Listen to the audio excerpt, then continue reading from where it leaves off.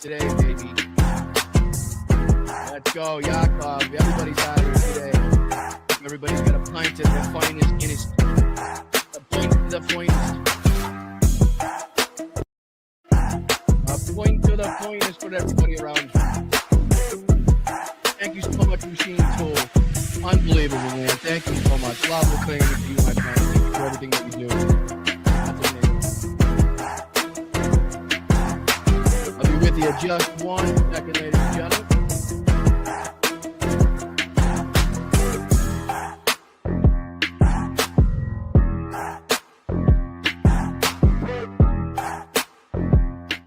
All right, we're going to hop right into it and get things kicked off in the right way. We are just awaiting in the next few minutes the arrival of our good friend, long time in the making this has been, I got to say, lead singer of the Dropkick Murphys, Ken Casey. Lots to discuss, lots to talk about. He is out doing rock star things at the moment, so he should be with us momentarily. But thank you so much once again to everybody. I'll let everybody filter in, join the crowd, hit that like button, subscribe to the channel. Should give us some time to get a good base going here for the man, the myth, the legend himself. But yeah, this has been a long time in the making. It's very strange that I was had the opportunity, or I did have the opportunity to meet somebody that was famous from the city that I grew up around in Ukraine. Right, it took me going to Ukraine in order to meet Ken Casey of the Dropkick Murphys. Again, who's been around for as long as I've been around, and then some, and has been famous for about as much time as I've been alive as well. So again, it is just a little bit strange. But let's bring in the chat. First of all, thanks to everybody over on this space. Thank you to Matt and the mods over there. Much appreciated to you guys. Thank you for including me into this coalition. I really do appreciate everything that you guys have been doing, and I will continue to promote this channel as such. So let's bring in the chat. Going to throw you guys on screen just as we're kind of killing a few minutes as Ken comes in. What's up, Yakov? What's going on, guys? What's up, Dame? Yeah, lots to talk about. Yep. I know. Iran kind of making some threats. I'll throw something on the screen here just while we're waiting. Let me throw this up there. What's up, Yakov? What's up, Dave?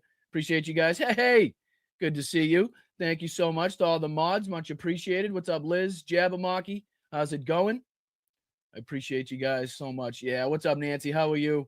Once again, thank you to Machine Tool. Hi, Tina. What's up, Wes? What's up, Victor? Thank you to everybody on Facebook, YouTube, Twitch, Instagram, the whole 9 yards. All right, let me just throw this up on the screen because there's a couple. The craziness never ends. It never fucking ends. And as long as this guy's, in the White House, and as long as the Republicans have any control over this government, it's not going to end, unfortunately. So, I mean, I don't know what Donald Trump and the Republicans think. Are they thinking everybody's just going to like roll over? You know, they think it's all just going to be as easy as it was to roll into Caracas, to roll into Venezuela and just snatch Maduro for whatever reason, right? Do they think that everybody's just going to roll over and be like, yes, please, sir, please put your 50% of your Navy off the coast of my city, or please put 50% of your army and military in and around where, my fucking forces are. Please do that. And then can you do what? Can you threaten our military? And then can you threaten our government as well? You know what I mean? Just to kind of, put the icing on the cake. Why don't you come in, you'll shoot a couple people. I think the death toll now, I've seen as many as far as the Maduro rate. I've seen 75, I've seen 120. It's kind of going back and forth as far as reports. Those are still kind of inconsistent and still coming in. But again, I mean, more than that needs to be kind of reported in order to, say that this was not something that we should have been undertaking, to say the very least. You know what I mean? So, but to think that now the Iranian army, the army chief threatens preemptive attack over rhetoric targeting country after Trump's comments, right? And then you got Marco Rubio talking about Greenland. And then you got, Lindsey Graham talking about Cuba and Iran. I mean, again, do these people just think these other countries are just going to roll over, right? I mean, I know at the end of the day, they probably don't have a fighting chance, but that doesn't mean that they can't inflict some damage. That doesn't mean that U.S. soldiers that are in the area and conducting these missions aren't being put in harm's way, right? We know that there were several soldiers and military service members that were injured. Luckily, none killed, as far as I've seen, been reported. There were some small arms fire in helicopters and stuff that did take some small arms fire. So luckily, but that could have been easily your son, your daughter on one of those aircrafts, on one of those helicopters. And what if those bullets, that small arms fire was bigger arms? You know what I mean? What if that was bigger munitions? And it did take out one of those helicopters, and 25 of the finest soldiers that we have went down because Donald Trump decided to go into Caracas, right? Then he's putting your family, he's putting your livelihood and your future on the line for the shit that's only going to benefit him. It's not going to benefit the Venezuelans. It's not going to benefit the United States of America. It's only going to benefit the smallest of the 1%, right? So there's just, again, it's crazy to think that, you know, he believes, and Marco Rubio believes, and Lindsey Graham believes that everybody's just going to roll over. Everybody's just going to capitulate now that, you know, he's pretended to be this strong man, and we've kind of proven this in Caracas, even though, again, still smells like a lot of fish in the air, if I do say so myself. Does smell like some fishiness was happening behind the scenes. But yeah, I mean, oh, there he is. What's happening, my friend? Let me see if I can get you right in. What's happening, brother? How you doing, buddy? Not bad, not bad. Sorry to make you run around. I really do appreciate you taking the time out and joining us here on Blunt Politics. I know this has been a long time in the making. Happy to be on. Glad we could finally make it happen. Yeah, I mean, like I was just saying, it's kind of strange that I had to go to Ukraine to meet one of the more famous people in the city that I grew up around. You know what I mean? Well, it was nice to see a friendly face when I got over there. Yeah, you probably heard me before you saw me, if I know anything about myself. But how are you, my friend? I know you've had, you know, a busy and really fulfilling 2025, if I do say so myself. I mean, just right off the bat, if I can just kind of list off some of the things, you know, the Boston Music Awards and Artist of the Year, Song of the Year, Mass Humanities Massachusetts Storyteller of the Year, the Children's Action Corps, the quote Embracing the Legacy Award for the work you've done with your Clatter Fund, which we'll talk about. I mean, even going back to, you know, 2022, just because this was listed, the Catholic Charities Jack Shaughnessy Service Award, the work that you've done not only in Ukraine but also around, you know, the surrounding nations, and raising awareness for that, raising awareness against Donald Trump. I was fortunate enough to get to join you backstage at the Warped Tour and see the kind of the presence that you had, and the, you know, the message that you were putting up on the screen and how that was received. So I just want to first off say thank you for all the, you know, the activism and the work that you've put in, and secondly, thank you for, you know, joining us here and giving us the time here. So I really do appreciate it, man.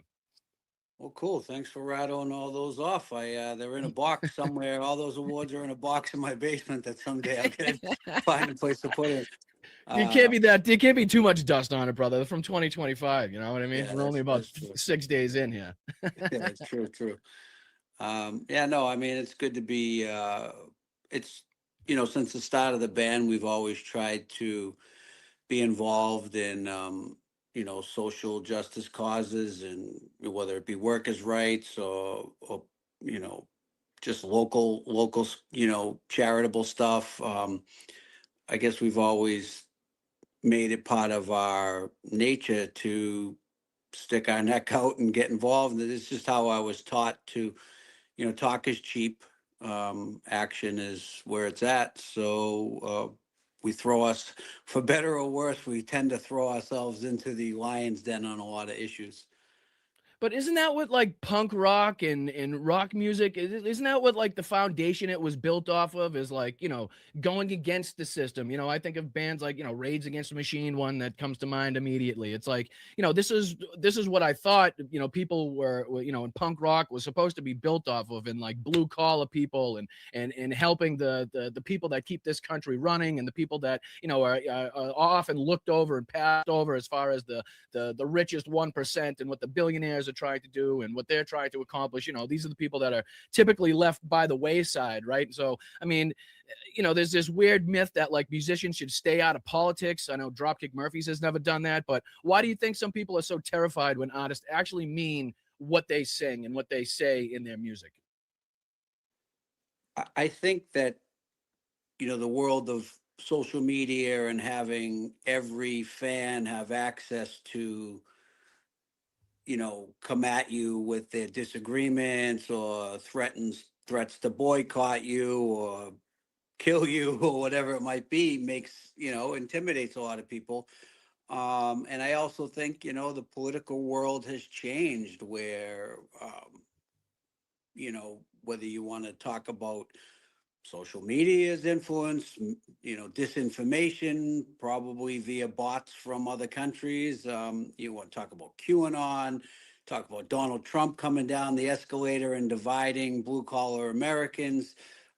the pandemic where people had god awful amounts of time on their hands to sit and look at screens and, have their views change. There's just been so much in the last, 10, 15 years that have gone a long way to dividing Americans. And suddenly people think that maybe punk, a lot of people out here like Donald Trump's punk. It's like, no, Donald Trump's a rich, silver spoon, spoiled little bitch who's grifting off the backs of hardworking people and only cares about himself. But that whole like hidden going against the grain and saying whatever's on his mind, people have taken as punk when I take it as dementia. And going against the grain, people originally thought, oh, he's not a politician.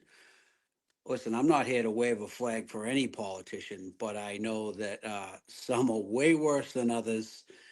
And if you're still signing on to what this administration and this guy's selling, I don't know what to say, man. I'm just, I get it. It's a free country. People can believe what they want. But Dropkick Murphys, since its inception, has spoke up on behalf of, what's best for regular people and working people, and how we would betray everything that we have stood for 30 years. This is now officially, as of January 1st, our 30th year as a band. And we would portray every single thing we've stood for to go silent now. So like when people say like, you know, shut up and sing or stay out of politics, it's like, listen, I'd love nothing better to do than have to talk about this stuff. Like there's much more to Right. life than talking about this, Right. but this is the world we're in. I have children. I don't want them to, grow up, in an authoritarian world. And yeah, so I'll take my shot at speaking out, whether it's the more comfortable road or not. And yeah, when you talk about musicians, I got to be honest, man, I'm dismayed at where the rest of the punk rock is right now. Don't get me wrong, there's plenty of bands on a smaller side, and there's artists like Jack White and stuff like that who's not really more of a rock guy, but like the bands that have a larger following that are that really could make an impact, like we could be taking the airwaves back, Right. but a lot of people, I don't know whether they just want to keep their head down and weather the storm. Well, you might keep your head down and come up out of the basement to realize, the world you knew before is gone. And I mean, unfortunately, it seems to be a lot about the paycheck too now. I mean, especially now you see, Donald Trump threatening lawsuits against, media and media companies and organizations, and how they're kind of switching up their media and nighttime people to try to, be more forgiving to Donald Trump. But, what you were just talking about goes right into my next question, because, your music has always spoken to the working class people, as far as I could tell. How do you explain to a union guy making ends meet that the modern GOP, Trump included, is actively screwing him while pretending to wave that flag that you were speaking about? It's not that instead of waving the American flag, they've now, like they did on January 6th, which is apt considering yesterday being the 5th anniversary of such, they literally removed the American flag to try to wave the MAGA flag, to try to wave the Trump flag. So again, how do you talk to that union guy and be like, listen, I know, how do you get through it and be like, I know what you're hearing is good to the ears, but look at what you're actually seeing on the ground and what he's not doing for you? It was a slow, steady descent to get to where we've got to, in terms of dividing, Mm-hmm. not just working people, but, unions in particular, where you'd think that there'd be a more, some more solidarity in the message. And you have the rank and file union guys that, a lot of them have chosen, this painting of like the Republicans represent the macho guy, and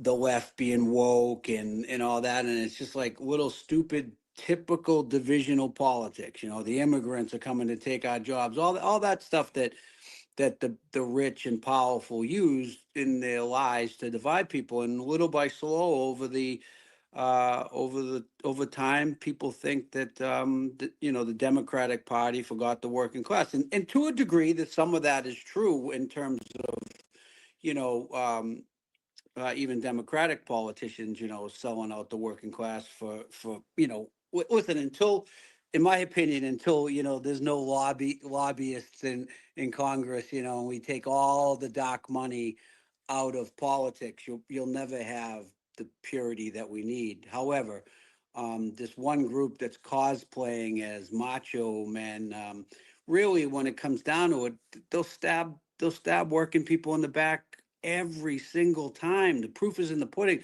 Because nowadays, right, you can find any narrative you want whether it's an article or a video message. I always say, look at how they vote, because it's Right. clear, cut, and dry. Look at how they vote. They're not voting. The GOP is not voting in your best interest. And then if you want to go into the religious side, look at how they behave. They Or talk where the money one comes from, way, like you were and, saying too. yeah, and behave another. So, it's a lot of disinformation. It's a lot of lies. And I try to, but there'll always be whatever you want to call it, 20, 25%, 30% of the country that will stick with this no matter what, because they'll choose racism or other horrible things over what's best for them. But then there's that element of a lot of people that I know, that I feel like, man, they're not bad people. They're just, they've just been sold so much Yeah. misinformation.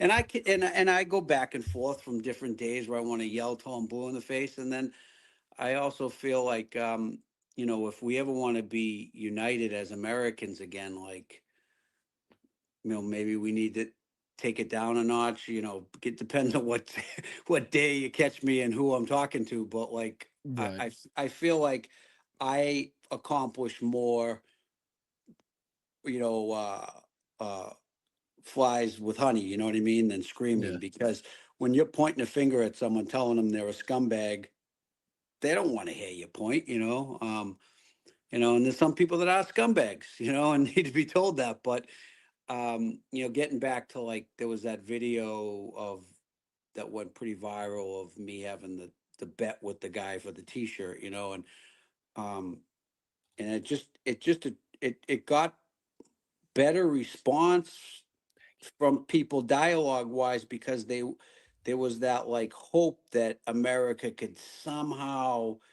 put their differences aside. And then there's been other videos out there where I'm fucking losing my shit, and I'm fucking, and whatever. Like I said, it's never a clear cut thing, but I'm just saying, I Well, do I think think. there's a huge benefit to being able to recognize, in a quick amount of time, the person that you're dealing with, and if you have the ability to get through to them, right? I mean, there's been a lot of time spent with people online, in person, and people that you're trying, but they don't care to listen. You know what I mean? They're set in their ways. You're not going to change their mind, and you're just wasting your breath. And there's other times where you meet the people where it's like, you can spend some time with them for a few minutes or a half hour, or you're just shooting the shit, and you don't even know they're really a Republican or a Trump supporter. But then you kind of get into the conversation and you find out they are.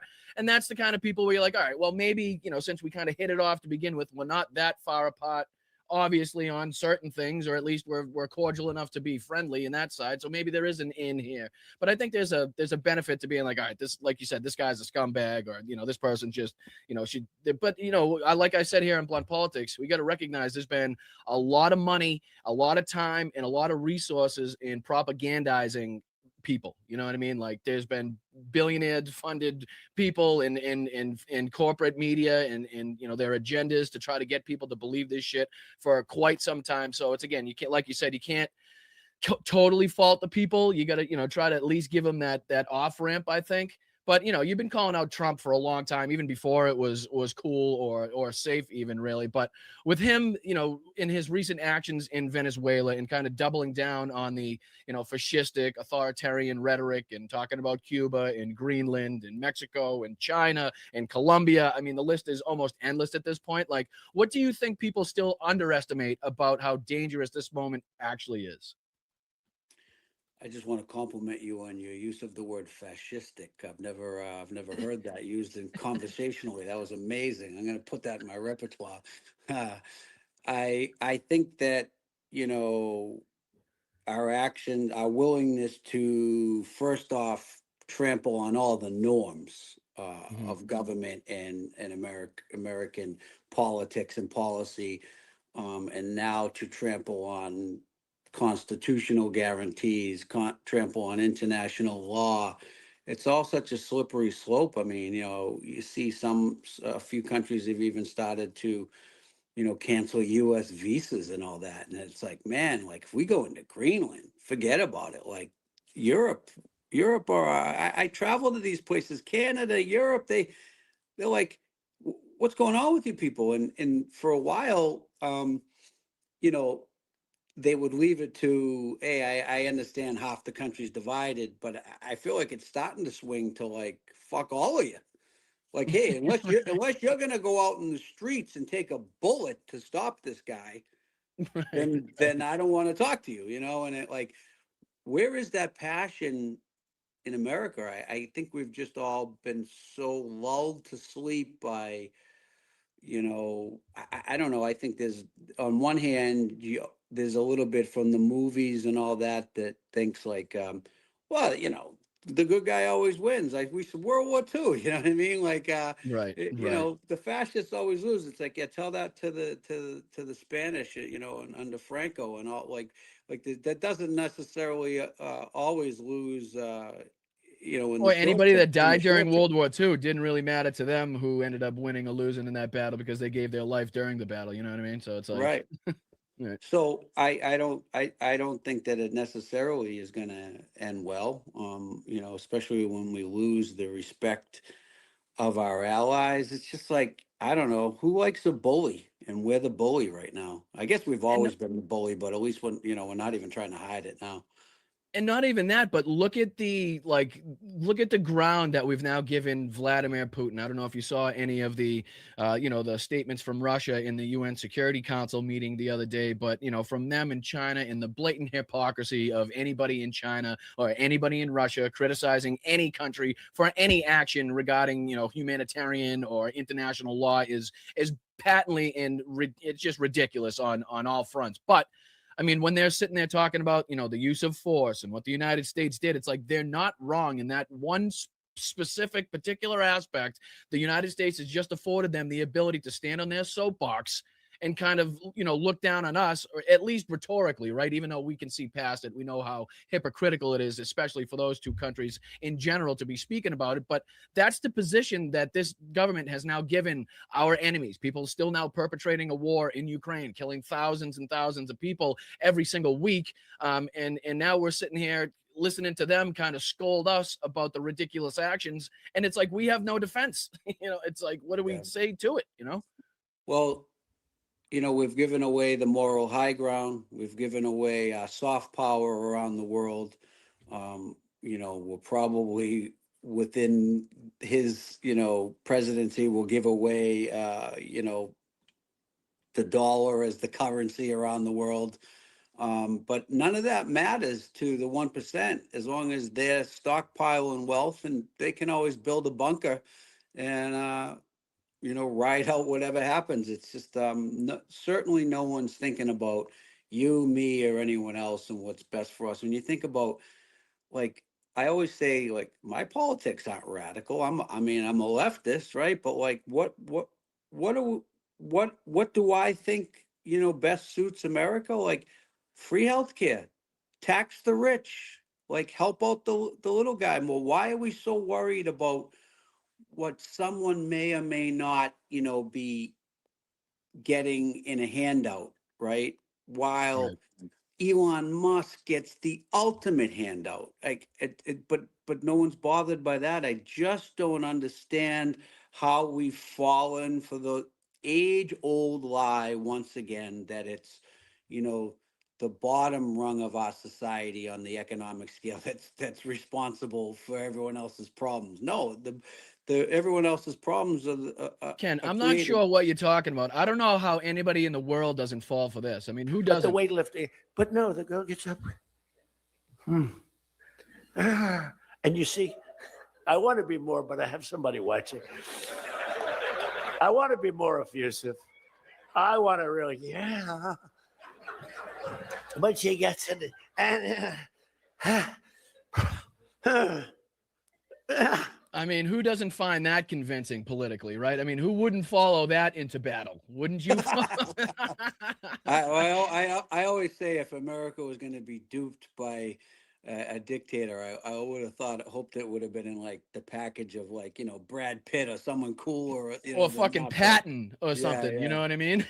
But yeah, I mean, it's, you know, it's the age old lie. But, you know, I think when it comes down to Trump and his ability to convince people, I think the reason it's such a successful cult of personality, because it takes someone with the combination of that malignant narcissism mixed with like dementia that believes his own lies, that could look in the camera and lie and double down and triple down and never flinch. Because once someone flinches, whether it's with their conscience or with kind of keeping their story straight, they lose, you know, they lose their grip. But he believes his own lies, so he can't get caught in a lie, because to Well, him, that's why he it's the plays the truth. whole field. He just gives every answer. You know what I mean? He plays every side. That way, no matter who looks back on it, he can point back to that time where he said that one thing. You know what I mean? He can never pinpoint him on any one specific issue. It's actually crazy. And the right-wing media thrives on the outrage and the lies, you know, just like that. And we've seen how they've kind of excused and you know, applauded what he did in Venezuela, as opposed to, you know, doing what the media should be doing in this country and calling out you know, the illegalities of it and the people that were killed and how they skirted Congress and it's an act of war. I mean, all the things that we typically should be reporting on when this stuff is undertaken by the United States, they've just seemingly thrown that all away to just applaud and do, you know, the boot licking, the ass kissing, whatever you want to call it. But as someone who's watched propaganda harden people in real time, what's the most effective way to break through the noise and the rhetoric of, say, you know, the Fox Newses and that type? You know, I've spent that's why I mentioned it earlier, just saying like, look how they vote. Look, you know, look at the Right. laws. But even that, the Constitution, none of that is, you know, really even hope, because people have lost the ability to even follow through with like reading a document, for example. Like, you know, how many people have read like the Jack Smith's report and these things, because if it's not summed up in 2 sentences, you know, and the GOP has obviously with their divisive tactics, like they are Mhm. better with the rage bait, you know, whereas the Democrats trying to maybe explain a more nuanced subject, um, it it it doesn't, you know, sadly the truth doesn't work with the American people so much. You know, the rage does. And um, yeah, I don't know. I wish I had the answer, man. I think that more than anything, it's just a matter of holding Donald Trump accountable to the lies. It made me so sad to see, you know, on the whitehouse.gov, the fake explanation of January 6th, and saying that was the actions of the Capitol Right. Police that escalated. That's just so, you know, I remember our last Baltimore show, sitting in a room backstage with, you know, Michael Fanone, Harry Dunn, and the wife of one of the officers that was killed, Mhm. and several of the other officers that, you know, were injured that day. And it's just like, man, these guys' lives were changed forever that day. You know, lost loved ones, PTSD, you know, lost their careers, all for showing Right. up to do their job and to Mhm. protect these people. And you know, how you can change that narrative is just such ultimate disrespect for those people who put their lives on the line that day. And it's just sad to see it on our own government's website, you know. Yeah, I was very fortunate to have the honor and the pleasure of meeting Michael backstage, actually, at the Warp Tour that we went to here when we met you. And you know, it's just like you said. I mean, to meet the guy and shake his hand, and you know, to have the honor and the pleasure of meeting Harry Dunn on the trip to Ukraine, the humanitarian aid mission to Ukraine, and to be able to thank them, and honestly, like you said, see and hear the experiences and what they went through and how it's changed their lives and how they've both in others, not to, to just single them out, and others that were involved have stepped up really as far as like activism. Michael's now doing great as far as YouTube and Substack and the podcast and getting the message out there, keeping people aware. Harry Dunn doing speaking appearances all over the country as far as I last heard. The book was still doing good, that type of stuff. So they've all really, made it a point to kind of make it their fight, to kind of fight back against this. And this is, like you just said, was another slap in the face, not only what happened that day, but the pardons they had to go through, right? Now the rewriting of history that they're having to listen to by the Trump administration. It goes right along with like the plaques that they've put up under the presidents now, and how like demeaning and degrading the wording is to all the presidents and stuff. But I guess for like the question would be, like for listeners who are like frustrated, exhausted, maybe a little hopeless, what's the most useful thing they can actually do right now besides the doom scrolling that we talk about and like screaming into the void? I know these protests, just to kind of start it off, I know the protests and the rallies, the No Kings, the hands off, those type of things have been a real boost in momentum, a real good way for people to get together and realize that they're not alone. There are people in the fight alongside with them. So what are some ways in which you like to tell people to kind of stay active or things like that? The protest, number one. I mean, yeah, and they don't have an immediate payoff. You don't leave the protest and go, okay, Trump's not the president anymore. But a lot of these things take time, and it's death by 1,000 cuts. And the visuals of giving other people who are sitting on their couch inspiration and strength and lack of and cutting through their fear to say, I'm going to get out and get involved with this. The second way I'd say is, and try to do it with some tactful dialogue, but like, don't skirt the conversation with the people in your lives, because that's what MAG has been successful with like almost bullying people into submission or punching them out. Like you're just like, I can't argue with this person anymore, but you can't give up. You got to keep pointing out the truth and what's right. And then thirdly, I think the economic boycotts have, look how good it worked in the Jimmy Kimmel situation. If people didn't step up there, ultimately, none of these people with the power to change things in Congress and the Senate are going to gain a conscience overnight. So unless it's hurting them in their wallet or with their voters, they're not going to change. So I'm always inspired, especially by obviously living in Massachusetts, slightly more insulated from all this, but I'm always inspired when I see people out in these deep red states protesting, because they have a little bit more to lose, like from their neighbors and this and that. And so yeah, I we all motivate each other. Like, sure, you're doing your thing, I'm doing my thing, but I still take inspiration by seeing someone out in a red state or someone out at these ICE detention centers around the clock, 24/7. I'm giving an hour or something here or there or playing a concert. Some of these people are putting their life on hold to challenge this, and that inspires me. Well, we always call them the blue dots in the red states, and I always have been calling them, the most pivotal assets that we have, because they clearly have the access to the most minds that we need to change, as opposed to, us being from, the Boston area, Massachusetts in general, where, typically, for the most part, we've kind of, we're kind of on the blue side there as far as that goes, to different extents, obviously, but a lot different than if you or I lived in Kentucky or Alabama, and who our neighbors would be, quite clearly. But I think you touched on something earlier when you said the frustration in the country, and I think you can confirm that if you look at the not just Donald Trump's polling numbers and how negative the American people are reacting to what he's doing, but also the kind of the weird kind of reality of the Democrats outperforming and overperforming in these recent elections, in the special elections, whether it be Mississippi, Kentucky.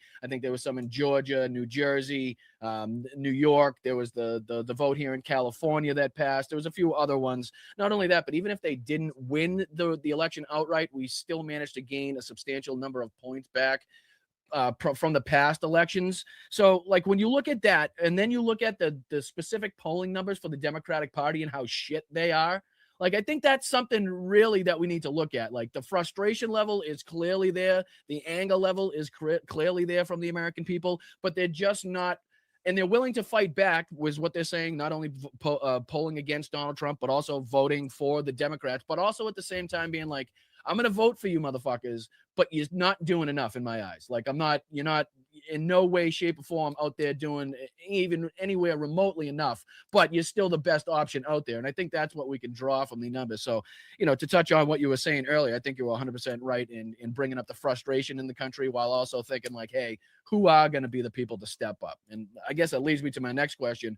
Who would you like to see step up on the left as far as a leader?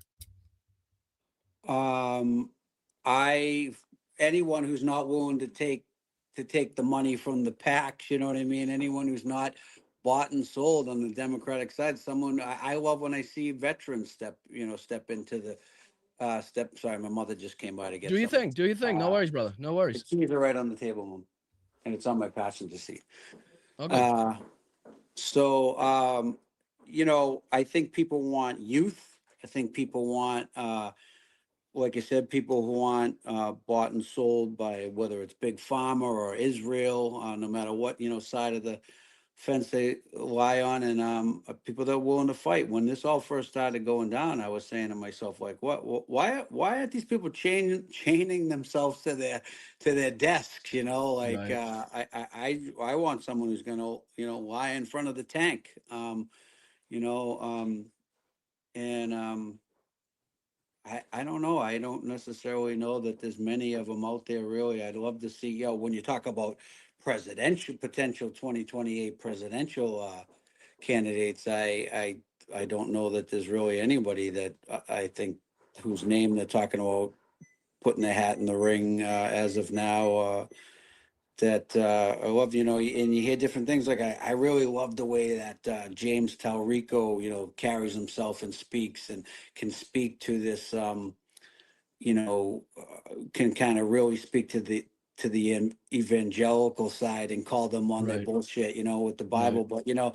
But then I hear stuff about him accepting some money from people I don't like, so there's always like, there's so much to research on people and stuff. But I think anybody who's coming out of, that working class background, that's coming out of a military background, like I love to see more and more of these guys get involved in politics, because for the most part, they're clean. You know what I mean? They're not coming out of a background of, looking at this as a way to make a living. They're looking at it as a way to make change and to actually do what this was supposed to be about, public service. Right. Like what Donald Trump has never done an act of public service in his life. No, that's why I love Richard Ojeda so much. If you're familiar with Richard Ojeda, he's running for Congress in North Carolina. If I'm not mistaken, Ojeda for NC. You got to check his stuff out on social media. He's great. He was in the military, I believe, 24, 25 years. Airborne, real down-to-earth guy. Doesn't give a fuck about who he offends as far as politicians. Going in there to do the right thing for the people.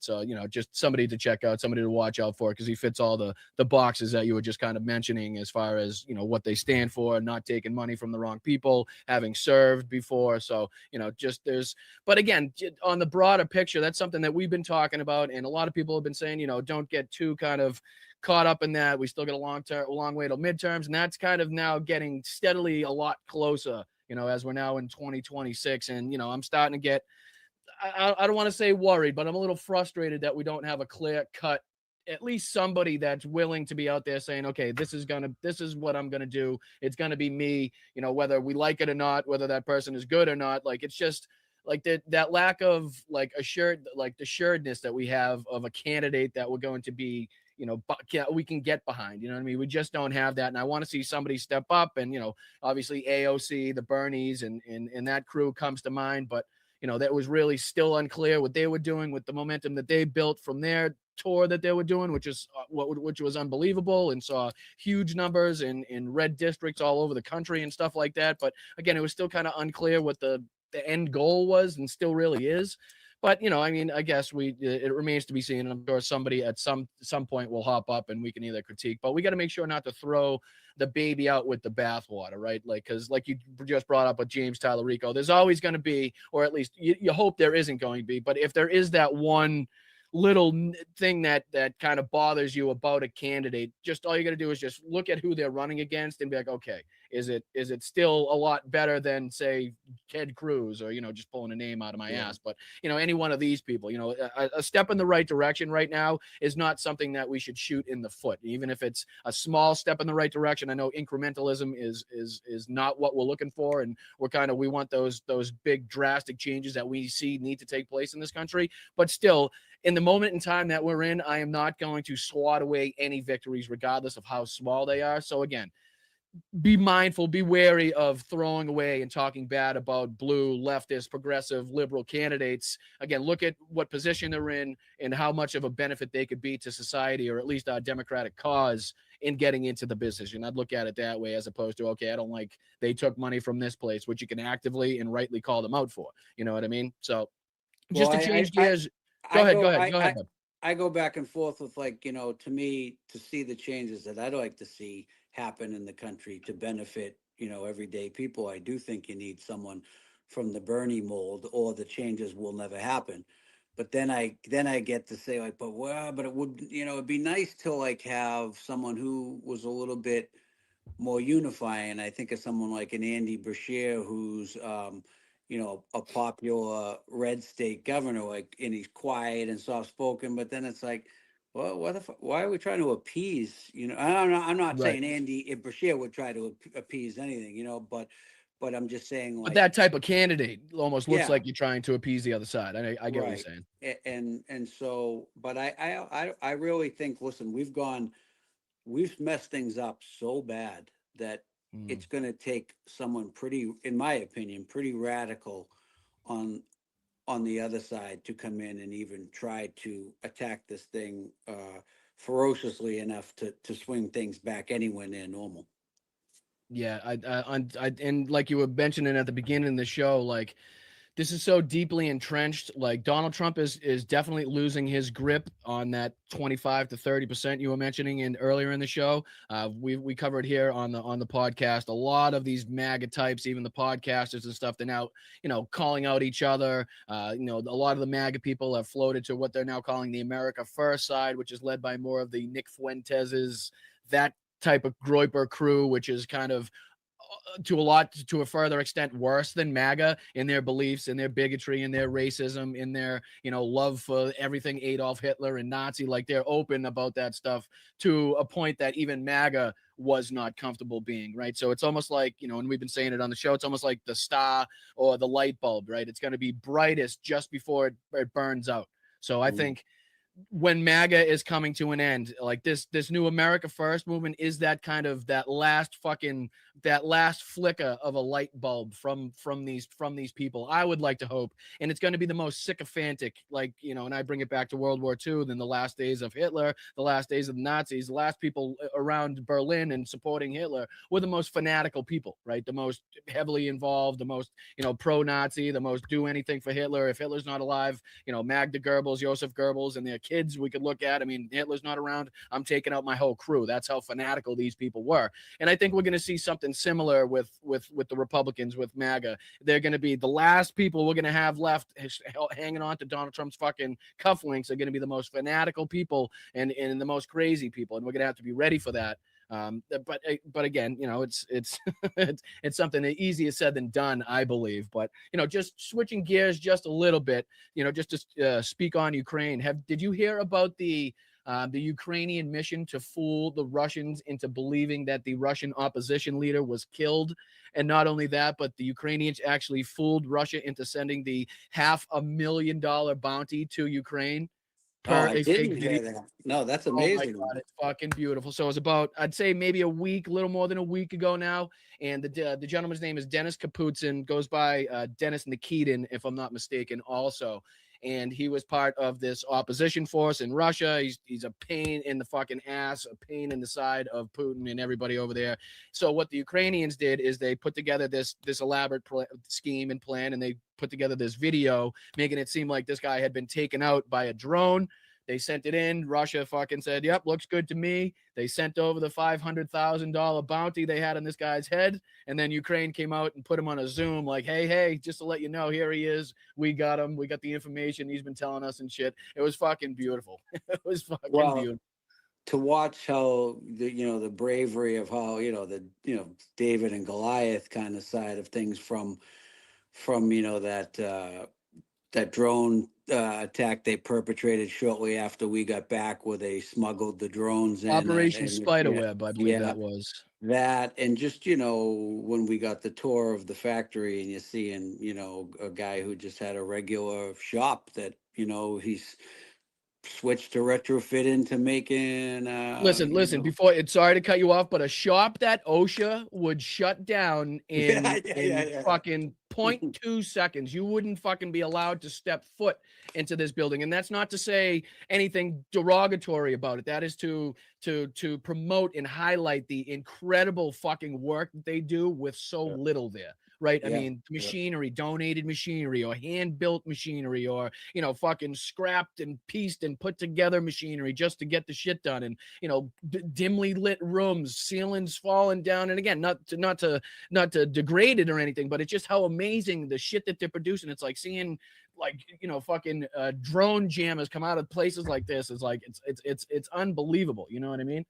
Yeah, it reminded me of, the stories we'd be told about how it was, for America in World War II, with all hands on deck back here, whether it was housewives or whatever, doing their part. It was just cool to see average everyday citizens, just working with what they had and still able to hold off this, this force.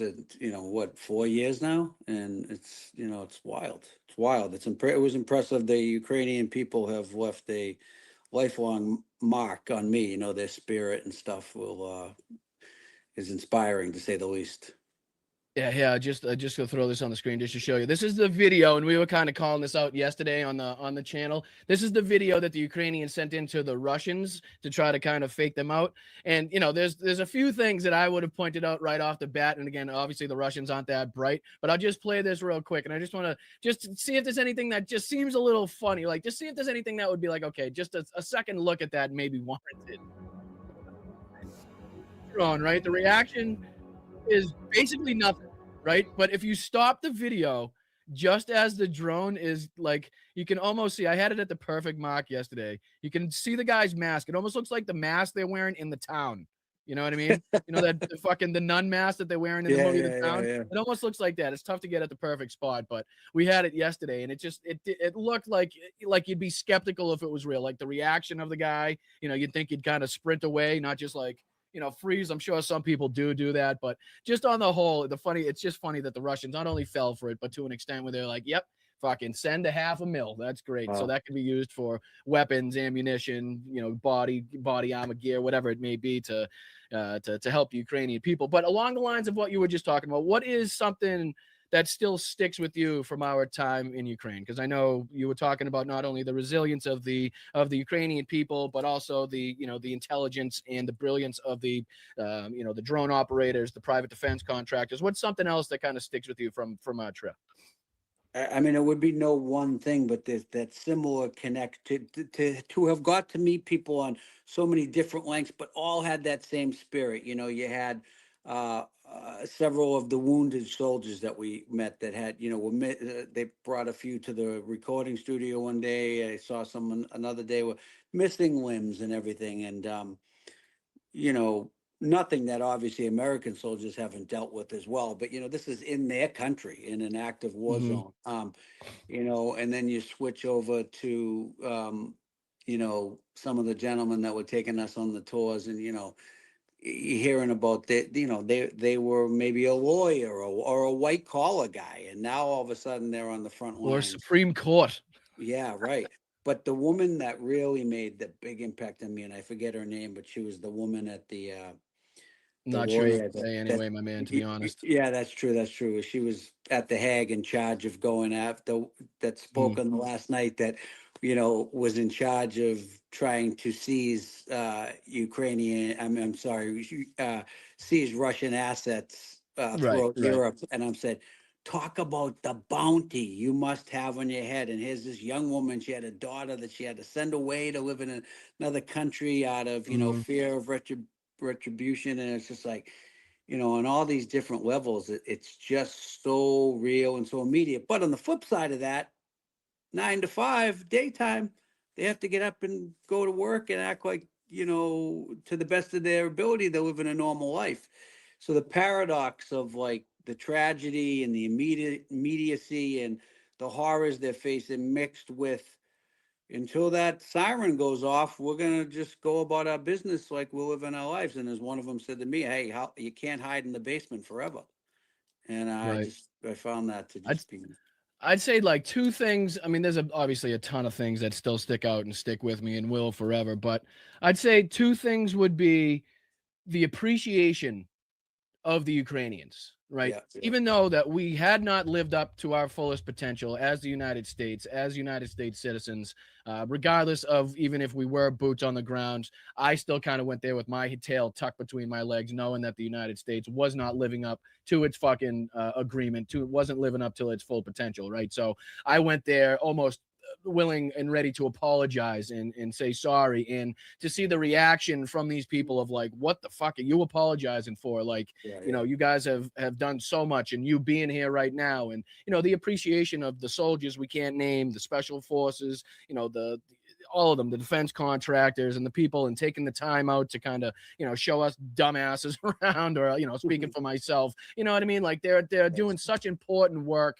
Even the drone operators and the defense contractors, and at the time they were doing everything possible to try to make all of these parts and pieces in-house, to try to do away with the need for foreign and Chinese parts as far as the drones were concerned, or the cameras or whatever. And just even seeing that and seeing the brilliance of the gentleman that took us on the tour, and taking the time out, it was just, that really stands out to me. And another thing that really stands out to me is how lucky we got in terms of, just before we got there, they were getting hammered as far as drone attacks, missile attacks. Just after we left, they were getting hammered as drones and missile attacks. And since then, it's only gotten worse and worse.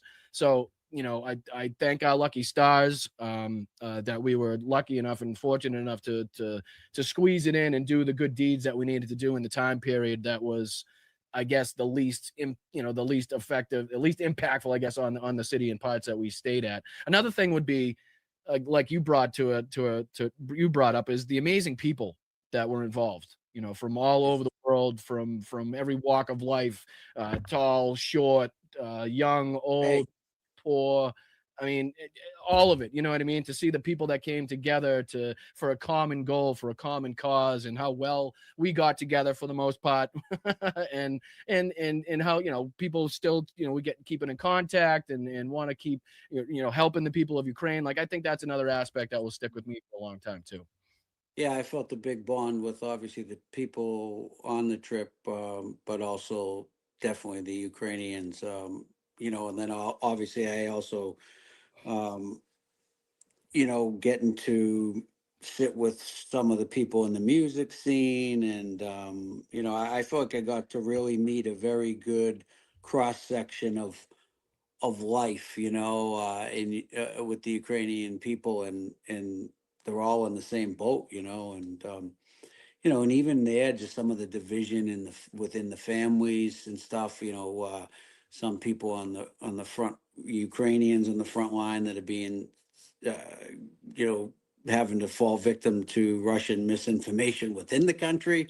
And it's like, Right. wow, like, it makes you realize how powerful these tools are at the enemy's hands. If you can attempt to even subtly divide people within a war, a country, being invaded should be the ultimate thing that brings unity within a Right. country, but Exactly. Russia's even been good at creating division amongst Ukrainians at times. And Are you familiar with the 69th Sniffing Brigade? Have you ever heard of them? No. Or seen the initials NAFO, NAFO on anything on social media or anything? Well, they No. put together campaigns, they're called, and raising basically funds for vehicles just like the ones that we drove through Ukraine, those pickup Yeah. trucks that I drove. I mean, that was pretty much the same exact thing. So I'm hoping to set up a partnership, a program, a campaign with the NAFO folks at 69 Sniffing Brigade. Speaking to people in the background. There's also some personal stuff that I'm dealing with at the same time. So please forgive me, anybody that's tried to reach out or contact me via email or anything like that. Give me a little bit to respond. But yeah, I'm hoping to set up a campaign with them. Hopefully this week may be coming. And if you guys at the Dropkick Murphys or you yourself want to, be a part and maybe just either push it out there or whatever it is, and in any way you guys kind of want to help out, I would be very much appreciated. So once that's finalized, nothing's finalized yet, but I could send over the information. I really do appreciate it. We're kind of coming up on the end of the show, so I do want to give you the opportunity, as March is coming. We got St. Patty's Day right around the corner. Do you want to talk about anything that the band has upcoming? Do you want to talk about anything pertaining to the Clatter Fund? I know this is a great thing that you guys have going. So, anything you want to mention, anything you want to push now, more than happy to give you the opportunity here, buddy. Yeah, we, we'll be out on tour in America, February and March. The dates are on our social media and on our website, dropkickmurphys.com. And at every show, we have different Clatter fundraising stuff, whether it's, signed stuff or raffles. There's a big nationwide online raffle to win a trip to Boston for St. Patrick's Day and, hang out backstage, hotel, airfare, all that. So we're always trying to raise money for our foundation. We help people get help for substance abuse and alcoholism. We also help veterans causes, which oftentimes intersect.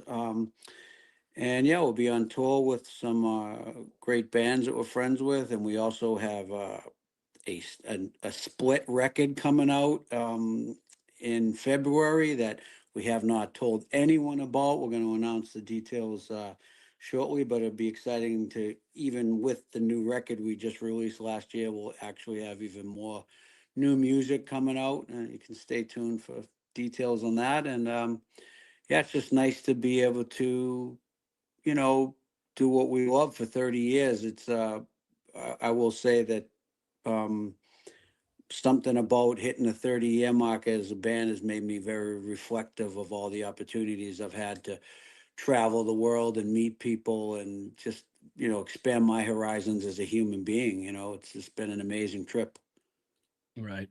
Well, we appreciate you for it. It's been a long time since I had a clatter ring on my finger, my man. I know that was those are big when I was growing up, and whether or not you twisted it one way or twisted it the other way, and whether or not you're taken or not taken. I remember but I mean, just the memories that invokes, and my grandmother and stuff is pretty cool. But we can't thank you enough for not only you speaking up for the things that you do, but for taking the time out to join, again, smaller channels, smaller podcast like this to raise awareness and to bring people in. So thank you so much for everything you're doing. Thank you so much for your time. I know you got a busy day ahead of you, so I'll let you go. And anytime you want to come back, anytime you need to promote something or have a message you want to get out there, you just shoot me a message, and you'll have the open floor. All right, my man? All right, Brian, good talking to you, buddy. Keep up the good work. Thank you, brother. You as well. Thank you so much for everything you do, dude. Bye-bye. Later, brother. All right, guys. Ken Casey of the Dropkick Murphys. Thank you so much. I really do appreciate him and the band for being so kind and generous, not only at the Warped Tour, where they were kind enough. I literally drove in the bus with them to the stage, which was a wild experience. I was closer than most of the sound engineers to the stage, which was a wild experience. Somehow I ended up on some of their Instagram footage from that concert. I was so goddamn close. So it was really, really cool to not only be there, but also to get the opportunity to meet Michael Fanone. I think you guys have seen the pictures that I posted backstage with Michael. If not, check those out. But yeah, thank you so much. And thank you so much to everybody on this space. Thank you, Matt, into the mods. I really do appreciate you guys. Make sure you guys share this show out. Share that great conversation. I would very much appreciate it if you put it out on Facebook, Instagram, YouTube, wherever you guys watch this. That would be fantastic. Thank you to everybody that donated. Please stick around if you donated, because we're going to highlight and thank everybody that donated to the chat just after I pass it back to whoever's next up on this space. I think it's Jeff, not 100% sure, but if it is, he's going to kick ass. I know he is, and I very much appreciate you guys. Thank you so much, Mods, Matt, this space, Blunt Politics, all of you guys. I really do appreciate it. I will catch you guys. What's today? I'll catch you guys tonight for the night show, so stick around. All right? Thanks, everybody. Peace out.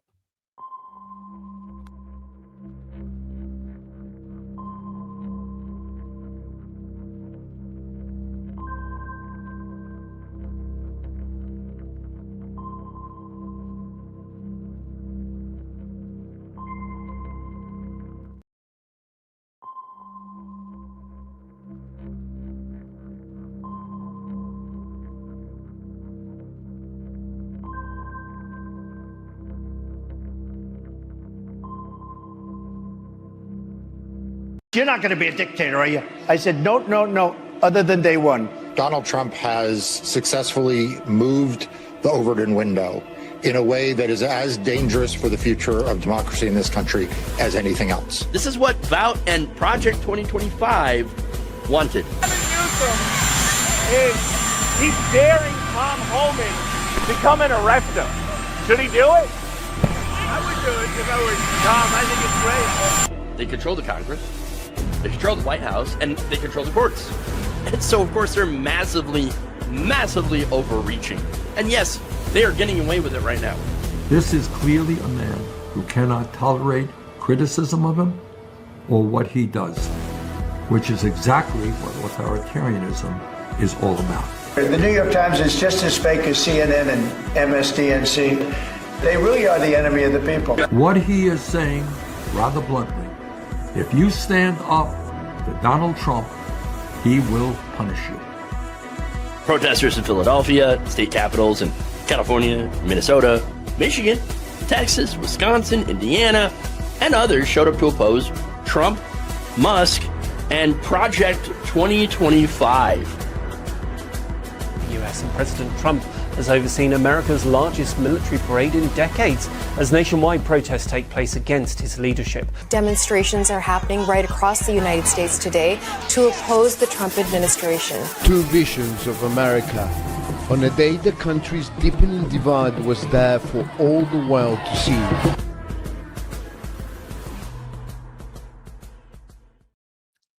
What's up, everybody? New year, same old bullshit. That's right. We're back. Yes, after a couple of weeks away. I don't know. It's been a while. Even though I've been doing videos on my YouTube channel. If you haven't checked that out, please do. Links, of course, are in the chat, in the description, etc. if you're watching this live. But anyway, we're back. And gonna raise hell. So look, I've got some amazing stories that I want to share with you today. We got a MAGA civil war in the media going on. We've got Elon Musk crawling back to Donald Trump, check in hand. We have, of course, Trump joking about canceling the midterm elections. And we have the First Amendment. Where are the free speech warriors on this one? Because a protester against the war in Venezuela. Yeah, I know they're not calling it a war, but it's a war. I mean, we're attacking Venezuela. We literally kidnapped its leader. Okay.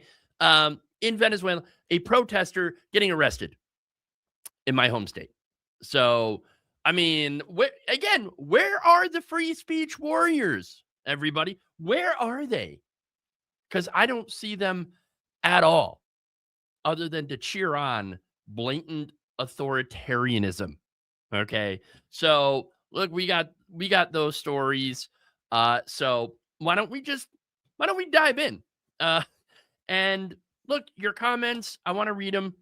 So please, during the show, have a conversation and, give me feedback, because I want to read your comments. I want to hear what you're saying and what you think about these stories. and what you think about the commentary. So with that said, let's dive in. Let's get to the first story. We got MAGA on MAGA violence, which is like the best kind, honestly. So let's do it. So if it turns out, let me start that again. I'm a little rusty today, apparently, after this holiday. And doing renovation on an entire room and replacing my furnace. But anyway, so it turns out if your entire business model is basically screaming traitor at anybody who blinks wrong, eventually you're going to run out of people to trust, right? And that, of course, in a nutshell, is what's happening to MAGA media at this very moment. Oh boy.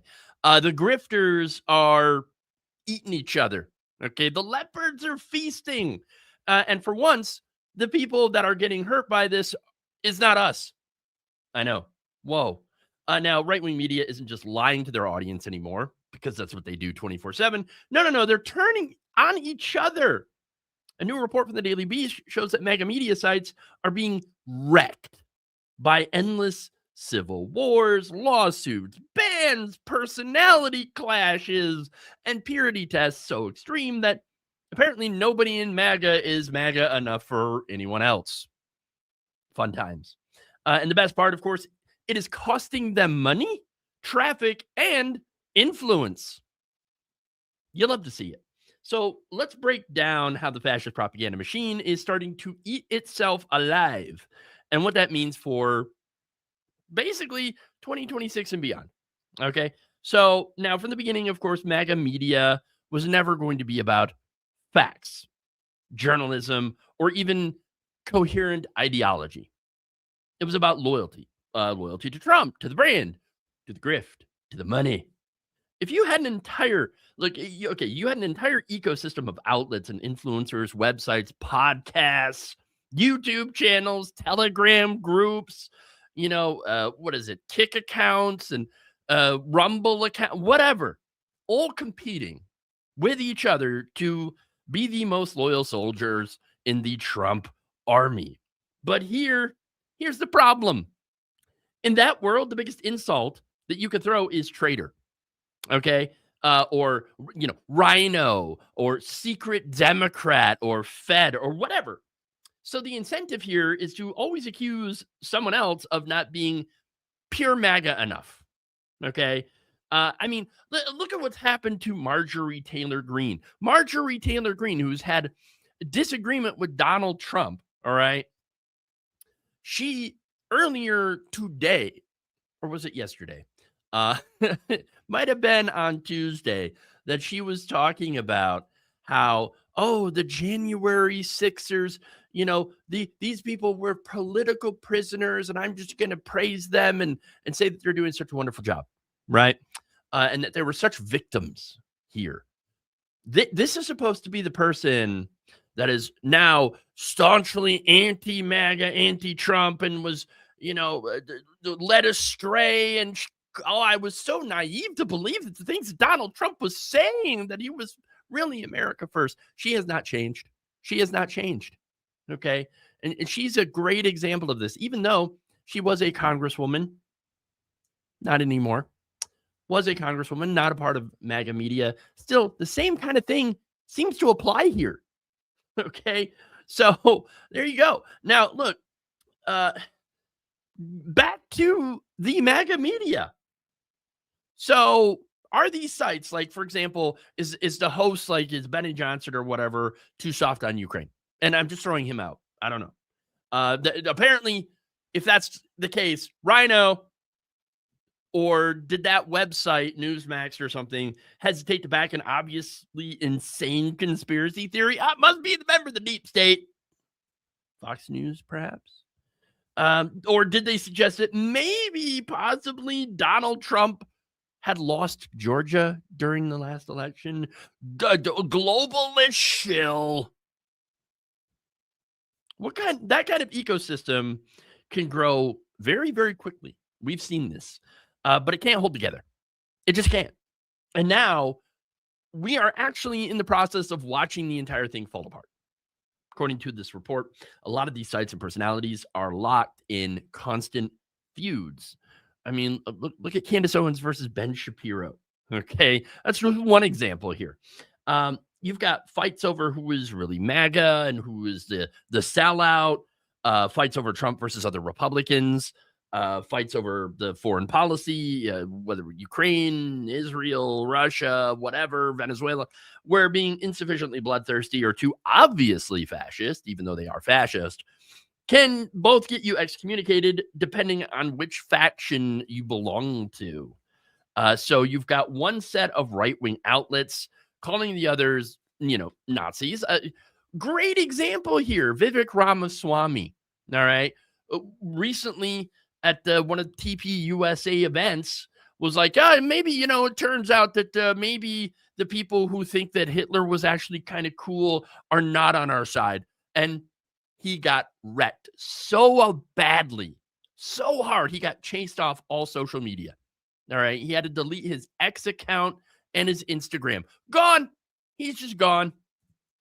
Ramaswamy, what happened? Tokens get spent, bitch. That's what happened. All right. And so then you got the other side that fires back that, you're just neocons or you're Zionist shills. And you're controlled opposition fed. Y'all are standing in the same contaminated cesspool, arguing over whose shit is more patriotic.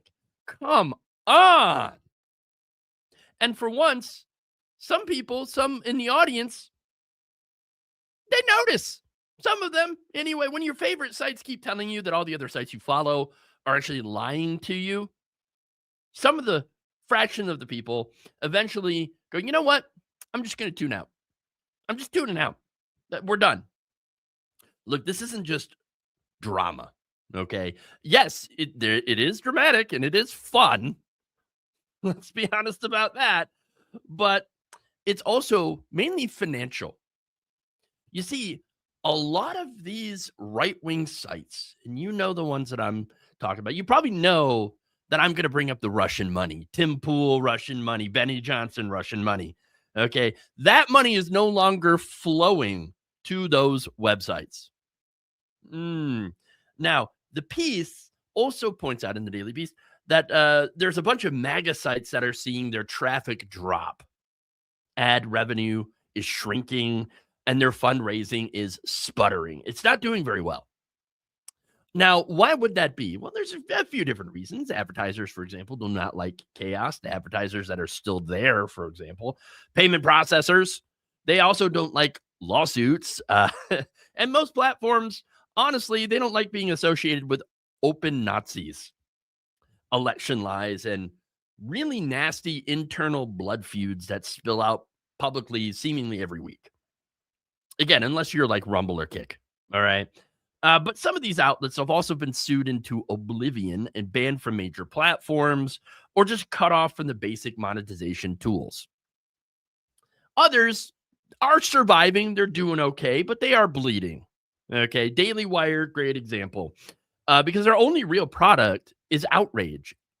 And there's only so much outrage that you can monetize when half of your energy is spent attacking your own side.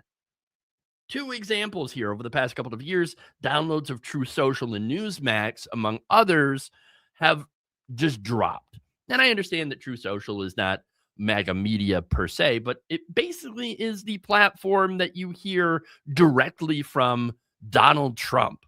So he kind of treats it like it is his own personal media, okay, because it comes directly from him. Now, that said, what's different now than it was before is that the right's propaganda machine used to be more centralized. Okay, Fox News, Talk Radio, a few other big websites, Drudge Report. Now it has been fragmented into basically 100 different smaller fiefdoms. Okay, they're all demanding total loyalty and all now apparently accusing all the others of betrayal. That seems kind of weak, kind of sad, kind of pathetic, right? Let's be clear. A fractured MAGA media ecosystem does not automatically mean that they're harmless. In some ways, the smaller they get, the more extreme they become. I mean, we've seen that. When you're fighting over a shrinking audience, the easiest move is to go harder, louder, and even more unhinged. So as these sites lose money and lose influence, their rhetoric often gets even more and more radical. That can make their core base more dangerous, even if it's smaller. But there is another side to this, okay? For one, authoritarians do need a unified narrative. They need a single story. For example, Minnesota fraud, Somali fraud. That's the newest story, right? And they need every outlet telling that same lie over and over again, okay? And they do that. And the thing is, though, when that unity breaks, it becomes a little bit harder to sell the bigger lies, harder to coordinate the attacks against democracy, and harder to turn millions of people in the same direction at the same time. If Trump and his allies can't rely on a disciplined propaganda machine, if half of MAGA media is too busy fighting each other and accusing the other half of being rhinos and traitors, then, well, that's good news for anybody who actually does care about democracy. I mean, think about the average MAGA consumer in this ridiculous environment. They're being told that Fox News is too liberal now, which is crazy. They're being told that podcasters are a fed, right? That a certain podcaster might be a federal agent. And they're told, which is funny because they control the government now. So it doesn't even make any sense. But it doesn't have to. It doesn't have to. And they're also being told that this website, whatever it is actually controlled opposition. That is run by the globalists or something. And that the other is compromised by woke advertisers. Look, at some point, you either go full cult and lock yourself into a tiny little echo chamber, or you get exhausted and you stop believing everyone. I think we're seeing some of that. Either way, the movement ends up losing things. It either splinters into little extremist cults, which is not good, or it bleeds out casual supporters who are only there for the vibes and the identity politics, the white identity politics. So the article, though, makes it pretty clear. A lot of these outlets are already feeling that bleed. It's not like it's fallen apart yet, but boy, is it getting there. So while the rest of us are out here trying to defend basic democracy against what the Trump regime is doing, the MAGA media machine is still busy accusing each other of being fake patriots or fakeriots. Just came up with that. And CIA plants, while their traffic and revenue slide downhill. And they got that foreign money that not there no more. I'm not going to pretend that this solves all of our problems. It doesn't. It's nowhere near. Okay. But that said, every day that they spend fighting each other is a day that they're not as effective at attacking things like voting rights or demonizing marginalized communities like the trans community, or and of course normalizing fascism. So I guess at the end of the day, the point that I want to get around to is let them fight. Let them fight. Okay.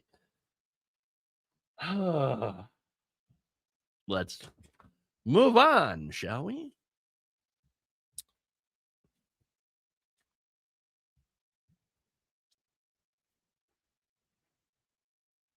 Have to even run against these people.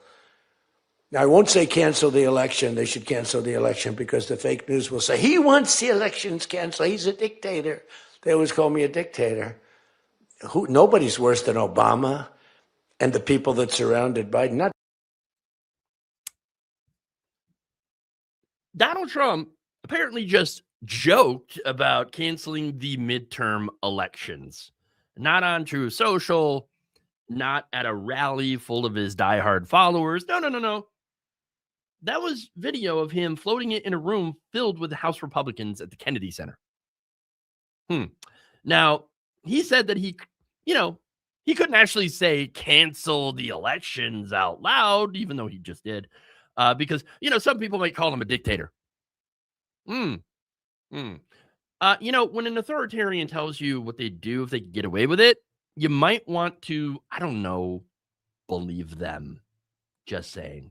So, as I mentioned, this had happened at a closed-door GOP retreat in D.C. What he said basically shows that he is terrified that the Democrats are going to impeach him for a third time. So, let's cancel the elections because we'll lose this time. Did you forget that Republicans in the Senate saved your ass? Just saying. And that would probably happen again. So, but anyway, nonetheless, he is absolutely terrified that Democrats will regain power in the midterms. So he says, let's cancel the elections, which, by the way, is the most on-brand authoritarian thing you're going to hear all week. Not year, not decade, but just week. Because, that's where we're at in this country. Okay? He is literally describing canceling democracy while pretending the real problem here with that whole thing is they're going to say mean things about me in the press. Oh, okay. Sure. Classic strong man language. I'm not saying we should cancel the elections, but we should totally cancel the elections because, I don't want the bad things to happen to me. So now the thing is, calling it a joke is an attempt to launder the idea, okay, through the, jokes or hyperbole or fake news, whatever, whining while still feeding it to his base and the lawmakers in the room. And this is what he does. He is A/B testing his audience, okay, this idea. And when he does that, he either does or does not do the thing based on the reaction from the room. And again, notice who he's talking to. This is not ranting at a MAGA rally. No. He's briefing the people who would actually have to help him pull something like that off. House Republicans.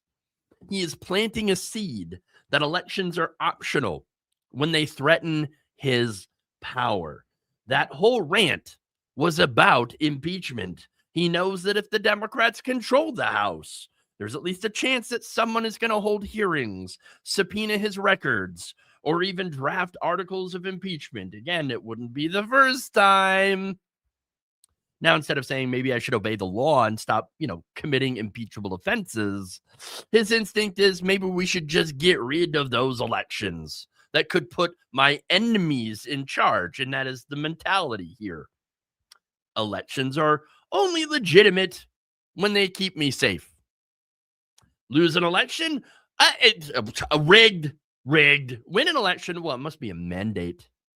Risk losing a future election? Maybe it shouldn't even happen at all.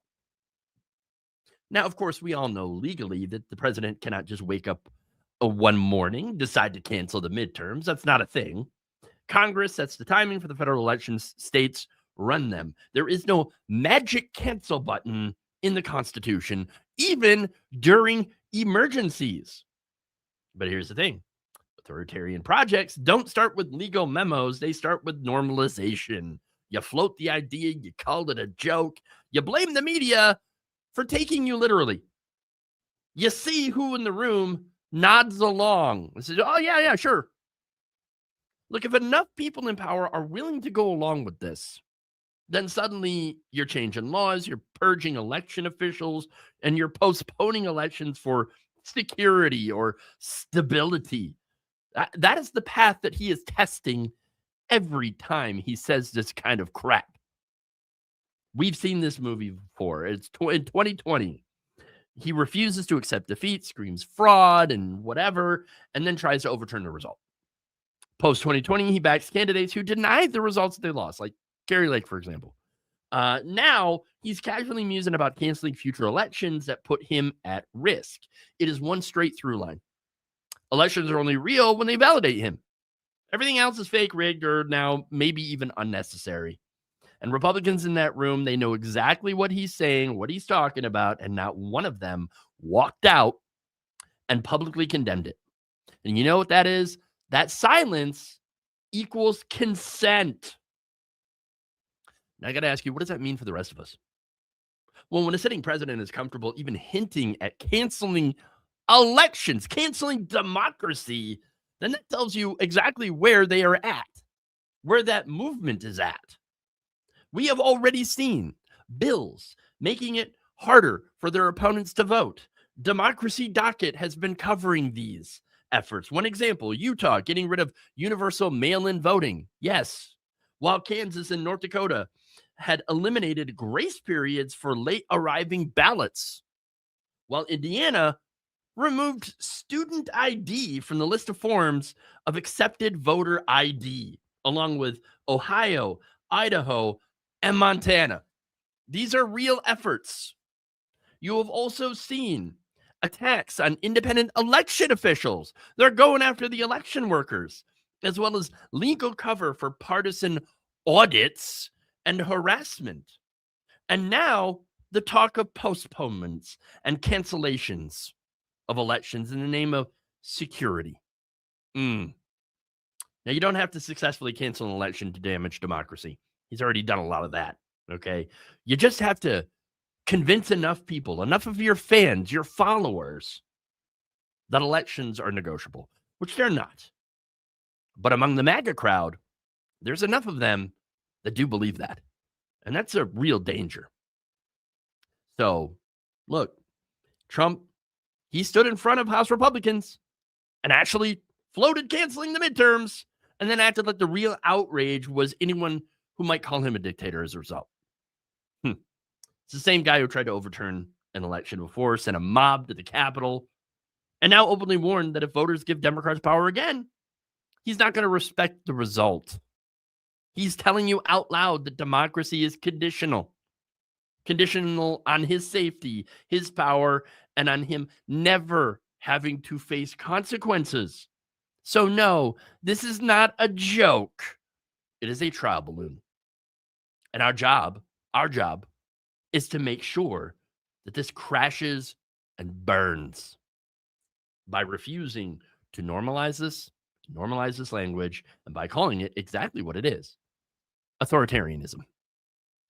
And by turning out in the very elections that he is so afraid of that he is fantasizing about ending them. Because the second that we treat elections as optional, we have already handed him the one thing that he keeps begging for: a country where his power matters more than your vote.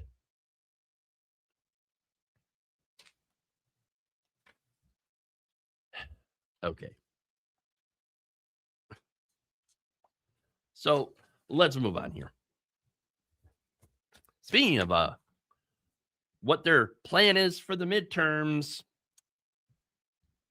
here comes First Buddy again. Elon. Oh, if only I had that sound effect right now. Okay.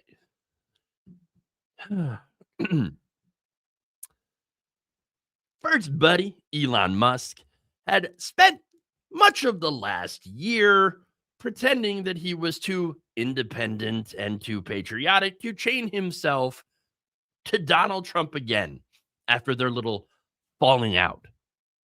But now he is quietly crawling back to Trump and MAGA with a check in his hand. Of course, when a billionaire tells you that it's all about principle, but the ending is always, that's why I'm writing massive checks to the GOP. Believe the money, not the whatever posts, tweets, whatever you want to call them at this point. So now this is what it looks like when tech oligarchs pick a side in the war on democracy. And it's not our side, not the side of democracy. So now you guys probably remember when Elon Musk had a very public breakup with Trump and the Republican Party. They were fighting over the big, beautiful bill, the deficits, as well as, I don't know, the electric vehicle tax credits, or the end of those things where Elon made a lot of his money. Now, he claimed, by the way, to have been flirting with launching a third party, the America Party or something, and postured himself as a disruptor. But now, after all that drama is over, he is back to heavily financing Republicans. Trump's party. Going all in on to stop what he calls the radical left. You know, it's funny. I really wish the left was as radical as some of these people say it is. Because let me tell you what, there's nothing radical about asking for, I don't know, healthcare. There's nothing radical with, asking for things like affordable child care or, just to be able to vote. Yeah, that'd be great. But apparently radical. But let's talk about what actually happened between Elon Musk and Donald Trump and why the third party fantasy died in a back room with JD Vance in his couch. Okay. And why Elon Musk is now crawling back to that same movement that he had pretended to try to stand up to. Because look, this isn't just about two egos going at it, right? No, this is about power, and they have put their power behind a fascist project. And that's the whole point. Now, for a while, of course, Elon Musk tried to cosplay himself as the reasonable right-wing billionaire. He had complained about Donald Trump's deficits, the debt in the bill, and raged over losing his EV tax credits, but wanted you to think that he was above the GOP clown show. Still conservative, yes. Still against wokeness, right? But far too serious for Donald Trump and his chaos, especially his economic chaos. He even floated the idea of backing challengers to Trump-aligned Republicans, threatening to throw his money behind a different flavor of right wing. On social media, he framed it as a moral line. Trump's people are irresponsible and reckless with the budget. They're bad for innovation, which apparently all you need for innovation is somebody to drop a buttload of money on your face. Well, that's all you need. Then why are billionaires so special? But anyway, here's the truth. If your core belief is billionaires should run politics in the country, then you're already on the same side as Trump. The rest is just semantics, branding. So then came the America Party moment.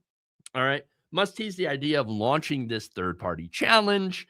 He puffed up at his chest. He hinted that he might try to blow up the two-party system, the duopoly, and position himself as some kind of savior from the crazy leftists and MAGA. Of course, we all know that was never serious. Third party for him isn't about helping workers, healthcare, climate, democracy. No, it's about getting both major parties to beg him for his money and his platform. It's a hostage situation dressed up as an attempt to reform. And sure enough, it collapsed as soon as the right people made a phone call. According to reports, JD Vance, Trump's pet venture capitalist senator and vice president, stepped in. They had a conversation, and suddenly Elon isn't talking about blowing up the Republican Party anymore. Oh, no. Suddenly the American Party, gone.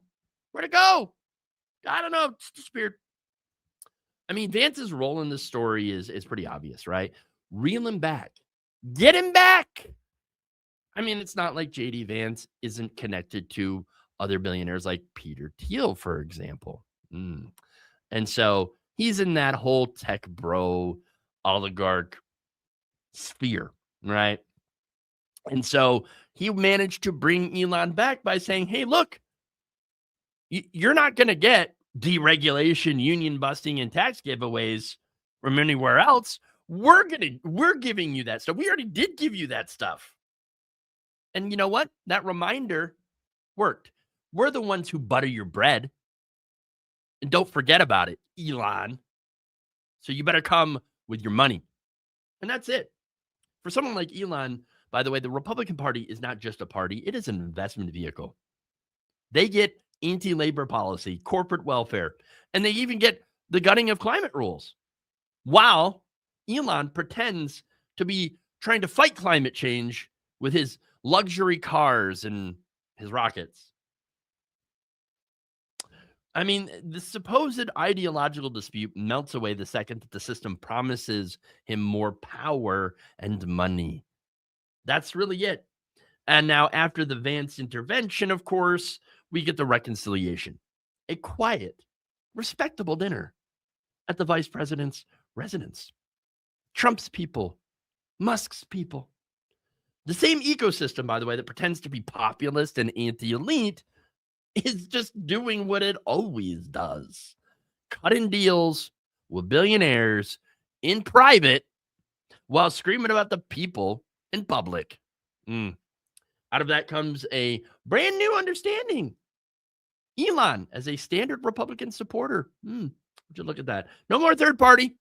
No more big threats. Just a very rich man back where he started, funding the Trump party. Remember, in 2024, he already dumped nearly $300 million into helping Trump and the Republican Party. Now he's promising to heavily finance him again and to go all in to try to stop the left, right? That's obviously picking a side. And listen to how he goes and justifies it. He goes on his platform, X, and declared that America would be toast if the so-called radical left wins. The radical left. Yeah. According to a man who basically made his fortune on government contracts and public subsidies. What does that mean exactly, radical left? Well, it means that people who want healthcare that isn't tied to your employer. You know, universal healthcare, like the rest of the civilized world. How about workers that don't want to die in the warehouses and factories and not be forced to piss into bottles?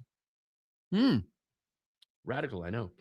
Climate change policy that, you know, doesn't rely on a single billionaire's vanity projects. Yeah.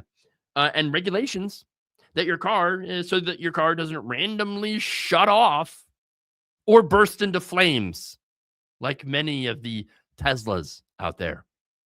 Yes. To Elon Musk, though, that is radical. So radical. But to most people, that's just basic. And in a lot of ways, basic survival. But this is why he's crawling back.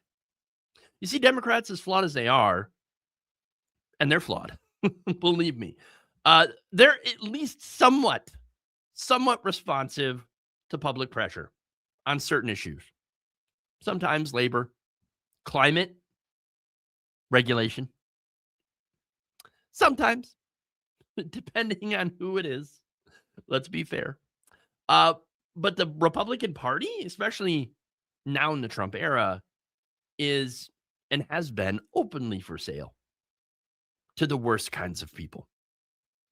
Okay. So when Elon says he's all in for Republicans to stop the left, what he's really saying is, I'm protecting my investment and I'm protecting myself by investing in the people who will protect my power from any kind of accountability. Look, at the end of the day, we need to stop treating this as just two egos clashing and then making up. This is part of a pattern. Peter Thiel, as I mentioned before, Elon Musk, and other tech oligarchs, okay, they flirt with disruption and complain about woke culture, you know, unions and regulations, etc., and dabble in third-party fantasies or pretend to be post-partisan. I've even read that Curtis Yarvin, okay, that guy is like, I am so upset with Trump. What a failure that the Trump administration has been. You better believe that he and other people in that sphere will continue to fund this MAGA movement because at least they're getting a lot of what they want from it. Okay. And when push comes to shove, by the way, these same people line up behind the party that has been trying to dismantle democracy. And it's because democracy is messy. They don't believe in it. They don't believe in it. And they don't want workers to organize. They don't want communities to fight back. And they don't want regulators at all, much less ones that ask questions. And because authoritarian movements promise something much more appealing to billionaires. I've said it before. Billionaires always side with the fascists. Okay? That's why we shouldn't have them. That's why we shouldn't have them. And look, some of the reasons that it does appeal to them is because you have order, deference, control, and a state that punishes their enemies and deregulates them, allows them to keep making lots and lots of money. Elon Musk crawling back to Donald Trump and the Republican Party is not a glitch. It is the business model. So now what does another round of Elon Musk money actually mean? Well, it means more propaganda machine fuel, more dark money infrastructure, okay? More candidates who will answer to the billionaires instead of the voters, as if we already don't have a lot of that. But we are also talking about continuing to have a government that crushes federal protections for workers, guts environmental rules and regulations, and stacks the bureaucracy with their loyalists and weaponize the state against critics and marginalized communities. Look, when someone with Elon Musk's money decides to bankroll all of that, it's not just politics. It is material support for a soft coup against what is left, what remains of our multiracial democracy in this country. Okay? At the end of the day, Elon Musk, he didn't grow or change. Donald Trump certainly didn't moderate. Nothing fundamental has changed. A billionaire just tried to posture as an independent power center, realized that he couldn't build a viable third party in his own, and sat down with the Trump machine and chose a side. The same side that he was on before. And surprise, that same side promises them the least amount of accountability and the most control. So the next time he attempts to play the whole free speech absolutist, centrist, or disruptor, whatever card that he's attempting to play, just remember this back and forth, how he just keeps crawling back to Trump. Man had a chance to try to break with the Republican Party and with Trump. He didn't. He chose to bankroll it instead. And our job, especially mine in the media, isn't just to mock the crawlback, even though it absolutely deserves to be mocked. No, our job is to try to out-organize the big money.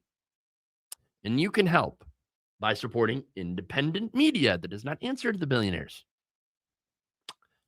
by backing candidates who actually represent the workers in their communities, and to build movements that are strong enough that no amount of oligarch cash can be used to decide our futures at a private dinner that we're not invited to. Because the real radical project in this country isn't coming from people asking for health care and housing for the homeless. No, it is coming from the billionaires who keep writing checks to kill democracy.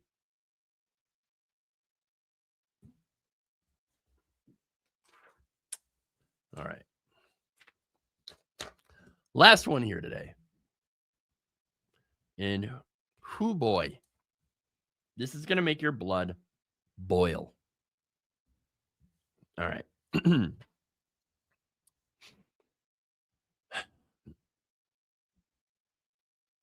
So imagine this. You're on camera and you're criticizing Donald Trump for his war crimes in Venezuela. And before you can even finish your criticism, police walk up behind you and slap on handcuffs. This is not in Iran or some secret police state. No, it's in Grand Rapids, Michigan. This is what happened to a 22-year-old preschool teacher. And the way it went down tells you a lot about how protest rights really work in this country now under the Trump regime. So this woman's name is Jessica Plichta, and she is with a group called Grand Rapids Opponents of War. Roughly 200 protesters went out and protested against the U.S. military involvement in Venezuela. This is after our forces kidnapped their president, Nicolas Maduro, and started bombing their country. So now Jessica was speaking to a local news station, WZZM, when this happened. To apply pressure at all points that we can. This is not just in a foreign issue, it's our tax dollars that are also being used to commit these war crimes. It is also the duty of us, the people, to stand against the Trump regime, the Trump administration that are committing crimes both here in the U.S. and against people in Venezuela. Now, in the background of this interview, you could see that police car. And now right here, we're showing you video we have. Immediately after the interview finished, Plichta was arrested by 2 Grand Rapids police officers. You can see it in the video. And an officer tells Plichta that she is being arrested for obstructing a roadway and failure to obey a lawful command from a police officer. You can see as she's taken away in that car. So now, as they took her to the patrol car, she reportedly told them, "I am not resisting arrest." And you can clearly see that. Clearly see that. Now, it's important to note, too, right, that the police claim that, all these protesters, man, they're failing to heed commands and they are blocking traffic. Well, if that's the case, then how come she was the only person that was arrested out of 200? Interesting. So now let's walk through this, shall we? So obviously the police version is like, the protesters, they were marching on the road. Oh, that terrible. Oh my God. We got to do something about that. And they claimed that a patrol car had made over 25 announcements. Well, good for them.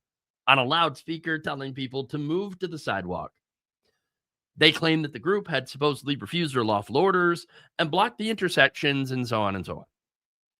Later, officers are told, if you can identify individuals, then they are subject to arrest. And sure enough, they positively identify one adult woman and make what they call a lawful arrest.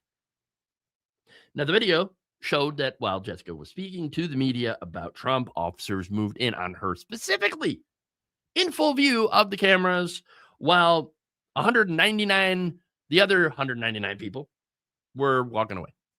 Okay. If this was just about traffic, if this was just about safety, then why was she the only arrest? And look at the timing here. She gets arrested right as she is trashing the Trump administration. Look, here's the thing. Jessica is not a random passerby. Okay. She is the organizer of the protest. And she told reporters afterwards that, yes, I believe that my arrest was political. Quote, I don't think it's a coincidence that as soon as I finished an interview speaking on Venezuela against that war, I was arrested. The only person out of 200 people. And look, the pattern backs her up. Police knew who the organizer was. They knew who had just been in front of a camera criticizing U.S. foreign policy. Okay. Out of an entire march that they say was breaking the rules, they chose the person who was most visible, most vocal, and the most connected. That is not neutral law enforcement. They are sending a message. And look at the charges. Obstructing a roadway. Ooh. And failing to obey a lawful command. Ooh. Those are the go-to protest charges used in city after city. They're vague enough to apply to almost any march. Funny enough, right? And flexible enough to be enforced however police feel like doing so that day. If they wanted, they could have just issued a written warning or a verbal warning. Okay? They could have even quietly cited a few people and then let them go. Instead, they physically arrested the organizer on camera right after calling out Trump's actions in Venezuela, correctly as war crimes, by the way. Then, according to the reports of afterwards, they questioned her about a recent trip that she had taken to Venezuela and her connection to a recent peace summit held there and her link to the other demonstrators. Tell me again how this was supposed to be about safety. Now, let me tell you what the real issue is here. This is about what you're allowed to say and do when your government is out there engaging in illegal wars. Jessica's point was simple. This isn't just happening over there. This is U.S. tax dollars. It is U.S. policy under the Trump regime.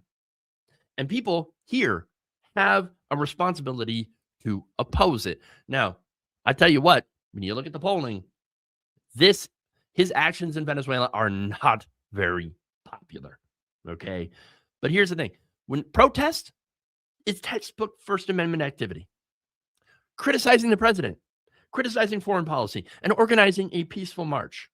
That is all protected by the First Amendment. But in practice, in this country now, under Trump, the moment that your message becomes too clear, too direct, or too effective, the state uses its toolkit to shut you down. Permits, lawful orders, blocking traffic, time, place, and manner restrictions, all of them technically supposed to be neutral, but are all selectively enforced. You don't need to outlaw protests when you could just yank the organizer out of the crowd and scare everyone else off. Now, I'm not saying that every single protester, regardless of what they're protesting about, has a right to block highways forever, right? With absolutely no rules. I'm not saying that. I think that there are actual safety concerns, especially when you have Republicans that have passed laws that allow for motorists to literally run over protesters. So there are safety concerns there. But the big question here is, who actually ends up paying the price when the rules get enforced? Because in this case, you have 200 people that were marching with one arrest. That one person happens to be the organizer and is grabbed right after criticizing Trump's Venezuela policy on local news. And then is questioned about her political connections and travel. And now her image is all over the internet as the protester that was arrested, while the rest of the city gets to hide behind a line about public safety. And, well, she was blocking the intersection. I believe this is how you chill dissent. So now you have this young preschool teacher organizing against war, telling the truth about where our tax money is going. And the reward for her civic engagement is a ride in the back of a squad car. I mean, come on, please. They can insist all day long that this is just about traffic, right? And officials can sit there and insist that this arrest was lawful. But when the only person who ends up in handcuffs is the one speaking out against Trump's foreign policy on camera, don't be surprised when people call it what it looks like: political policing. Now, if we're okay with that, if we sit there and shrug and say, well, she should have stayed on the sidewalk then. Well, then we're basically telling every future organizer that you are free to speak as long as it doesn't bother anyone in power. Let me tell you what, the First Amendment doesn't mean a whole lot of the price of using it. Getting singled out, arrested, and interrogated about your politics. Isn't that what the First Amendment is supposed to protect against? And speaking of the First Amendment, where are these so-called free speech warriors on the right? Where are they? Are they defending her? Probably not.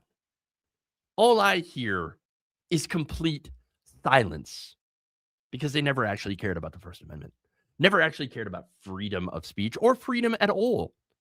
All they cared about is protecting themselves and protecting their leaders. Look, if that's where we are, and I think we are at this point now, where criticizing U.S. foreign policy, U.S. wars, gets you treated like a problem to be managed instead of a citizen to be heard. And let's be honest, we've been here for a while. We've been here since Iraq, at least. And further, because this country, we have been at war for pretty much its entire existence. Okay. just not always officially. But if this gets you, if just doing this, just criticizing it on television is enough to get you arrested, well, then it shows you that the people who are actually obstructing this country and people's freedoms are not the one in the streets. No, no, no. They're the ones in office.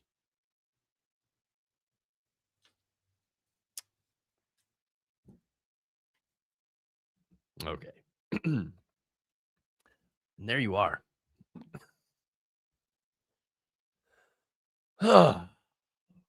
That's all I've got for y'all today. Man, let me read some comments here. VMan29397, nice to see you, by the way. American flag, I will not salute you. If you symbolize a free and sovereign nation in Puerto Rico, you represent piracy and pillage. It's a good quote. And unfortunately, a lot of people, I know that there's a lot of people out there who do not understand just the history of this country, the history of all the horrific shit that this country has done. Okay. And it's a shock when you find that out, because it's not taught in history. It's not taught anywhere. And you've got to seek it out for yourself. And when you find out what this is really about, what this country has been about for most of its entire history, if not the entire history of this country, I mean, it's a kick to the nuts, pretty much. You know, especially if you had fallen for the rhetoric, fallen for, the jingoism. And when you say things, or when you actually believe things like America's supposed to be better than this, and then you realize it never was. It hurts. But you know what? That realization means that we can actually fix it. Because when you do realize what the real problems are, then you can actually do something. And we desperately need to do something.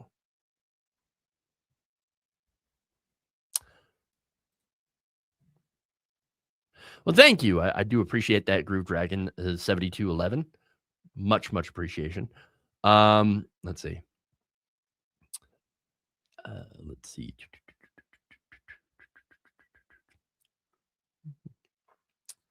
All right. Find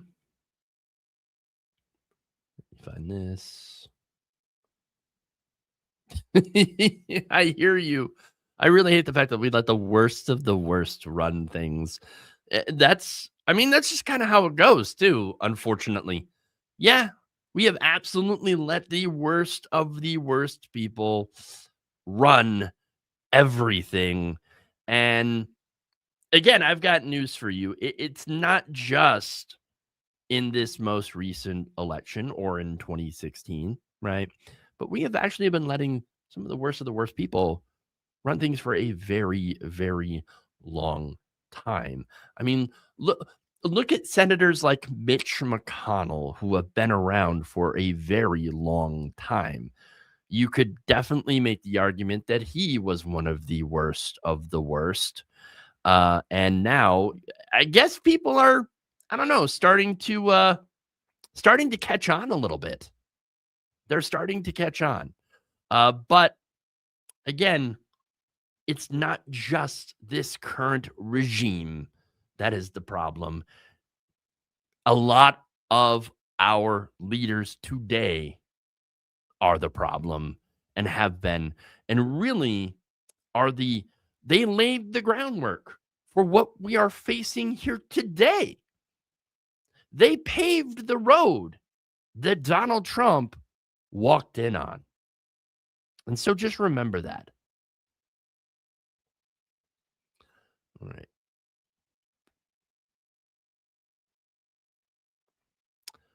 Trump administration plans to freeze $10 billion in funding for child care subsidies, social services, and cash support for low-income families in 5 states controlled by Democrats.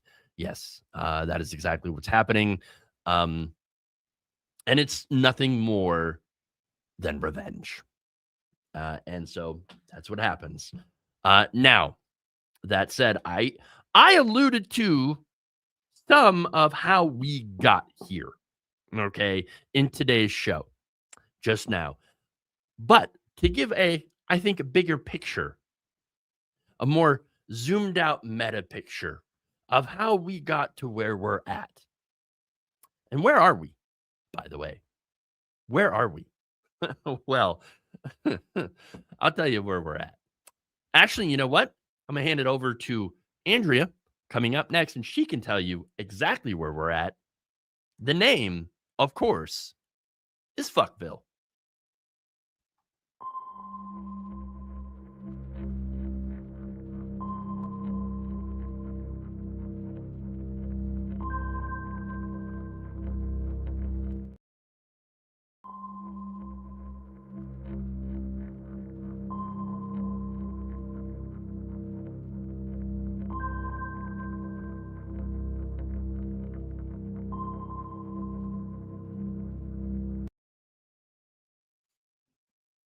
Hello? Are we live? Are we live? Testing. Can anyone hear me? Is this thing on? Hello! I am here to do a show. You know, I'll be honest. I don't really know exactly what the show is going to be about. There's a lot to talk about, so it could go in any direction today.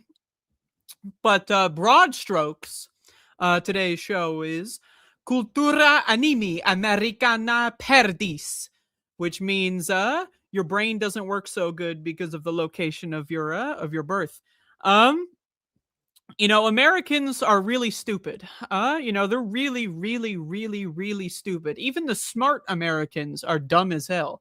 Like the smartest American you can think of really is kind of like maybe like, you know, one of the dumbest people of all of human history, right? So we're really in a tough spot in this country, and you know, and we don't really know what we're doing. We're I've compared America to an alcoholic. Particularly an alcoholic, abusive parent of some kind, you know, comes home, beats the shit out of you, falls asleep on the fucking couch or whatever, wakes up, repeat the cycle all over again. And we're really in a position where, you know, you know, they're going to work and they're beating the shit out of their coworkers, you know, they're beating the shit out of people at the pub. It's all falling apart here in Fville. We got Max the dog walking around. I don't know if that's audible. I hope so, because otherwise I look insane. But you know, what happened over the weekend? I know, it feels like so fucking long ago, doesn't it? But the United States did a regime change in Venezuela. I think. Did it? Does anyone know if the regime was changed? But anyway, so that happened over the weekend, just about 2 hours ago, by the way.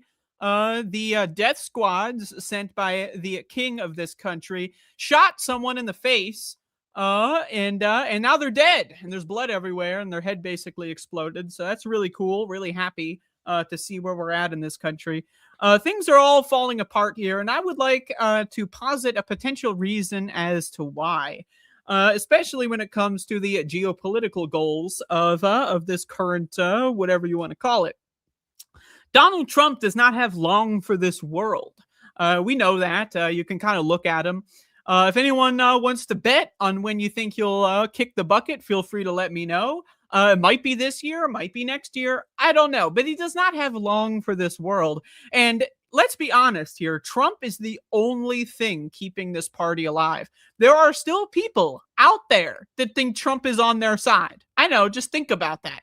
The pedophile rapist is on your side, right? There are still tens and tens of millions of people that believe that the pedophile rapist is actually secretly on their side. But he does not have long for this world, and when he croaks, JD Vance and that ilk aren't going to have really the political capital to pull a lot of this stuff off. So they want to get the ball rolling on a lot of these projects before Trump kicks the bucket, so that when JD Vance inherits the position, they might 25 him and just, or whatever. They might just let him, settle down in Mar-a-Lago, or they might just keep him around until he croaks. We don't really know. But they're going to put themselves in a position where Trump is going to start all of these things that the whole regime wants to do. And then that way, when Trump is gone, JD Vance can say, well, what are we supposed to do? Just pull out of Greenland? That's not that easy. So we got to, blah, blah, blah. Right. So we're really hitting what I would like to call an exponential acceleration of decline, not just in the United States, but in the entire world. It's not looking so good. Donald Trump a couple days ago talked about using the military to invade Greenland. And what did Europe say? Well, they wrote a strongly worded letter. A lot of strongly worded letters are circulating nowadays. Recently, and by that I mean like 30 minutes ago, the mayor of Minneapolis did a strongly worded press conference while his police department is actively assisting the death squads that the king has sent into Minneapolis. The mayor, the ostensible leader of the police, is saying, hey, I don't like what's going on here, but materially supporting it anyway. Again, when Venezuela was bombed and, 80-year-old grandmas were killed in their apartment buildings that no one seems to care about, it was a bloodless event, that Trump likes to say. But when that happened, and Donald Trump then said that we're going to parade around the captured leader like a Roman triumph through the streets of New York City, Zoran Mamdani, everyone's favorite loser, had a strongly worded phone call with the president where he called up the president and said, I don't like it. And then later that day, the NYPD is helping, or maybe it was the day after, I don't know, it was overnight or something. Later that night, the NYPD is helping facilitate the Roman-style triumph of Maduro through the streets. So, you see a lot of these people, they campaign on doing all these great things, and as soon as they get power, all of a sudden, it's a strongly worded letter from Chuck Schumer, a strongly worded phone call from Zoran Mamdani, a strongly worded press conference from Jacob Frey. No one in leadership positions actually wants to fucking do anything about anything. Let's be honest. They're playing hot potato. That's why you see motherfuckers like Tim Walz. He's resigning in disgrace because of some fake news scandal. Because he wants to throw the potato to someone else. The same guy that sent the National Guard to invade his own state in 2020. Yeah, that guy is he's really going to do something. Nah. He's just going to throw the potato somewhere else, and we're just going to infinitely play hot fucking motherfucking potato until someone actually does something. And I guarantee you, it will not be a politician, because all politicians are going to be doing is strongly worded phone calls and strongly worded letters. They will not be doing fuck all to protect their citizenry. But hey, I don't know, Zoran Mamdani is going to make the bus fares cheaper, and that's going to help us, I guess. I don't know. Maybe it'll make it cheaper for you to get to work, subsidizing corporations, right? Because that's all free public transit is really ultimately doing. It's just subsidizing corporations. But is he going to do anything about the New York Police Department battering people on a daily basis? Nope. Because why bother? Because the New York Police Department apparently has more power than the mayor, who ostensibly has control over them. And you see this all over the place. That's why Democrats don't do fuck all about anything. Even the most amazing Democrats in the world are still not going to do fuck all about anything. So why should we expect them to? I don't expect them to, but I see a lot of people expect politicians to do something. That's not what they're there to do, right? Politicians are there to get their little pretty face on TV and talk about how great they are and how they're going to do stuff to help people. And then, I don't know, fuck off or whatever. That's all politicians do. But over the course of the last week, we've been seeing death and destruction all over the motherfucking place. And it's not looking so good. There's all kinds of shit going on in Iran. Is that a real protest movement, or is it a CIA Israeli op? We don't really know. Though Iran is not necessarily the best state in the world. They are a theocracy, a conservative theocracy, by a religion, which, of course, I do not agree with in any capacity. They terrorize their own citizens. That said, guess what? If Iran falls to Western, or Israeli, I don't know, operations, that's not good for anybody. In fact, it's going to be a lot worse for everybody in the planet. So, I don't really want to be in the position of doing this, but hey, sometimes you just gotta hand it to the theocratic dictators of other countries, because honestly, they're really the only stopgap between us as a species and World War motherfucking 3, which is vastly, increasing in the odds of happening any minute now. Donald Trump is talking about overthrowing Greenland. Some people would pronounce it Greenland. I don't believe in contractions, so I'm going to call it Greenland. Not very green, by the way. It will be in a few years, maybe a decade or two. It'll be very green, but I don't know if we want that to happen.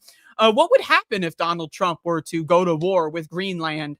Well, that would be the destruction, the complete eradication of OTAN, which is the military alliance that Putin is very concerned about. So very excited for the death and destruction of OTAN. I'm sure Putin is very, very interested in that. And we're going to be seeing a war with Europe and Russia probably by, 2030 at the latest. But hey, it might even be this year. We might even get it in by the end of the year. We don't know. Is Europe going to go to war with the United States over Greenland? Probably not, right? Because who fucking cares about Greenland? Right? Who gives a fuck about Greenland?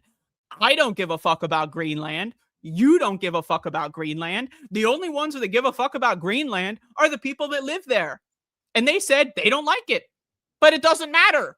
Because Donald Trump is going to send the military to overthrow Greenland, and then we're all fucked, because OTAN is going to go away, Russia is going to invade Europe, and then, that's going to be a whole mess. Who knows with China and Taiwan situation? We're really dealing with a very rough situation here on planet Earth in the year 2026 Anno Domini, and I'm very concerned. I got to be honest, I'm concerned. Yeah. Sitting here in my comfortable chair. Man, this is a good chair. It's kind of squeaky, though. I got to get some WD-40. But, sitting here in my comfy chair, while I drink my mysterious liquid, I'm very concerned, I'm so concerned about what's going on in the world. I'm just really concerned right now. I care so deeply about the world we live in. That's that because I'm doing a podcast that's all about fucking me. That's how I'm really concerned. Oh, wow, I can't wait to do something. You think Americans are going to do fuck all about anything? No, Americans are a lost cause, right? So really, what we're in a situation is, will the rest of the world do anything?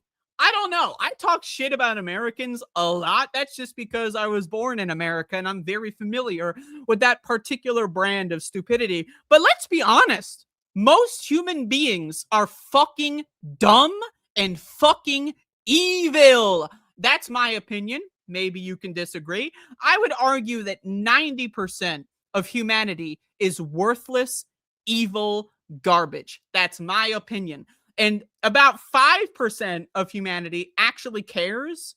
And then the other 5% actively cares in the opposite direction. Right? But most people, they just go along to get along. And when we live in an evil society, not just America, but the world, going along to get along means being and participating in evil. Okay? So I don't know. I'm evil to some extent. I buy food and throw it in the fucking garbage. I did that yesterday. I made some fucking food. I ate half of it and then said, I'll just throw it in the fucking garbage because I'm a fucking piece of shit. And so are you. We're all pieces of fucking shit to some fucking extent or another, right? But guess what? There are different levels of pieces of shit, okay? Some pieces of shit are very pungent. Some pieces of shit are spongy. Other pieces of shit fall apart very easily. Some are sturdy, right? So we have all different kinds of pieces of shit. But until you realize that you're a piece of shit to some degree, how do you expect yourself to grow and change? If you can't accurately identify and diagnose how fucked up you are, how are you going to do anything about it? This is why I actively embrace embrace how much of a fucking piece of shit I am so that I can probably, I hope, try to grow and change, right? I eat cheese sometimes, keeps me up at night, right? But one day I'll stop eating cheese. One day, I've gotten pretty close, but still, that's a whole separate conversation. Now we're talking about Venezuela. Yeah. Right. So most Americans, right, you see a lot of the discourse over, Venezuela and all this kind of stuff. And Americans are like, oh, this is so bad. Where's our anti-war candidates? We need anti-war politicians. But, before we get anti-war politicians, before we get anti-war candidates even, we need anti-war Americans. Where are they? Where are the anti-war Americans? I don't see any candidates, any protest movements at all demanding for global reparations, for example, right? The best you can do if you're a Democrat is say no new wars or whatever. I mean, Democrats are cheerleading what's going on in Venezuela, but let's pretend, right? The best we can do for Democrats is no new wars. We're not going to give any of the money back that we stole over the course of the last 250 years. But hey, we'll stop stealing your money and we'll call it even. Yeah, that's the best we can get in America. When you ask Americans what they mean by anti-war, that's the best you're going to get. Is let's keep all the stuff that I didn't steal it. Oh, it was the Republicans that stole it, not me.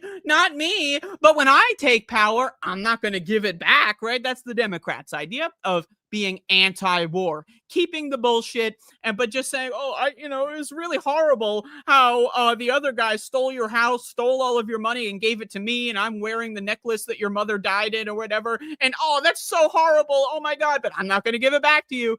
And if you ask Americans about this, right, Americans at large are still supporting the military. Can you fucking imagine in the year 2026 to have any opinion on the military other than fuck all of them? Fuck all of them. Oh, but I was poor and I wanted school and money and housing and food. And so I just signed a contract that I'm going to murder people overseas because I'm so poor. Oh my God. Right. It was the only choice I could make. That's the average American's position on the military. If they're not outright in favor of the military, they're going to make excuses. They're going to fucking pretend like it's an acceptable choice to murder children overseas. You see a lot of left-wing podcasters pledging their support for this Blackwater war criminal who's running for fucking Senate in Maine. That's the best we can do in America, is supporting war criminals who just say they don't like war. Yeah, but you're a fucking machine gunner and you shoot down children in Iraq and Afghanistan, but you said it made you feel bad. All right, I guess I'll vote for you. That's America. This is a failing, diseased, rotting country. But ultimately, it's not our leaders. We are all culpable. All right? How many people do you know stopped wearing respirators in a pandemic that is now, by the way, we're starting to see some average death tolls. 100,000 motherfuckers are dying every year on average. And that's the bare minimum. That's an undercount. And our leftist leaders don't even believe in healthcare. They don't even believe in being healthy. We have Robert F. Kennedy Jr., who's leading the public charge on health.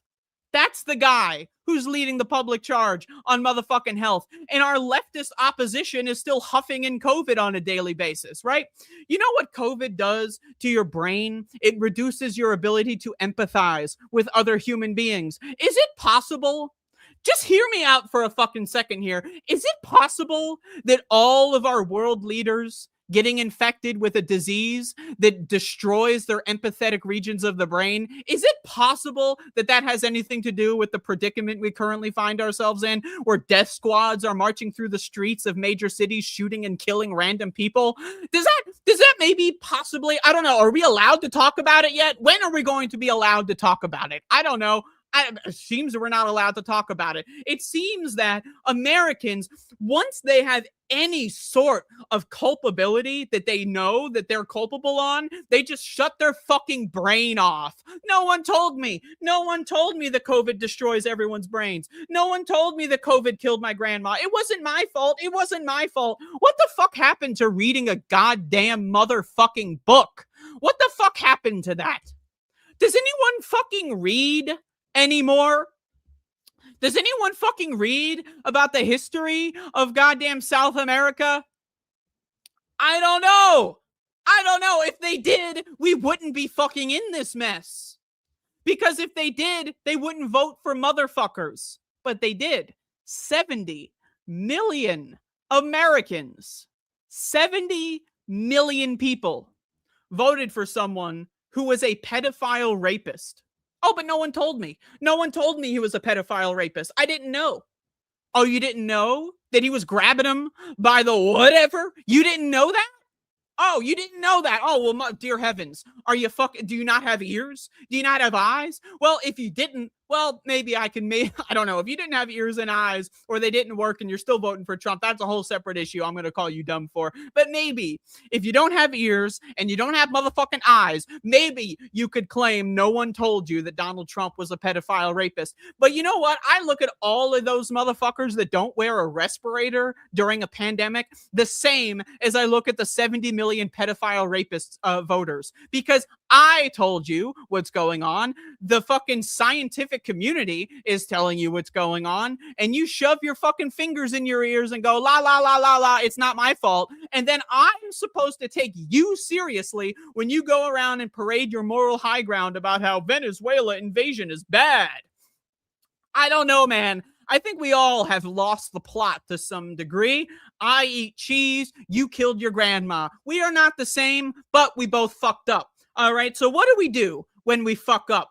We face our demons and we figure that shit out. At least that's what I try to do. I don't know. Maybe you do something else. Maybe you grab a handle of fucking Wisco and you fucking shove that shit down your gullet. I don't know. I don't know what the fuck people are doing with their goddamn fucking lives. So I don't know. But all I know is that we are in the death throes of, I would like to say America, but probably the world. This world order, whatever the fuck that means, is going gonzo, right? Donald Trump is going to destabilize the entire planet, and then he's going to die peacefully in his sleep. Think about that. He is going to destroy the whole fucking planet and then die happy. Doesn't that make you fucking great? Feel great? Doesn't that make you just fucking feel warm and fucking fuzzy inside? I don't know. It makes me feel great. You know, it makes America feel great. You know, it makes this whole thing just feel like, you know what? It's worth it. Look at Dick Cheney. He died warm and fuzzy in his deathbed. I don't know how he held on. He had like 17 different hearts. That guy's like fucking that motherfucker from Naruto, you know, the guy with the 15 hearts. That's Dick Cheney. I don't know how he made it that long, but he died peacefully in his fucking bed, surrounded by the fucking #1 supporter of Kamala Harris, right?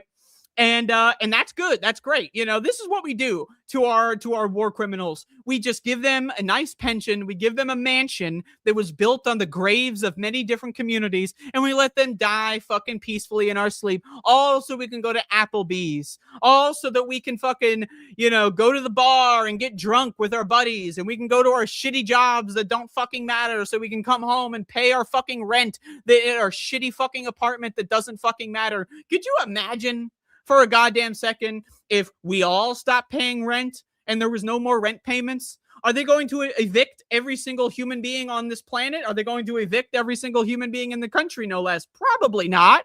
They wouldn't be able to. At least give them the opportunity to see what they do. But no, Americans are too fucking pussy to do anything at all. At all. They will never do fucking shit. But hey, you're seeing Americans protest in the streets. Have you ever seen a protest in a different country? You ever see that shit?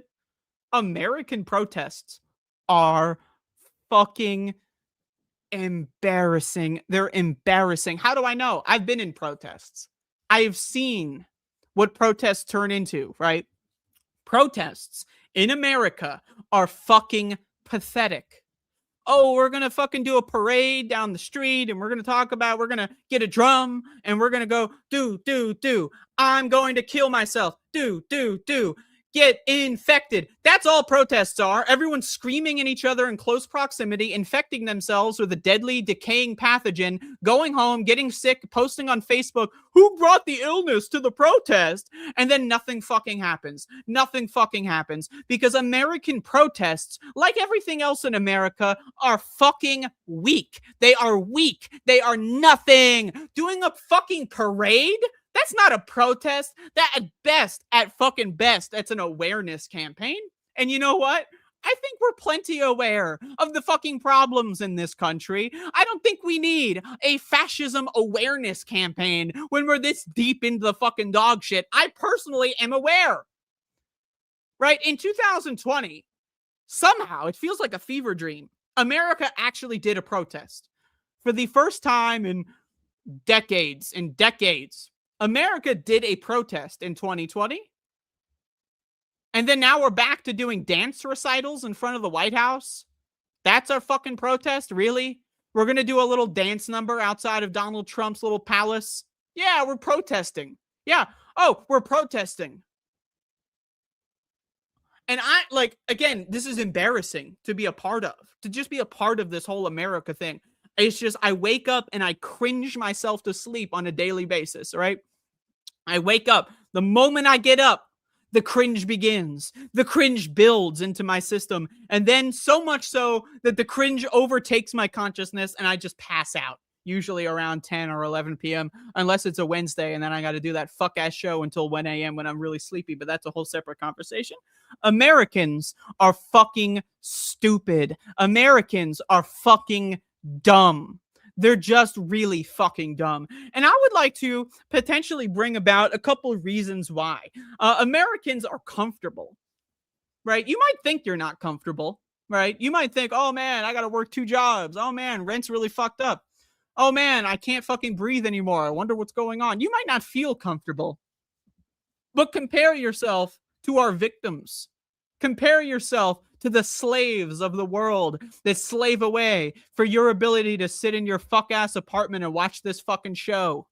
Think about the billions of motherfuckers throughout all of human history that have lived and died under slavery conditions so that you could sit there and complain about how fucking bad you feel, that fucking Venezuela is getting bombed and grandmas are getting massacred by these fucking carpet bombs. You know, to me, I think it's a little interesting that they went in there to capture Maduro. Capture, by the way.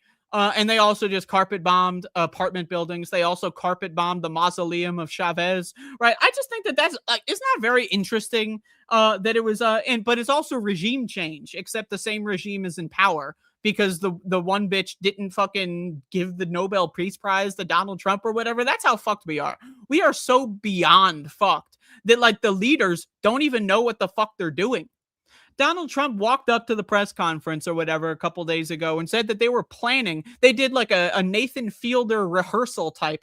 We're planning this Maduro capture thing for months. They built like a exact replica of his palace, like somewhere in, I don't know, Wyoming, I guess. I don't fucking know. No one lives there. And did fucking drills for months. But they never thought, oh, what do we do after? You see a lot of dumb motherfuckers right now opining about this show trial that's going to be happening with Maduro, saying, oh, Maduro's going to get off because there's no evidence. Like, there are motherfuckers out there writing, like, entire articles about how the justice system will prevail. The justice goddamn motherfucking system? Right, yeah. They're going to look at this case fairly. Yeah. You know, you see a lot of people making quips, you know, oh, a jury of his peers. Are we going to have to get 12 Venezuelans to go be on the jury? You know, none of this shit matters. This is a TV show. Everything you see and hear about the justice system is a fucking TV show. None of this shit is real. There is no justice system. It's a cabal of criminals, right, that masquerade their criminality behind things like justice. That's why you see Donald Trump at his press conference when he declared World War III. He declared war against Mexico. He declared war against Colombia. He declared war against fucking Cuba, all in one press conference. And every time he would do that, he said, we need a judicious system. We need to bring judicious systems to the world. Oh, Pete, you take over. Right? That's what Trump was doing. He kept talking about judicious. Why would he do that? Because that's what it is. That's what justice is. Justice is not what you were taught in school about how the right thing always happens in the end. Justice is a complicated legal framework for punishing people who did nothing wrong. And maybe once in a while, they'll send a killer to jail just so that you believe in the system. Right? Once in a while, they'll send a rapist to jail just so you kind of have faith in the system a little bit, just so you don't think it's a complete crock of shit. But almost all the time, people that are getting thrown through the so-called justice system, they don't deserve it.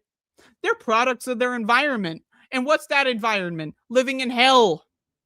You see a lot of people sent to jail for smoking weed. How cool is that? You smoke weed in one state, get sent to jail. You walk 15 minutes over imaginary lines, no jail. That's America for you. I know I'm a little all over the place today, but I'm just losing it at this country. I mean, we've been here. My last show was on fucking, the day before this whole year started. And this year has been terrifying. This year has been terrible. And it's only going to get worse. Because once again, ultimately, Donald Trump is not going to be here for long. And so he is trying to shoehorn his agenda in before it all falls apart. Many people might not know this, but I feel like it bears repeating. Donald Trump did not win any elections. Right? In 2016, he squoke by from the Electoral College. Maybe you could count that as a win. In 2020, he got pwned epic style. In 2024, Republicans disqualified over 3.5 million ballots in swing states for Kamala Harris. If those ballots were counted, Kamala Harris would be president right now. Is that a good situation? No. But Donald Trump stole the election all the way. And now, before he tears down democracy once and for all and cancels the midterms, or somehow all the Republicans are going to win by 50.01% or something, I don't know, or they gerrymander all the districts so Democrats don't have a chance. Before he plays that card, he's going to get us entangled in all of these fuck-ass wars, right? So that when the time comes for you to think that your vote fucking matters, guess what? It's not going to be possible anymore. Right? Donald Trump has said many times that he's jealous of Volodymyr Zelensky for being president, a wartime president that had to cancel elections. And a lot of people go like, well, isn't it weird that Ukraine canceled elections? I would love to ask you, how do you have an election when half of your fucking country is under occupation by a fucking fascist dictatorship and the other half of your country are being starved to fucking death under hellfire? How do you have goddamn elections in that system? Is it possible? Maybe. Is it a priority? Probably not, right? So Donald Trump is going to pretend like that situation is going to happen here. Maybe we'll have a false flag attack, maybe a Venezuelan terrorist attack, or Iran or Hezbollah, who the fuck knows? Our elections are going to get diminished and canceled outright in some areas, I'm sure. I don't know. But we're living in Fville, and no one seems to be doing anything about it, right? And you know what? Hey, I get it.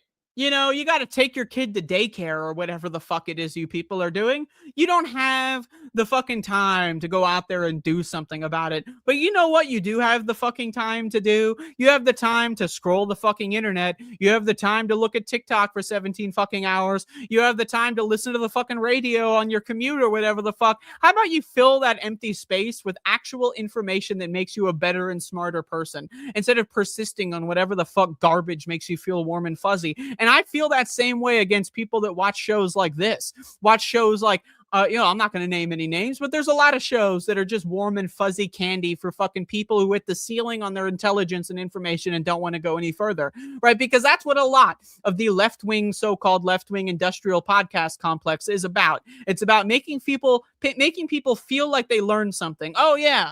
America has done a lot of stuff in Latin America and it's not so good. But then they hit a comfortable ceiling and then they stay there for fucking ever. That's what a lot of these podcasts are about. That's why you see these podcasts still existing. If there were truly a podcast that was worth its salt, you wouldn't hear about it. You wouldn't be watching it. Same thing with this fucking show. Is this show worth its salt? Probably fucking not.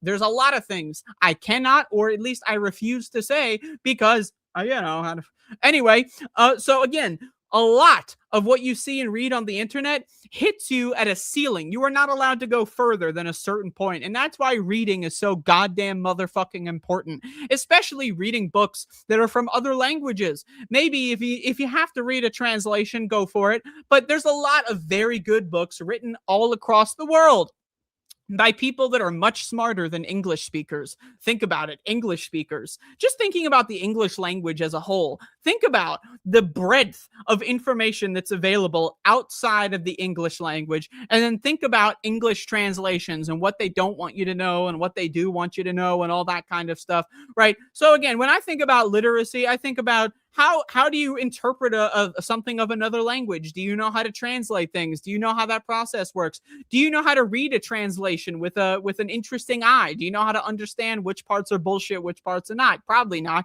Do you know how to read it all? Probably not. Do you know how to read a book that's over 20 pages? Can you read 20 pages in a single sitting? People need to get more information and not just from the internet, because the internet has been taken over by the fucking pedophile cabal of Elon Musk and Donald Trump. They have taken over everything. YouTube has been colonized.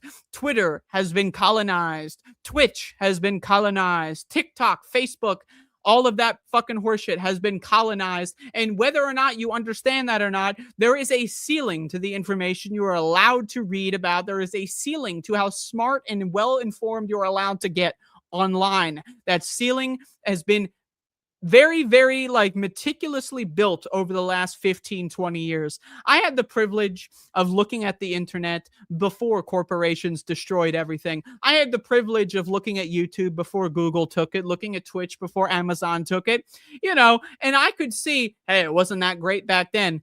But again, once corporations colonized the internet, they put a cap.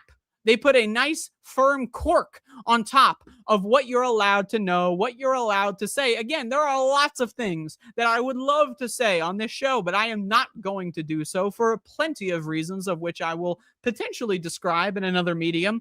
But again, you need to diversify your information. How many times do you fucking open up the fucking news app and read shit and then don't question it? I don't know. I know a lot of people do that. But again, you need to source your information from more places than just the internet, because the internet is killing your soul. The internet is destroying you. Once again, SARS, severe acute respiratory syndrome, something that almost every American proudly huffs in on a daily basis, destroys your brain's ability to be empathetic, like I mentioned earlier. It also makes it more difficult to focus, more difficult to pay attention. It makes it more difficult to deal with short-term memory, something that literacy is a huge component of. If you need to read an entire page, I know, God forbid, an entire page, a whole page, single space, the whole page. If you had to read a whole page, but you couldn't fucking keep any more than 3 sentences in your short-term memory, you're never going to fucking figure out what the fuck is on that page, okay? Just because you read the word out loud does not make you literate, okay? And I did a show about this a couple of weeks ago about how illiteracy is what caused this problem. But I'm not just talking about the ability to look at English words and be able to sound them out, because that's not literacy. That's about, again, I like to call it the hot pocket literacy. Can you read the box of the hot pocket well enough that you don't burn your house down? If so, mission accomplished, right? That's the American form of literacy. You need to diversify your information. You need to diversify where you get your information from. You need to stop listening to Americans such as myself. Maybe keep listening to me. I'm pretty cool. Maybe stop listening to all the other Americans. You need to diversify where you get your information from. You need to grow your brain's ability to interpret the world around you, because otherwise you are going to be lost and confused in the maze of what is happening right now. And it is quite a labyrinthian situation. A lot of people are like, why are we bombing Venezuela? Why are we bombing it? What's going on? Right? You see a lot of people talking about that. I don't know what's going on. Why are we doing this? Right? And again, the best you can really get for anti-war perspective is, I don't want my kid to go join the military and die in a war. Well, if you don't want your kid to die in a war, maybe you shouldn't have let your kid join the fucking military in the fucking first place. I don't know. If you don't want your kid to die in a war, maybe you should have moved to a safer fucking country that's not embroiled in fucking wars all the fucking time. I don't, does one exist? Is there a safer country? I don't really know. But hey, that's a whole separate thing. I just think we are so well and beyond fucked that at this point, I don't know. I'm getting to the point where I'm willing to say we're at the point of no return. Is there any turning this ship around? I really don't know. Because motherfuckers, instead of reading over the last 15, 20, 30, I don't know, their whole goddamn lives, they decided to shut their fucking brains off and look at fucking TikTok all day. Right? And so, I don't know. We being Americans, or also we being the world writ large, do we have any ability to get out of this mess? Is there a single possible string of chess moves that can de-escalate? Or is it just, do we just all watch it happen? Do we all watch the nuclear bombs fall from the fucking sky? I don't know, man. All I know is I'm very concerned. I'm very concerned. I'm really concerned in my comfy chair, in my comfy bedroom.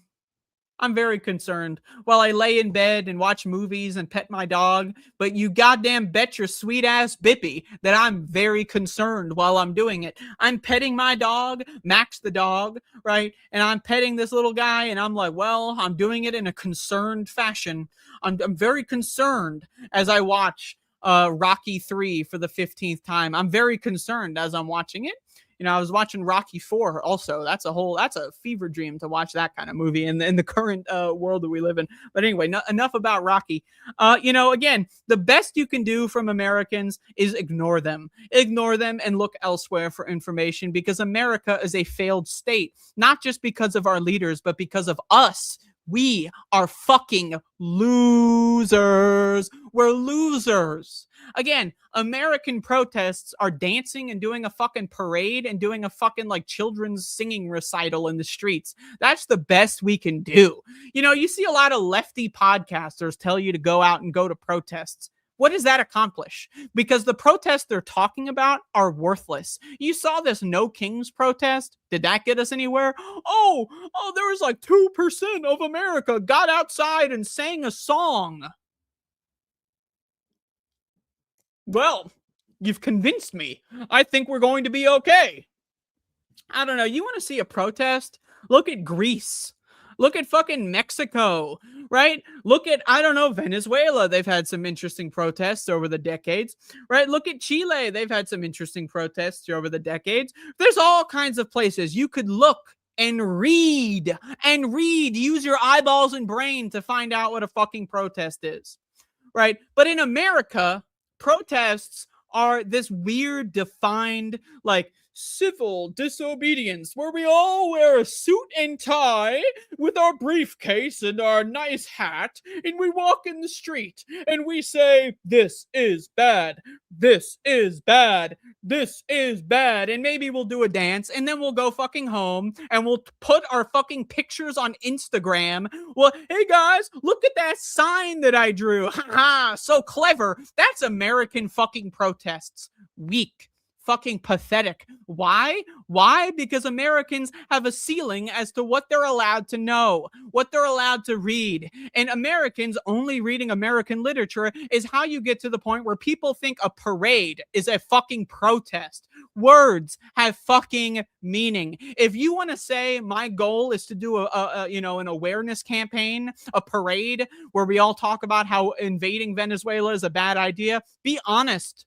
Be honest. Don't fucking lie to me and call it a protest. Give me a fucking break. A protest? I keep seeing all these reports. Oh, the No Kings protest had 2 million or 2% of the population. Oh, yeah, it was a protest. Everyone's standing. You ever been to one of these? I've been to a lot of protests. It's mostly people either singing and dancing like a bunch of fucking 5-year-olds, or they're just standing around doing fucking this, you know.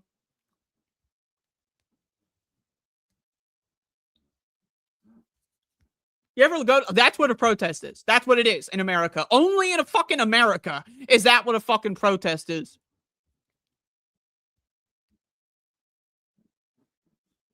That's a fucking protest. Man, my chair is squeaky as fuck. I gotta fix this later. So I don't know, man. Am I telling you to do anything? No, I'm not. Because at this point, I don't know if there's anything we can do.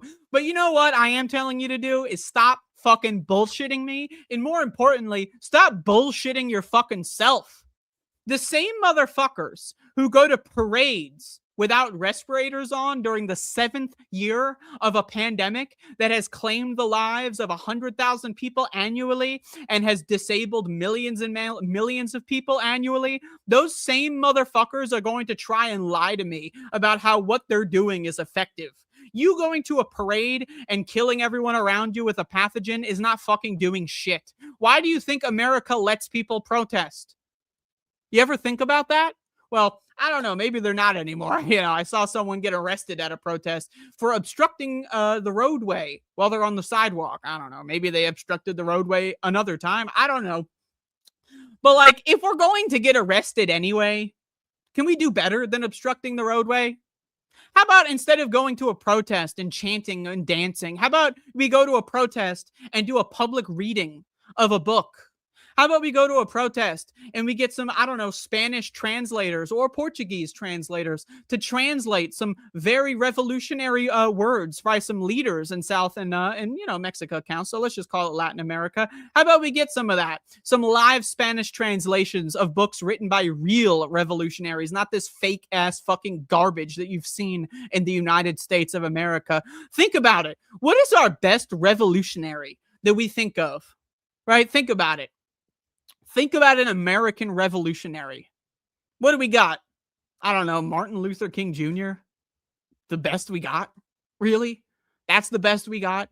I don't know, man. I look at other fucking countries and I see some real heroes. I see some real interesting motherfuckers in other countries. And I look at America and I just see like the sad, pathetic fucking remains of a decaying the society that had John Brown turned into this. And it's sad. It's sad. We used to have real revolutionary heroes back in the 19th century, at least a couple. We had a couple. But the 20th century, we saw the decline of revolutionaries. And in the 21st century, we have nothing. We have fucking nothing. We have nothing even close to radical revolutionaries in the United States of America.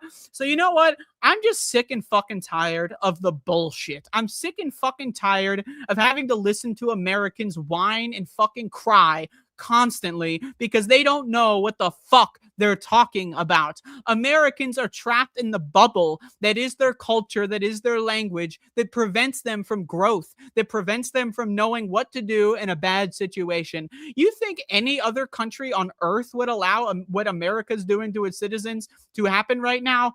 Only in America would the fucking pressure release valve be dancing in the fucking street. That doesn't make any fucking sense.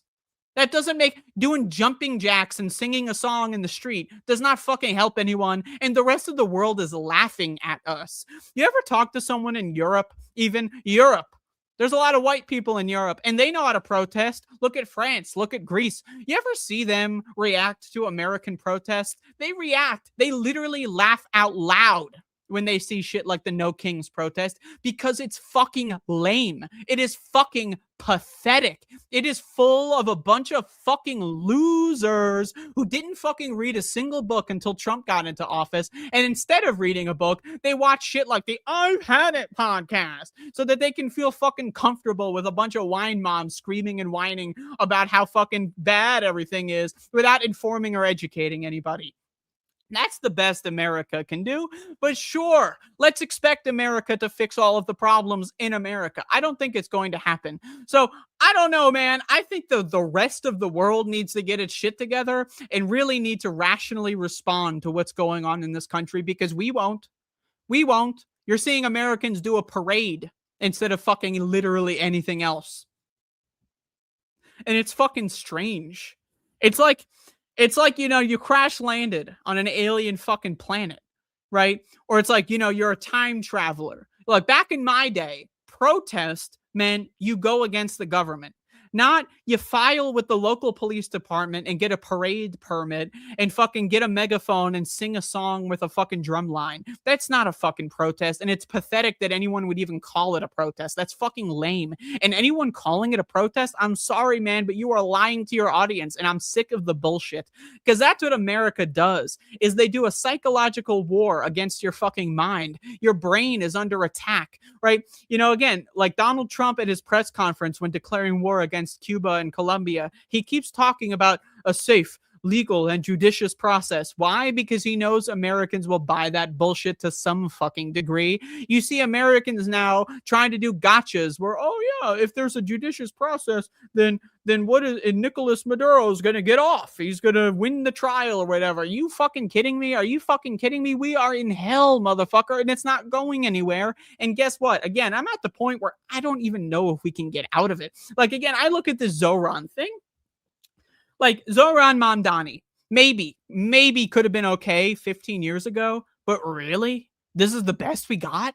Really? This guy fucking literally made a big press conference to announce that he fucking did a strongly worded phone call with the president. A strongly worded phone call, and then allowed the New York Police Department to do a Roman-style triumph in a van, with a van that had Nicolas Maduro like fucking bolted to a chair, right? Just marching through the fucking city streets. Look, we captured a fucking foreign leader or whatever, and now we're fucking showing them off, right? I don't know, man. This is fucking pathetic. This is fucking pathetic, and I don't know if we can get our shit together in time before this whole thing falls the fuck apart. I really don't. So, I don't know. At the very least, can we stop fucking bullshitting each other? At the very fucking least. Because honestly, man, as someone who's maybe a little on the autistic side, I look at this and I see, why are you lying to me on a daily basis? I see lefties lying all the time about, oh, there's nothing they can do. There's nothing we can do. What can we do? What do you expect the military officers to do? What do you expect us to do? I don't know, something that's not a fucking jumping jack in the street. I don't know. Just something. Just try. Just try once. Just try one thing. I don't know. One thing. Just one thing. Hey, there was one guy, and maybe I shouldn't say this, but whatever. There was one guy who did something about it that I kind of respect. You know, there was a guy called Aaron Bushnell. He did something about it. So when people say, well, what do you expect the people in the military to do? I don't know. At least half of what that guy did, at the very least. You know, you don't have to do what he did, okay? I'll say that. You don't have to do what he did, but I don't know, maybe get out of the military. I don't know. I'm just sick and tired of this learned, feigned, pretend helplessness that Americans find themselves in. What can we do? But the answer is, to be fair, probably nothing. Probably nothing, because we don't have a critical mass of Americans who give a fuck. Right? Someone just got shot and fucking killed. Their head exploded by an ICE agent. Is anyone going to do anything? Right? Look at 2020. What happened to George Floyd was really fucked up. And America responded honestly in a way that is shocking, in a historic way. Like, shocking that happened. But like, where's the response since then? Like, what happened to George Floyd was tragic, but like, look at what's happening with ICE. They are zip tying and undressing children and throwing them into moving vans. They are shooting and killing people at point blank range on film. And the best America's protests are now is jumping jacks in the street, singing a song, right? What in God's fucking name is going on here? And it's pathetic. It really is. But again, I've only got a couple more minutes here. So I just want to say the entire infrastructure of all of American institutions is designed to lie and bullshit you. That's what they are. The justice system is not the justice system. It's the fuck you, I'm in charge system. That's why you can get sent to jail and killed by the state because they think you might have killed someone. And then later on, when you get exonerated, you're already dead. But then, DNA evidence suggests that guy was 500 miles away. Oh, well, what can we do? What can we do? It's just such a shit hole fucking country. And we're all culpable. We all are to some degree. Don't think you're special. Because if you were special, you know what? You wouldn't be watching this show. I'll be honest. If you were special, you'd be doing something with your life instead of watching this fucking show. Instead of watching some stupid dipshit high school dropout get on a fucking webcam with unbrushed hair and 3-day sweated in clothes. You know, I've been wearing this fucking t-shirt for a little bit. Talk about how great they are and how much you suck. You know, you wouldn't be watching the show if you were special. Let's be honest. Let's be honest, right? Because I don't know, man. Like, if we were special, we would have done something by now. Everyone who was special, they used up their load. They shot it into the atmosphere and it turned into a fine mist. And now they're gone. The special ones aren't here anymore. And the dregs are what's left over. And that's you and me. The chaff, the garbage, the refuse, the leftovers. That's what we are.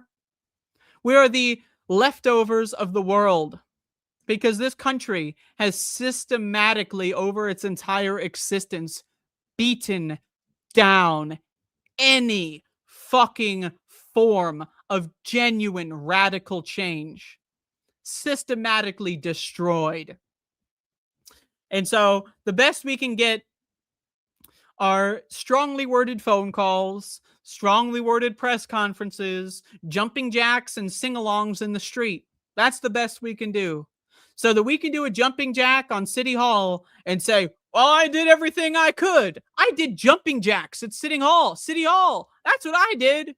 You know, so that we can rock our little grandkid on our lap, you know, if we make it that far, you know, we don't really know. And our grandkid's going to look up at us and say, Grandma, what did you do during the fascism era of 2026? And then I get to say, little Timmy, I did a lot. I did everything I could. I did jumping jacks in front of City Hall. It was amazing. It was electric in the air. In fact, after the jumping jacks were over, we did a little sing-along and it was great. And then, you know, then all the other stuff happened that you know about and nothing, you know, but hey, we did jumping jacks. We did it all. We did everything we could. I don't know, man. But we're at the end of an age. We're at the end of the rules-based international order. That's over. I mean, you could argue that shit never existed. And I will argue that on a different show because this one's about to be up. But whatever you want to claim that the UN is, it's just more fucking bull fucking shit. And you know what? I'm sick of the bull fucking shit. I'm sick of the learned fucking helplessness. And I don't know, man. I don't know. Am I here to give you a solution? No, I am not. Because I'm an American. We don't have solutions here. We don't. We have movies. We have TV shows, we got music, and we all love singing along in the streets. But other than that, we don't have solutions. We don't. Hey, maybe we'll elect some democratic socialist into office, some right-wing motherfucker into office. That's how fucked we are, is that motherfuckers like Zoran Mamdani are considered anything other than conservative. Because that's what he is, ultimately. He's a conservative. Right? It's just in stark contrast to bloodthirsty warlord fucking freaks. And you know what? You can argue I would rather have a conservative than a warlord freak who wants to kill us all. But at the end of the day, I just don't want you to bullshit me and pretend that it's anything other than a conservative compromise to elect a democratic socialist. What does that even mean? Do you even know what that means? I don't know what it means, probably because it doesn't mean fucking anything. To elect a democratic socialist to office. You know, I don't know, man. I think if that's the best we can do, game, set, match, it's already over. But hey, maybe next week I'll be doing a show talking about how in response to the ICE shooting that just happened, there were a couple people doing jumping jacks in the street. Wow. And maybe I'll do a react. Let's react to these protests. Or maybe, I don't know, people will get their shit together. I mean, it is Minneapolis, right? Right? I don't know. It is Minneapolis, so hey, Hey, what happened last time in Minneapolis? It was a while ago. Have we rested enough? Probably not, because everyone's huffing COVID all the time. So, another effect of COVID is you can't get good quality sleep. Another effect of COVID is that exercise actually tears apart your muscles and they don't rebuild properly. So that's really cool. Just another fun fact to learn while I end this show. But I don't know, man. Motherfuckers in Europe and Canada were cheering on the invasion of Venezuela. Like, I saw fucking Mark Carney go out there and say, like, it's a little shocking, but I'm glad that guy's gone. I saw Macron going out there going like, well, I don't like the way they did it, but hey, they got him. Woohoo! Right? So is that the best we can do? Probably. I don't know. But anyway, thank you for watching my program. Goodbye.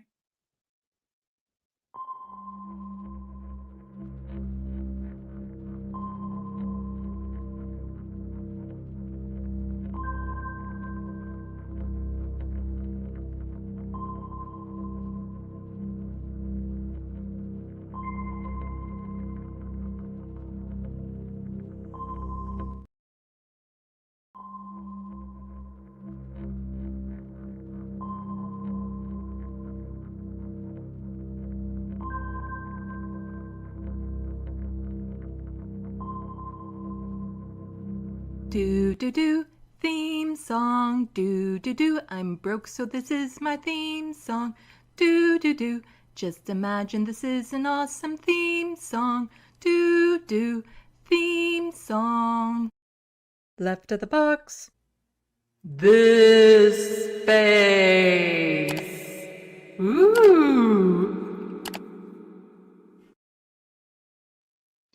Hello, welcome to This Space with Left of the Box. Bonjour, bienvenue. I'm Sandee. Fuck Mark Carney. I caught the last little bit of it. I did not like his response to the Venezuela stuff.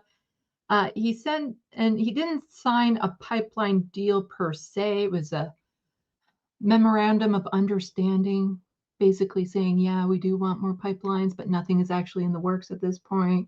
He's still just a really big asshole. Anyway, welcome. Is it still appropriate to say Happy New Year when 2 years have passed since the beginning of 2026? Yeah,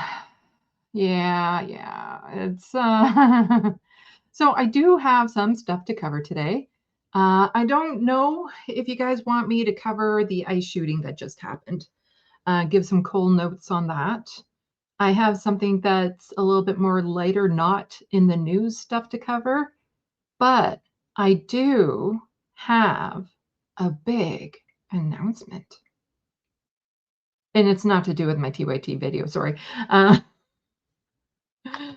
me, are you ready for it? I announced it technically last Sunday. The launch has not started yet. I need to actually add this to the stage. Share screen.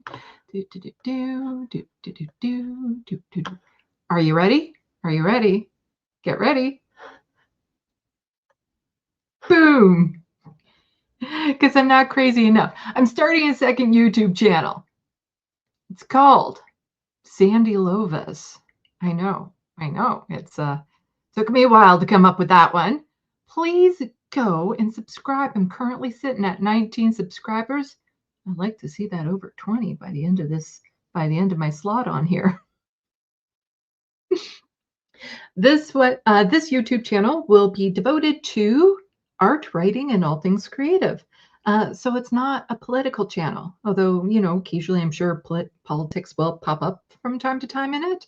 But most videos will have absolutely nothing to do with politics. I will be doing like reviews of art products, sharing tips and tricks, talking about how to get the creative juices flowing, some of my processes when I do artwork. You can join me as I'm learning new mediums because, I kind of got the pencil drawing down. So painting and things of that sort.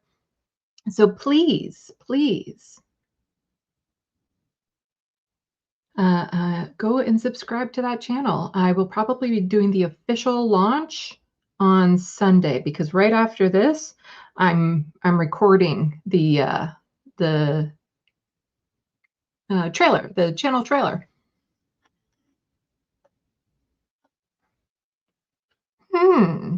Yeah, I've heard of it. I've heard of it. So yeah, it's yeah,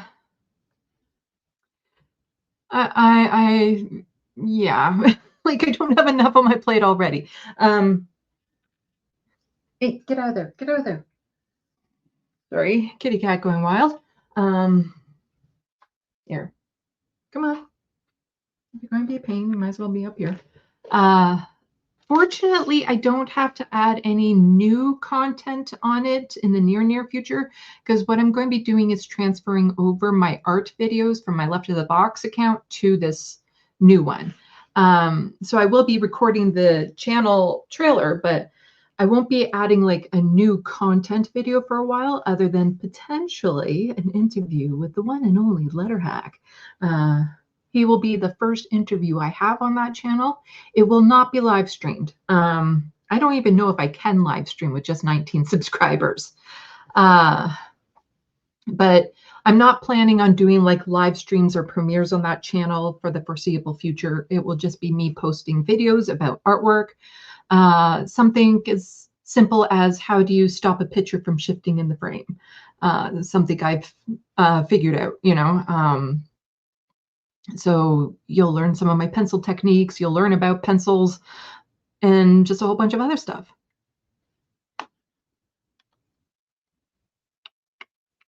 Yes, Trekkie. So with that, do I go over the shooting, or do I do the other thing? Do I do the other thing that I kind of have set up? It's heavy. It's heavy. The Majority Report covered it earlier today. If people are interested, there is a graphic video going around online. Do not watch. I have not watched it. This one I will be avoiding. I will be avoiding the Twitter for the next little while, because they like to autoplay videos and I don't want to see it. There is a bit of a video out there, like Majority Report showed the shooting, but no actual gore, of course. So I'm getting an other thing. Yeah. Yeah, other thing maybe, other thing that's not related to any headline news right now, believe it or not. Yeah, sometimes you just need a break from the absolute shitstorm of this. Like I said, it's been like 2 years since the beginning of 2026. You can also go check out my channel. I did a live stream devoted pretty much to the attack on Venezuela. I also did a live stream devoted to Palestinian issues recently. On Friday, if I'm feeling well enough, I'll be doing a live stream about how Grok was making CP on demand. That's a thing. And then Sunday will be my regular news live stream. Also, please go check out my channel, Left of the Box. I posted a clip on there recently of my live stream that is fun. It's a fun clip. You might get a laugh from it. I'm poking fun at a political ad from the Ontario NDP. And if you need a laugh, it's up there, and it has barely any views. So please go check it out. I'd like it to get over 100 views. Hopefully once I'm done with the TYT essay, I can focus on getting more clips out on that channel regularly. So then that will boost it in the algorithm. And for those who tuned into my New Year's Day live stream, you'll get a little sneak peek of a montage I put together for it. And I went down another rabbit hole, 2 rabbit holes since, one about Dr. Phil and their one just like today about Megyn Kelly, because it says a lot about who they're praising. I'm just saying.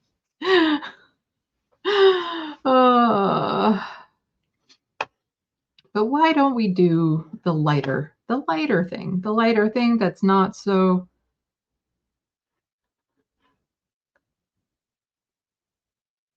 I don't know what you're talking about, eh? See my little logo up there? Oh, there. Canadian politics with sarcasm and sass. Yes, I focus primarily on Canada stuff. So when I cover things like Venezuela or Palestinians and whatnot, I try to do it from, what is our prime minister saying about it or not saying about it.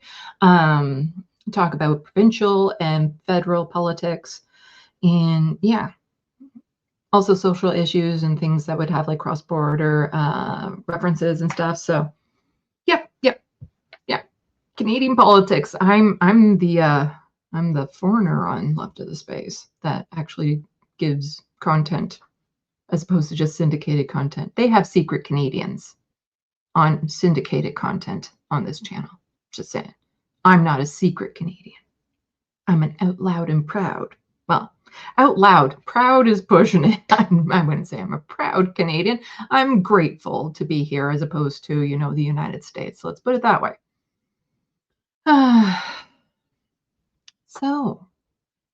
But on this channel, I don't necessarily cover, well, no, actually, that's a lie. I do cover Canadian stuff on this channel. I like to educate about Canada stuff. And so I've gone over bits of history on this channel. I went over the Charter of Rights and Freedom on this channel to let Americans know what's happening up here. And then I have like a Word document where I keep links of like, oh, maybe I should talk about the Walkerton water issue that killed a bunch of people once upon a time because of deregulation. So I have like all those stories kind of like in my back pocket. But yes, anyway, I do have actual content for you guys that's not Canadian centric. It's not even in the news right now. But I thought it was worthwhile covering because I have thoughts on it. And this is my channel. This isn't my channel. This is my slot within this channel. I'm just used to saying this is my channel because usually I'm live streaming from my channel.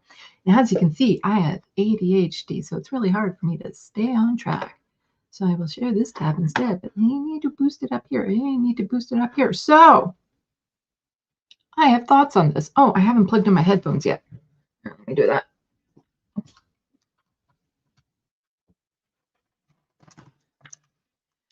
The immediate thing people are going to think is like, oh, this is good. This was a good thing. This is, ha, ha, ha, giving it to the white nationalists. Woot, woot, woot. Well, let's watch the video. So first, I will read the tweet that says, a German hacker known as Martha Root, dressed as a pink Power Ranger, and deleted a white supremacist dating website live on stage.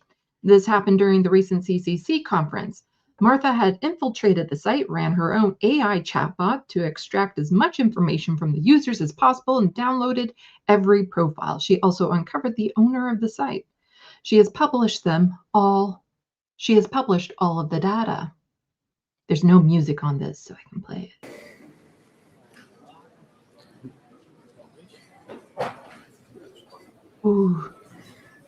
You're going to see a screen pop up in just a second. There we go. She's entering in code. Changing a mid-mail password. Done. Log into Hostinger. Done. Delete whitecloud.net. Done. Delete whitedeal.net. Done. Log into whitestate.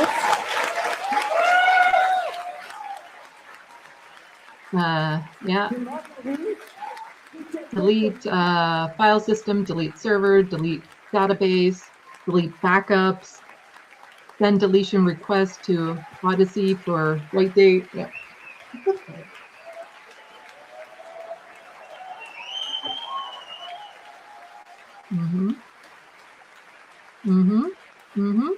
Yeah.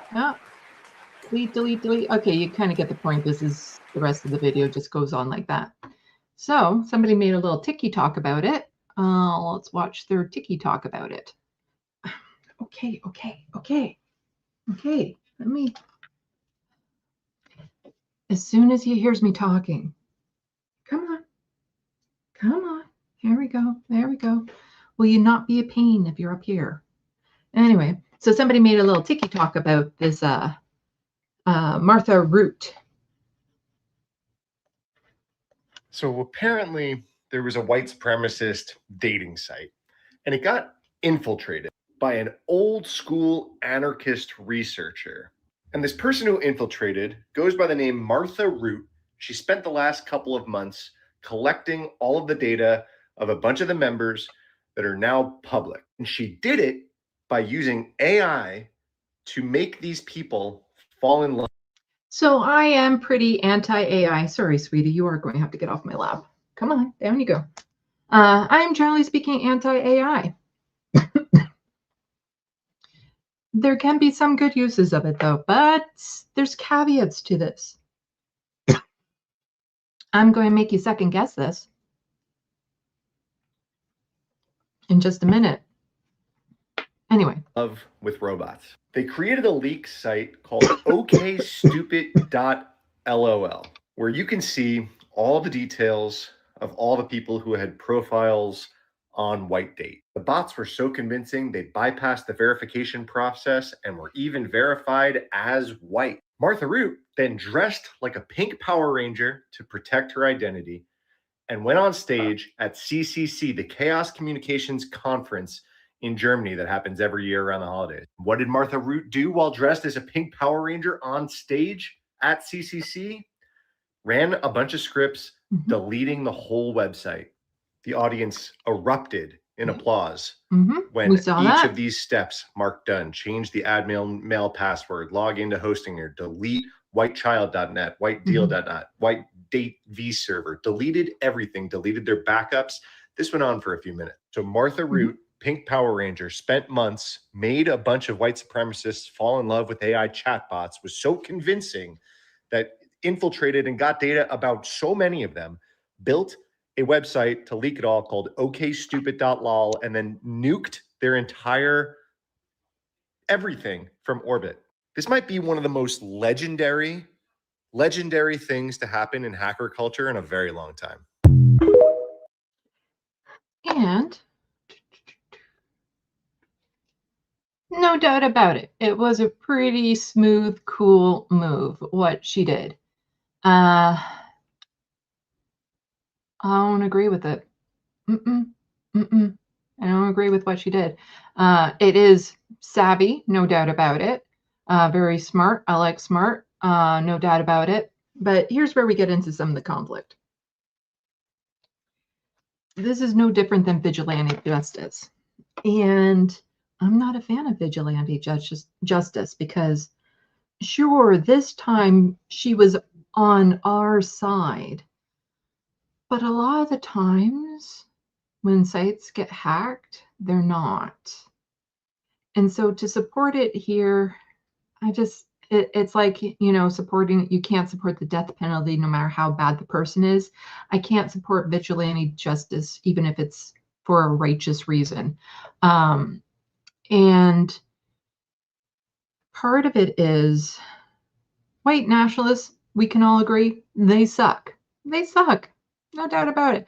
Morally deprived individuals. However, going on a dating website that, hooks them up together isn't illegal. It's not illegal. And in fact, it would probably keep them off of some other dating websites, which is a little bit of a bonus, but they would probably find it very lonely on there because a lot of these white nationalist sites probably have issues getting women to sign up. So I'm not a fan. Like, it's smart, it's cool, but I'm not a fan of going in, hacking it, deleting it. I'm not that, well, even then, because we'll get into some things. But you have to be consistent with your principles. I'm not okay when libs of TikTok decides to go and hack a system and reveal the personal data of queer teachers and post it online. So I'm not okay with this, with people's because all of their personal information kind of got leaked out. And I'll give you another example. Again, it's of a site that people are like, well, they kind of brought it on themselves. It was a bad site. You know, Ashley Madison, do you remember that one? It's a website where people would go who are married. So it was a dating site for people who are married. And that one also got hacked, and all the information was leaked for a whole bunch of people. So let's pop this up on screen. Which screen was it again? Was it this one that you were? No, not that one. This one? I think it was this one. And so I go to share this tab and stat. Here's part of the problem. Toronto police report 2 suicides associated with Ashley Madison hack. And I recall hearing ones in Australia as well. So here we go. So local police in Canada say 2, I'm sorry, I should probably be saying unalivers. I don't know how we are with the algorithms yet, if they catch on to things like that, are being investigated together because of the leak of millions of customer profiles for extramarital dating service. Unconfirmed reports suggest that 2 people in Toronto have unalived themselves over the Ashley Madison hack, local police said in a briefing providing details about the beginning of the leak. As of this morning, we have 2 unconfirmed reports of unalives that are associated because of the leak of Ashley Madison customers' profiles. Toronto Police Service Staff Superintendent Bryce Evans said at a press conference on Monday. Evans said the nature of the dating site for married people who was of no interest to us as the investigative teams. And so it will, the hack in which some 33 million profiles from the service were published online has been the focus of extortion, phishing attempts. Among them are hacked checking websites that compile the emails of curious, entered them into them, and then send malicious software to those emails. Even said that the new scam claiming to erase names from Ashley Madison database in order to preserve users' privacy has sprung up in the few days. By clicking these links, you're exposing your computer to adware, spyware, malware, viruses. Evans says multiple sites have now downloaded the database and are present. Nobody is going to be able to erase the information. So basically, a lot of people were also being blackmailed with this information, extorted and stuff. And here's some of the moral conundrum with this one. I think on a surface level, we would just say cheating is bad. And, you know, in an ideal world, it wouldn't happen because you would have open gates of communication and so on and so forth. However, for a lot of these people, we don't know their personal lives. Like, it's easier to say with the white nationalist dating site that, you know, we can be against all of them kind of easily. That one is an easy one to be against. But some people turn to Ashley Madison because they're trapped. Maybe they love their spouse, but they're not being, fulfilled. And they don't want to wreck the marriage. They don't want to have the kids go away. And they don't know how to communicate, which is bad, and that should be rectified. But some people are trapped, as in culturally, they're not allowed to separate, due to religion or something of that sort. So they have to turn to something like this. Some of the people on that site were there with their spouse's knowledge, but now suddenly they'd be blasted out as a cheater. So there are some people who still very much love their spouses, but, maybe for a whole litany of reasons, they turn to that instead of, proper communication, which would be the ideal outlet. But that's also not taught to a lot of people, how to communicate properly in relationships when things that, when sticky situations like this happen. So a lot of people were hurt. Some people unalived themselves because of this data leak. It's not the only one. It's not the only one. Do you remember not too long ago, there was this one.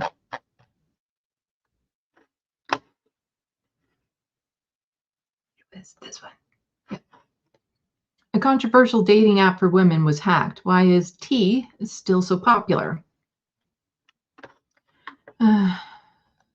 So, what's incredibly popular, just polarizing, and not, as it turns out, a comforting drink? Tea. The US-based women-only dating service app with more than 4 million users surged to viral status in July after gaining traction on social media for its ability to mark men as red flags as warning to others interested in dating them.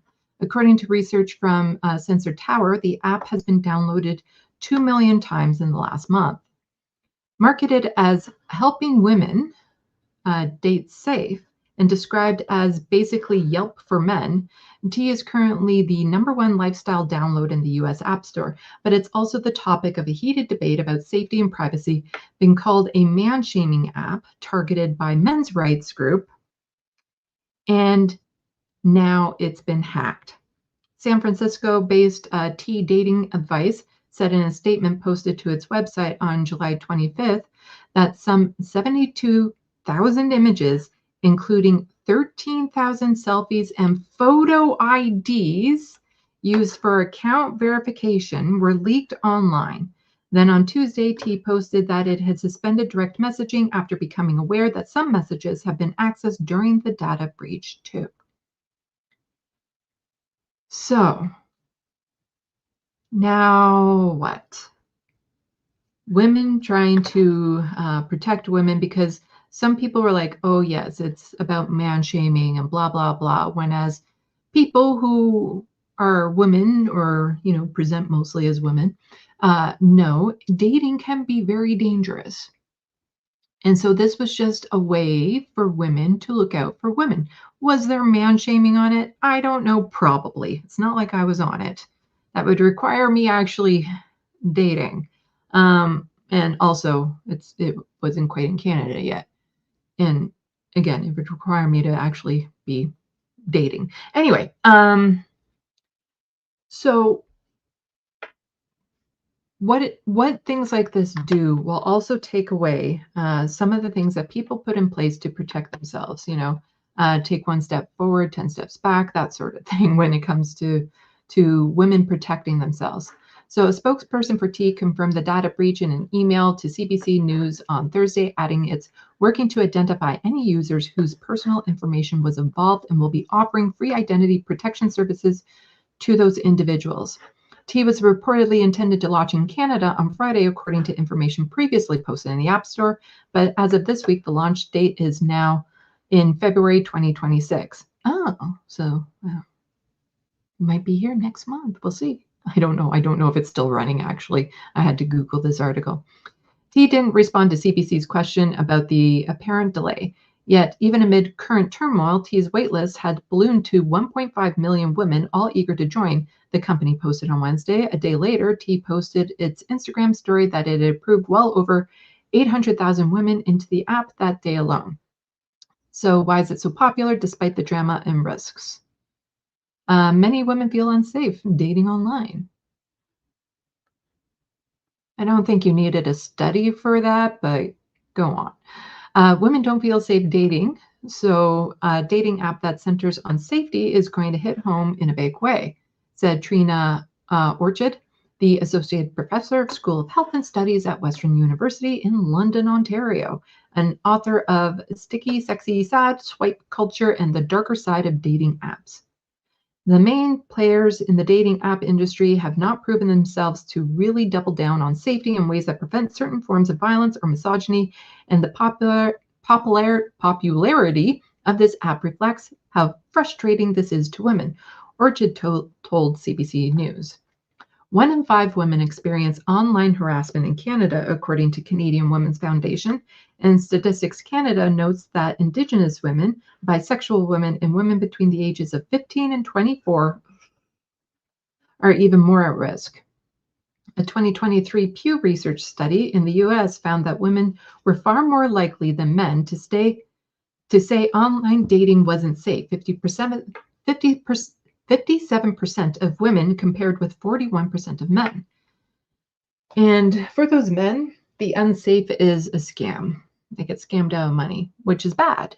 I don't like that. But for women, the unsafe is they get murdered or assaulted.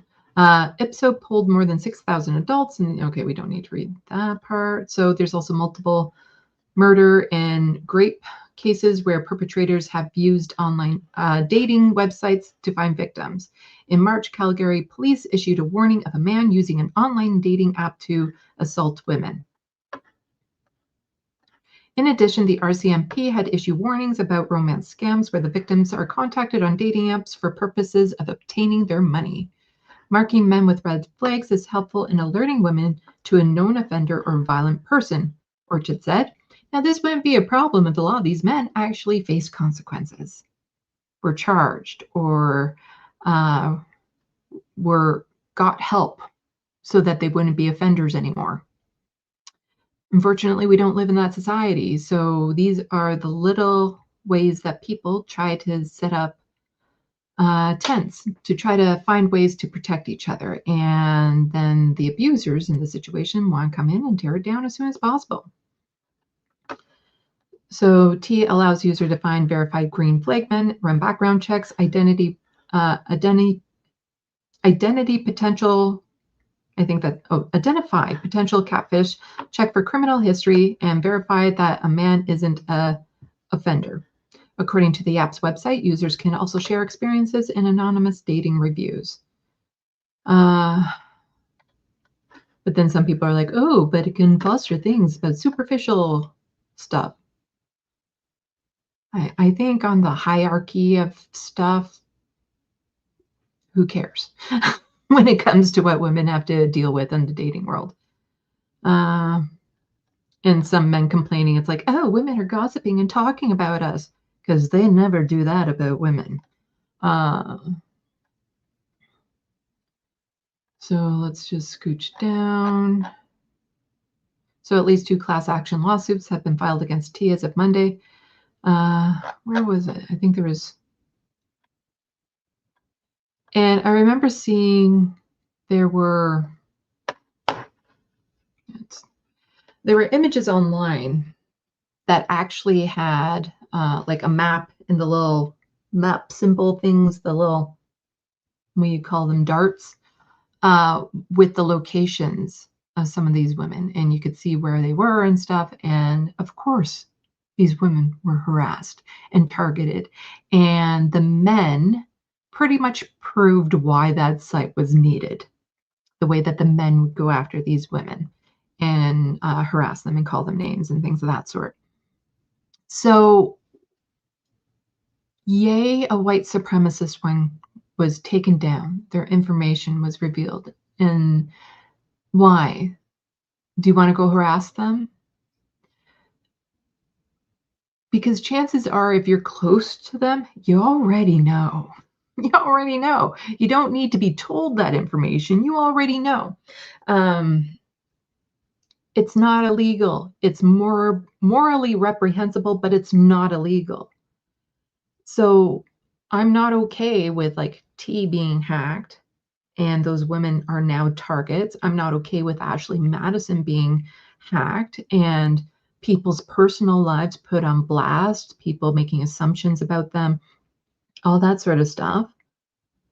So if I'm going to be principled about it, I can't be okay with this happening to a white nationalist site, no matter how much I dislike the people who are using it. It becomes sticky. It becomes sticky because a lot of people do run into dangers on online dating.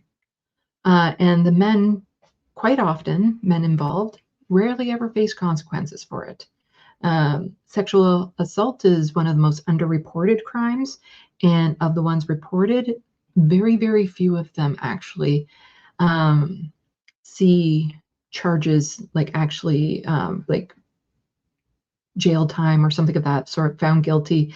And even then they can be found guilty, but time served. So no lessons being learned.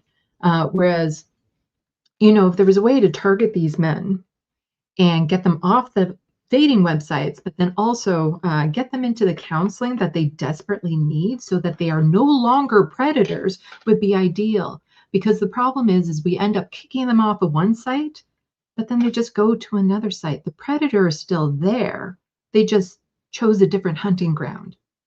They need to be dealt with, but, not by, vigilante justice, because again, vigilante justice can run into problems where somebody might think this person is a bad person, but then they got the wrong information, or there was another person with the same name, and you go out and you attack someone because you think that they are this bad person, and it turns out that they were just an innocent person. So vigilante justice is never good. And so that's why I'm not actually for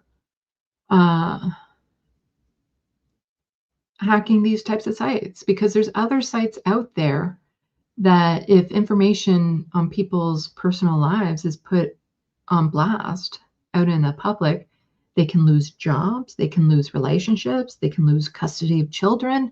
And I'm talking about people who are not doing anything illegal, like people just living their lives, and maybe they're a bit queer. They aren't part of what society would deem as normal or something. Or they are, on a gay dating website. Like if Grindr was hacked and all that information released, that would destroy lives. Absolutely destroy lives. And again, they're not doing anything illegal by men dating men. That's not illegal. But could you imagine what would happen to them right now in the United States if that information got released? So it's about principles. You can't be okay with one site, no matter how bad it is, as long as they're not doing anything illegal. And being a horrible piece of shit, it's not illegal.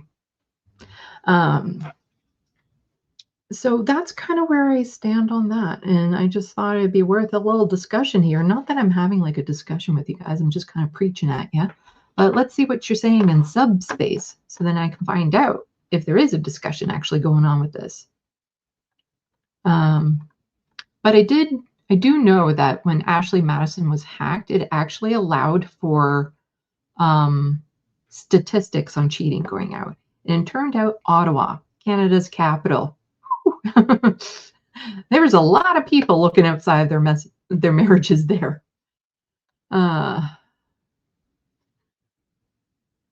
So apparently there's another Canuck show. True North Eager Beaver, not the crazy True North people. It says Saucy Sea Witch. It's always good to learn about other Canucks.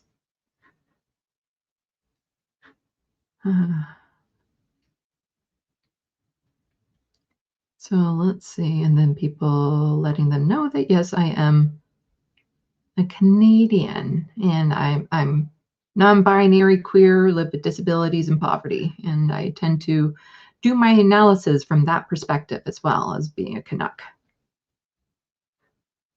Let's see what people are saying in subspace about this story. And then I have something else. It's on the lighter side. It's one of my continuations on this, on my slot in this space, is my hatred for AI. I hate AI with a passion. That's actually going to be in my channel trailer for my new YouTube channel called Sandee Lovas. Took me a while to come up with that one. Actually, I just wanted a YouTube channel that would claim my name before somebody else did. That's part of it. That's part of it. But also, my political channel might do better in the algorithms if I'm not posting mixed theme content on it, like posting art stuff and political stuff. And so I'm actually very curious to see how well my Sandee Lovas channel will do. But I need like a cute little logo or something, but I don't know. Yeah, let's pop this back up on screen so you can see it. Let's go big. Let's go. Where's the big one? Is this the big one? There's the big one. And then I need to share this tab instead. So right now, my profile picture is from my book, but I don't have a logo for this channel. Any suggestions? There's not going to be a theme song, because this might be shocking, but most video channels don't have theme songs. I don't know why I decided, like, I can't remember the logic with me making a theme song for Left of the Box, but it's there now. There's probably not going to be a theme song for this one because, again, it's just like informational videos that I'm posting. It's not really a call for a theme song there. I do have a sign off though, so there's that. But I don't know if there's like a little logo for this that I can just shove up in the corner like I do with my Left of the Box. So I'm going to hit refresh. We'll see live if any of you went over. Ooh, one of you. Thank you. Put your name in subspace so I can thank you personally.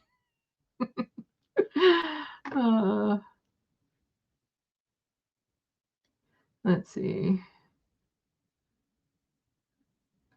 What people were saying about this, but yeah, please go subscribe to my new channel. And any ideas on logos? Because if I'm signing things short, I go SL, but I tend to do it in a way that might look a little white supremacy, unfortunately, where it's like S and then L. And if you just glance over it, it might look like 2 lightning bolts, but it's not. It absolutely is not.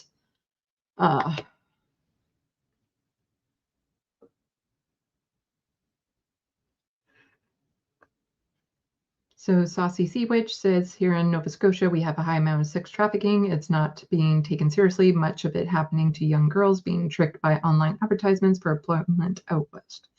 That is absolutely an issue and problem that needs to be taken seriously by the police and culture and everything.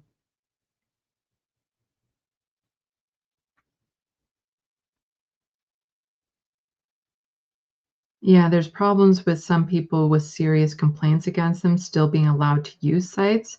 And that's where an app like T would come in handy so that women can be warned of men who are pests or predators, but aren't being kicked off the sites because, oh, well, they're not really going against the TOS. They're not really breaking the rules, so we're not going to kick them off.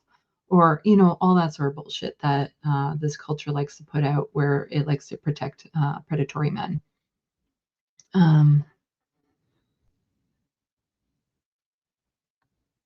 Let's see. I'm hoping by the end of my little slot here, I get at least one more person subscribing to my new YouTube channel. The official launch will be on Sunday, most likely, right before my regular live stream, my news live stream, which usually starts at around 6 p.m. Eastern. So let's see, from Saucy Sea Witch. I want to say sandwich, but it's not.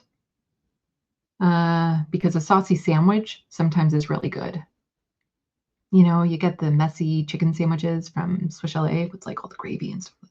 Actually, they're pretty good.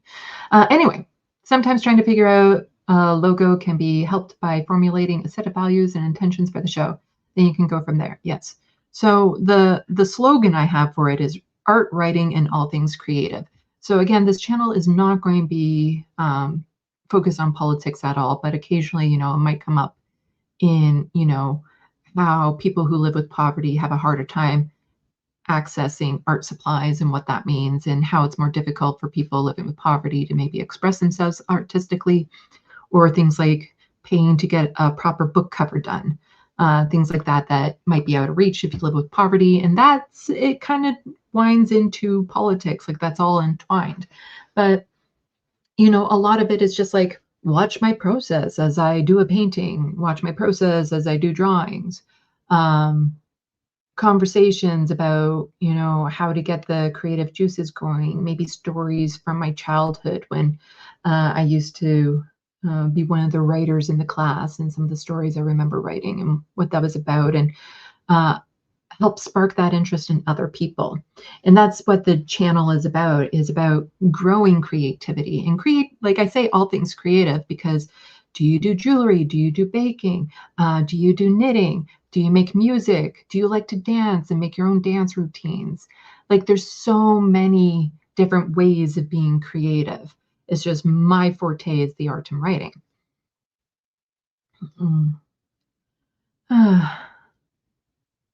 Saucy Sandwich says that's what the trolls call me, sandwich. But a saucy sandwich. Oh, I'm craving one now. Damn it. I haven't had a good meal in a long time because I've had to rely on my cooking because my fucking car is stuck. It's stuck in the parking lot because the tires that do the moving are in ice. And so it can't get any traction and it's just spinning out and spinning out. And I've tried like dumping salt, but it's been stuck in the parking spot for like a week. And tomorrow morning I have to wake up bright and early because the superintendents of the buildings here will have to help me move my car because we're having like the plow come in to remove all the snow and my car can't be there for that. Plus I need to go out and do things. I need to pick up medication for my poor little kitty cat. Frodo, he needs his medication and stuff. But oh, I'm just catching things like, yeah, is being called a sandwich supposed to be an insult, says the reference frame, because sandwiches are awesome. Yeah, I love when trolls say something to me along the lines of like, you look like the queen of the damned, you look like the undead, you look like a vampire. And I'm like, aw, aren't you so kind? That's not the criticism you think it is. It's more of a compliment. Or occasionally I get gender affirming transphobia because somebody will just pop on my channel and they'll see the flags and not know what they mean. And so they'll just assume that I'm trans, even though none of these are trans flags. And so they'll be like, oh, look, there's a man in a dress. And I'm like, oh, you think I could actually pass as a male? You think I could pass as a man, that I could actually, why, thank you. I appreciate that. That's really kind of you to say, because there are times I would like to be able to pass as a male. I'm non-binary. There are times where I feel like I just want to let out my my masculine side. Groove Dragon says cat litter. Try cat litter instead of ice melt. Yeah, maybe. It's just the building supplies salt. I don't want to have to use, like, I have cat litter, but I don't want to use things I spend money on in order to get my car out of a parking lot that they should have better maintenance over. That's I need the cat litter for my cat litter bins. I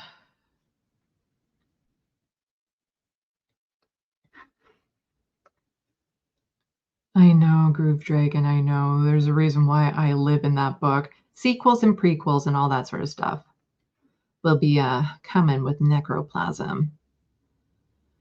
Let's see. Okay, so I do have, again, my anti-AI stuff that I wanted to get to. Oops, no, it was on this. Let's share this tab instead. Let's pop this up because I still have time.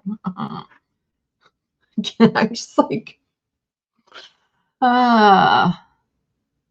the amount of time and energy some people put into making an AI image, they could have put into actually learning a skill or going outside and touching grass and all that sort of stuff. So somebody says, oh, wow, a fake person being fake photographed in front of fake landscape with fake birds.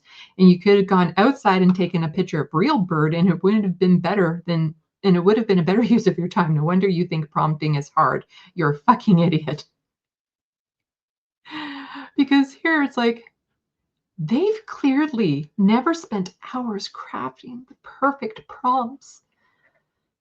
Indurating, I cannot say that word, endlessly and curating masterpieces.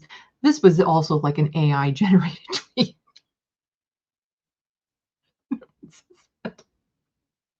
No one says that. Curating masterpieces, I'd say, just to create jaw-dropping visuals instead of lazy slop flooding your feed. So now there's this group of AI image makers that are saying, no, mine is the good AI, not the slop, because I spent time.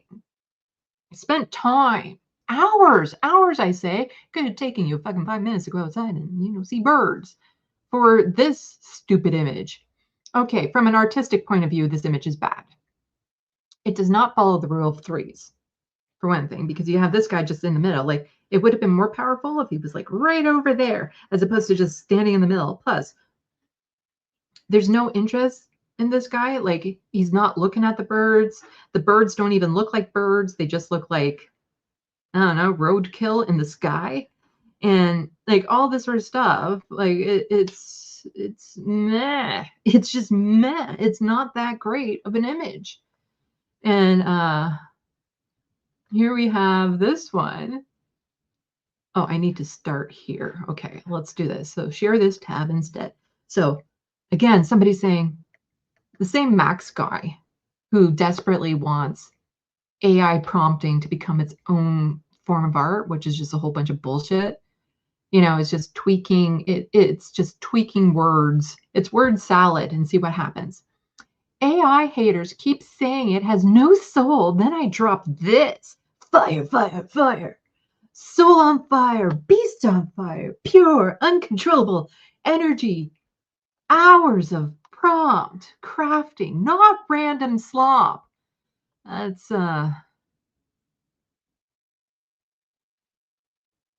that isn't worth bragging about. But then somebody here said, this is why artists don't take you seriously. I slapped this hot trash together in 10 minutes while talking to my girlfriend. And this one actually, I think, looks better because there's more human emotion in it. But yeah, it's, and then you can see the process and stuff. Yeah, it's,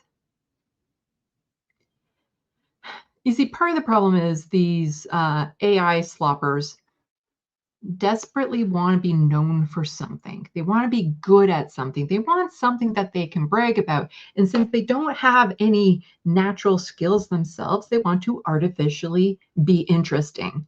Like artificially interesting is another form of AI because they don't feel they're worthwhile enough on their own, which is a sad commentary on them. And that's something that they need to work on. Instead, they spend hours making slop images when they could be spending hours on actually improving themselves as individuals to make themselves somebody that others would be interested in.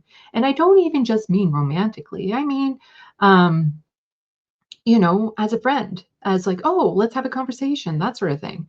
Because I used to, once upon a time, collect a whole bunch of things I shouldn't have been collecting. And I was borderline hoarding. And then one day I did a binge clearing of my apartment where if it wasn't something that I was using, something that was part of a long-standing collection, something that had sentimental value or something that I truly appreciate, it was gone. And as I was doing that, I was finding like, oh, here's a rug hooking thing. Here's a knitting thing. Here's all these things that I didn't do, but I could show off to be like, oh, look at this interesting thing. And I was doing that because I didn't feel like there was anything interesting about me and I wanted attention. And it's a normal human thing to want attention. There's nothing wrong with wanting attention. This is not the best way of going around getting that attention, though. Mark Zuckerberg, an outspoken critic of man-made climate change, shows off his new $300 million yacht.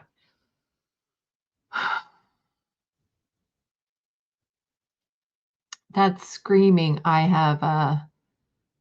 have issues in the bedroom. That is what that is screaming. That they're screaming that. I have issues. Nobody finds me interesting. Nobody likes me. So I'm going to have things that, you know, outshine everything. Like, who needs that? How is his life actually improved by that? How many unhoused people could live there? Like, that's the thing. Is his life any better than it was before spending this money on this grotesque monstrosity? Really? Really? Really? Also, I'm going to be checking this out. LibreOffice is AI-free, costs $0, and save files to your actual computer rather than demanding you use a cloud service. Microsoft Word is pissing me the fuck off with their one cloud thing. Oh my God, I had an issue with them before, stealing all my stuff. But any outlets out there that I can find that are like anti-AI, anti-cloud, anti-Microsoft, all that sort of stuff, I'm down for. But let's go back here. Okay. Let's see. My time is almost up. It says 20. Let's refresh. Did I get to 21? And 22. Nice. Yes, instant gratification is a problem, Saucy Sea Witch. Let's scooch here. Yes, this drawing did not happen overnight. It took 25 hours. And that was after I've been practicing drawing for a while. But yeah, some people, oh, the reference frame. It's always good to know that somebody I think highly of is a user of this, because sometimes I'm a bit suspicious of programs online, but it says I have been using LibreOffice for decades.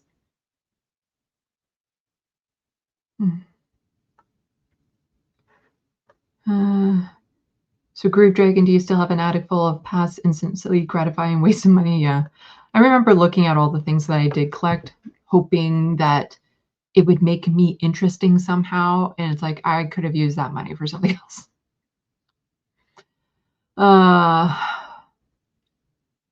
Also, I was just running out of room and stuff. And yeah, sometimes it's just, I read something on New Year's Day too that you can go back to my live stream and check out. But my grandmother once said something to me, and that is, you're half the person you want to be and half the person you are. And my immediate reaction to that was, oh yes, I want to be this person and this and this and this and this. But really, it was about embracing who you are, not trying to be something else. And once you start embracing who you are, a lot of those things that you think you want to be start fading away. And eventually you want to be the person you already are and just be that. Because there's nothing, no amount of material things in my life would be enough to make me interesting to other people, because then they would be interested in those things and not me. I just happen to be the holder of those things. And so it's a very superficial interest in a person. It's very surface level, and they're not actually interested in who I am. And so then without those things, would they have a conversation with me? Would they still be interested? So it's really about embracing who you are, and AI takes that away from people, especially for the creative journey. Because when it comes to doing art, whatever your creative kink is, the journey is the process as well. You will discover things about yourself that you would have never gotten through AI. The book I wrote, I discovered things in that world that I would have never gotten through AI. Connections between characters and stuff. Like I said, I have sequels and prequels planned for that book. AI could have never come up with that. It's a world that I've created. And then I have ownership over it. It is something that I can point to, my drawings, my artwork. That's something that I can point to and say, I did that with my skill, with my hand. It is something that I worked to learn, although I had a shit ton of natural ability. I'm just saying it. Autism for the win. But it is about embracing elements of yourself and emphasizing them, emphasizing who you are, and making that what people see, as opposed to the things around you that you hope are enough to grab somebody's attention. Let's see what people are saying.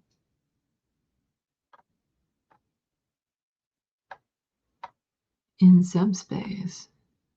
Yes, I will be recording my channel trailer right after this. Do I look okay for it? Do I look okay for my channel trailer?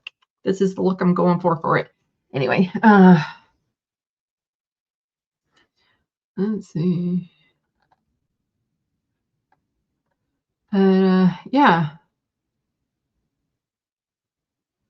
And Saucy Sea Witch also says, I love finding people who know who autism and ADHD is like. Yeah, I'm there. I'm there. I am just a tossed salad of neurodivergence, a buffet of it, so to say. because, you know, it came in a bundle package with me. It wasn't just one thing. It was like, oh, well, if you are this one thing, you get a discount on all these others. And signed right up for that. Oh, thank you. I didn't necessarily mean to go fishing for compliments, but, you know, sometimes I just want to make sure I'm stage ready for a channel trailer. It's important to get a channel trailer right. But yeah, it's a different vibe from my political content. So it's not meant to be like kitschy, funny, sarcastic. It's meant to be something completely different. That's why there is no theme song, really. You know, sometimes my personality is still going to come through, and I'm still going to be a little sarcastic because it's hard for me not to. But since I'm not talking about politics and stuff, it's, again, the new channel, completely different vibe than my Left of the Box channel. And I'm actually very, very curious to see if it would pick up more traction in the algorithms. But please, tag me on social medias, Sandee Lovas and Left of the Box. Go buy my book, as Johnny says. And let me know if you have any ideas for like a little logo for Sandee Lovas, because I want to have something like a little watermark type thing in the corner while I'm doing my stuff. You know, a little, like I have the profile picture. I guess that's good enough. Okay. Oh, yeah, there I go. You see, ADHD. I'm like, oh, I still have a few minutes to kill. And then I start talking and rambling about things. And then all of a sudden, you know, Nicholas will be like, oh, God, here we go again. You know, your time is up and you're moving on to the next thing. Everyone send some love to Nicholas, the producer. He puts up with a lot with me. Also, please check out all my social medias. You can find me as Sandee Lovas and Left of the Box on Blue Sky, Twitter, Instagram. And then I'm also on TikTok as Left of the Box, and now YouTube, both of those accounts. Please go subscribe to all of them. Also, don't forget to hit like and subscribe for people who are in this space right now. And it's been great talking to people in subspace. So I guess with all of that, I still have my traditional sign off here. Salut, à la prochaine. Thank you for watching and stay tuned. I'm Sandee, wishing your tomorrow is better than your today.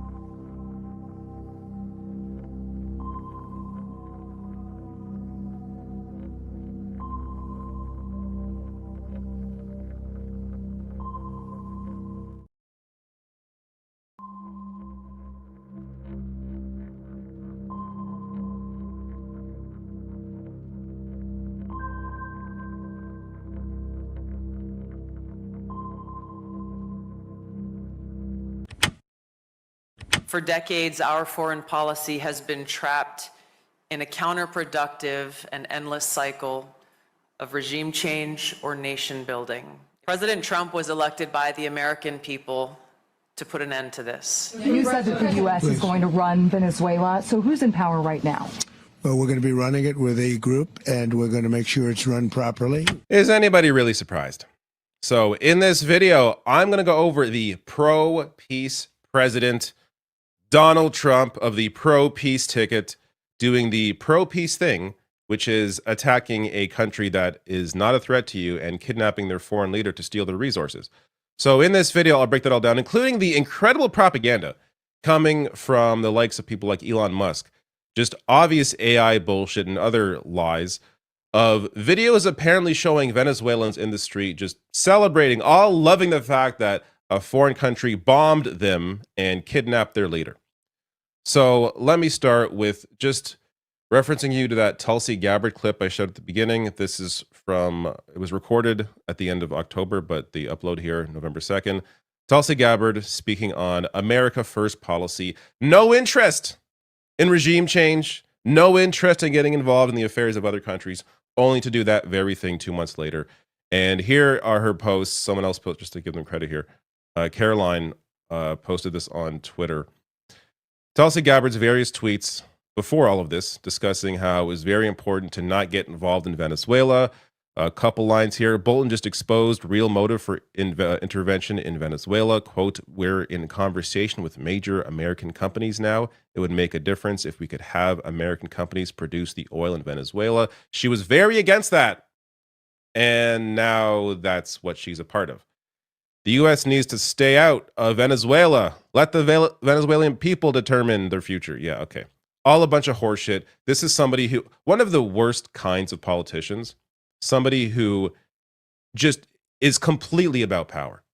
This is somebody who ran in the Democratic primary in 2016 as a more progressive candidate, as like the left-wing alternative to Bernie Sanders, only to then do a complete 180, join the Trump administration because that's where she found she could be able to get a job, I guess. It's absolutely disgusting that people like this are in positions of power. And then you have Elon Musk, another disgusting person. So Derek Guy pointed this out. Here is Elon Musk in February 2025. With the new administration, there's less interest in interfering with the affairs of other countries.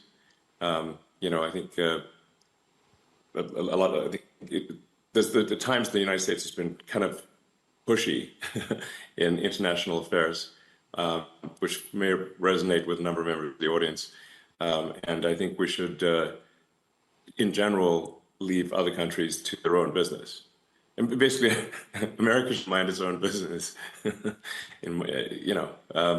rather than push for regime change all over the place. Oh my God. So first, I apologize for exposing you to an Elon Musk clip. He is one of the least charismatic people to ever have money, just a horrible person to listen to.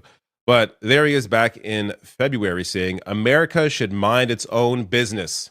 That's right. Only to yesterday. Congratulations, President Trump. This is a win for the world and a clear message to evil dictators everywhere. You fucking loser. These people have no principles. They don't care. It's all about giving in to dear leader or their own power and how they view their ability to control others. The right wing is very easy to manipulate, as you're going to see when they get to these fake videos. So when you have someone who's such a dipshit like Elon Musk, the only people he's able to fool are right-wingers because no one else is going to fall for his garbage. Another example of that, Tim Pool, who Kyle Klinsky shared this. Back in 2019, Tim Pool wrote that one of his top 3 major issues is ending regime change war. Only to yesterday say the U.S. economy is about to boom. Tons of free oil heading our way. Clown. Katie Miller, the wife of lunatic Stephen Miller, posting this. Soon with Greenland here and the American flag draped over it. Again, lunatics. Because nothing says, I just care about the well-being of Venezuelans, like, here is my desire to take over Greenland. But maybe I'm wrong. Maybe there's a really good reason why Maduro was kidnapped illegally. Pam Bondi here, the Attorney General, writing, Nicolas Maduro has been charged with narco-terrorism conspiracy, cocaine importation conspiracy, in addition to a gun possession charge? Like, okay. What? He's in Venezuela. What is this? But let's just focus on what's important to them, apparently. The narco-terrorism conspiracy, the cocaine importation. Yes, they're so concerned about leaders of countries and their dealings with drugs that Donald Trump literally 4 weeks ago pardoned the ex-Honduran president who was convicted of trafficking 360 tons of cocaine. Yeah, they're very concerned about this cocaine importation conspiracy. Very concerned about that.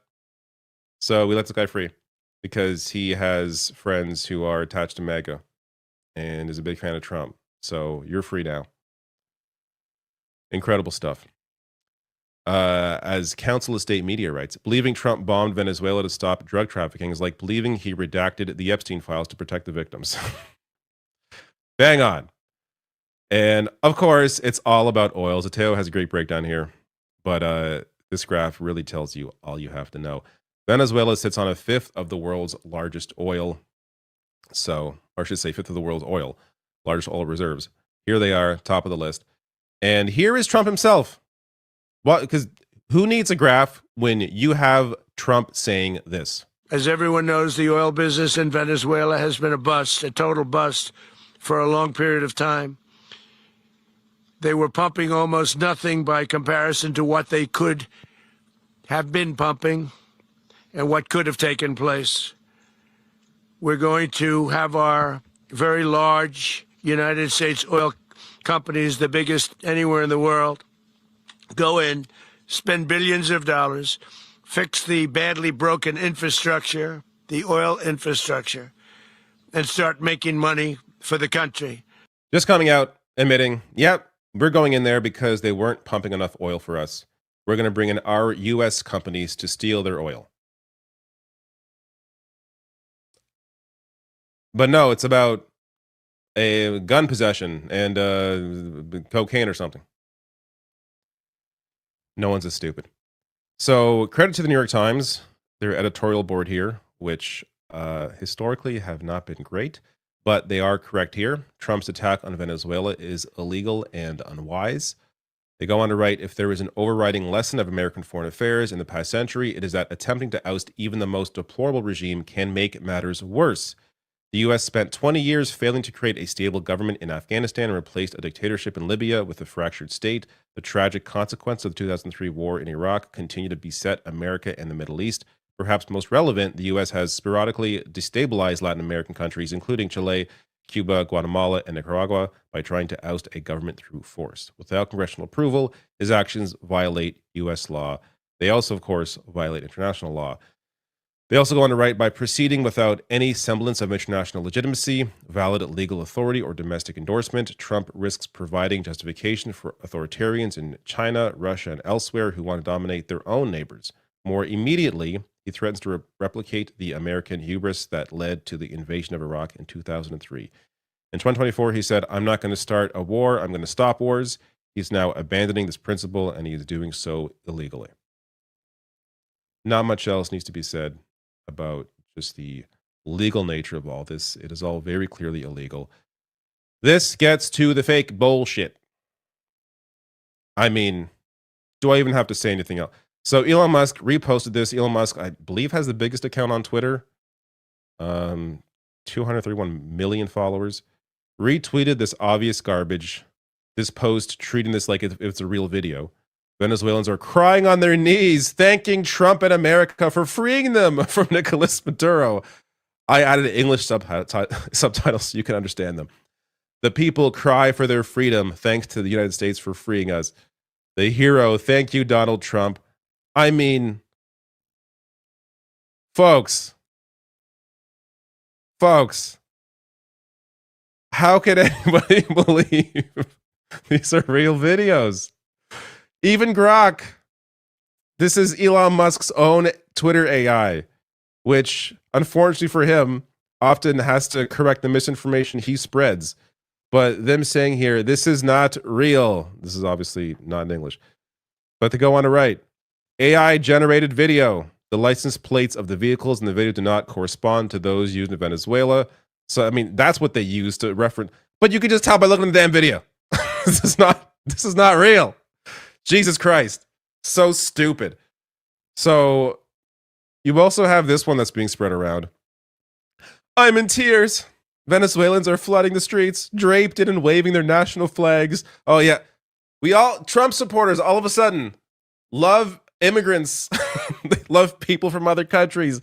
Can't get enough of Venezuelans now. Draped in and waving their national flags, celebrating the capture of Maduro and the fall of his regime. Actually, the video isn't new. It's old footage from September 2023 showing Venezuelans celebrating a soccer win against Paraguay. So, there you go. like they're all wearing soccer jerseys. I don't know, maybe that was the giveaway. But that was spread by morons like John Rich, who I only know him because he was on The Apprentice once when I can't believe I used to watch that show before Trump, he became who he was, though I guess he always was that person. But I guess he's some right-wing lunatic now. I have no idea. But he wears a cowboy hat, so that tells me a lot. The people of Venezuela are celebrating in the streets this morning. If you're upset about the strike on Maduro, ask yourself why you are upset. But the people of Venezuela are throwing a party. Check yourself. So yeah, he fell for it. Somebody replied to him. This is amazing. So Turnbull says, that's an old video. You turn up why you always fall for these kinds of things. He replies, commie lover. You just love a good drug dealing. American killing commie, don't you? Yeah, you do.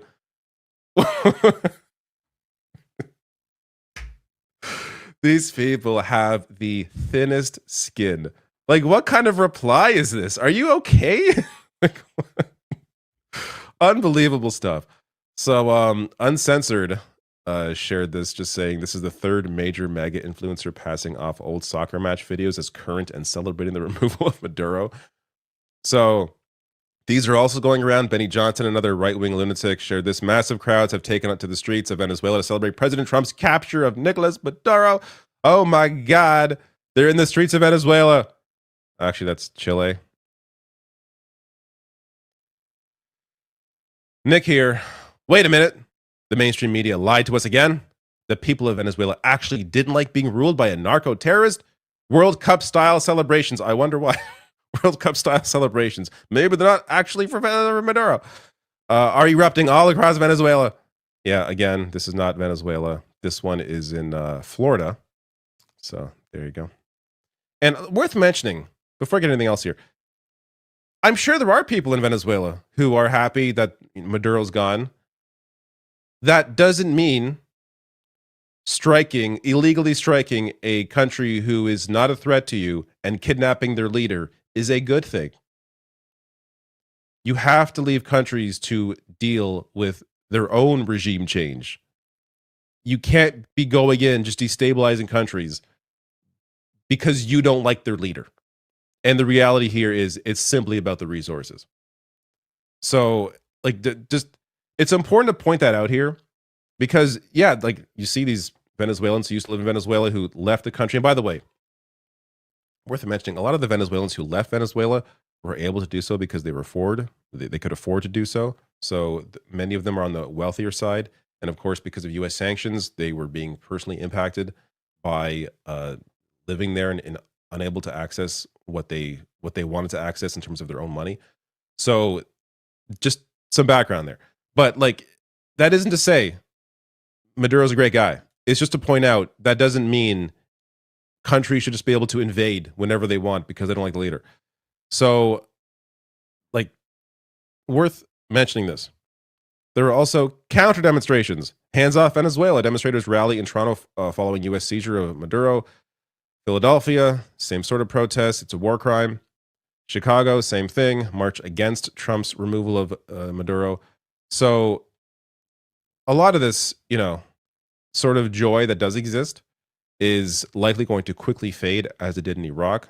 Iraqis' joy at Saddam arrest quickly fades for, again, the obvious reason that occupation is still on the table. It's one thing to not like your leader and be happy your leader is gone. It's another to now have a foreign country decide what's going to happen to the resources that are within your country. All right.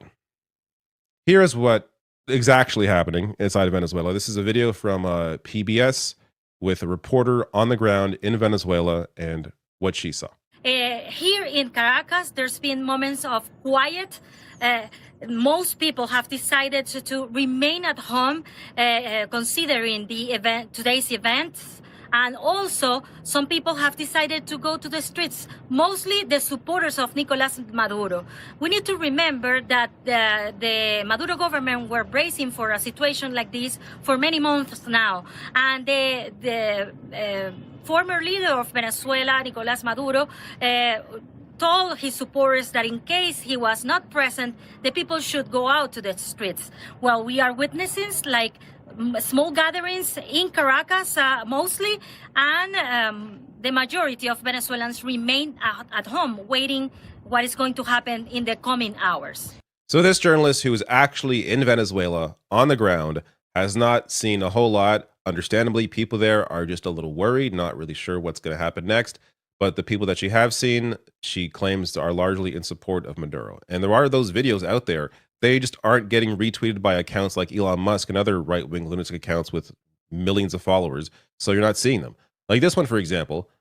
This is from Venezuela, but it only has less than 6,000 likes, less than 1,000 retweets. So I will link to this below the video because it's all in Spanish. It is subtitled. But essentially, the takeaway here is that he says, because if Trump can do this, if any president defends their sovereignty, he'll try to intervene. We are tearing down 300 years of resolving conflicts through diplomacy, and that is dangerous, very dangerous.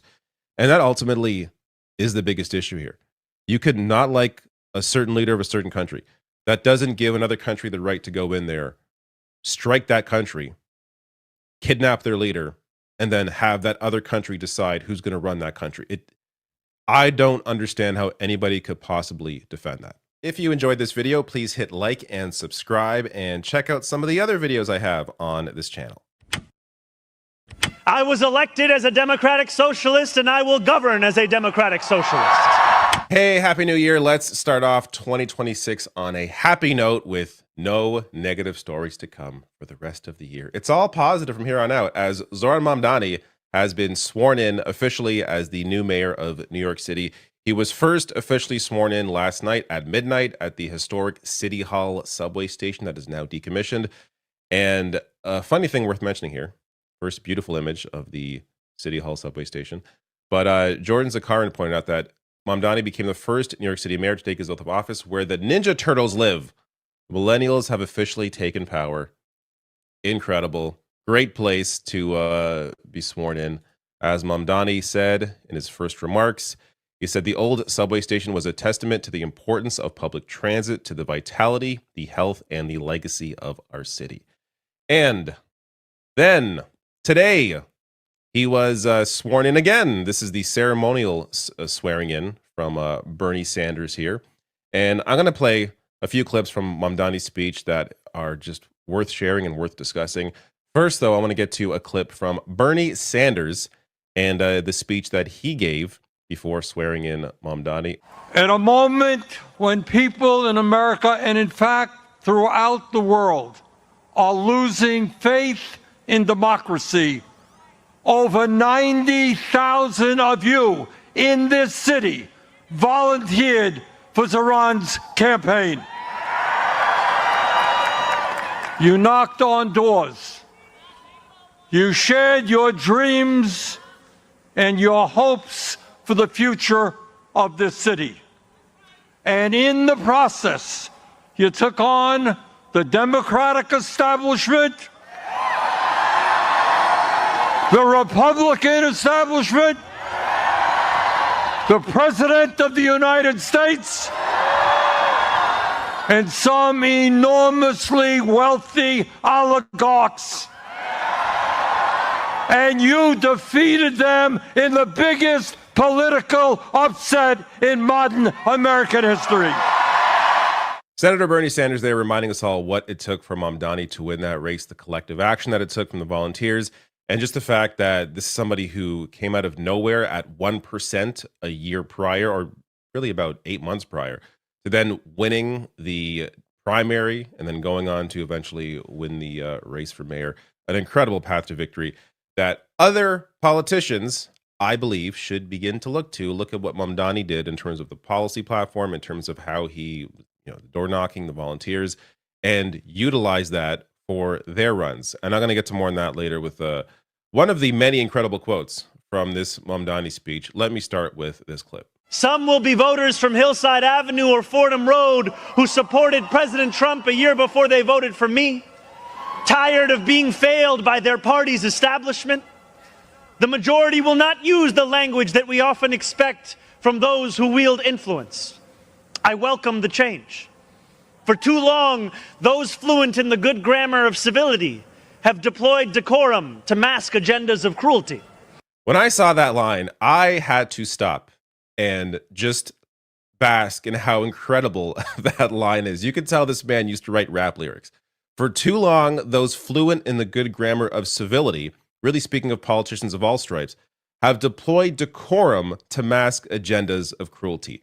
Essentially saying the establishment politics or politicians, whether it's Democrats, Republicans, whoever, have essentially been telling people, hey, don't rock the boat, don't ask for too much, accept what we give you, don't complain. And that has masked their actual goal, which has been to hand everything to massive corporations and billionaires, the same people that are lobbying them. So here is somebody who recognizes the inherent bullshit and how politics has been done historically and is looking to change that. That gets to the next clip. Many of these people have been betrayed by the established order. But in our administration, their needs will be met. Their hopes and dreams and interests will be reflected transparently in government. They will shape our future. And if for too long these communities have existed as distinct from one another, we will draw this city closer together. We will replace the frigidity of rugged individualism with the warmth of collectivism. This line gives you a great idea of what Mamdani is about. Replacing the frigidity of rugged individualism, speaking to this libertarian streak, this focus on yourself and screw everybody else, which is also inherent in capitalism, with the warmth of collectivism. So one example that he's bringing in is universal programs like childcare. So this really gets to a great example of the decimation of collectivism, and that is Reagan in the 80s when he decimated unions and the impact that that had on the share of income. So looking at the Economic Policy Institute, I will link to this below the video as well. So Reagan in 1980s here, and also worth mentioning, late 1970s, corporations began to pour more money into politics. That also, of course, had an impact. But as union membership declined, the share of income going to the top 10% increased, showing decimating collectivism benefited the very few at the top. So this is an issue that, of course, Mamdani can't just, fix himself. This is not an issue for the mayor. But one thing he can do is bring in some universal programs like childcare. So this is obvious benefits, the benefit of more disposable income, the benefit of potentially opening parents up to both work full-time if they choose to. Also, the benefit of kids themselves being around other children at an early age and the benefit that has for their development. So there is just so many benefits to universal programs, and childcare is one example of that. Let me get to the next clip. The cost of childcare will no longer discourage young adults from starting a family, because we will deliver universal childcare for the many by taxing the wealthiest few. Those in rent-stabilized homes will no longer dread the latest rent hike, because we will freeze the rent. Getting on a bus without worrying about a fare hike or whether you'll be able to get to your destination on time will no longer be deemed a small miracle, because we will make those buses fast and free. These policies are not simply about the costs we make free, but the lives we fill with freedom. For too long in our city, freedom has belonged only to those who can afford to buy it. Our city hall will change that. It's incredible that anyone tried to claim that Mamdani is a radical when everything he proposed is something that he can help accomplish as mayor. It's not as if he was promising things that he can't possibly do or even attempt to do. Universal childcare, he can do. Free bus service, he can do. Freezing the rent, he can do. These are things that not just he can do, but other mayors in other cities have done. So it's not as if this is like off the wall insane stuff. The one complaint you could maybe make is he wasn't radical enough. But in terms of the platform he's proposing here, this is a great starting point for what New Yorkers should expect. And this gets to the last clip here that I think is very important, because this speaks to what other politicians can now potentially do because of Mamdani. Here is what I want you to expect from the administration that this morning moved into the building behind me. We will transform the culture of City Hall from one of no to one of how. We will answer to all New Yorkers, not to any billionaire or oligarch who thinks they can buy our democracy. We will govern without shame and insecurity, making no apology for what we believe. I was elected as a democratic socialist, and I will govern as a democratic socialist.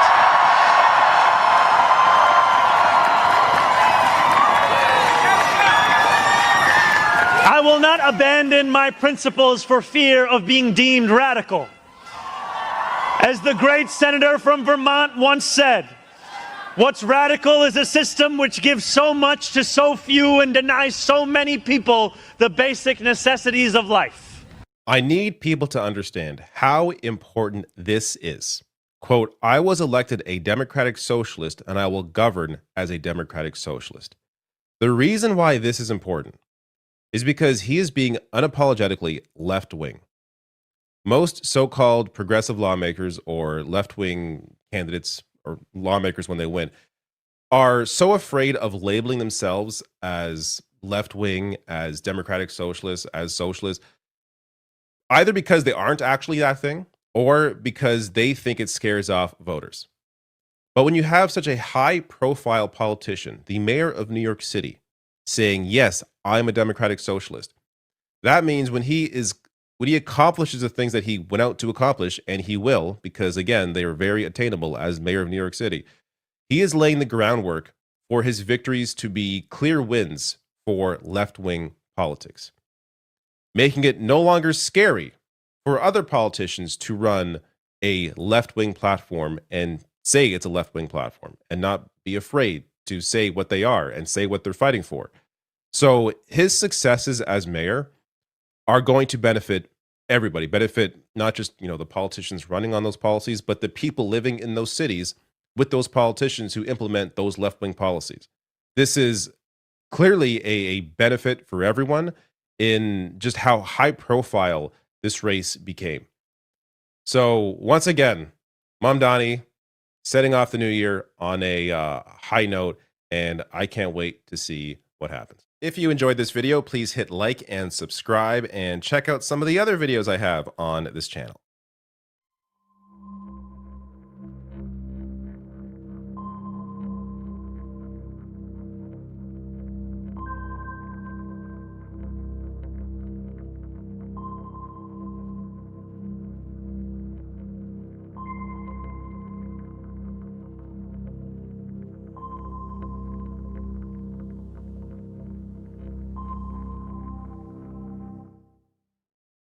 All right, hey ho, let's go. This is Noise Filter. My name is Mark Allanderi, and let's jump right into today's topic, which is about chikungunya virus and it being seen in New York. So a rare mosquito-borne virus that many Americans may have never heard of may be making an unexpected appearance right here in the U.S., particularly in New York.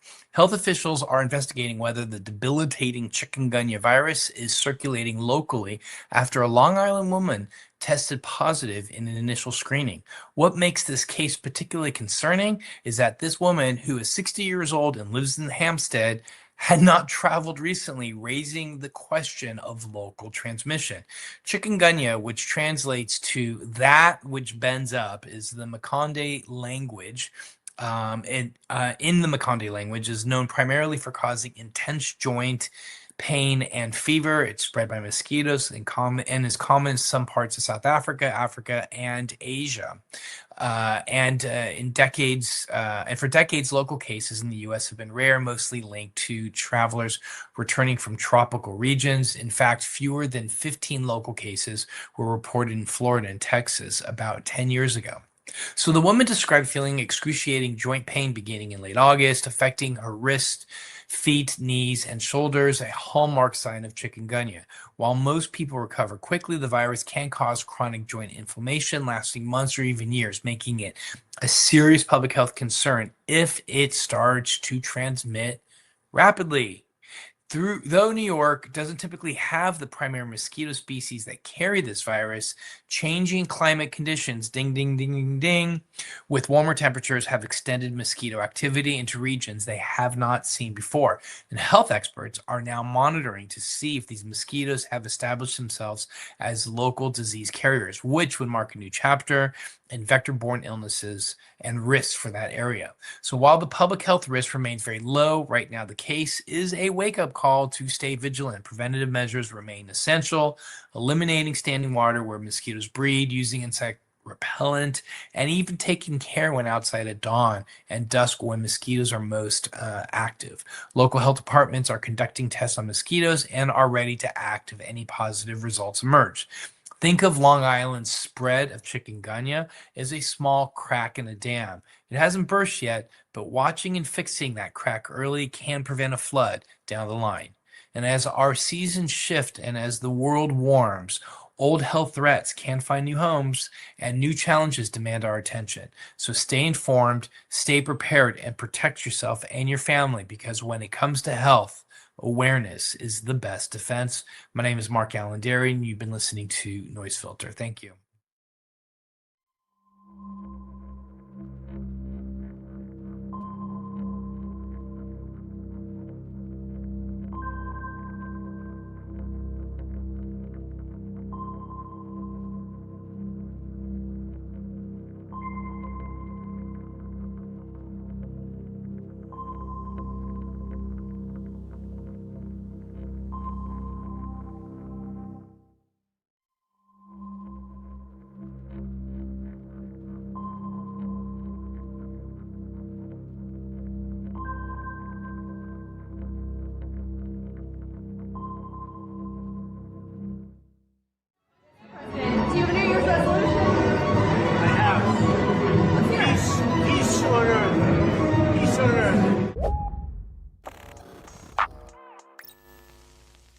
Hey everybody, hopefully you had a wonderful holiday season and a happy new year, and I hope that you all were able to maintain your New Year's resolutions at least longer than the president, who violated his 2026 resolution in less than 24 hours. Because, you know, after saying his resolution is for peace, he decided to bomb Venezuela.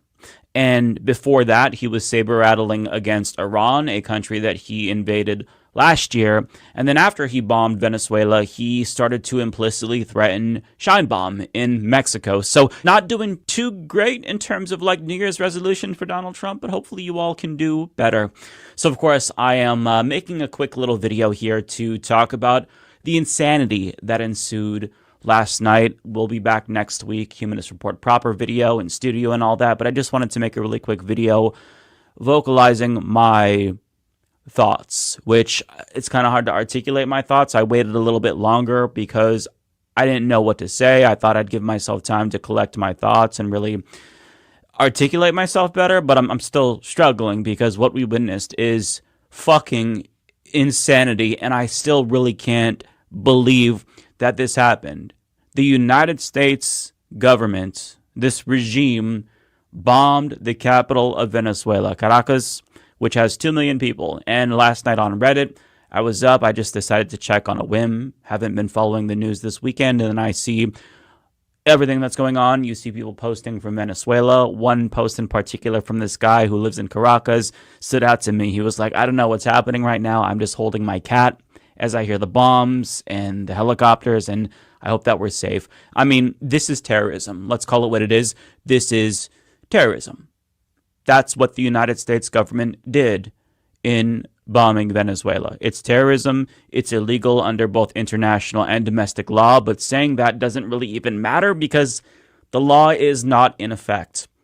Might makes right. That's the reality. That's the reality. And you see so many Western governments come out to support Donald Trump's illegal actions here. You know, Canadian politicians, the president of France. You see even some Democrats like John Fetterman, others to a lesser extent, you know, leadership, Hakeem Jeffries, Chuck Schumer, not really condemning this with their full chest, basically, you know, finger wagging because he didn't ask for permission before doing this illegal invasion, even though they probably would have granted him permission to do that since they've been also trying to antagonize for regime change in Venezuela as well. I mean, we remember Juan Guaido and the way that the Democratic Party responded to that and his attempt to basically usurp the government of Venezuela. We kind of aided and abetted. That didn't work. So here we are now where we go in with force. And according to Donald Trump, we will be running Venezuela. I mean, this is naked imperialism, but just so that way you don't think I'm making this up, this is what he said. So we are going to run the country until such time as we can do a safe, proper and judicious transition. And it has to be judicious because that's what we're all about. So we're running Venezuela, we're running Gaza, we're just running the world. Like Trump's goal is to conquer the world domination. It's quintessential fascism. And what's crazy is that he's not even bothering to lie to us about his motivations. It's pretty clear, pretty simple. They want the oil. As everyone knows, the oil business in Venezuela has been a bust, a total bust for a long period of time. They were pumping almost nothing by comparison to what they could have been pumping and what could have taken place. We're going to have our very large United States oil companies, the biggest anywhere in the world, go in, spend billions of dollars, fix the badly broken infrastructure, the oil infrastructure, and start making money for the country. That's also why he's saber-rattling against Nigeria. They have a lot of oil. It's the resource curse, as it's called, because, you know, countries who are smaller, who can't defend themselves unless they have nukes, they are targets for imperial powers who just want to get in, steal their resources, and then put some dictator in charge who's going to give us those resources. But Venezuela has been a sticking point for the United States because, you know, with Hugo Chavez and the Bolivarian Revolution, they've basically given the United States the middle finger and told them to fuck off. You don't get to keep our resources. This is for our people, right? This is not something that you can take. This is ours. And the United States just doesn't know how to take no for an answer. I mean, that's not surprising. Our country is run by a rapist, actually a regime full of rapists and pedophiles. So that's not too surprising that also translates into foreign policy. But, you know, they don't understand no means no. And here we are now.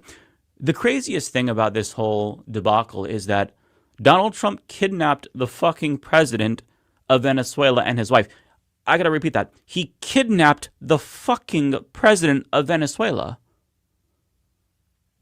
I mean, this is some, like, supervillain shit. I can't believe that this happened. Like, to see Trump tweet out, you know, I don't know when he tweeted. I think it was like at 1:21 in the morning. Yeah, we've got the president, and they do indeed have the president of Venezuela. They are now posting pictures of him, which I believe violates the Geneva Convention. You're not supposed to, like, take pictures of POWs as part of humiliation. Doesn't matter. We get to do what we want, and everybody else just has to comply, or they get it too. You know, and it doesn't matter what Trump says. Like, he's pretty transparent about the fact that this is about the oil, but, you know, he'll throw some justifications on it. You know, it's about national security and their drugs are killing us. Never mind the fact that I just pardoned the former president of Honduras who trafficked 400 tons of cocaine into the United States. Doesn't matter because whatever I say goes. And, it's so despicable to see this happen because you don't get to do that. Like, you shouldn't get to do that, right? But they're doing it. They're just, like, kidnapping the president of another country, and it's being applauded by so many people as if this is normal. But I mean, just like, imagine if the shoe were on the other foot. Imagine if China, for example, kidnapped Donald Trump. I'm going to imagine that for a second. Yeah, people would be mad. People would be definitely mad about that because you can't just do that. You can't just violate the sovereignty of anyone else. And it's so sad to think about the fact that unless you live in a country that is aligned with the United States, this is something that could happen at any time in your life. Your entire country could be uprooted by a greedy, psychopathic president that we elect who is going to steal from you. And if you are aligned with the United States, then you're going to have to implement our economic policies that fuck over people. Like, we are the great evil of the world. I need people to understand that in this country because there's so much propaganda that we haven't processed the fact that the way that we view Russia is the way that the entire world views the United States. We are by far and away the greatest threat to international peace and stability. Hands down, it's not even close. The things that we have done to the world are unforgivable. And it's reached the point where there's really no turning back.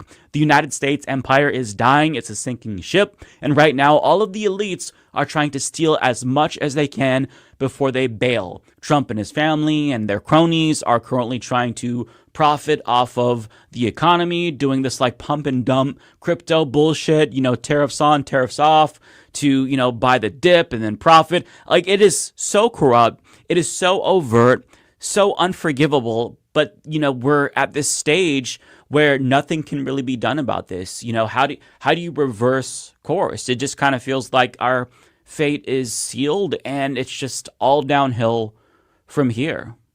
And there's not really much you could do but watch, because Lord knows they don't give a fuck about our input. But having said that, it is still nice to see people take to the streets. You see hundreds of protesters in front of the White House. You see people marching in the streets of New York. On top of that, you see people marching in Venezuela. You see people protesting in Europe. They're standing outside of the U.S. Embassy in London. They're protesting in France. So it is nice to see that the people still do care about the international laws that elites have chosen to just disregard. But at the end of the day, everybody in the country, everybody in the world could stand up. And unfortunately, we've just reached a point where it's not going to make much of a difference. I mean, if protesting worked or mattered, we would have seen racial justice reform after George Floyd was massacred, after that became a global movement.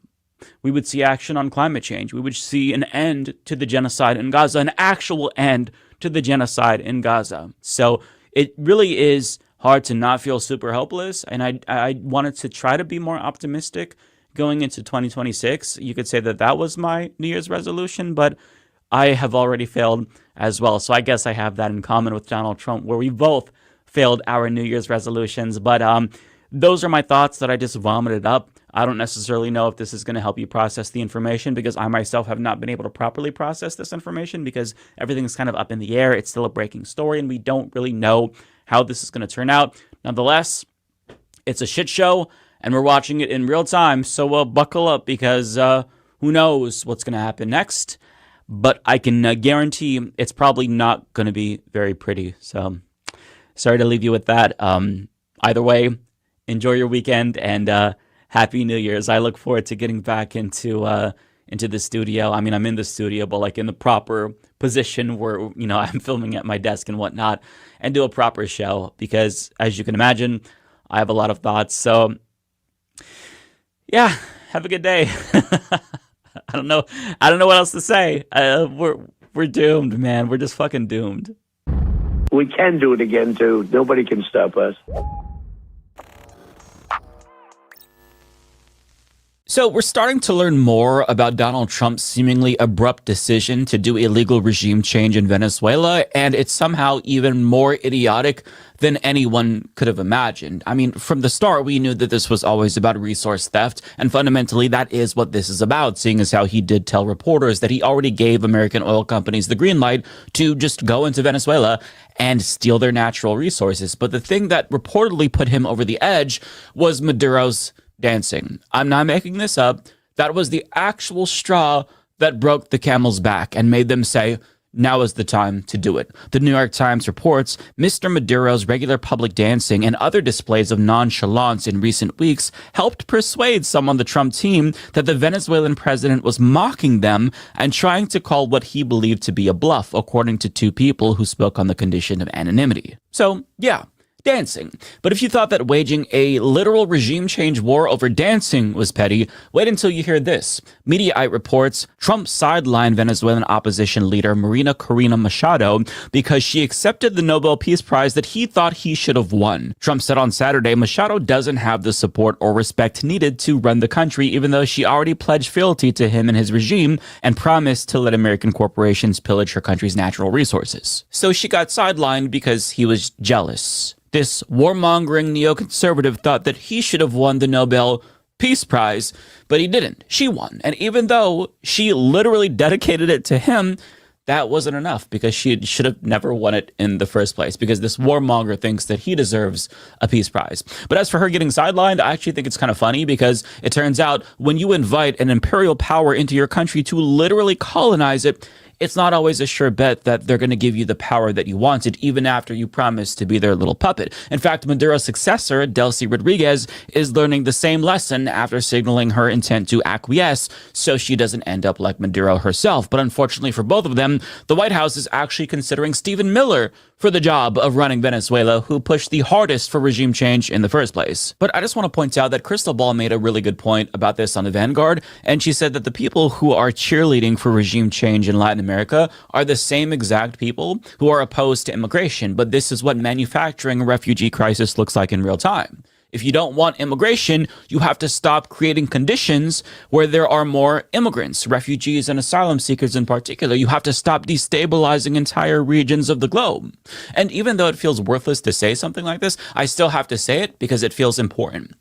All of this is illegal, both under international and domestic law. But the reason why it feels so meaningless to say that is because we've seen the complete collapse of the post-World War II international order, as well as the fall of American democracy, which means law, both domestically and internationally, is effectively whatever Donald Trump says it is, since he has the most power. And on that note, and unfortunately for everybody else, this might just be the beginning of his quest for global domination, because as Politico reports, Trump's regime is signaling that the entire hemisphere is in play, and Trump himself explicitly told Fox News that he's going to do this in other countries as well because, quote, nobody can stop us. And he basically hailed his intervention in Venezuela as the Monroe Doctrine on steroids, the Don Roe Doctrine, if you will. And for those that don't know, the Monroe Doctrine in a nutshell is this neoconservative imperialist idea that the United States gets to control what happens in their own backyard, i.e. they get to do regime change in Central and Latin America if they want to because those countries are within their sphere of influence. Now, that same rule obviously doesn't apply to other countries, as evidenced by the fact that the United States opposes Russia's invasion of Ukraine, and they would oppose a Chinese invasion of Taiwan.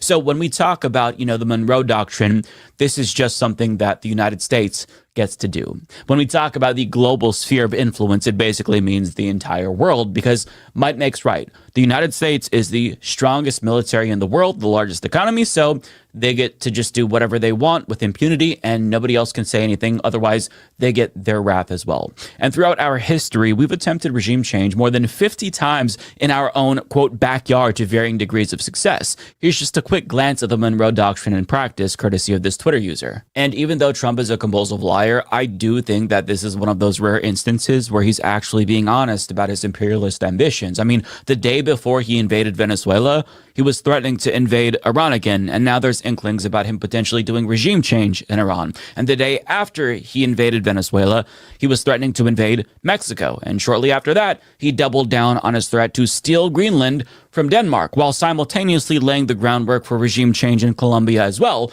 But I mean, don't take it from me. Let's hear it straight from the horse's mouth. Now, we have a very sick neighbor. It's not a neighbor, but it's close to a neighbor. And that's Venezuela. It's very sick. Colombia is very sick, too, run by a sick man who likes making cocaine and selling it to the United States. And he's not going to be doing it very long, let me tell you. What does that mean? He's not going to be doing it very long? He's not doing it very long. He has cocaine mills and cocaine factories.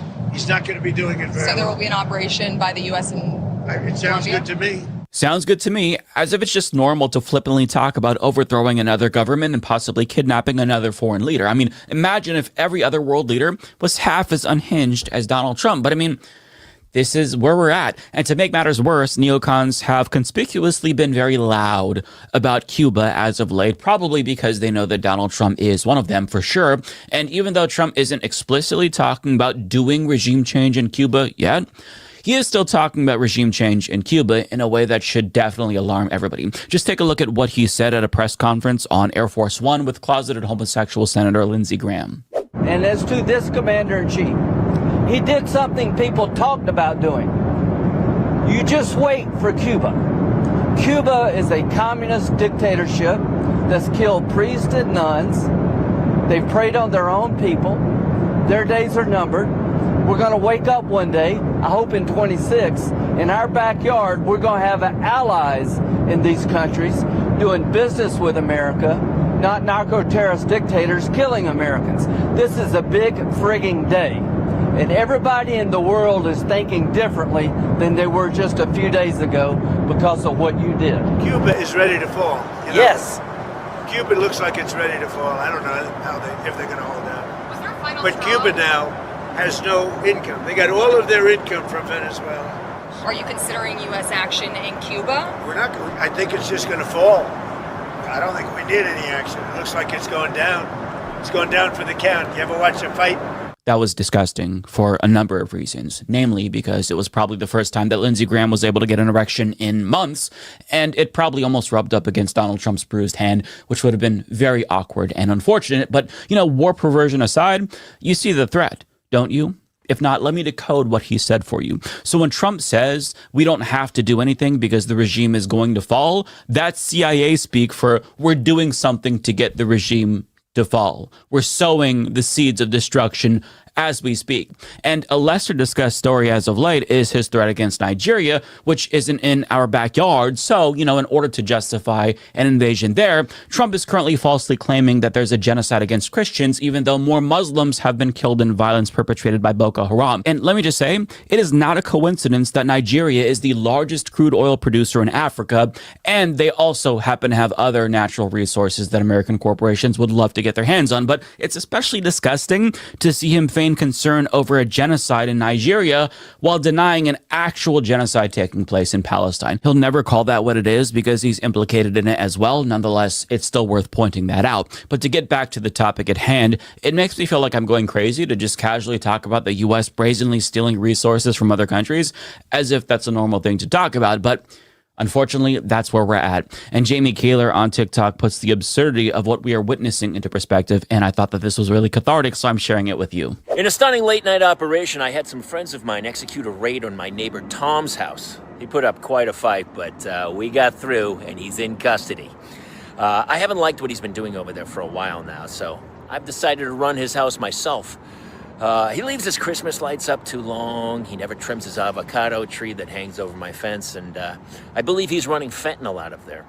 I can't prove the last one, but it makes sense. Anyway, I'll be running his home until a time when I can have a safe, proper, and judicious turnover to some other guy, which probably won't be happening soon.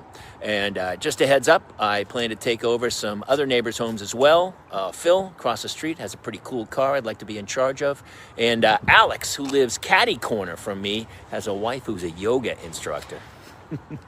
Be taking that one soon. Again, doing it for the good of the neighborhood, so stay tuned. That is basically what we're dealing with, right? And it's not a new phenomenon, by the way, but the reason why so many Americans seem unbothered by this is because we've been conditioned to think that any and everything America does is inherently good because we're the good guys and everybody else is the bad guys. But I think that for the first time in a very long time, a lot of people are realizing that we're actually the baddies here. But this idea that we're the good guys and everything that we do is good and that we should be the world police is reinforced by propaganda in pop culture and news media who framed the illegality of Trump's invasion of Venezuela as more of an open question as opposed to an objective fact of reality. And to add insult to injury, Semaphore reports that outlets like the New York Times as well as the Washington Post actually knew that Donald Trump was planning to invade Venezuela, but they chose to bury the story and not tell the American people about his intent. But even if we knew ahead of time, millions of Americans would still believe that Trump did something good since prominent conservatives, including the owner of Twitter, are sharing bullshit stories about how this is a good thing, including AI-generated videos of Venezuelans supposedly on their knees, crying tears of joy in the streets, thanking Trump for invading their country. But as horrifying as propaganda is, you really don't need it to manufacture consent for regime change when liberal media gets the job done just as fine. Case in point, the View's audience applauded Ana Navarro, who celebrated the kidnapping of Maduro. And the best that you get from liberal pundits and politicians is flaccid warnings about regime change or a finger wag or two about Trump not getting congressional approval, even though they support the outcome, as if Maduro being a bad guy is a justification to overthrow him. I mean, Saddam Hussein was way worse than Maduro, but the U.S. empire made things exponentially worse for the people of Iraq. Not to mention, there's no such thing as a humanitarian war, so whenever politicians claim that, like, this is for the good of the people, it's a lie. Just automatically assume it is a lie. But despite all of the propaganda, still Americans are wise enough to disapprove of most regime change wars, at least tepidly, right? But I think that tepid disapproval isn't enough. They should vehemently oppose regime change wars. But the problem is that nonstop propaganda keeps the masses sufficiently pacified, so their tepid disapproval never translates into mass mobilization in the streets. And even if they were as angry as they should be, there's functionally no opposition party to harness that anger for political purposes. I mean, Chuck Schumer, who's supposed to be the leader of the Democratic Party, is pretending to be against what Trump did, even though he criticized Trump in 2020 for not doing regime change in Venezuela. And the party's rising stars are no different. As Ro Khanna points out, the silence from many media-hyped 2028 contenders today is shocking. If you cannot oppose this regime change war for oil, you don't have the moral clarity or guts to lead our party or nation. Which is correct, because as this Twitter user put it in a viral tweet from 2023, a liberal is someone who opposes every war except the current war and supports all civil rights movements except the one that's going on right now. And that describes the most prominent Democratic Party 2028 contenders who can't unequivocally condemn Trump's naked imperialism without any caveats, because they basically support it too, unfortunately. They would just prefer to give it a veil of legitimacy, such as congressional approval first, or, some sort of resolution from the UN, even though it would still not be acceptable and immoral. So I'm not sure how many other countries Trump is actually going to invade. Maybe if we pretend like this is a sufficient distraction from the Epstein files, he'll move on.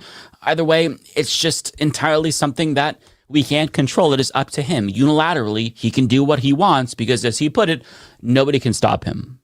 And even if they could, they wouldn't, because this is something that Western powers have decided collectively that is a good thing. And if we lived in a sane world, Trump wouldn't just be removed for what he did. He would spend the rest of his life in prison. But we don't live in a sane world. We live in a parody where a corrupt, rapist, pedophile, war criminal president gets to do whatever the fuck he wants with impunity. Do yourself a favor and click the join button on YouTube to be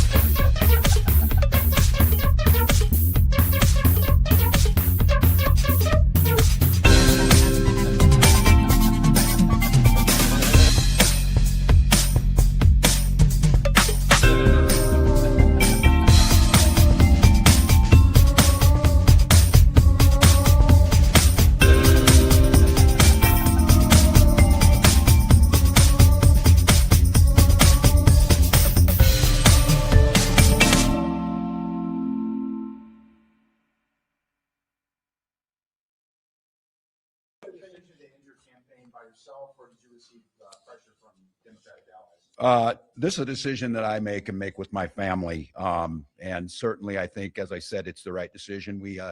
I'll note, I think it's appropriate we're here today. The war that's being waged against Minnesota, you're seeing it. We have a ridiculous surge of apparently 2,000 people not coordinating with us that are for a show of the cameras. I'm going to note to all of you, today is January 6th. There's no debate what happened. The President of the United States led an insurrection against a fair election to try and overturn that and, report both sides of this. Well, he said he really didn't, and courts convicted 400 of them and he pardoned them. No, he did that. He did that, and that's today. And it's clear that we also saw today he implemented 5 states are being punished with a freezing of federal funds illegally that were appropriated by Congress, our tax dollars. And I find it interesting that Minnesota, California, Illinois, and New York were taking that. The interesting thing is the biggest fraud trial in the country is taking place in Mississippi today with $100 million of welfare fraud. I don't believe Mississippi was on that list. So look, this is a concerted effort to try and destroy the president's opponents, to destroy the rule of law. And it became apparent to me that he was going to do that with me being there. And I just feel, along with my family, that it's the best decision for Minnesota. And I feel very confident in that. I think it's going to be clear that Minnesotans agree with that. So.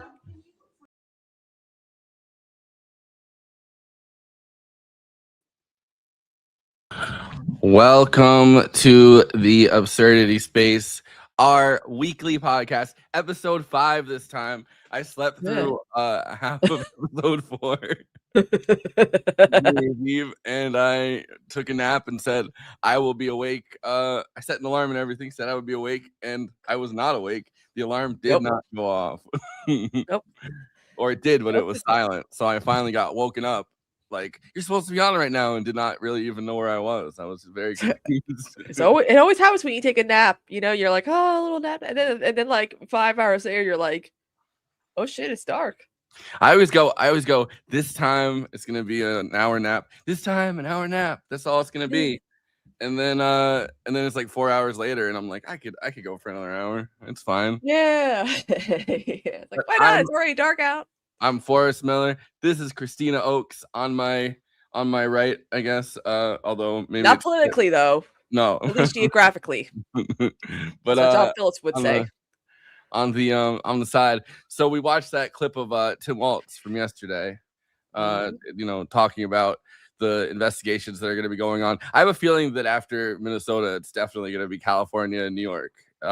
It feels like for those who don't know, a lot's been going on in Minnesota like within like the last month or so, and my theory is that the GOP wants to target the state of Minnesota because it is a success story of what the Democrats can do for its people, so they've been working real hard for years to try to it's, in my opinion, probably started with the George Floyd thing. They don't like that, there's Somali immigrants. They don't like Ilhan Omar being there. They don't like the fact that there's a slim margin of a majority, and yet, it was a margin of one, right?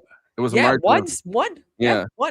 Yeah, and that's why they're like, California, New York can't do that, and they got, pretty wider, margins of a majority, but it's.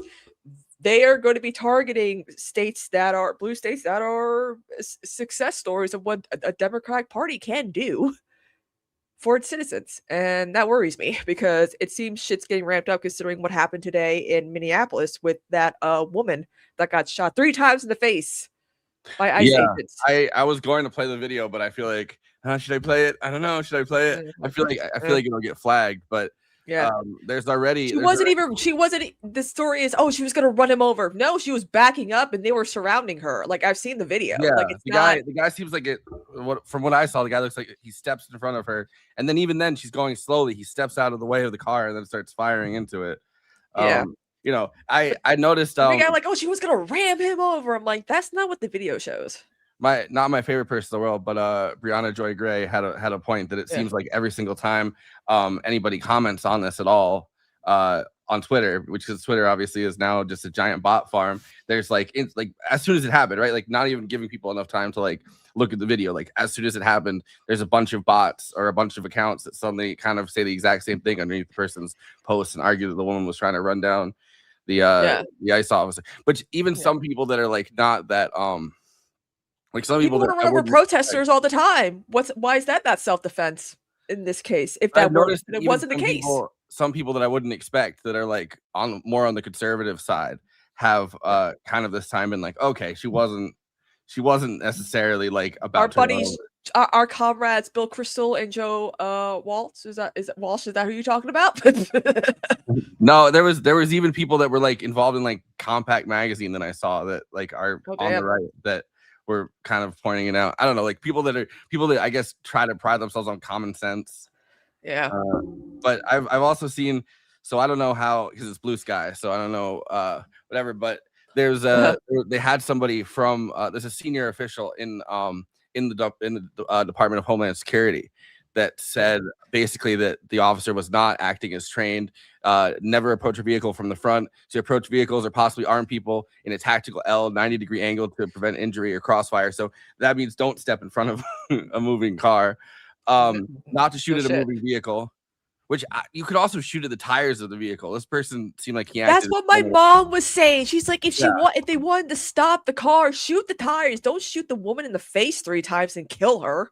Only use force. There's immediate risk of serious injury or death, which there wasn't. And so it's like, I don't know, all of those points, which I assume whoever talked to the media and said that's going to be, immediately fired by the Trump administration. Yeah, they're like, no, we have a narrative we got to run here. What the fuck are you doing? Because that's what's happening. Because it's funny because, like a lot of my congressmen and senators are, making comments by, we support the law enforcement. I'm commenting, yesterday was the anniversary of January 6th. No one, people are fine with attacking law enforcement in that case. I've like yesterday I got into arguments with people on Twitter because I was saying like it seems like the only person in the entire world, because the Trump administration put up a website that's like Ashley Babbitt was murdered in cold blood, and it seems like the only person that the Trump administration and the people that follow it have ever been willing to say has been murdered in cold blood by a law enforcement official is Ashley Babbitt. And like a bunch of people were like, oh yeah, well then prove it, show me. I don't know how you prove a negative pretty much, but it's like I feel like it's on them to prove that there's another person that they think has been murdered by cold blood by law enforcement. So I don't know what the person was getting at, but it's pretty funny that like now, because I saw before even the video came out, there were people that like clearly hadn't seen the video underneath. I mean, it's probably bots, but like still being like, oh yeah, well I bet she had it coming, and I'm like, that just proves my point that I just said yesterday about the Ashley Babbitt thing. Yeah. Exactly. It's like, you can't have it both ways. People, you can't, claim Blue Lives Matter and I mean, the thing with the leftists, like we say ACAB all the time, but we also know, like, we know when we're being hypocrites. When we point out when the right's being hypocritical, they hate that and they don't think they're being hypocritical. Like it's like, yeah. I mean, I don't think again we're just smarter than them. No, but I don't think that I don't think pointing out hypocrisy does anything at this point. Like I think that they relish acting in hypocrisy or whatever. Like I don't like, because all the time there's moments where people are like, oh yeah, and they just go back and find something from like 15 years ago and go, well, like they just make something up. So I don't think it really does anything to challenge, like you can point out hypocrisy all day, and at some point they're just gonna say, yeah, all right, well we're being hypocrites, and it's like, yeah. I don't know. It only works in that one direction, though, right? Like, if someone on the left is being hypocritical, they're the first ones to point it out. But I don't feel like it does anything. I think at some point, like, we're going to live in a post-hypocrisy society. Yeah. Like it's like in the comments, hypocrisy is the point. Like, I really just think that's it. At some point, like, it's like we can do whatever the fuck we want, and we'll call it out when we see it from. Yeah. It's just nothing matters anymore. It's like we've gone so far deep, and the only thing I agree with Bill Maher on is I miss when politics were boring and no one talked about it and it didn't seep into every aspect of our lives. But the Republicans made sure that would be the case. People want to, like, why did things get political all of a sudden? I'm like, because people are angry that a black man was president. Yeah, but I mean, I think also that things were always tending in this direction, and like there's a lot of moments. Age of social media and all that too. Yeah, but there's a lot of moments that I think on the Democratic side, the centrist Democratic side, led up to this. Like, I don't know, like Obama was allowed to just pretty much set off a drone and kill an American citizen in Yemen during a wedding, and nobody really said anything. Yeah. I mean, at the time, like there were people saying something about it, but nobody on the centrist side. But also too, people are complaining about, like, I remember when when Tommy Lahren blew up because she criticized Beyonce for wearing Black Panther garb at the Super Bowl halftime show. I'm like, that was just a 15-second, and I remember watching the whole thing. I'm like, this is the controversy here. Okay, she's friends with Ivanka and Jared, so I'm like, like, it's stupid. Like, it's like little things, like they have to politicize every little thing, and it's like, yeah. I mean, there's a lot of stuff that doesn't matter. I think the problem with the whole culture war thing, which is just ratcheting up in every direction, I think people are just going insane at some point. Like, there's a lot of stuff on every single side that I see that people are like seem more and more insane and more reactive to stuff, and it's definitely not good.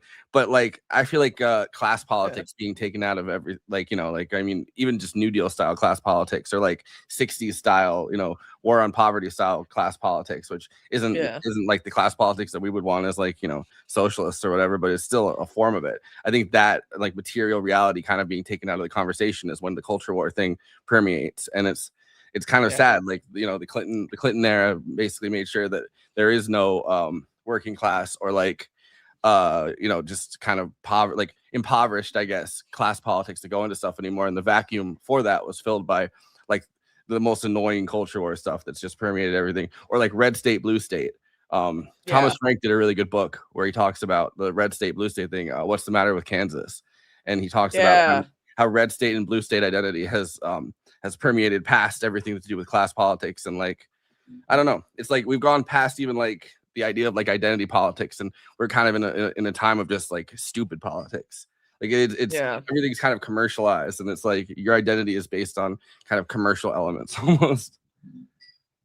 I wear Carhartt and a trucker hat like Marco Rubio tried to do when he was that's working. Little Marco.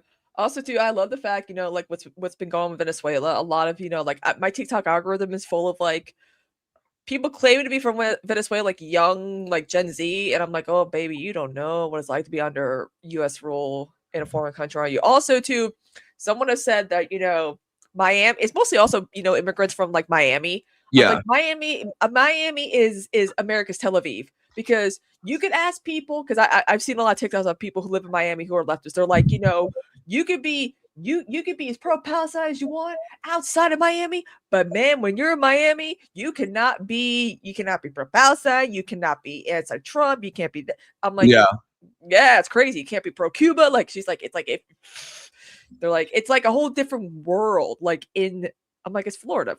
Well, I was thinking about how someone made the point. I don't think it really is as much the Venezuelan diaspora, but definitely the Cuban diaspora. Before we really had this like AIPAC style, you know, like Israel lobby. Like the Cuban lobby was above that even, you know what I mean? Like for in like the 50s and the 60s especially, you know, because like we weren't as entangled, I guess, with Israel as we are now, but we were definitely entangled with like the Cuban diaspora that was constantly trying to get us to go into Cuba. And obviously there's all these people with the CIA that were part of like the Bay of Pigs and stuff that like made up this heavy lobby. And it's like I think Venezuela, like the lobby has been kind of because they do have their own lobby, obviously the diaspora, but like it's been you know, now Israel's kind of taken over all of that, which like it doesn't they're not operating at class or cross purposes, because you know it's the same politicians that will support Israel to the hilt that will support regime change in Venezuela to the hilt, so it doesn't really matter. And it's always interesting too to hear, you know, people who are from Cuba, like, you know, I escaped, you know, God, who was running Castro, right? Castro, like, oh, we escaped Castro and fascism and communism. I'm like, no, you're talking about Batista. Batista's the one who did all that shit to you people. Both Ted Cruz and Marco Rubio, their parents fled Batista, and they constantly say that their parents fled Castro, but they didn't. The timelines would not have had enough. Yeah, have you ever watched? Because I was watching, you know, Ed Sullivan went to interview Castro, and he was talking about like Castro was like, you know, love the United States, you know, want to, you know, form like a good like partnership, you know, they got, you know, they got I was like what happened, like what happened, like it's so funny to me to hear like Castro being interviewed in the 50s and 60s, like before this went down. It's like, damn, he does not seem like the bad guy at all. So there's a really, really good book that I'd recommend, Cuba and American History by Ada Ferrer. And it actually it's a really, really good guide to like the entirety of. Then she's definitely like, you know, she's definitely on the left. Like she's been on American Prestige with Danny Bessner and Derek Davis and a bunch, and like so she doesn't hide that you know, having that kind of bias, but it's an objective look at the Cuban American relationship all the way through, and it's a really big, like it's a thick, like a really well sourced book, and I would definitely recommend that book. But yeah, like Castro started off as a nationalist. It wasn't until it was after the Bay of Pigs, and it was when they were bombing the harbor in Havana, Yeah. pretty much, and a bunch of people, like, that were New Castro, like a bunch of them died because of U.S. strafing, which we don't talk about, like the U.S. sponsoring right-wing terrorism for decades in Cuba. Yeah. That's when he came out and said, most South American, and even within South America Yeah. too. I mean, my God, I mean, Pinochet and all that. Like a lot. Like I was telling my mom, I'm like, most of the people that are probably celebrating what's going on in South America are just people with European names. And she's like, what do you mean? I'm like, well, after World War II, a lot of Nazis escaped to South America. And so when a lot of people, my favorite you one, got the meme, you know what I'm talking about. yeah, but no, my favorite one was there was this woman that had this I'm trying to find her. I'm not gonna play the video because her face is annoying and her voice is annoying, but there's a Venezuelan journalist who lives in America, who's lived in America since she was I want to say 11, but her name is Germania Rodriguez Polo, like, and it's spelled like, Yeah, and it's like like we know where you come from. Like it's like all these people that are celebrating, Argentina, Venezuela, Chile, like Brazil. I'm like you guys don't have names that are South American. You have names that are like Hungarian, German, European. Like your family were Nazis. We know what your grandfather and great grandfather were. Okay, I'm just saying I know what my great grandfather was, and I had to live with that. But it's like, come on, you're not actually. Like your mother might have been, definitely, but your father, hell no. So they identified the woman that ICE shot today in Minneapolis. Yeah, her mother. Her name was Renee Good. She was 37. She had 3 children. I saw the photo of the bloodstained car, and it was like there was blood splashed on all of these like children's toys that she had. Apparently, she'd just drive through neighborhoods and like people like I don't know, people that apparently knew her were saying, they're really trying. They can't paint her as some like criminal. She was a U.S. citizen. Yeah, but she was also like, at least according to her mom, she had 3 children, was not part of any ICE protest groups. I mean, of course they're gonna just say yes, she was. Her mom didn't know or whatever, but it didn't seem like it was somebody that kind of like a Heather Heyer situation. It almost, kind of like very much like that, because a lot of some people were trying to paint Heather Heyer as like something. I'm like, no, she got run over by a Nazi in Charlottesville. Alex says she white. She's yeah, like, it is very Heather Heyer. They cannot make her out to be some illegal immigrant who's brown, because my mom was like, why is ICE doing this? I'm like, if you look brown, they will go after you. It does not matter.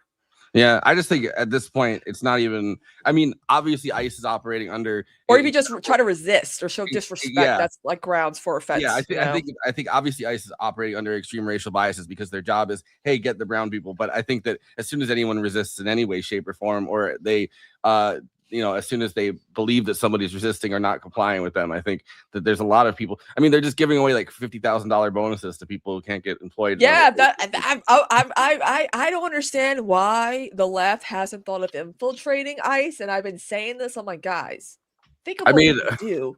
I made a joke. I made kind of a joke about that. I was like, well, I did see someone that said, and then I made it to Dan and Bam when I was on with them, and they both looked at me like, no. I was like, what? I didn't say it. What? We could take down the operation from the inside. It's been done before. Like what? Come on, people. Yeah, think. I don't know. I wouldn't. I don't. You don't even need that much experience. I mean, fucking Dean Cain is in ICE now. I mean, sure, he broke a bone, but he's in it. Like, yeah. Oh yeah, he did break. Didn't he fall or something? There was something weird. Yeah. You don't really need much training. Dean Cain in the membrane. But the problem is that a lot of like obese dudes are going into ICE training, and they're like, oh no, yeah, maybe we need like a weight class, like a weight limit and a fitness. I'm like, well, yeah. I mean, because they're in there for the money. There's the only way to really like, I don't know, juice the numbers as much as they wanted to was like, you got to get the dregs. You got to get the dregs that can't become cops. And it's like we already have too low a threshold for becoming a cop in the United States. So I can't fucking imagine. It takes longer to become a hairdresser than it is to become a cop. When I found that out, I was like, I don't think that's definitely not true everywhere, but yeah, that's true in like there's definitely places like down south and stuff. Because I've looked Oh, that yeah. statistic up before, and it's like there are some places that do require like a 4-year criminal justice degree and stuff. And it's like, yeah, that seems like that should be like the bare minimum. Like, Yeah. I mean, psychological training. not that going to college and going to these woke colleges will will ensure that people don't, people have to clear the barriers, because I think people just have a power trip no matter what station in life they're kind of from, Yeah, but- remember this Stanford prison experiment? I mean, that's like one of the things you learn in psychology class. It's like within like a day or two, these kids were like, I have the power, I can use it. And it's like, no, don't do that. Don't do that. Like, it's crazy how easy it is for someone to be like, I have power, I can use that. Like, no, don't. So I guess we should talk about Venezuela and You mean the oil? Oh, no, wait, we're liberating them, right? Yeah. Yeah, we're gonna make it as they said in Walker. We're here to make it free. We're here to liberate them for freedom and democracy. This is Trump just going for it and saying the quiet part out loud. I guess right after I guess Maduro was kidnapped. Today he said, by the way, kidnapped, not a bad word for what he did. Which is transition. So we don't want to be involved with having somebody else get in, and we have the same situation that we had for the last long period of years. So we are going to run the country until such time as we can do a safe, proper, and judicious transition. And it has to be judicious, because that's what we're all about. That's what we're all about. He's got to be judicious, because that's what we're all about. Can someone please kidnap our president? Like, seriously. Like, also, he wants to get Greenland. I'm like, what the fuck does Greenland have? Also, Greenland has ice. We all know Greenland and Iceland. The Vikings messed it up. By the way, I had the volume up as loud as it just wasn't very loud on that video. Yeah, I just don't understand why. What does Greenland have besides ice? Well, so the entire Iceland thing has all the green. Well, maybe that's where all the ICE agents are. And we're going to rescue all the beautiful ice. No, the thing is that it's in the Arctic, and if we're trying to counter Russia and we're trying to the influence of Russia, right? Like, not Russia, it's whatever. But I don't have a Windows computer, so maybe that's maybe where I'm messing up here. But no, it has to do with the Arctic and countering, the influence of countries like Russia that right now have influence in Russia, or in the Arctic that we're trying to fight against, and the resources that are in Greenland. Like, there's a bunch of I'm getting wrecked here. Right, there's rare earth minerals, but there's also there's oil up there, and the U.S. has, I think, on 3 different occasions, Greenland has let us / Denmark has let us go in and map out where all the different minerals are and where the likely places for oil. So it's like we want to go in there and we want to drill. And a problem with, or not a problem, I think, as far as socialists are concerned, but a problem as far as as far as the Trump administration at least is concerned, is going in there and they've shut down, because it's like a social democracy / socialist country kind of. They stopped everyone from going in and drilling because of climate change. So that's kind of what we're trying to prevent, I think. But it's like, I don't know, it's kind of crazy because they've already said, I mean, who knows? But Denmark has already said that they're going to pull out of NATO, and several NATO countries have said the NATO alliance is going to fall apart. I mean, but maybe that's what Trump wants. Maybe he's like, I'm doing this for the NATO drop. It's like I think that there would be a lot of. I mean, I do think that there would be a lot of pushback from both Republicans and Democrats if Trump just unilaterally pulled out of NATO, and that's been one of his big complaints for a long time, is NATO. And it's like, maybe that wouldn't be the same if he declared some kind of military intervention to grab Greenland, and then everyone would rally around the flag. I liked how during Trump's first administration, like a lot of countries are like, we understand it's not the U.S. government, we understand it's Trump's a problem, not the U.S. But then other countries were like, oh no, a lot of Americans are like him. We can't be doing this anymore. And I'm like, I don't blame them. I really don't blame them. Like, yeah. But Trump's already said that he's going to try next for possibly Colombia. He's going to try to remove Gustavo Petro. Cuba. Yeah, but Gustavo Petro. We are back in the 70s, y'all. Let's go. It's kind of crazy because at the end of the year, his term expires. And you only get one term as the president of Colombia, not the college, not the university, but the not the capital of South Carolina. You know, I think you get unlimited terms as the president of the university, but not as the president of the country. And I don't necessarily know if Petro's like policy towards. I mean, like a big part of it has been trying to get all of the gangs to come to some kind of truce. And I think he's done a pretty good job with some of them, but like the biggest one, like FARC or whatever, whichever one is called, like they've kind of been, or at least the biggest one that's left, has not wanted to make a deal with the administration or a truce with the administration. So like, who knows if Petro would even, his party would be elected again with somebody else at the helm of it. It's like going after Colombia seems like it would be like the biggest waste of time. But Steinbaum is like one of the most popular politicians. Yeah, you don't because he's even talking about doing something in Mexico. I'm like, you don't fuck my girl Claudia. What are you doing? What you hush, stop. Like he just thinks he could take over any country now. Yeah, and it feels like everything's empowering him, and the more that there's no checks and balances, or even just an opposition of any kind, it seems like it empowers them more and more. And like you already have today there was a meeting on Venezuela with the Senate. And they're deciding whether they're going to do a war powers measure. It's like you're going to be a Fetterman breaking with the Democrats in the Senate. So yeah. Fetterman was saying like, "Hey, Greenland sounds like a good idea." I'm like, "Wait, what? What?" Yeah. Well, you said, but not by force. But it's like, all right. Well, Denmark already said they're not gonna sell Trump Greenland. So like, the only answer after that is force, right? Like, you can't. I don't know. There's a big part about the Greenland thing. Like it actually the whole thing goes along like farther back than you'd think it does because Harry Truman built like multiple bases during World War II, like makeshift bases, I guess, pretty much on Greenland. And like during the greater part of the Cold War, we had bases continuing to be on Greenland that we leased for the longest time, but the leases were up after a while. And Denmark said like, no, I don't think we're going to continue this. Yeah.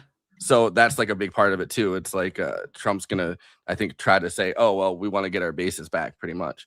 But it's like I think one of them was like the highest base we have anywhere in the world, like in terms of, like northern. In terms of northern. It's like, can you elaborate more on that, dude? Like it's. But president. I think that like like one of our highest northern bases and like the ability to have one of those and to counter not to counter I think Russia's push into like places like Ukraine or anywhere like that, but to counter Russia's push into this part of the hemisphere because that's really but Nick Shirley said there's nothing going on in Ukraine, everything's great, or no way, he said it was satire, and I'm like, just labeling like this satire because you got caught being a grifting piece of shit doesn't help. You see his did you see his he's only 23. I thought he was like 43. I saw this clip earlier. I'm gonna try to find some of it. But he was being interviewed by that guy Sean Ryan, who's like a MAGA like true believer. Although he did have Hunter Biden on his podcast. Everyone got mad at him. But, but he was just trying to find out like basic information from that Nick Shirley kid. And his parents are fraudsters. But he was trying to find out like the most basic information from him, and he was like folding under no pressure, like just the guy, asking him basic questions, and he already was like he didn't know the answers to like the most basic questions. He was like, "They're after me," and he's like, "Okay, let's talk about who's after you. Like, can I have names of the people that are after you?" And he didn't even have that. Yeah, it was on. Yeah. Again, like I have friends who fall for the Somali daycare stuff, and they're like, "Oh, they're trafficking kids because there's really no kids there." I'm like, "What the?" I'm like, "What is with you people falling for right wing, grifting, like nonsense that's clearly being funded by Israel, the same country that you claim to hate so much in AIPAC? Yet you're falling for Israeli propaganda." I'm like, just say you're racist and you hate brown people. Like, don't say you're on the left or whatever. Just, that you have, like, some of these people who claim to just be anti-establishment, they have blind spots where they fall for the obvious things that it's like, have you not learned anything from Acorn? Have you not learned from this? Right wingers are always coming up. Project Veritas, you guys just, it's amazing what QAnon just broke people's brains. It's not even like, it's not even people that are like smart about the shit that they're doing anymore. Like, all right, this is the video that I was talking about. Whoops. I was forced to start giving my opinions because they came after me. I actually never even gave my opinions on the internet. However, my hand was forced to start giving my opinions because they came after me. They came after my family. They doxed my entire family. How did they come after you? Be specific. Well, they tried to come after me. They tried to debunk all my whole entire story. They then Who's they? All the news. Would you just get more CNN. specific? CNN. Who within CNN? PBS. Who's the reporter? I don't even know her name because she's irrelevant. Nobody knows who she is. That's name names, people. That's the kid that people are falling for his story where he goes, I couldn't stop thinking about The Shining and Jack when Jack like puts his face in the thing, he goes, here's Johnny. But I kept thinking about that with his video where he's just like trying to he's like, let me see the kids. Where's the children? What is this, a daycare or not? And it's like, I'm sorry, but first of all, it was Christmas break. Also, too, that luring, I'm like, that was actually a sign on the back of a restaurant. When I found that out, I was like, yeah, the interview for that was Sean Ryan. He's like he's one of those military guys that has one of those. He's MAGA, like he's very, very MAGA. Although everyone's mad at him for having Hunter Biden on for like an hour, but very, very MAGA. We love Hunter Biden here, man. Like everyone loves Hunter Biden. That because he's so like authentic. He's like, yeah, I did crack cocaine and sniffed it off the assholes of prostitutes. What's wrong with that? He's himself. You can't hate him. I'm sorry. I never heard him talk. Like for now he's been on multiple podcasts. And I've heard him talking. He actually kind of sounds nothing like his dad. He sounds a lot like his at least when he says stuff, he looks like his dad. Like he doesn't necessarily talk like he doesn't talk like his dad in the sense of that's a bunch of malarkey. But I don't know. He sound like he looks like his dad, and it kind of bugs me out. But he sounds like someone that's just been at a bar for too long. But yeah. So Sean Ryan is like one of those operator military guys who's MAGA. Like he's aligned with the Trump administration. He's had everybody from the Trump administration on pretty much. So he's just trying to get basic information out of that kid, and that kid just doesn't have like. I don't know. He doesn't even have the. He doesn't even sound. He, like him and his mom have a weird like incestuous thing going on too, from what I've heard. Like during COVID, his prom got canceled. And she's like, "I'll be your date for this fake prom we'll have together." And I'm like, "Yes, exactly." Nick, when I heard that he was 23, I was like, "No way! I'm 32. Look at see any wrinkles? Like what in the hell? Like what is with like." I don't know, Forrest. I don't know if you know this, but for Lovas millennials, we use those strong acidic pads, right? We use apricot scrub for face wash. We use the thickest moisturizer possible and SPF. People are like, how come millennials are not aging? I'm like, it's because all that crap we did to our skin. Yeah, I didn't do any of that. No wonder. No wonder. Although I do like a nice face mask sometimes, but it's not something. My sister's finally having a skincare routine because she realized being out in the sun all the time, she's getting older because she's gonna be 40 next week. And I'm like, she's like, what do I do? I'm like, you should have been doing this 20 years ago, bitch. I've been doing it. I stay out of the sun. Like people ask me, like people ask me if I'm in high school. I'm like, nope. I'm in my 30s now. I don't know. People are gonna look crazy in a few years. I feel like because it's like people are doing so much shit to their faces now. Everyone's looking the same. I used to think it was just like I don't know. I guess I was naive. I used to think it was just mostly like rich people, not rich people in the sense of like people that have necessarily millions of dollars, but like upper middle class at least kind of people that like had the money to do stuff to their faces. And then I dated my ex, and she was getting like lip filler, and I was like, wait, this is something that like poor people now do too. Yeah, I mean, like if I like also too, one thing that pisses me off, and everyone's talking about like everyone has the same face. Everyone's got the buccal fat removal. Yeah. I mean, facelifts are fine because that to me, facelifts look more natural than getting filler, right? Because it fattens up the face. But like watching period dramas now, it's like everyone's got veneers, perfectly pearly white veneers, Yeah. facelifts, buccal fat, filler, and I'm like, no, like because like I never had braces. My 2 front teeth are the only teeth that are crooked. I don't even have my wisdom teeth removed, and yet my bottom teeth straight. Like my wisdom teeth, they cut in perfectly to the point where I don't have to get them removed. I don't want to get them removed. I'm terrified of the dentist.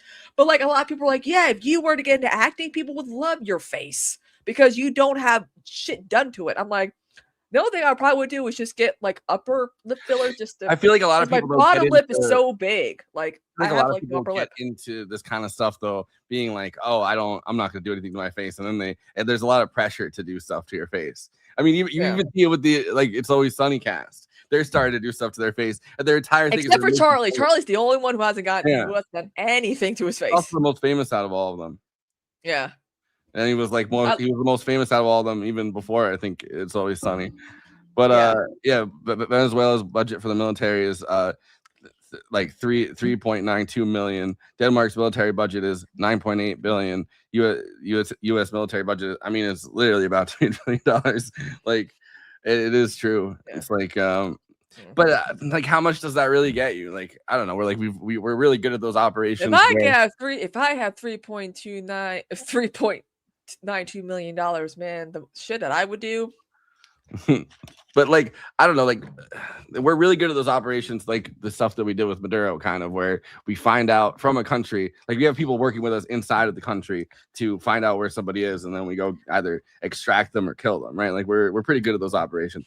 We're not so good at the operations where it's counterinsurgency, especially, but like or any kind of any real kind of like fighting for an elongated period of time, like, and especially if it requires some kind of thing where you have to like convince the population to follow you. Like we're good at giving people money, like we did in Iraq. Like for short periods of time, we handed different tribes or different groups of insurgency groups like money, and they're like, okay, we'll be friends with you for this amount of time, but they don't stick around once the money dries up. And America's very good at drying the money up once when somebody gets upset about it.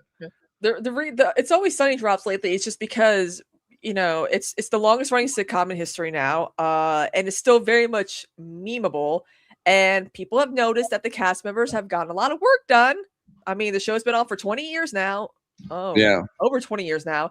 And they literally did an episode where they made fun of the fact that they did get work done. Like they did like the weird like facelifts and Charlie shaving his head and like all this weird shit. And I'm like, oh wow, okay. I'm getting called out. So It's Always Sunny is always something that's going to be talked about because I mean it's very relevant politically and like Yeah.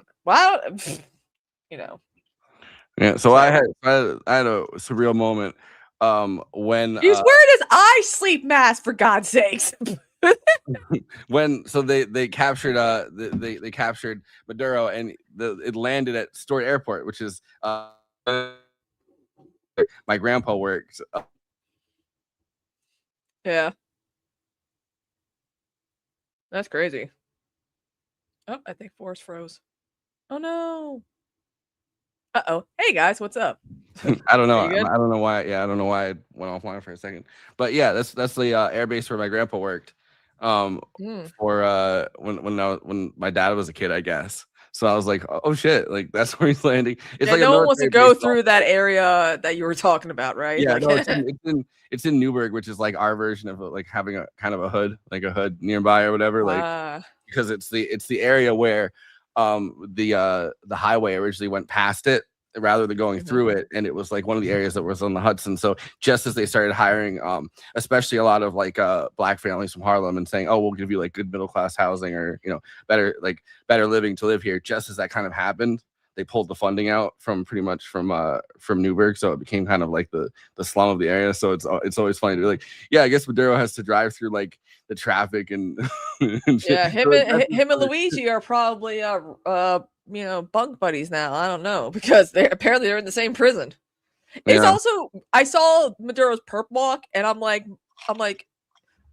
Luigi, had like 500 cops during his, but Maduro had like 3, and I'm like, wow, a dictator doesn't get that much of a cop surrounding him. Okay, that's weird. He didn't have his. Well, I know, but He didn't kill capital.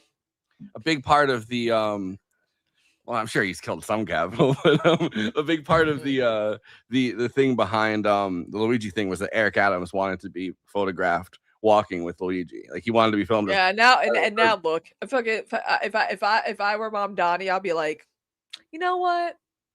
Let's make it a misdemeanor. That he wouldn't do that, but like, oh my god. So I forgot to say, there's this girl on TikTok, right, that I'm following, and her fiance looks exactly like Mom Donnie. She's like, oh my god, people have been stopping us to take photos, to sign autographs, because he does look like him, but a little bit cuter. And I'm like, oh my god, this is good. She's like, is there gonna be like a Mom Donnie lookalike contest? I'm like, there better be, because your fiance is gonna win. Like, that's part of her TikTok bio too. She's like, I'm engaged to a Mom Donnie lookalike. There's got to be like a Timothy Chalamet lookalike contest style thing where they do a Zoran Mandami lookalike contest. They did one for the Pedro Pascal and that the lighting dude from the Daily Show one. And that was crazy. I thought so. That guy looked so much like Pedro Pascal that they interviewed him, and I thought it was because I wasn't looking at like once it was on the screen, like I was watching it like the bigger clip of it. I was like, all right, he doesn't look that. But when it was like the small clip on like Twitter or whatever of that guy, I was like, wait, I thought that was Pedro Pascal. I was like, why is Pedro Pascal just lounging in the Daily Show like that? Yeah, it's crazy. I was like, what in the hell? Like, it's so funny to me. Like, it's yeah. Okay. I'm trying to find the one. Here. Okay, here we are. Damn. Okay. Well, okay, TikTok. But like, this is. It's well, actually, you know what? Fuck it. Let me show it. I can share it. Duh. Okay, like this is the thing that I was like. What the Zoran lookalike? Yeah, like this is not this. Okay, let me just because I don't want but like, does this guy not look like Zoran? Oops. Like, there's more. Where? I'm trying to look for that guy does look like Zoran. Like what the like what the fuck? I mean, that's crazy. I mean, and so he's like, I mean, it's funny because it's like, that's her whole like TikTok bio now, and she's like, the amount of people who stop us now to take photos, to take autographs, thinking he's the mayor of New York City, and I'm like, he's never gonna escape. He's never gonna escape. If I was that guy, I would I would cause a scene or something or I would have someone cause a scene so that the mayor gets distracted, and I would go into the mayor's office wearing a suit, and I would see if I could get away with it for a day, just like everyone would be like, wait, why are there 2 of you? Yeah, you could like some politicians or public figures have lookalikes, for cases that and that he would be perfect for that, like perfect. You could Prince and the Pauper it. Should we do what they used to do on like I don't know, like MSNBC, and should we bring Alex on for a minute and hang out with Alex? Like should we banter with Alex? Yeah. What up? What's going on? I miss those times watching MSNBC or Fox News, and they would do we the still call it handoff. MSNBC. Isn't it MSN No one's going to call it Network MS now or whatever? And I'm no like, one's going to call it MS now. Yeah. It's just like with Twitter. It's still Twitter. It's not X. Yeah. No one's going to. It's already branded. App. My favorite one of those handoffs though. There's these videos of it's when Tucker Carlson was on MSNBC, and it's him bantering with Rachel Maddow, and it's like, he would bring her on. Yeah, he would bring her on because she was on Air America, and he would bring her on to debate and like, look at this loony lefty who doesn't want to go to Iraq and Afghanistan, and basically made her, because she was so good at dismantling him, made her a star on that network, and probably got that show because of him. Watching Tucker Carlson and Rachel Maddow back then being like having fun banter where they're kind of like mocking their own like political beliefs to each other, having a good time. I'm like, I missed that. What happened to that?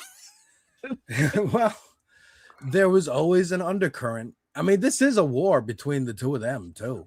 Yeah. You know, and I mean, you know, I got the live feed here of like the Minneapolis Fox that I'm watching, and it's, you know, today's a day for sure. Jesus Christ, what happened today was horrible. And I can't stop thinking about it. But I was enjoying watching you guys talk about Trump and Venezuela and fucking all the celebrity gossip that just flows out of your mouths. It's so funny. it's so well, it's like, I love it. Like we've been doing this show for years on this space. I feel like one of the things is that because it's only like it's we do movie night extravaganza Tuesday, and then not to plug it or anything, and then this Wednesday I feel like it's like you should plug it. Adam McKay better plug it. Yeah. Yeah, we're having Adam McKay and Josh Olson on that's Blue Sky back about to it. back. Yeah.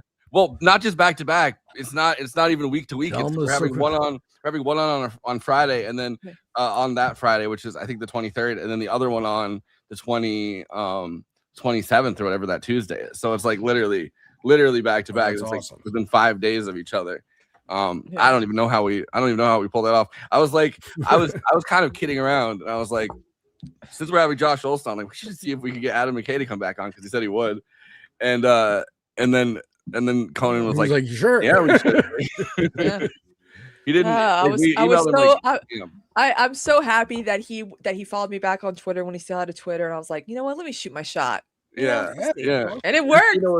Christina was the one that befriended him, and we didn't necessarily even like. We didn't know what Christina's like. Wow, he followed me back. I should see if I can get him on the show. And it's like, yeah. And then he was like, all right, like that's so cool. I mean, cool dude. Yeah, cool dude. Yeah. And I'm excited too, because in February when we do our Oscars month, we're gonna have my friend Kayla on. She's a big YouTuber. Kayla says she's responsible for the whole how the internet fell out of love with insert celebrity. I feel like I've seen her videos before. Yeah. She keeps it very simple, and we're gonna have her on for the ping pong movie. Yeah. I haven't seen the ping pong movie. Have you seen the ping pong movie? Is it good? Yeah. We both. I saw it. I started like a new tradition this year where on holidays I just go to the movies. Like, and I feel I want to keep this up because I'm not the biggest fan of holidays, and I feel like family drama and stuff happens, and I feel like it helps me just to know that at the end of the day I'm going to the movie. Yeah, especially when you're if a movie's long, like a Wicked or something, like 3 hours. Let's go. I saw Sinners and Thunderbolts last year because I was having a bad day, and I was like, honey, I just want to go to the movies. Let's just go to the movies and I went to go outside, touch grass a little bit. I went to Roosevelt Field in because I was on Long Island with family, and I went to Roosevelt Field on Christmas Day. And like there's like a very big Jewish population in Long Island, and I feel like is there? I mean, obviously, you live in the city, but I'm just saying so I feel like everybody, I feel like so many people, because it was packed, so I feel like a lot of people that lived in the area were just like, oh, this is like, because Marty Supreme was such a Jewish movie, I don't know. There was is it? Yeah. But is it like Woody Allen without the grossness? Yeah. Well, it's a lot like it's a toned down kind of Uncut Gems kind of vibe, I would say. I haven't seen Uncut Gems still. Really? You gotta watch Uncut Gems. I have so many movies. You would love Uncut Gems. I know. That's why I'm like, let me try, because I feel like sometimes movies do get too hectic, and I get anxious. Yeah. And I'm like, and I know that's how you were doing one but after another. My thing is that too. I can't remember if this was the first time I saw it or the second time I saw it, because it was on. I think it still is on. Well, now it's on HBO Max, I think, but it was on YouTube at the time. And I took an edible like during COVID and watched Uncut Gems, and I got so anxious. I was like, I'm sure. I think it was the second time I watched it, and I was with my ex-girlfriend, and I was like, oh, you gotta watch this movie. It's so good. Adam Sandler is like in a serious role, and he doesn't feel like Adam Sandler. He feels like this crazy, that's where they lost me. Person. When he started doing that, I was like, I remember Jim Carrey doing this and not liking it. Like, here's what happened. Here's my villain origin story. Hey, comedians make great dramatic actors, believe it or not. I was a kid, Chris, and my parents were like, "Yeah, we're visiting our friends out of state, and we're like, our parents want to get a movie from Blockbuster to entertain me and my friend, and the new Jim Carrey movie's out, the Majestic. So they rent the Majestic for us, thinking it's Jim Carrey's, The Mask, Ace Ventura slapstick, and boy, I was so mad sitting through that movie that I was like, I never want to see any serious Jim Carrey ever again. Yeah, and so goes for most other comedians. This isn't like not all. No, I think you'd have a lot of fun watching Uncut Gems. I think you'd really like it. I'll check it out. It's on my list.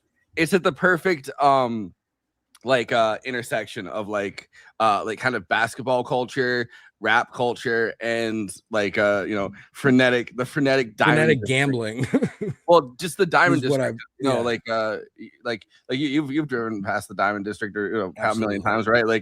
So it takes place in the diamond district, and it has like that kind of vibe to it where a lot of rappers obviously go to get jewelry there, and like a lot of basketball players It's get jewelry funny. there. I know it's called the Diamond District because that's where they have real diamonds, but I still don't believe any diamonds are real that are in, unless it's like a K Jewelers or like something like fancy looking. Yeah, but Those places don't look Diamond fancy district looking. is where the district or where the diamonds come in from all the other countries, and then they kind of get spread really? out from there. Okay. Yeah. Yeah. But it's like You know, I don't know. That's like the center of that world. But it's a great conspiracy theory would be diamonds don't exist. diamonds are about girls, but you know, Well, what's I so mean, I'm weird, though? just used to like Canal Street and shit, and like everything's My- bootleg. I'm sorry, go ahead. My sister FaceTimes. Oh my god! Once we move to Jersey, she's just we don't have to worry about her drunk FaceTiming us anymore because we'll be there. But she was like, I was asking her like, did you watch Sinners? She's like, oh my god, I hated it. I couldn't get through the whole movie, and I'm like, what? I'm like, what? How? She's like, when the vampires, I just got confused and got lost. I'm like, when people say the movie's good up until the vampires, I'm like, do you not understand the point of Sammy's gift? If you take the supernatural element away from Sinners, what is the movie? Right. Yeah, I felt like the first time watching Sinners, I mean, like the second, third, fourth, but like I've been so much of a bigger fan of it. But at first, all I could think about was From Dusk Till Dawn. And I was like, Me too. As I was watching it, I was like, "This is From Dusk Till Dawn." See, and I kept wasn't comparing thinking it. about that. I emptied my mind. Yeah, so I liked. I've just watched From Dusk Till Dawn so many fucking times. You know, me like, too. Yeah, great movie. another movie where a comedian, Quentin Tarantino, plays a serious role. I mean, See, like the worst thing about that movie, though. I mean, that's the only film role that I've liked Quentin Tarantino. yeah, because it's him. He's a pervert, like maniac. he's just playing himself, you know. Yeah, exactly. And also Selma. Damn, Hayek, I mean, only a good first 30 minutes because then I think we lost him when we said diamonds aren't real. But Sinners, I liked Sinners. I haven't watched it again. I want to watch it again. Diamonds are very interesting, Crystal. I feel like Sinners was my most rewatched movie of 2025. My mom, especially now because Jack O'Connell's doing a promo for the Bone Temple, and I'm excited. I'm like, I already know my letterbox reviews can be like. Oh, I'm sorry to tell you. I thought we were being hated on with the good first 30 minutes. And he said, yeah, but like my letterbox review, one-liner review for 28 Years Later, Bone Temple would be like, oh my god, guys, my favorite part is when Jack O'Connell and the Jimmies broke out into Rocky Road to Dublin. Around the Bone Temple. We're on our like week break during when the Bone Temple comes out. So I'm definitely one day that we're doing it's hilarious that we're doing a week break and then Adam McKay and then Josh Olson. Yeah, that's awesome. That's so cool. And both of those yeah, things he better promote those the hell out of movie night extravaganza and this space. I want to see Adam McKay talk. The Josh Olson one will definitely be live on this space. I think it's gonna be a couple days after or something that they're gonna do the Adam McKay one because obviously it's gonna be on a Friday and the space doesn't necessarily do live Fridays right now. But you all, the spacers, should come into the Movie Night Extravaganza YouTube channel chat. Absolutely. But yeah, I should put our Discord in the. The more this space grows, and thinking about what Jake said something yesterday on what you can do, and Andrea said something today of similar effect. We are all talking into the internet, and there is more that people could do. Now, I'm not going to do it. I'm saying that right now. I'm not putting my life on the line for the things going on in this country. And a lot of people are in that same boat, not to bring it down to a heavy place. But I think building like this space being a platform that will, as it grows, will get built out into its own website and be 5 days a week, 7 days a week, 24/7, a place where like a legit, Matt Letterhack is a pirate radio kind of guy, is a punk kind of guy. And I think it does add value to have voices out there. Yeah. I think not everyone, I think not everyone can take up the battle flags, and the people who are, and they have been, like the people like Kat Abou-Ghazala, who could have, when she left Media Matters, gone and just been like, I'm a streamer now. Now she's chose to run for office. Be like, what are the levers that we can use?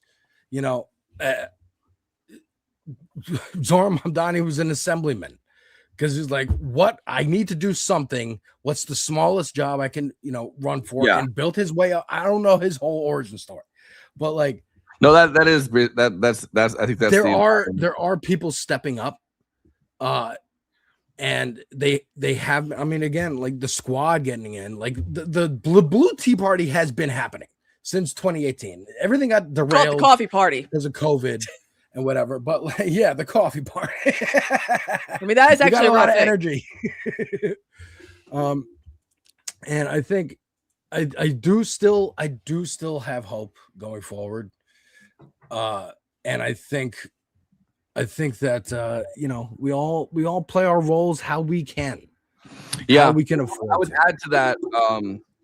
I don't think it's anything to be ashamed about that. You can't at this moment put your body on the line, because I think that we're at a point where life has been so degraded, like just the concept of life, right? And like in our culture has been so degraded that like there's a pretty big chance that because I'm thinking like you're like actual physical body. People have been talking about Aaron Bushnell again.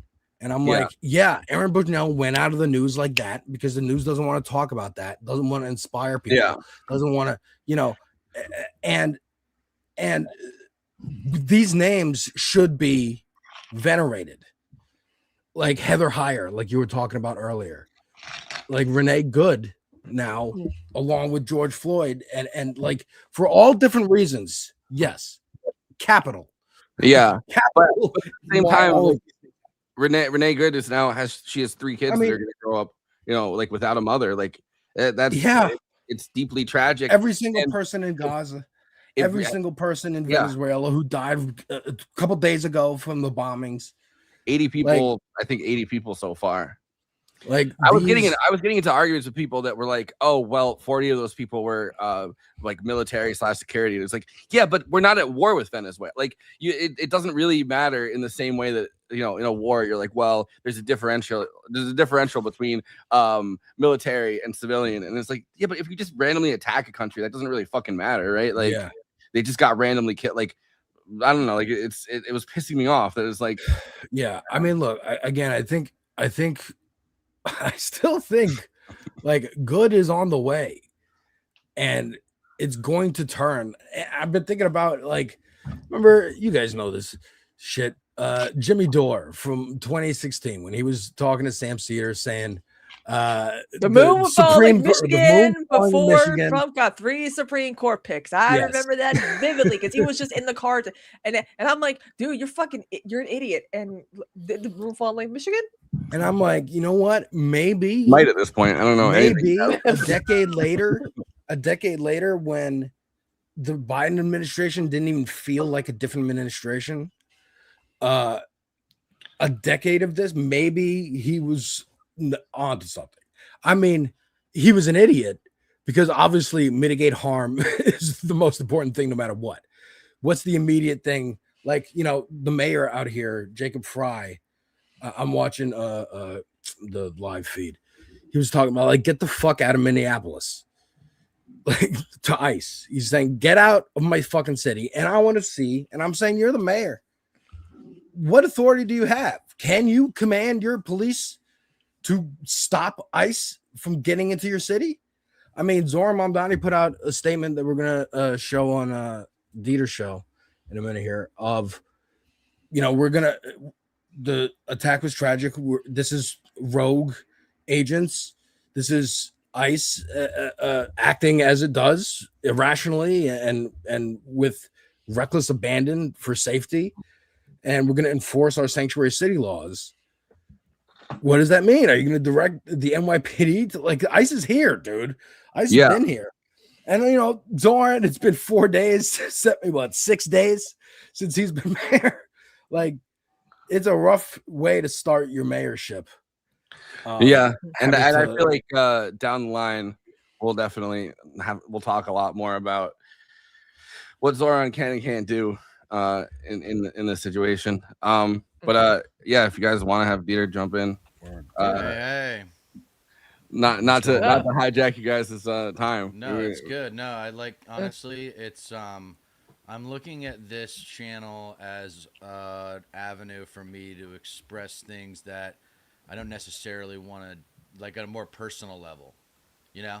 I'm kind of like thinking we haven't met in person. It's a little like sci-fi, but I think because we all see the fundamentals, not every nuance, not every detail the same way, but we see the fundamentals of the change that's required to save the country.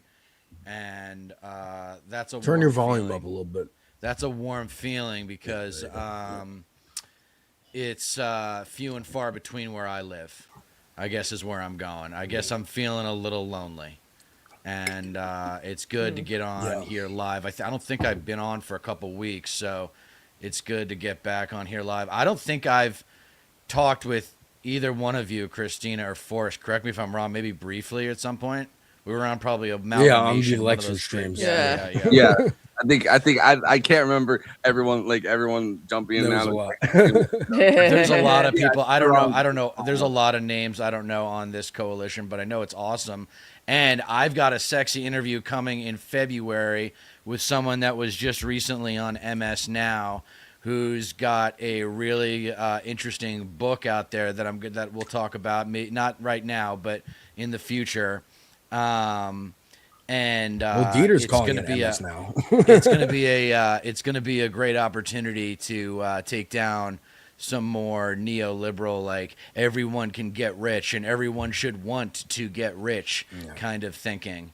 And that's I'm really looking forward to that. But you guys were all up about bringing up Zoran, huh? Like, I mean, the guy just gets machine gunned with bullshit as soon as his hand comes off the fucking text, right? Like, day 2, a foreign president is kidnapped to your city.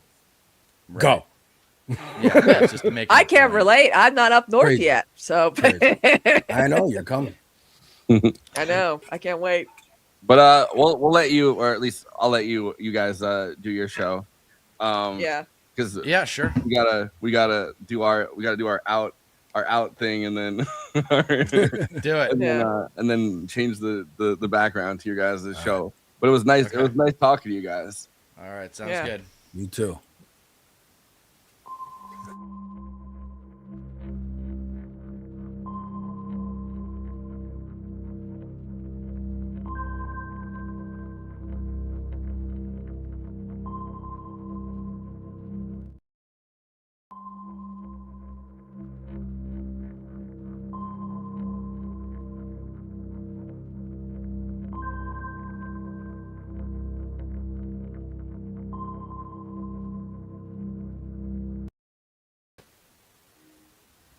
Hey, welcome to American Wasp with Deter McBizness. I am North America's favorite white Anglo-Saxon Protestant gone West Coastal, talking to you with my favorite coalition member, Devil's Advocate Productions, Alex Haha.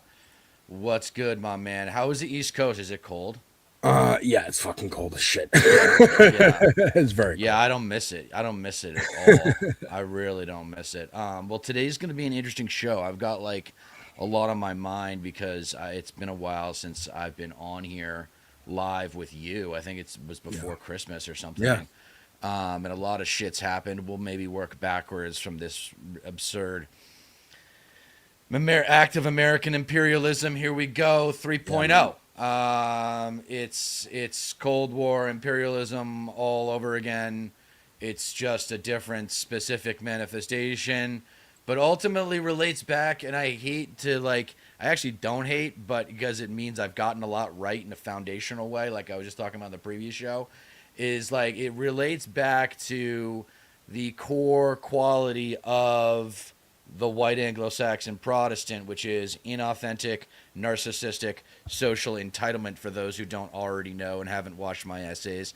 And that is manifested in Manifest Destiny or American exceptionalism. All these ideas that we had a right to move from New England and the mid-Atlantic all the way down that coast through Florida, and then the big one across the fucking continent. Yeah. And just take it all over. Monroe, I mean, the only one we could really, but I'm talking about old. No, I know, but I'm saying that's what it evolved into. Right, but that was the foundations of it. Yeah, it's like understanding the '80s to understand today. And the only thing we gotta get off the hook maybe is the Louisiana Purchase, because it was just like, oh, that was just the French. It was just the French. But it's still, we're still guilty of genocide. Everybody, all those Western European nations are guilty of genocide. Yeah. And they all have really good ways of expressing their guilt. We actually have a good way with the casinos, but we're not making those as lucrative, the ones that are owned by Native Americans. It's tragic, really. I mean, there's plenty of money to go around. Land back movement, I know that it exists. I've seen it talked about. I don't know exactly what it means, but I know that's a step in the right direction. All right, so but Venezuela, Jesus Christ, dude. Do you want to talk about Venezuela first? All yeah, right, let's do Venezuela first. I mean, my reaction. I don't know if you follow me on Instagram, but it's kind I don't really of use Instagram. Oh, okay, well, it's annoying because I can't help but come across as like I told you so. Where it's like, just lowest common denominator, most extreme version of conservatism is fascism. Here's fascism. Fascism is imperialist by definition. So here we go. Like, what did you expect? Especially, and then you add in the catalyst, which is the release of the Epstein files. Bada bing, bada boom. Let's go use those weapons. Remember what he said about big time weapons when he got like the first tour of like the military fucking depot or something with weapons, and he's like, we have all these weapons, why don't we use them? We got them to use them, right? Dude, that's the mentality. He still acts and speaks like he's just a celebrity, like he's used to the press talking to him and asking him questions, and that's how he talks. Like he's right. Just all these rallies are just I love Donald Trump rallies, not you're the president and you've got a cult behind you and these are fanatical lunatics. He might see them as like weirdo fans that he doesn't want to associate with. That's probably how he sees his supporters. But he operates with this. I'm getting heat for the Epstein files. It's Christmas. It's New Year's. I got to do something big in the new year. I've been talking to these oil companies. I like oil. I keep wanting more drilling and whatever. So I want to just take off crunch. And I feel like this goes into the theory that I have that boomers like him, Putin, Xi Jinping, Netanyahu, the Saudis, they are boomers who have nostalgia for when they felt like the 80s or the 70s or whatever time period where they felt like their country was like badass and like cool and everyone loved them. They were on the right side and they were having fun and doing coke and drugs and sex and whatever the fuck. And they want their legacies because they know they're going to die because they're old. And time comes for us all, no matter what. Undefeated. Like billionaires have not figured that out. They're living forever yet. And so Netanyahu wants all of Israel to be Israel and no Palestinians. Putin wants the USSR back or as much of it as he can get. Trump just wants everyone to love him forever. And he's being puppeted around because he's old and feeble like Biden by Stephen Miller and JD Vance and his sons, I'm sure, and whoever else can pull him in a direction for what they want. And they're making deals with CEOs and what. I'm wearing a fucking t-shirt right now. The Umbrella Corporation from Resident Yeah, I remember that. All right. I remember that movie. Yeah. I actually really liked that movie. I watched it when I was studying abroad in New Zealand, and it was just one of these super like commercial, like, okay, whatever, video game movies. Yeah. It was actually back in the day. It was like a pretty original thing to be a video game. And then there movie was back like in 8 sequels. Yeah, and then I remember the writing in that movie was actually really good. I really enjoyed it. This is who we are going to Venezuela for. Yes. This is what the Monroe Doctrine is about. Yes, the conglomerates. It's about the conglomerates, the companies. Right. We make pharmaceuticals, and we make Right. weapons, and we make iPhones, and we make a streaming service and movies, and have a studio, and mail you fucking whatever you want because we're Amazon. Right. And We're Disney. let me deal with this real quick. So, out of respect for my dying mother, I probably won't wear sunglasses on camera until she's gone. It's a weird thing, I know, but it's something I've thought about. I was like, the only positive thing she gave me was these eyes. So I gotta use them as much as I can. Yeah. So, but to get back to what you were saying. But yeah, this is why we're going to Venezuela. This is, I don't know how many. Yes, I mean, well, there's people are going to a great sign up for the military to go. There's a great, like, okay, so you gotta, if you're gonna have conflict, you gotta define the battle lines, and you gotta define the enemy, really. And the enemy, I think, an easy one is corporate America. And I've got some actually creative solutions to some really big problems. For example, like debt relief, not just student loans, but other forms of debt. Because over half the country can't afford a $500 emergency if, you know, they get into a car accident or something like that. I want to also, so this is just shit. Do you have anything else on this, or do you want to? I kind of want to move on. I mean, yeah. Let's just. I want to take talk a look about at, like, live footage. Oh, okay. Of this. Wait, what happened? What? Oh, sorry, did I? It will not stop. An ICE shot someone today. Oh, great. I didn't see this. I've been you working didn't see all this? day. Okay. No, I've been Yeah. working all day. So I'm breaking this to you. ICE shot. I'll take you through the story. Here's Christy Nome speaking. She spoke a little earlier. That's live right now, but I'll take you through what happened. All right. We'll show the video. I will try and stop it before it happens. But this is what happened.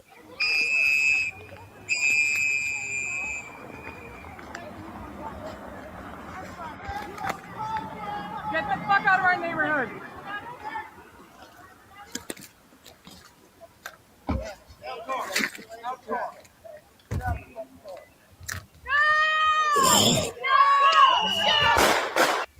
All right, so who shot this guy in the center? No, there's a guy. This guy, I think, shit. I believe this guy. Well, he's got his hand out like he's got a gun. Yeah, and you can see him holstering it later in the video. Okay. This is the guy. Yeah. Allegedly, first moments. And fucking, she had it was she was identified as Renee Good, right? And this was part of the story. Renee was one of the kindest people I ever known. I don't know who's speaking. I think this is her mother. Her mother identified her. She was extremely compassionate. She's taken care of people all her life. She was loving, forgiving, and affectionate. She was an amazing human being. Good has previously been married to Timmy Ray Macklin Jr., who died in 2003 at age 36. Macklin's father was shocked to hear the news that Good had been shot and killed. He said Good and his son had a child who was now 4 or 5 years old. There's nobody else in his life. Macklin Sr. said, I'll drive, I'll fly, I'll come to get my grandchild. So it sounds like he was notified by the reporter. Right. And, you know, this was from a day or two ago of a woman in a restaurant kicking out ICE at a Mexican restaurant. Get up. Excuse me? You heard me. My staff says you were out front hassling people. You don't get to sit here, eat our tacos, and terrorize the same comunidad. Out, cabrones. Then go find someone. Right. And, you know, the right was making a fuss about it, of course. Oh, how could you? These are law enforcement agents. They're doing it. And this is why. This is why. Because they fucking shoot random people.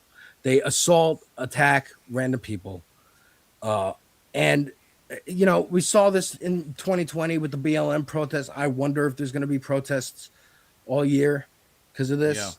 Yeah. I assume, like, I already had it in my head, the right-wing response. If there's not as big a response or bigger, the left doesn't care about white people.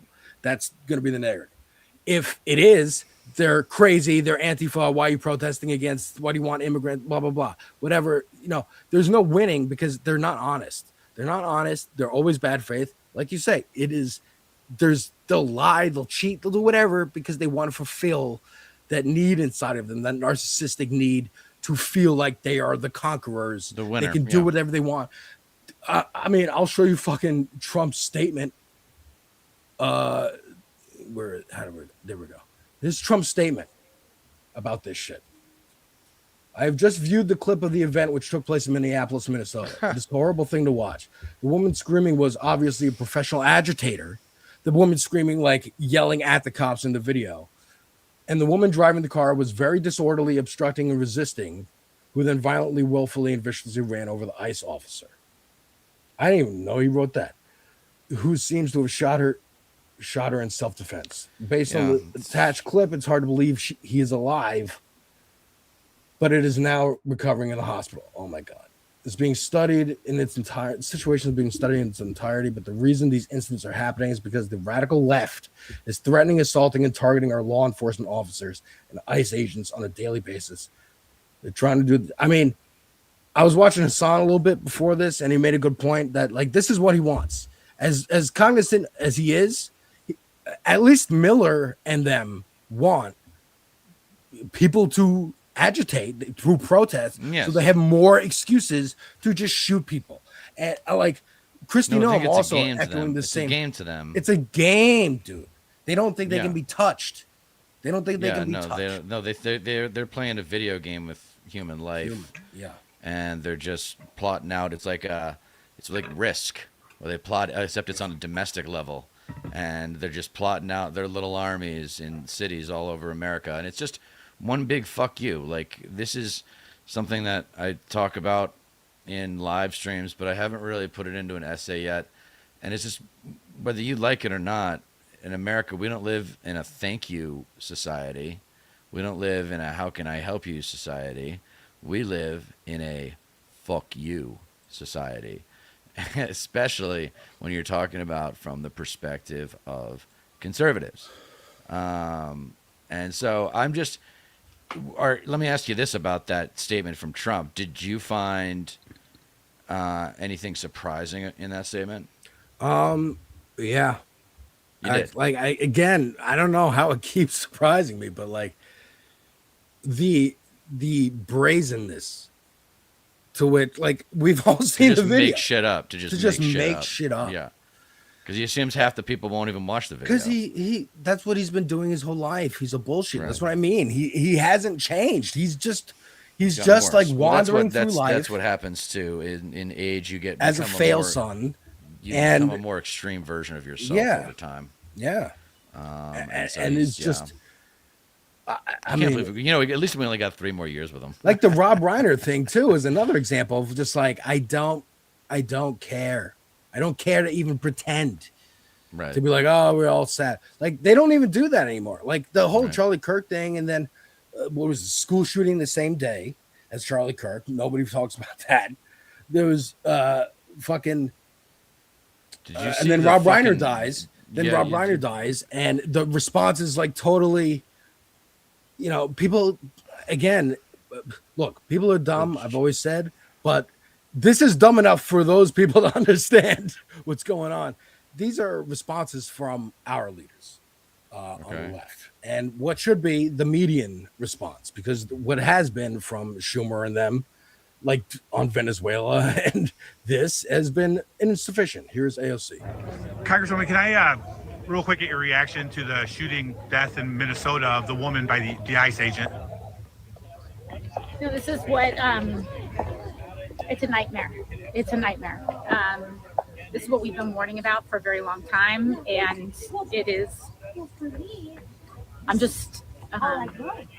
It's tragic to say, but from the moment that, from the moment that this Congress decided to authorize and explode ICE's budget, they are accountable to no one. It's important that people know that ICE has less accountability than virtually any law enforcement agency in the United States. And yet they are some of the most well-funded. They're operating with impunity. And we just saw them murder an American citizen in cold blood in the street. And despite whatever lies that the president wants to say about what was happening in this, you can see what happened for yourselves. They shot a woman in the head in cold blood on the street. I hope that this incident is prosecuted to the fullest extent of the law. And this is an agency that must be reined in. Okay, so we'll bring it back. So where's the F word, fascism? I mean, where is it? Like, that's my only issue with it. I mean, it's fine. It's a good response or whatever. But and the other thing I want is someone with my perspective, which is stop being surprised. Yeah, wasn't this just a matter of time? Yeah. It's like the internet. I mean, that's what she's trying to convey. Is like, obviously this was going to happen. Obviously this was going to happen. Right. This is. It was just You've a matter seen of them time. explode in budget. You've seen the ads saying join ICE that just start right away on YouTube and Twitter and all over the place, and your TV screens. You've seen. Okay, no, Boku. I'm loving your contributions because they're very aesthetic.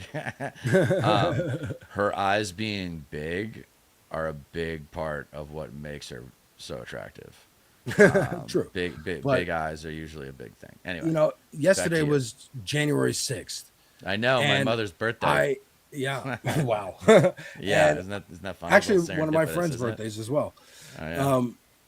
I was watching, and I do this sometimes. I did it in 22, and I have done it occasionally. I'll go watch the Majority Report live from that day because that's what I was watching. And you see them start to notice over time at looking at Twitter, doing the show, like, oh my God, what's happening? And the footage coming in and what it was like to be in that moment. It is like 9/11.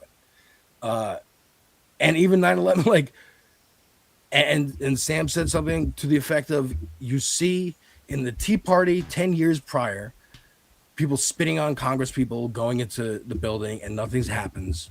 Mm-hmm. You see, Christina and Forrest was talking about Charlottesville, Heather Heyer. What happens? Do people stop voting Republican? Does the Democratic Party do anything at all ever?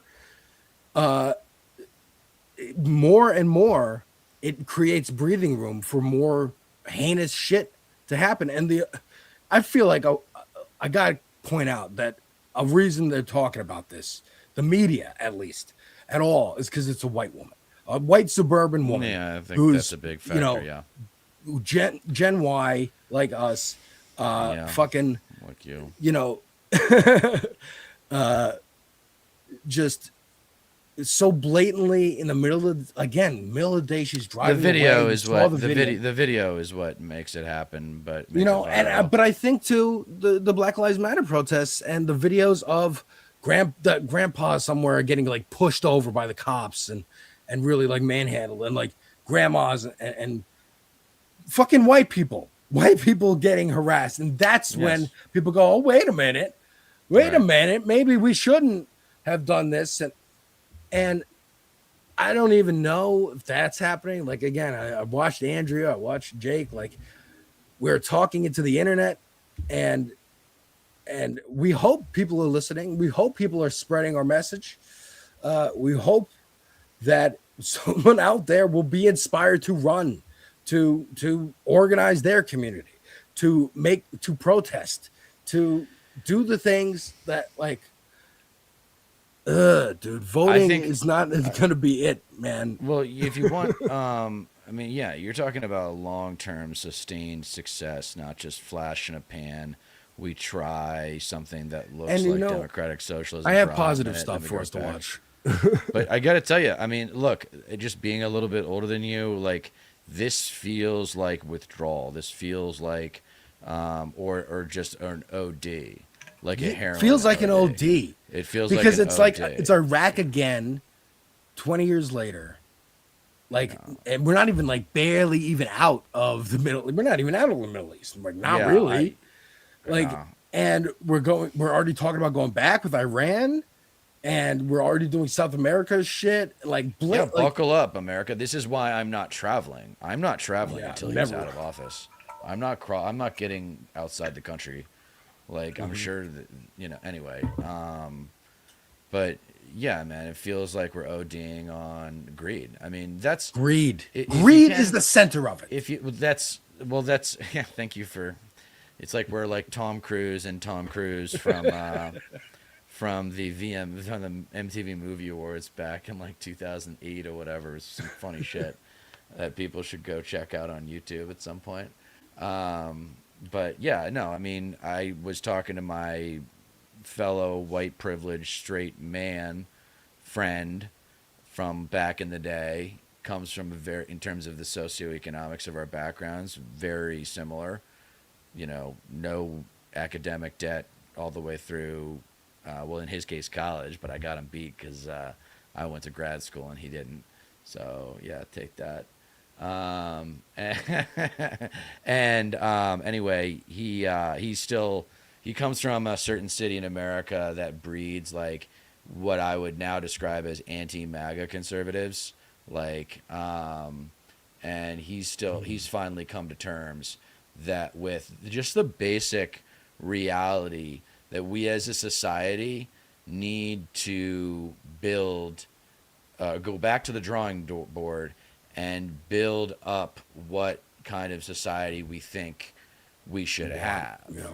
And then, because this has not been a discussion. And this is the thing that drives me nuts about freedom of speech obsessives, not freedom of speech advocates, because freedom of speech advocates are fantastic, but freedom of speech obsessives usually say like they're obsessed with that right because they just want attention.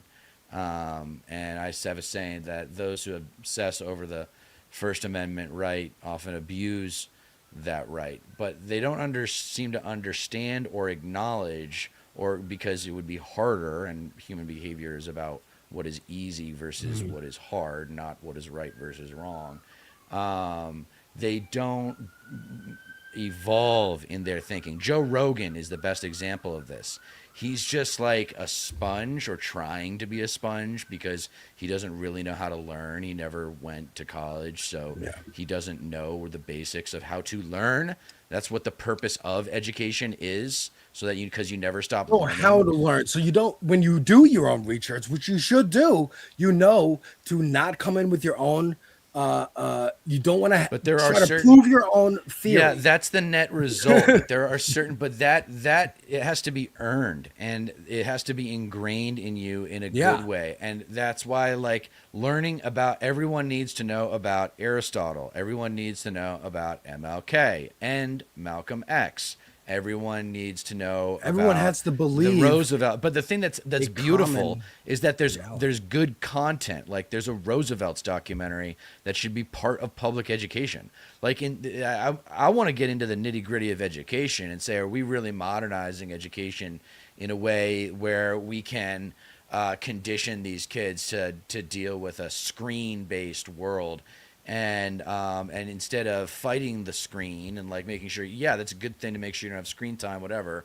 But when you're using it, like, are you using it like in a productive way? Yeah. And Yeah, that's that's a where good you get into like, what are the classic? I think documentary film is my favorite. I'm biased though because I've been involved with a number of documentary films, and I just think they're a great way to teach. And it's the kind of teaching that happens when you're not taking notes. Yeah. It's recreational learning. As someone With who that hated said, school, watching Yeah. documentaries, I was like, okay, this is a movie at least. At least I don't have Right. to hear the teacher. There's cuts. There's visual, Well- interesting visuals. I mean, like good teaching is like one thing that people, and this is the thing I have about language too, where you can use sophisticated language and people will know what that word means. They just won't be able to come up with the word on their own. Yeah. For example, like an undereducated person would never use the word nemesis, right? But they understand it when they But hear it. when they hear it, they know exactly what it means. Yeah. And I'm just making that up on the fly. There's a million examples of that. You know, but I think I want to bring it back Go to back. this comment because Yeah, what is Andrew's right. They're accelerating the plans to get as much as they can before Yes. Trump kicks it. That's again, we're talking about greed as the baseline. Like that is spot on what they are doing. He is Biden. They know he's bad. They knew during the campaign, but it just looked like he looked marginally better than Biden.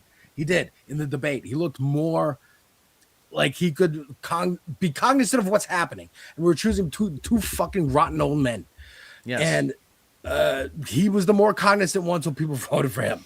This right thing happened, and people didn't feel a difference under Biden because it was barely a difference because they didn't do anything. They capitulated at every fucking step. They begged to capitulate because that's how Chuck Schumer governs in the most fucking Woody Allen Jewish way possible. It's so fucking annoying. As a New York Jew, I will tell you, it is that stereotype. When you meet it in person, it's fucking irritating. When you meet Larry David for real, when you meet George Costanza for real, it's not fun. They're not funny. They're infuriating. And dude, you met Larry David? No. I'm saying like that type of like neurotic, oh God, we gotta Anxiety. help you out. Oh, yeah, I'm Chuck Schumer. Okay, Sam so Stevens fucking what impression. about so there's a Chris Rock bit. Sick that of you might have- fans. There's a Chris Rock bit that you might be familiar with that's like legendary and very controversial. That I would include. Yeah, I'll let people find it on their own based on that information. But one of the things that you can find it based on how I phrase this, like I love Jews, but I hate Zionists. Like I'm kind of in this thesis, and I'm glad you brought up Andrea because she's like unapologetically into like hate, and she acknowledges the hate in her, and I acknowledge the hate in me. Yeah, me too. I acknowledge the hate in me because, and here's like the saying, the sequence. It's all about sequencing on the left. If you don't sequence people with your words, if you don't get them to take 1, 2, hopefully 3 steps toward your perspective with your language, then you can't really influence them. Yeah. So They that's need to- why, like, they need to- what I try people to need to make promote. Hold on one second. So what I try to promote is like this is fascism, or conservatism is fascism. Fascism is evil. There's nothing wrong with hating evil. There's nothing wrong with hating conservatism. Right.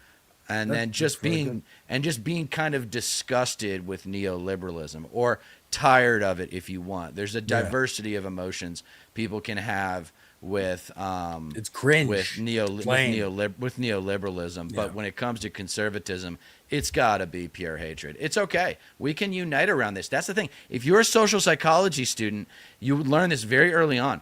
And this makes intuitive sense. This is where, like, social psychology will also teach us that we all have racial blind spots. Technically, we're all racist. I got some news for everybody. But yeah, anyway, you know, it's like, what was, oh, fuck, I just lost my train of thought. You take it over. Where are we going next? Well, we're going to more responses to this. There's Zoran Momdani giving his response to what happened in Minneapolis. First, just want to make clear that the news coming It's a little out of quiet. Minneapolis is horrific. This is one part of what has been a year full of cruelty. And we know that when ICE agents attack immigrants, they attack every single one of us across this country. And this is a city and will always be a city that stands up for immigrants across the 5 boroughs. And I have made it clear to everyone within my city government, and that extends to NYPD, that we are going to uphold our sanctuary city policies. We are going to adhere to them. That is why one of the 11 executive orders that we signed was to repeal the previous administration's order to allow for collaboration with ICE on Rikers Island. What we are going to be doing is following the laws that we have set, laws which have kept New Yorkers safe. And we are going to make it clear to each and every person in the city what their rights are. That's why we took the time to make a Know Your Rights video, because it goes back to the earlier question. If you don't know of your rights, then how can you be expected to actually use those rights? So we are going to take every opportunity we have to inform New Yorkers of what they already can do, and also to make it clear to our own city government agencies and departments across the board, including NYPD, that we are not here to assist ICE agents in their work. We are here to follow the laws of New York City. I mean, again, sorry it was quiet, folks, but it's day 7, and he knew this was the office he was coming into, and what he stood for and what he's standing for. You know, I'm just interested to see how it works in practice. He's taking the right stand. He's using the right words. It's on Jacob Frey right now. Like, it's on his head right now. He's going, like, he's made the statement, get out. And what I'm asking Chad, I'm asking you, can a mayor say, hey, police, literally don't let them in, and if they try, use force to resist them? Yes, it depends on the quality of that connection. He let the Tish woman in charge of the police department, which I thought was an interesting choice. He now, but that's continuity. That's continuity. It is continuity, and she's going to report now to the deputy mayor, I believe. According to Kate Klippenstein's report. I think we're just kind of in a survival mode right now, and just getting. We're in survival mode, and you know, again, like people like Zoran, people like this next clip of Kat Abou-Gazella. This was a couple days ago, in DC at a rally. So to our representatives, we don't want any more. This is in response to Venezuela, but also about ICE. We don't want to hear that impeachment is unpopular, because it's not. And guess what? You're a leader. You better lead. And I guarantee that if you cave to cowardice, someone else will step up to take your place. And we do not want to hear that there is no cause to impeach this tyrant. We got to this moment because of inaction from leaders who swore to protect us, who swore to fight for us. We trusted them, and they broke that trust. We deserve so much more than what our leaders have failed to deliver, but they have a chance to redeem themselves, to step up now. But the first step is impeachment. What do we want? Impeach! I think doing it like that with the 3, like kind of Zoran did in the campaign. Perfect. 3 things. It's a chant. People can remember. This needs any Democrat running in 26, 28 needs to have this part of the platform. So, and over Venezuela, at least. You broke up there. Say the last over 5 over seconds. Venezuela, at least. Okay. This impeachment needs to happen. Yeah, but it's not going to until after the midterms. Yeah. So a year from now, because those midterms, then the people have to get sworn in, so he won't get impeached until a year from now. I mean, I don't know, man. I'm Jake, really that's a good pessimistic. point. I'm not even in on the like. I'm down for impeachment, but I don't think it has a chance in hell of happening until until we take. Over I the think House it and should the be Senate. like, but like you were saying earlier, of like, these conservatives who are starting to like wake up, so to speak, and be like anti-MAGA. The reason they're doing that is because they know, like Andrea said, Trump's gonna fucking die. Trump's gonna die eventually. Maybe it's after he serves his whole term. Sam Cedar thinks he's gonna die next year, like, or this. He's not gonna make it to 27. That's what Sam Cedar's betting on. Put it on Polymarket and a Kalshi, folks. Sam Cedar's bet of Trump making it to 27. So this plays into. They're Sorry, looking. wrap it up. They're looking for. I'm gonna throw it back to you, but they're looking for what's next, what's past him, and people are looking at Vance. America First, Fuentes and them, and Tucker and whatnot. Right. They're looking towards, like, I don't know, Trump without Trump, with Marco Rubio and Ted Cruz and these rotten fucks that they know are compromised. JD Vance, Erica Kirk said JD Vance on stage at TPUSA. That was something we missed during the holiday break. Was their shit, and it's gonna be what, JD Vance versus Tucker Carlson running. I don't know, maybe, hopefully not, but I don't think they hold together. I think the groundswell, again, what happened today is horrible, but this sentiment is not new. The sentiment's not new. It's been there since, I'd say, like Bush. I'd say Iraq and Afghanistan, at least our generation, really affected us, and how we look at the government and how we interpret news told to us, because we're all lied to. Whole generation lied to, just like Vietnam. And there's more information. Ultimately, I think the internet is good. Technology is good. And we do have at least access. At least the conversation goes from, like whether it doesn't look even up, matter. Go ahead. Sorry.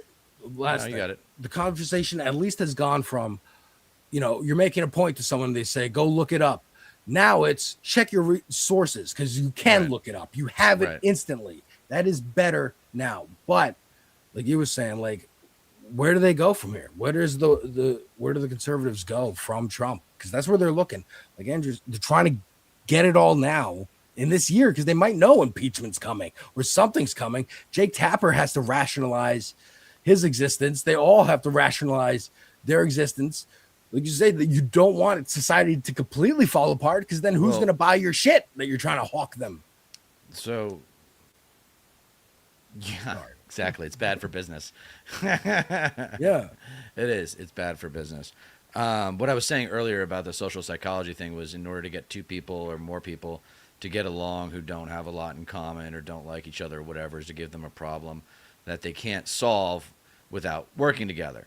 So I think the tipping point for the factions of the left that need to kind of like unite and make a point and get super majorities in both houses eventually, and like never look back, because bipartisanship is death and what got us here. The argument's over who's gonna have power and who's gonna be influential. And I think there's a lot of insight in the approval polls right now. I think that obviously Trump's approval poll is like been under 40 for several months now. It got as low as 32, I believe I saw at some point, but I think most recently it was 39. Either way, that's pretty miserable. That's not the end of George W. Bush's career yet, but it's getting there. So that's fitting with my 1/3 theory. For those who aren't familiar, I believe that 1/3 of the voting public is MAGA. MAGA being defined as heartless 1%ers, and 99% of which are Confederate flag waving, Bible beating gun nuts, or some combination of those three things. So I think if we unite around that common enemy, we can get a lot of people to get along, but we're going to trip over who gets to be in charge. And that's where the left comes in, and we say, well, we've had the best arguments for a while. And a lot of these arguments, you know, I talk about it's like sailing. It's kind of over at the start, right? I've mentioned that before. Well, it's like how you frame these arguments, right? It's not whether or not we need universal health care. It's not whether or not we need the EPA to be, you know, better run and more effective, yada, yada, yada. All the whole laundry list of policy issues. It's to what extent. It's to what extent should government be involved in this area of our lives. And it's cool to see Zoran using modern technology and doing videos and stuff. He's super media savvy. That's great. It's not a coincidence. They all are. It's not all a coincidence that he's the son of a cinematographer. You Yeah. know, that's not a coincidence that he's that good with it. And he's just a man of taste, and I like him a lot. But I'm a little disappointed in him influencing the DSA in New York. I was not cool with that. I felt like he should have kept his mouth shut and let the DSA in New York do what they want. I feel you. On the local thing. But that's just me, you know. And a lot of life, and definitely a lot of political life, is coming to terms with the way things are, as opposed to obsessing over the way things should be. Yes. It took me Yes. years to get to this. Years. And because I was like caught up in the Michelle Obama love and kindness politics, and like I wanted the method by which we achieve change to be like reflective of the positive aspects of our subcultures. And that obviously is not going to happen. further with like people arguing, should we do Marxism or should we do Marxist-Leninism? Should we do communism or should we do social communist social democratic socialism? You're I know. not You go by in problems the palace. and solutions. You're not you go by- fucking lords in the palace deciding how you're gonna write your constitution. It's You're the, fucking on Twitter arguing. Fucking make a sign. Go outside. I call it the panacea play. They think if they get the right terminology and the right theory and apply it, then everything's going to work out great. It's almost like a false god. No, And it's just like, no, random you just have people to. What do people going who for it. organize institutions do? They make whether it be explicit lists or implicit lists, but ultimately lists of problems that they have to solve. And so we should just go problem by problem: healthcare, education, environment, elections, guns, cops, criminal justice. I mean, and again, those It's not opinion hard. polls are all very clear on those topics. Right. This is not quite an opinion poll. This is an Axios article that I don't have a subscription to, but we only need the first line. The U.S. is undergoing its fastest religious shift in modern history, marked by a rapid increase in the religiously unaffiliated and numerous church closures nationwide. What do you make of that as someone who talks about the Bible beaters and like, are people just like, we're not going anymore? Okay, so two things. One is this is great news because this is the exact opposite of what Hollywood is doing, which is trending towards religion, right? Yeah, the David movie, the David and Goliath movie. Yeah, it's disappointing because I always wanted to make that movie myself. You still can. Secondly, yeah, I could. I mean, do you know what David? There's not a did? monopoly on Bible stories. No, I know. man. There's no rights. There's no movie rights to be sold. Not yet. It's ancient. Disney hasn't bought it yet. Yeah, it's statute of limitations on that. Can you one. imagine when Disney tries to buy the Bible? Yeah, I'm sure. Trump will sell it to them. Yeah, right. If some get rewrite patent law. Yeah. But do you know what David did after he killed Goliath with the stone? No, you know what he did? He took Goliath's sword and cut off his head. Word. Yeah. So End he was it. a savage, man. He was a He savage. ain't coming back. Yeah, he was a savage. And he's one of ours, right? He's one Wait, of so mine. I wanted to He's make Jew, sure, right? though, we never got a chance to deal with this fucking one. What Can You Do said something about the mayors. Yeah, here we go. Here's something controversial. If we aren't certain it's written down somewhere that a mayor can't interfere with ICE, we should assume they can and insist upon it. This is a matter of public safety. Yes. Okay. Love it. Great idea. Like, this is what I've been talking about is instead of uniting around states, like, oh, it's California, New York, and Massachusetts, all like, and New Jersey, and you know, fighting for the love of Pennsylvania and Michigan, whatever. No, cities. And then you go cities and then out to suburbs, and then eventually you get to rural areas. But you must accept that rural areas will always be vulnerable to the politics of scapegoating, to the racial and xenophobic politics of the right that will always be successful to an extent in my generation for the next 10 years for 1/3 of the voting public. Hopefully 10 years from now, that 1/3 will be 1/4. And then 10 years after that, 1/4 will be 1/20. My point is that MAGA is something that you cannot cut out. You must radiate it. So this is along the lines of the solution. What you can do. Of course, he comes up with talking about the solution, my man. That's why I was so obsessed with this comment when it came in. I was like, we gotta cover this thing. The mayors in a lot of these states, like Zoran, are more powerful than the governors in terms of what a lot of people would call soft power. Fuck it. It's just public attention. They have the cameras. They go places in their cities. People pay attention. So make your cities kick ass. And then tell MAGA they're not wanted here. Tell MAGA you can come here, but don't be wearing that fucking hat. And don't be coming up in a pickup truck. Yeah, well, that's ultimately what I want. So, but what you can do is making a great, touching on my point here, and I think it starts with the I-95 corridor of the mayors of Boston, New York, Philly, DC, Chicago, Baltimore. You know, that's the inner circle of like, you know, how does this happen? How does this unity happen? You have to get behind someone. And I think right now it's Zoran, but eventually it's going to have to be, you know, eventually it's going to have to be someone in the establishment party, and it's the replacement for Ken Martin. I really don't think this party has a chance until Ken Martin's out of power, and maybe Hakeem Jeffries. Ken Martin is the chairman of the DNC. Okay. Yeah. Yeah. Then yes, because I don't even know who the fuck he is, so he's not doing his shit.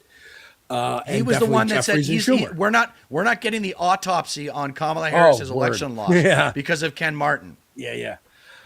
I think like to inject a little positivity here. Yes. This is the same area as the park. It starts with a Z. The park in New York. I fucking forget what it's called. Central where Park? Occupy Wall Street happened. Washington State Zuccotti Park. Zuccotti. Okay, I don't know. And this is 15-ish years later of those people who met there. Some people it inspired them. Some people who saw it on TV, saw it covered, inspired them to get involved in their fucking communities. Fucking talk to people, organize, run for office. Just fuck it. I'm running for office. Fuck it. Graham Plattner's running for office. Cat Abou-Gazel is running for office. Okay. Like, these people are running for office. Just join the DSA. Just join the DSA. They're joining the DSA. They're doing smaller steps to get to that place. Yeah. But it's all at once. And it's like, fuck it. I'm doing something. I'm not just stopping. I'm not just going to, this didn't work. Wall Street's not over now. And I'm going home and going back to watch TV. They stick with it. And here, after a while, sometimes, if you're lucky. We will deliver nothing less as we work each day to make this city belong to more of its people than it did the day before. Here is what I want you to expect from the administration that this morning moved into the building behind me. We will transform the culture of City Hall from one of no to one of how. We will answer to all New Yorkers, not to any billionaire or oligarch who thinks they can buy our democracy. We will govern without shame and insecurity, making no apology for what we believe. I was elected as a democratic socialist, and I will govern as a democratic socialist.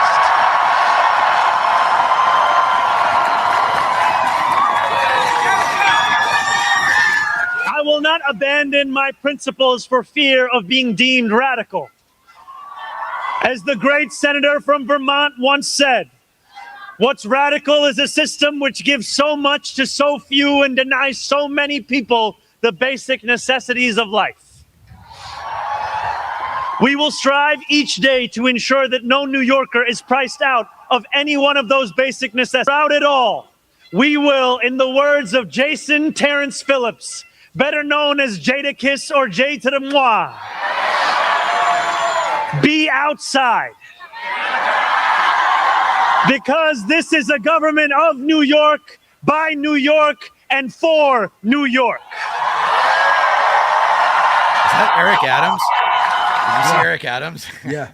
I mean, look, is he going to jail? Is he going to jail? I got super libbed up. It was New Year's Day. I got super libbed up, and I had this as my phone screen. Oh my god! For about a day. Oh my god! Really? Yeah. Like That's this is funny. a real shot of Bernie laughing with Eric Adams above him, just stone faced. Because like, is Eric Adams going to go to jail though, or what's the deal? I mean, I don't know. I doubt it. I assume he's booking a flight to Turkey or Israel as we speak.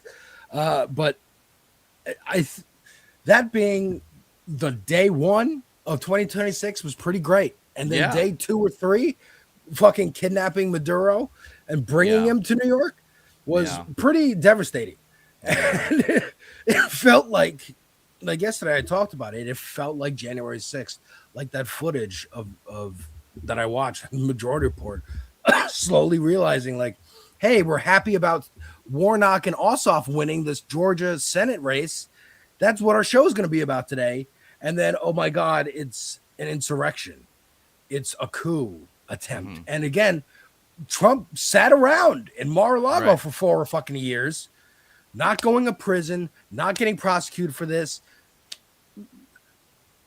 Turn the page, the temperature will go down. It's over. No one's buying it anymore. Kids aren't buying it. Younger people aren't buying it. We don't buy it. Fucking even older generation, like it's over. It's a pressure cooker. People can feel the pressure cooker because, like Andrew brought up, they're trying to get it out. They're trying to get squeeze every fucking dollar they can out of the fucking world before the leaders kick the bucket and the rats try to scurry back away. So that fucking Jared Kushner, you'll never fucking hear from him again. You'll never hear from a lot of these fucks. Nick Shirley, that guy who's doing the daycare like fraud. So would thing, you be pro blacklist after this? Like like prosecute. They've committed crimes. Well, I mean, but there's limitations to that. There's limitations, sure, but they need to be. But immediately, like, you could have rewritten by our side. I'm just trying to think about cool things that politicians could do to get attention and influence the public. Okay, so what about if you had like a political figure running for office in some big time way or whatever, and getting a lot of media attention, and be like, hey, if I get into power, all these people, they're not going to be welcome in this town. And I was thinking actually a high-tech version of this idea would be you have an app that you can buy and you take a picture of somebody and it tells you whether or not they're MAGA. I think this is not a bad idea. Tech billionaires, get on it.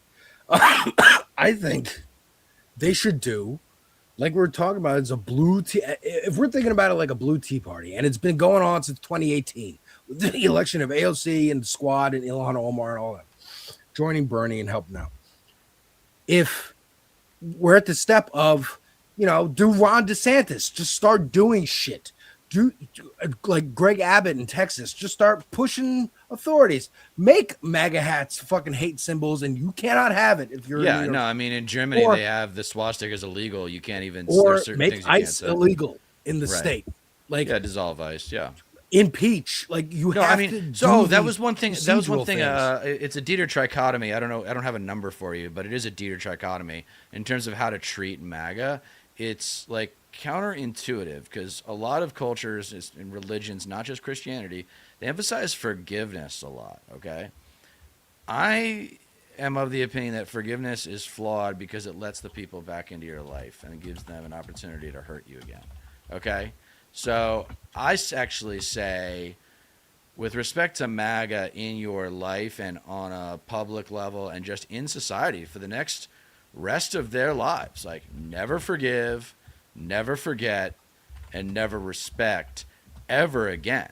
Like, you come up with these really good arguments for policy, and then you anticipate what the criticisms are going to be, which I think is good, but we don't even need those.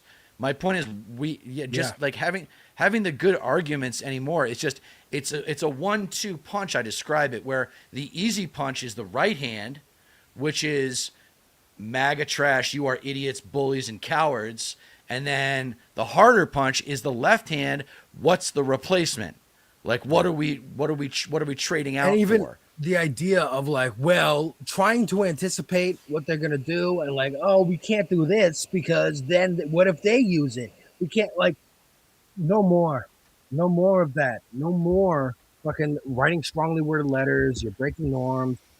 But there's certain language, Alex, that like no one has said white trash bullies. Right. Like, white trash Nazis, I realize, is a little heavy. It's a little intense. It's like a fucking ninja star to the neck, right? And white trash Nazis is a lot. And then white trash fascists, though, we've talked about. WTF doesn't stand for what you think it does anymore. And that's like, I think that's fucking gold. But I don't have the platform to get this shit to catch on.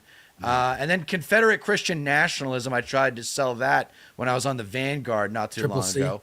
Yeah, and here's the thing. What's the enemy? Like, ideologically, you get into the isms, okay? Because you can't fuck with this specificity. Double B, double C. Baby, boomer, conservative, capitalism. Boom. You just throw that out there. Like, that's an anchor, dude. Have you ever heard of the anchor and adjustment heuristic? No. Okay, so I don't know what heuristic means. Okay, so basically, it's my a guy named Frank Schaefer, who's a really great intellectual, came out of the evangelical crowd, knows it well, like me, got out of there, and now is expert on how to criticize it. It's basically, he calls it certainty addiction, and it's even actually grander than that, where it's just you get married to ideas of certainty. Yeah, and.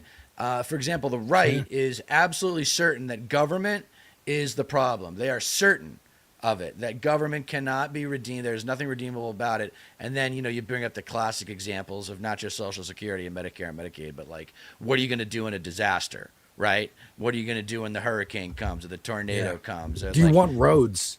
Yeah, I mean, everyone uses the roads as a classic example. But it was good to see it. Zoran's thing. But it's good to see the Democrat, like you're saying, the Democrats need to stand on the opposite side and say government is good and can help. Because it is, and that's what I said. And I was part of my rhetoric for when I was I won't get into why I came up with this slogan, but yeah, government is good because people are good. That's actually like coming from someone like me. I think that's actually kind of surprising to hear.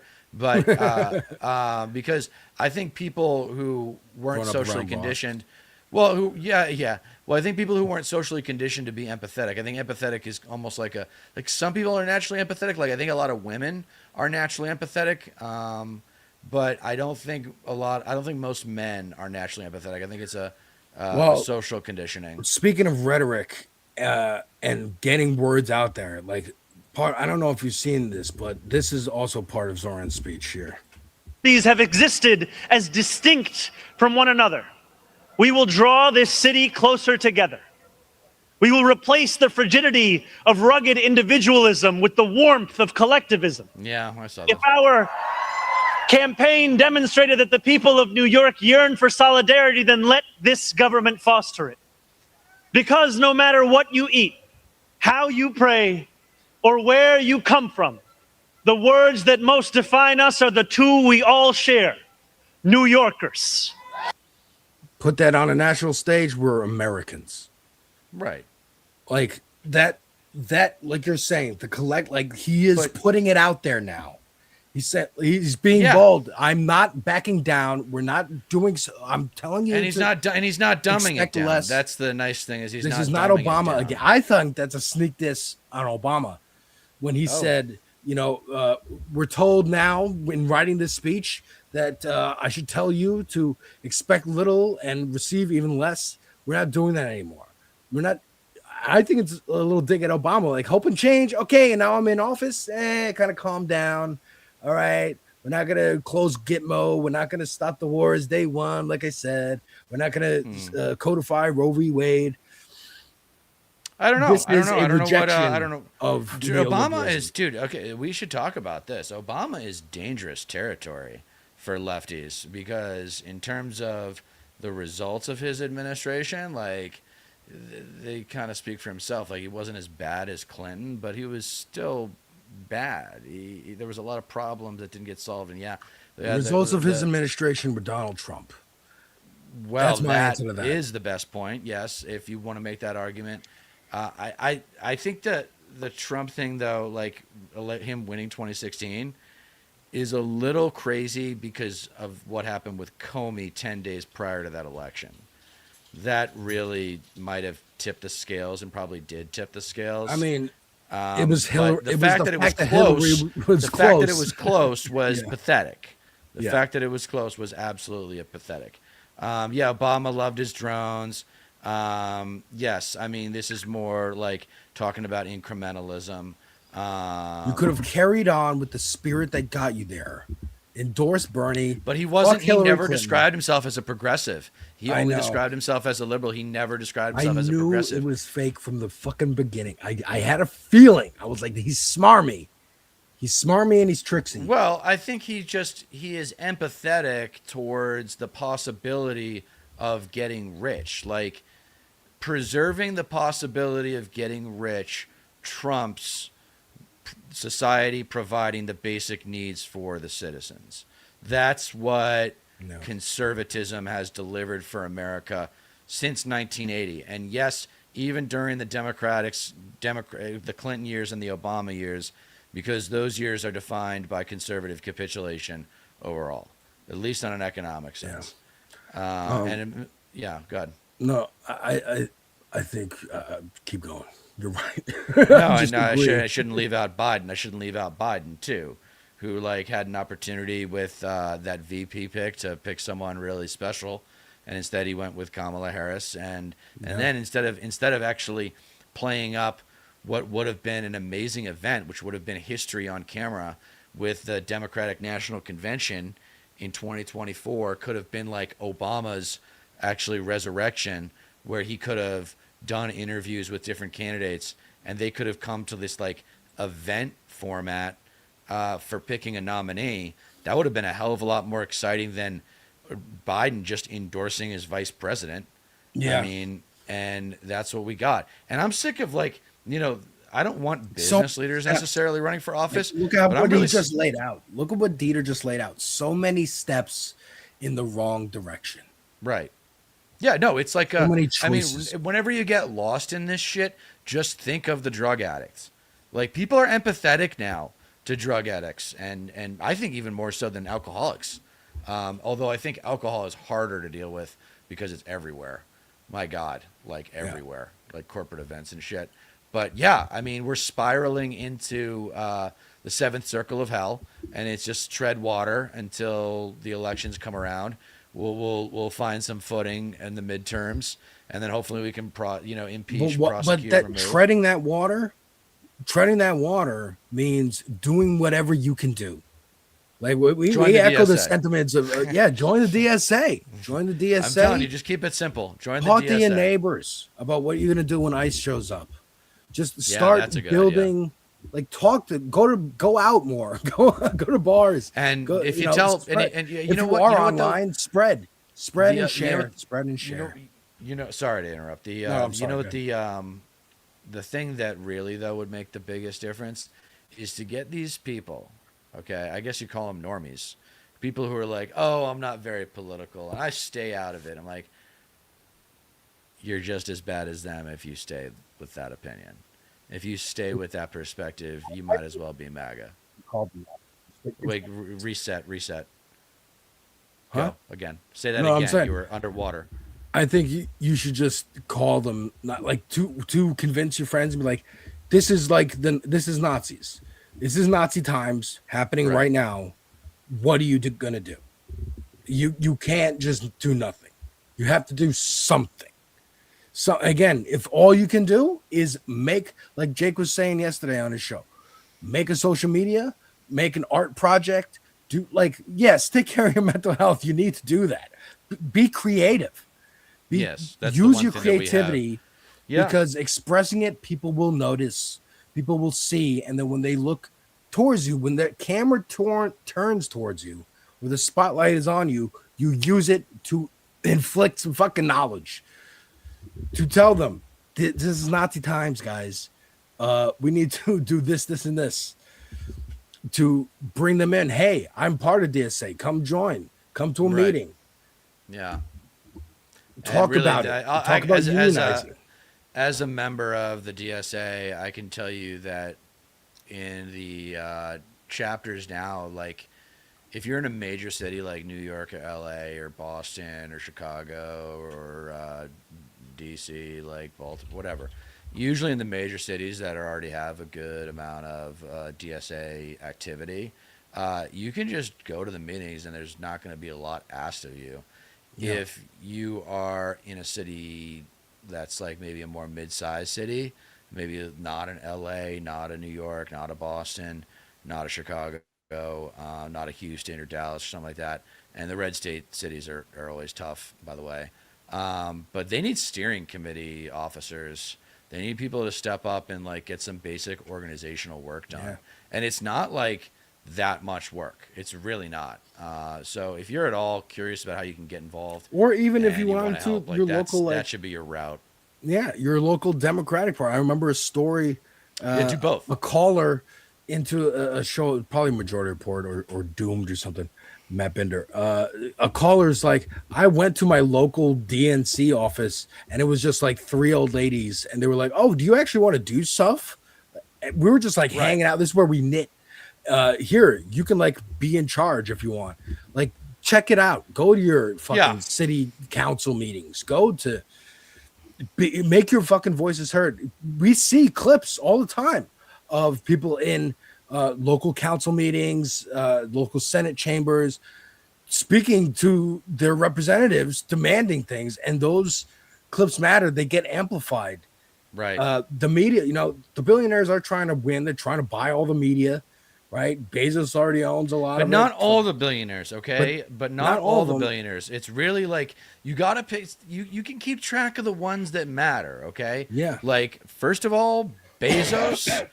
Bezos is the easiest one, like because you can. But there are see- some who are quiet. But and there's those are the Bezos. smarter Oh ones. yes, those are the those are the ones we don't know about. But like the Ellison family, David and Larry, like get to know them if you haven't already. The Huge Sacklers. The Huge Sacklers Zionists. shouldn't have been forgotten. Yeah, the Sacklers. I mean, from, Emma Vigeland did great on pharmaceuticals, right? CNN when she said they were talking about we kidnapped Maduro because he's or I think this before they kidnapped him. We're bombing these boats because of narco terrorism. It's like, well, should you bomb the Sacklers then? Because they created the opioid crisis in America with They created the OxyContin. demand. Yeah. Should they be hung in the town square? And then the guy was like fixated on town square. But I think I want to ask you for the last, we're going long here, folks. It's Yeah. about 8:30. For the last bit of this, would you like to make fun of some right wingers and general political figures? Sure, you want to do some? You want to do? Yeah, some I got a clip of Matt Walsh. MAGA here, trash. who You wanna I watch some still MAGA trash? maintain is your Bizarro Walsh? version. Yeah, Yeah, ugly- Matt ugly Walsh. and ugly He was man. on break. Yeah, but you've got a little like Santa Clausy going on. Grizzly Adams going on over the winter. You know, we're keeping our faces warm, folks. That's what men do. But he was on Breaking Points talking about Venezuela. But just a month ago, he was talking about anti-U.S. interventionism. He's an isolationist, very much so, like with Tucker Carlson. Don't involve yourself in other countries, but also celebrates colonialism and conquering. So here he is on Breaking Points, just defending what's going on. And the right is mad at him because they think he's just puppeting. He's a puppet for Ben Shapiro because they are anti-Semitic. Look at Haiti. What part of Haiti are you saying to yourself, we need more of that? More of that. Just Well, yeah, we have more beaches than them too, right? Don't we? Right. We're a much bigger country. We don't want a marine not the right invasion framing. occupation of the United States. Ridiculous. that constantly decapitates governments and takes the money out of the country and saddles us with We don't want the Clintons debt either. from a revolution. Yeah, right. Although I don't. So you're saying that we wouldn't want to be like basically a colony that the entire West spends 200 years punishing after the Haitian Revolution. I get that, but I understand that. But also at a certain we wouldn't want that. No, yes, we wouldn't want that. But I would also say that that's not entirely why Haiti's in the position that it's in. I mean, at a certain point, as a country, you have to stand on your own 2 feet and take care of yourself. And but at what point is that? They elect Aristide and we overthrow Aristide, and they elect Jovenel Moïse. Jovenel Moïse is assassinated a bunch of people with American connections, and then we install in 2021, like the United States installed the prime minister that we just ousted. Like, so we could say, okay, yeah, you got to get over Walsh even know that 200 years ago, but like we're still doing it. Of course not. Yeah, I mean, and I'm not in favor of. I'm very non-interventionist in my policies, so I'm not in favor of. So, like, again, this is from a little while ago. I remember this clip actually, but you know, this is what is happening in all of South America. Like America, regime the United change. States have been doing this. Yes, we've been doing this since so many Chile. countries. Chile was like a first one, I think, back in like the 50s. The Monroe Doctrine, the Don Roe Doctrine, as Trump has called it now, of just we're going to control this hemisphere. This is ours. It's gangsters. It's gangster fucking international capitalism. We are just gangsters, and we're divvying up our territories. Right. Now we're that's talking. That's what it is. So It's like, who are the Putin, Netanyahu, Xi, Trump? Yes, they're gangsters. Yes. The kings in the Middle East. I don't know their fucking names. MBS. Like they are like, we're gonna divvy this all up, and then plunder everything out, Africa, whatever, and then we'll share. And then because mobsters are fucking idiots. Always, they're idiots. Criminals are stupid, superstitious, and cowardly lot, as Batman says. They're fucking idiots because then they don't think ahead and go, okay, well, when there's only 5 of us, then I'm gonna want more than that guy, and that guy's gonna want more than me, and that guy's gonna want more than all of us, and we're gonna have to stab each other, and then we're all dead. But they think they can hold like a peace by going to war in their own regions. And be like, all right, Russia and China, you guys stay out of South America. We're going to go fucking take over the rest of South America. And they're starting with Venezuela. It's starting with Venezuela. They've already talked about Greenland. They want Greenland. Again, another like, who's making these decisions? This is the most Illuminati pilled I've been thinking. Like it is Trump and Xi Jinping and Putin and Netanyahu sitting in a room going, okay, we're going to just drawing lines on a map. Like they're drawing new lines and they're making moves now. And I feel like these lines were drawn again, tinfoil hat, when Putin took Crimea, knowing Obama was a lame, because that was 2014, right? Or 15. Obama was the lame duck. He wanted Trump to win. He knew Hillary was going to fucking not stand for that because he's dealt with Hillary as Secretary of State.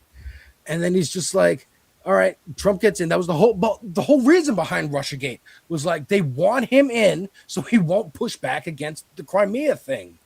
Right. That was why the main, Maddow and them believed that shit. And look what happened. Look what has happened. In 10 years after Trump became fucking president, man. It's 10 years since 2016, man. Russia's only become more influential in our politics. I mean, the funny thing about yesterday's anniversary, by the way, the candlelight service. Did you see that candlelight service thing that they did? No. For January 6th? All of the establishment Democrats went and oh my God, really? On the steps of the Capitol, they knelt in kente cloth. I mean, look, they did something, and people should remember it. People should remember it because look, it should be speeches. It should just be fiery speeches. It should be. Where's the fire on the website? This is like that's the thing. On the White House website, they fucking changed it. They put out the official order of events, which is what Trump says happened. I'm sorry. Go ahead. No, it's fine. But talk about something that was not politically monetized to the extent that it should have been, and just another failure on the part of the establishment Democratic Party, who has a worse approval rating than Trump does. They still show 18%, footage. I think. Yeah. I mean, they still show footage of 9/11 on 9/11, like a fucking anniversary of something. It's fucking crazy. And they should do it with January 6th. I think some networks did, but like it is.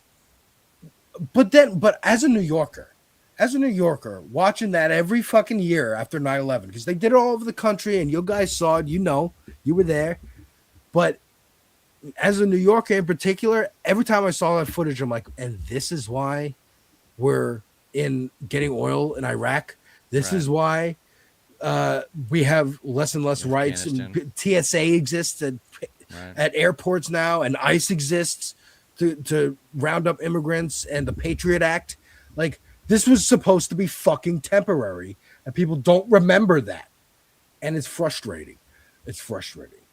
I have more silly clips of political people like Matt Walsh. This one really is funny to me, and I think you'll appreciate this too. Okay, let's see it. This is Anna Kasparian advertising something that you can buy a ticket to. Don't miss this ticket. It's the hottest ticket coming up in 2026. AI.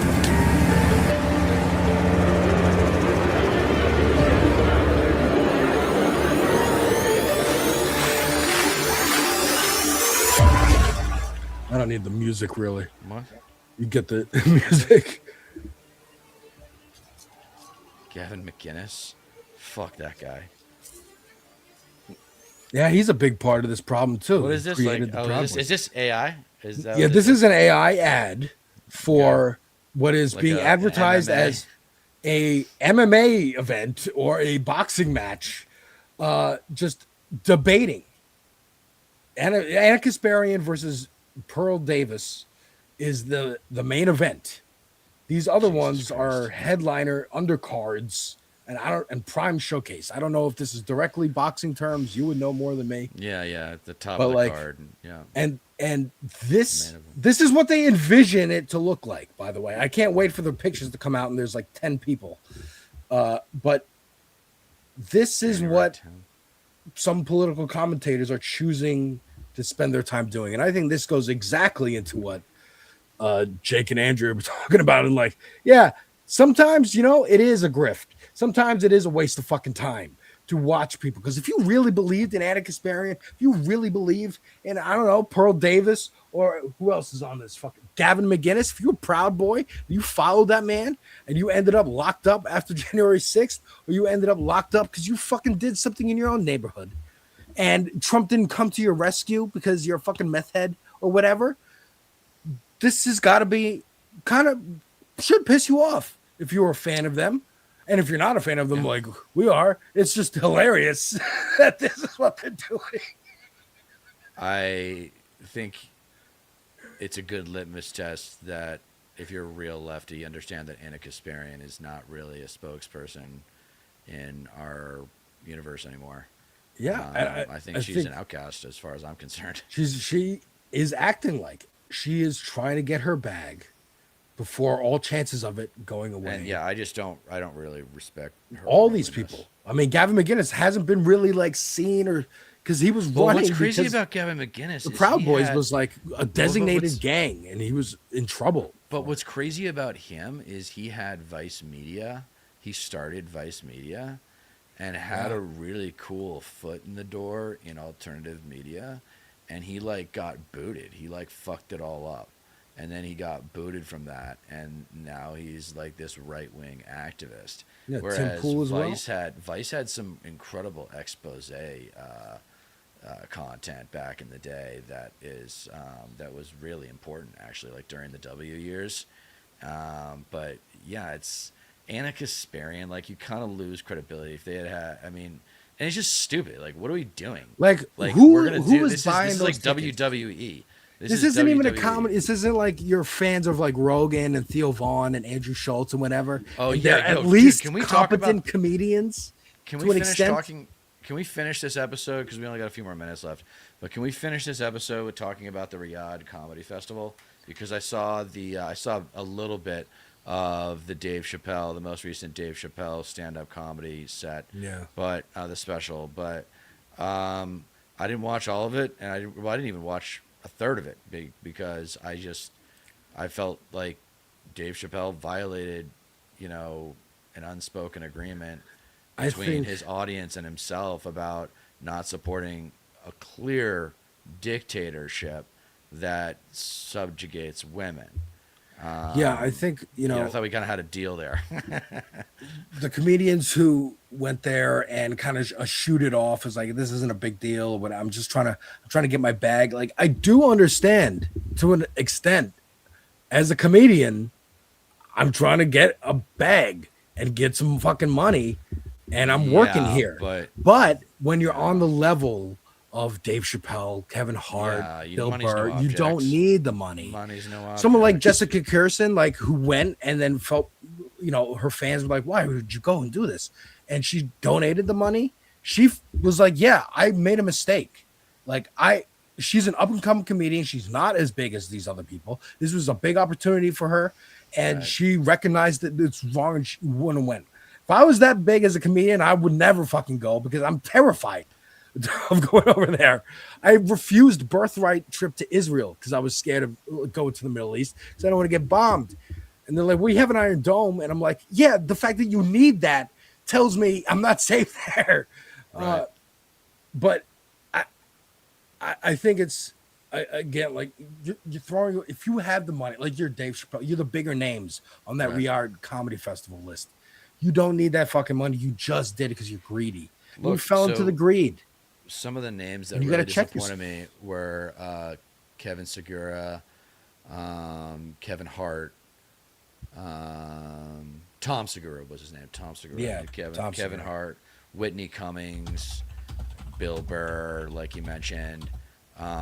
It's that it's a lot of those names that, like, I think they're gonna have to give some money to charity or something, or they're gonna have to do something to redeem themselves. Like, I'm all about cancel culture when it's applied to the right people.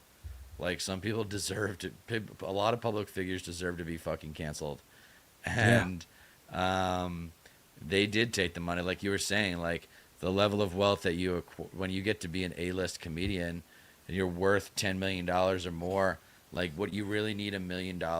Yeah, what do you need more money for, Bill Burr? Like, that's what I'm most disappointed in, because I Plus, like they Bill put Burr. limitations on what they could talk about. They put limitations. Yeah, they did, and they signed those contracts, and they abided by them, and then they came back and said, "Oh, well, we got to talk about this and that, and oh, you wouldn't expect there to be a Starbucks there, and you wouldn't expect there to be." It's like, yeah, they would, because they would not bring you to the places that are oppressed. They're not gonna.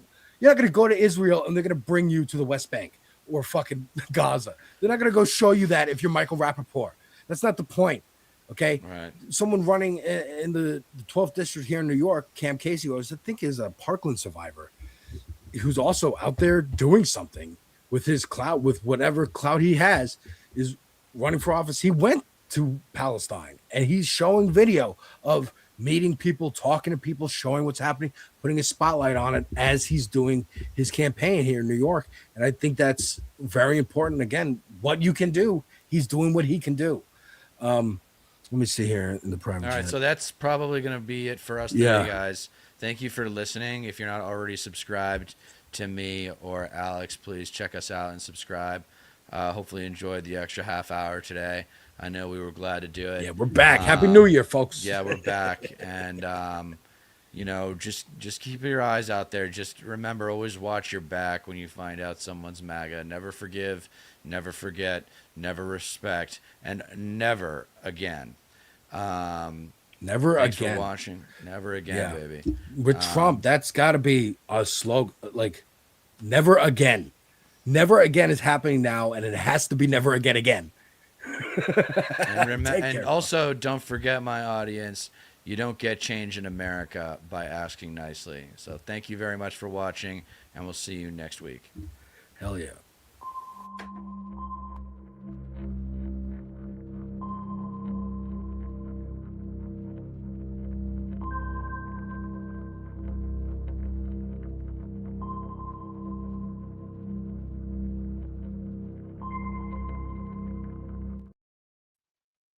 honestly, Deter, I'm done asking. I'll just put it that way. But I hear you, brother. And I want to thank you, and I want to thank Alex from Devil's Advocate Productions, and that was Deter McBizness, of course, American Wasp, for covering that half an hour. Thank you very much. I'm the Letterhack. I'm going to be with you for the rest of the night. So for the next half hour, I'm going to talk about something very specific. And then stick around at 9 p.m. Eastern. We will have an all-new episode of Hey Funny Book. That's going to be a good one. And then, of course, Left Past 10 at 10 p.m. Eastern. Thanks so much for being here all day today. Thank you for watching this space. We had an awesome interview by Boston Brian on Blunt Politics, interviewing Ken Casey from Dropkick Murphys. We have clipped that, and there's a link to the charity foundation or charity fund that they talked about. Please check that out and support it. And also support Boston Brian, support Deter McBizness, Andrea Rovenski, Devil's Advocate Productions, Absurdity, Space Force Miller, Christina, Jeff Waldorf, Logically Leftist, and everybody who has been on today, Sandee, Lovas, Left of the Box, everybody. I really appreciate it. I want to thank all the mods. I want to thank Nick for producing. You guys are doing just tremendous work, and it is 2026. You can only expect more. So we are meeting periodically to discuss that too. You never know what's going to happen. We have big plans, and if we fall short, it should still be pretty big. Okay, let's get into it now. Today in Minnesota, ICE murdered a mother in cold blood. An innocent woman named Renee Good. This is what I'm going to be talking about until 9 p.m. ICE is now, these are Alexandria Ocasio-Cortez's words, but I'm going with this. ICE is now an anti-civilian military force. Now, I included military. She said anti-civilian force. That was in her reaction statements to this murder. Just let that sink in. There's no immigration going on anymore. There's no anti-immigration enforcement. The border is wherever we say the border is. That's not a thing. This is an anti-civilian military force. And they're going to get away with it. At least for now. And we're going to look at that too. Those aren't just my thoughts on it. I looked into it. I Googled, can a federal agent be charged with a crime in this case? I looked into that. I'll show you the article I found and what it looks like, at least now. But look, I just want to be very clear. Blue wave, blue tsunami, whatever it is, we not only have to stop what's happening now, we have to put it back together, and we have to put it back together better than it was before. We cannot allow this to go unchecked. We cannot normalize this. We cannot have the Democrats come back and say, well, we're going to need, like Ro Khanna has been saying with his House resolution, we're going to need his resolution to reform ICE. We're going to need transparency. We're going to have to get these guys squad cars, badges, and uniforms. No masks. Okay, what was all that about keeping them employed and giving them legitimacy? Fuck that. Fuck them. Abolish ICE. There's no ask, it's a tell. We are telling you to do this. So if anybody thinks they're going to be running for president and they're going to escape our wrath, they are wrong. You thought Bernie bros were bad? How about the Abolish ICE crew? If that's not part of your platform, we got problems because, look, we can't breathe right now. And if we can't breathe, we can't do anything. That's what I'm running on. And the other thing I'm running on is you can go fuck yourself. Okay. Let's start with Ken Klippenstein.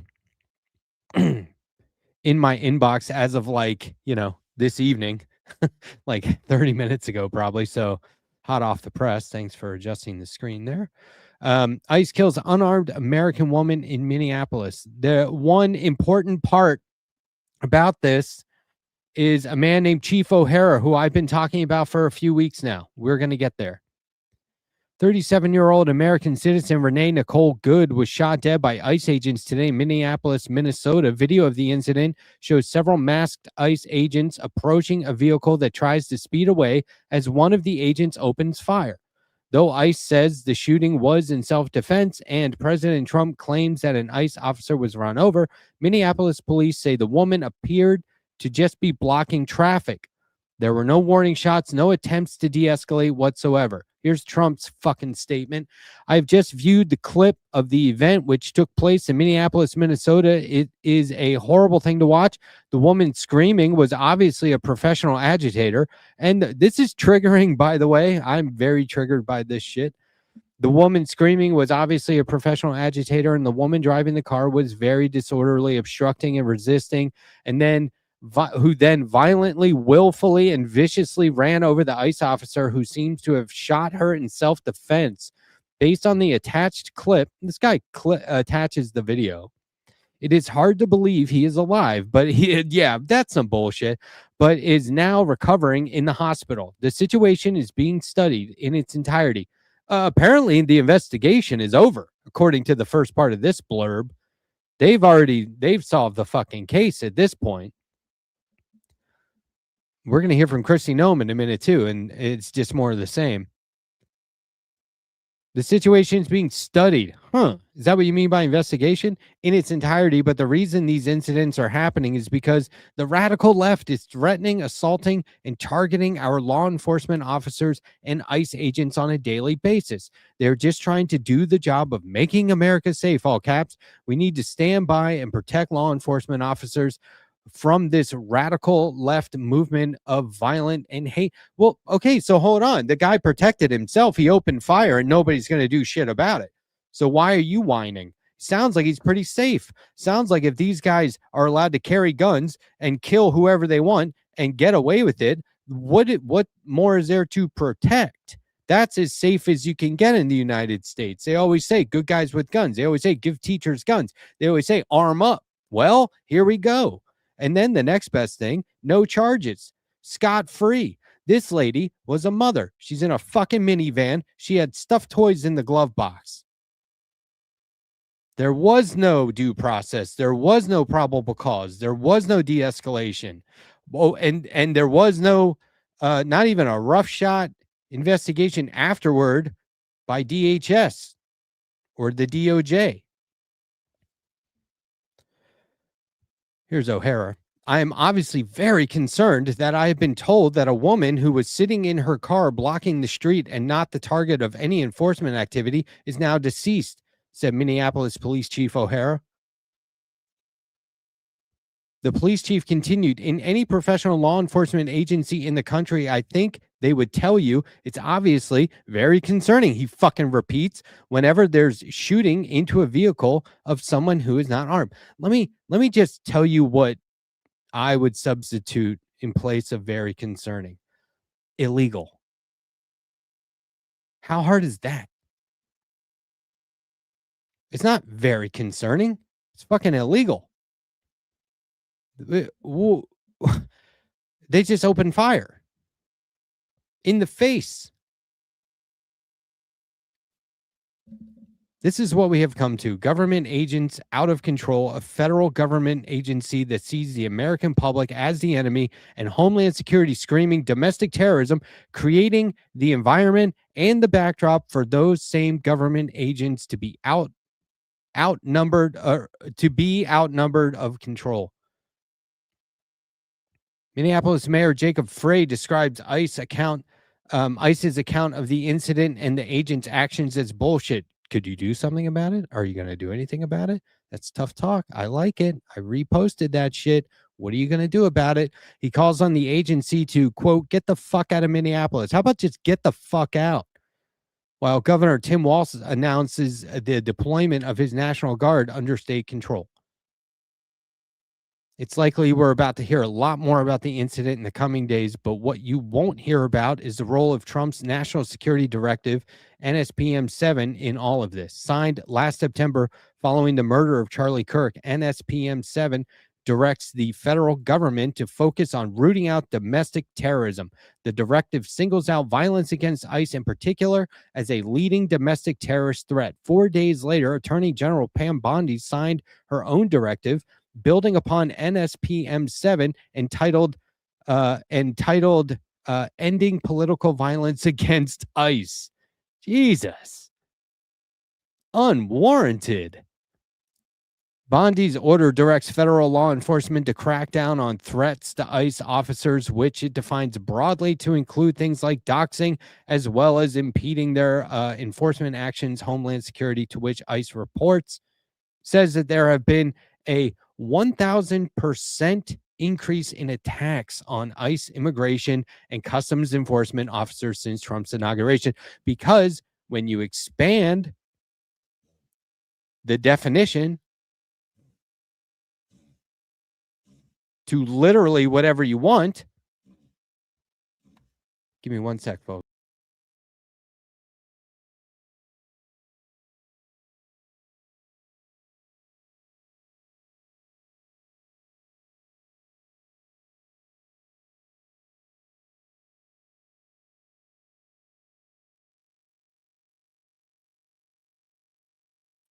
Sorry about that. Thanks for giving me a second there.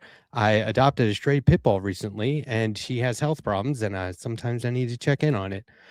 So look, when you expand the definition of what it means to attack ICE, then yeah, it's up 1,000%. No problem there. See why they do it? Let's not forget that they have actively stopped. They have deliberately stopped tracking white supremacy and white nationalist terrorism and violent attacks and all that stuff. They are like, we don't care about that anymore. By the way, whatever we say is radical left is good to go. Okay. Sorry, I got distracted there. It's for a good cause. All right. I want to look now at Police Chief O'Hara's recent statements. It's from MS Now. Minneapolis Police Chief Brian O'Hara issued a stern warning to his officers on Thursday. Intervene when you see immigration and customs enforcement agents using unlawful force or lose your job. This is from December 5th, 2025. Intervene when you see ICE and customs enforcement agents or immigration and customs enforcement agents using unlawful force or lose your job. If unlawful force is being used by any law enforcement officer against any person in this city and one of our officers is there, absolutely I expect them to intervene or they'll be fired, O'Hara said when asked how his officers should respond to excessive force by ICE. O'Hara noted that cases of excessive force that were readily apparent would merit officer intervention. A sergeant from O'Hara's department, this is a good part, later clarified that while Minneapolis Police Department officers may physically intervene in the case of unlawful force, they would not stop short of arresting ICE agents. Does that apply to robbing banks? They murdered somebody. There's video.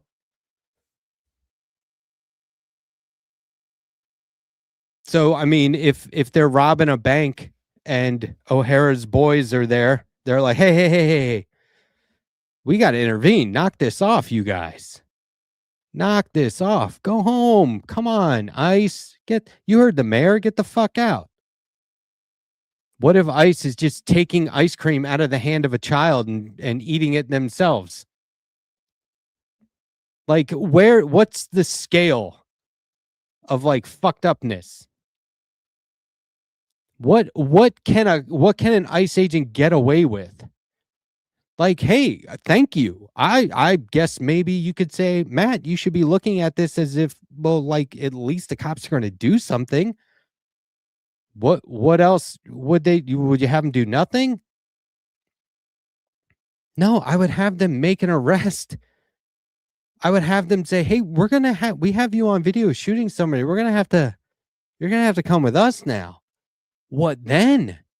And no cops have intervened in any ICE stuff. They're not working with ICE. They don't know where ICE is. They're not there on the street.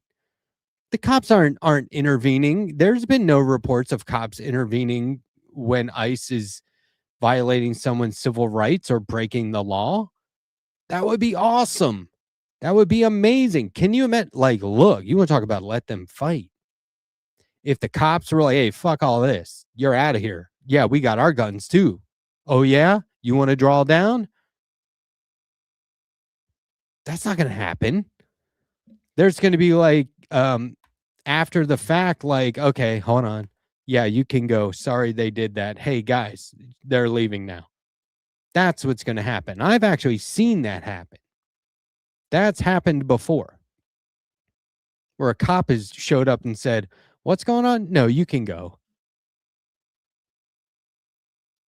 But I mean, like once, maybe twice. But these guys are getting away with murder. Now, look.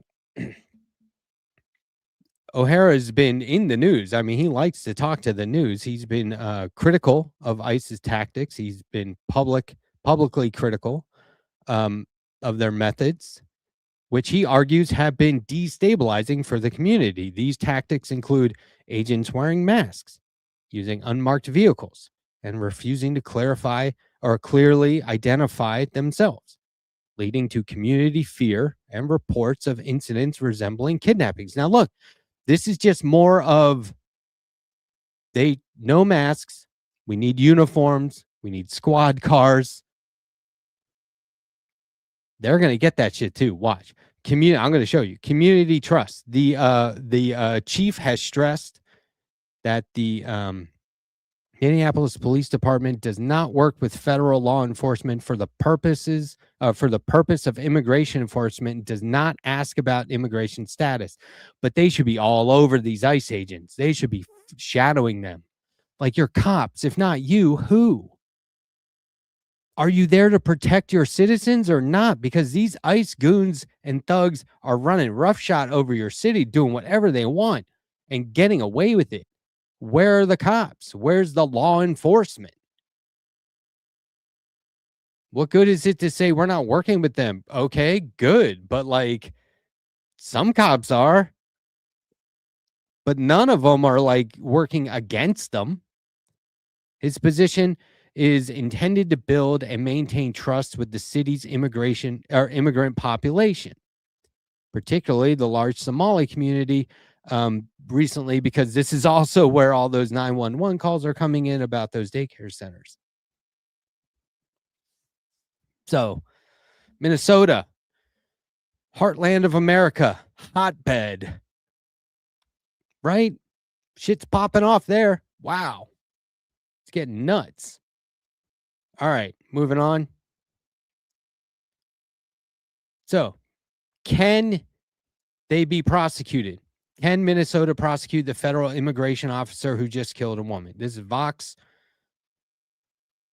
in Millshire, Shear reporting. A federal officer shot and killed a woman. We know this. Realistically, there's virtually no chance that President Donald Trump's Justice Department will bring federal charges against the officer who killed this woman. Trump already claimed on Truth Social, his personal social media site, that the officer shot the woman in self-defense. The officer could potentially be prosecuted after Trump leaves office. Yeah, anything potentially. I hate articles that say potentially. But what else am I going to say? Many local officials are quite upset about this incident. The mayor popped off, as we saw and read about. The Supreme Court's Republican majority has made it very difficult for private citizens to sue federal law enforcement officers who break the law. Convenient. But can a federal officer actually be charged with and convicted of violating state criminal law? Until fairly recently, the law was favorable to federal office officials who allegedly violated state criminal laws while they carry out their official duties. The seminal case, known as the In re Nigel 1890, held that a deputy U.S. Marshal who shot and killed a man could not be charged with murder in state court because this federal officer did so while acting as a bodyguard for a U.S. Supreme Court justice. Last June, however, the Supreme Court handed down Martin versus United States 2025, which held that Nigel does not always protect federal officials who violate state law. Okay, good. The rule announced in Martin is vague, so it is unclear how it would apply to the shooting in Minneapolis. But the gist of the ruling is that a federal officer is only protected if they can demonstrate that their actions, though criminal under state law, were necessary and proper in the discharge of their federal responsibilities. That is why they immediately come at the president of the United States, instead of saying, we're going to look into this shit, came out and said, didn't mention the kid, the mother's family at all, or the person at all, except to say they were terrorists. He immediately comes out and says, totally justified, and this is getting worse, like completely fabricated. If the officer responsible for Minneapolis killing broke Minnesota law, in other words, any prosecution against them would turn on whether the courts decide shooting this woman was a necessary and proper exercise of the officer's official duty. This is why they come right out and say that it was. Here's Kristi Noem. You asked about a shooting that we just had in Minneapolis, Minnesota. It was an act of domestic terrorism. What happened, it was our ICE officers were out in an enforcement action. They got stuck in the snow because of the adverse weather that is in Minneapolis. They were attempting to push out their vehicle, and a woman attacked them and those surrounding them and attempted to run them over and ram them with her vehicle. An officer of ours acted quickly and defensively shot to protect himself and the people around him. And my understanding is that she was hit and is deceased. We're continuing to gather. You asked about a shooting that we just had in Minneapolis, Minnesota. It was an act of domestic terrorism. What happened, it was our ICE officers were out in an enforcement action.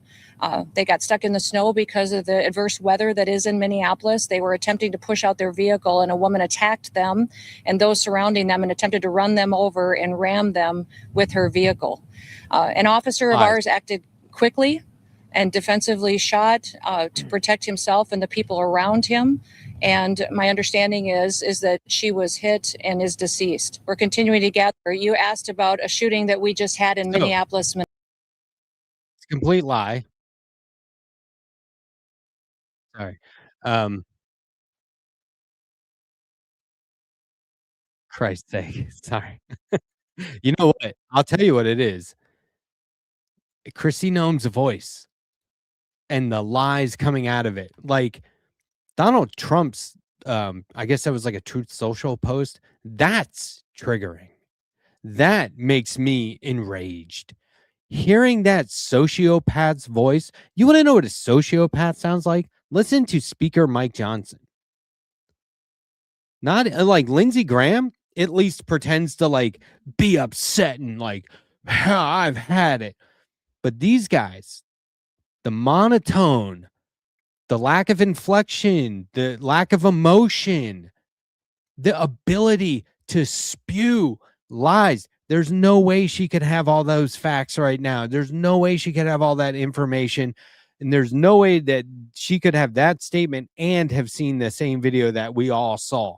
And everyone should watch that video. It's not easy, but I'll tell you what. Listening to those lies for me is far more triggering than watching what happened in that video. I hate to say it. We've gotten more used to violence in this society. And it's unfortunate.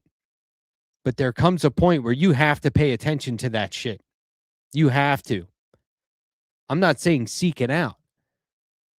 But we all need to be reposting that. We all need to be putting that out there. And not just this time, but every time. But especially this time. I'm not having this. Anyone with a webcam and a microphone needs to be popping off about this all the time.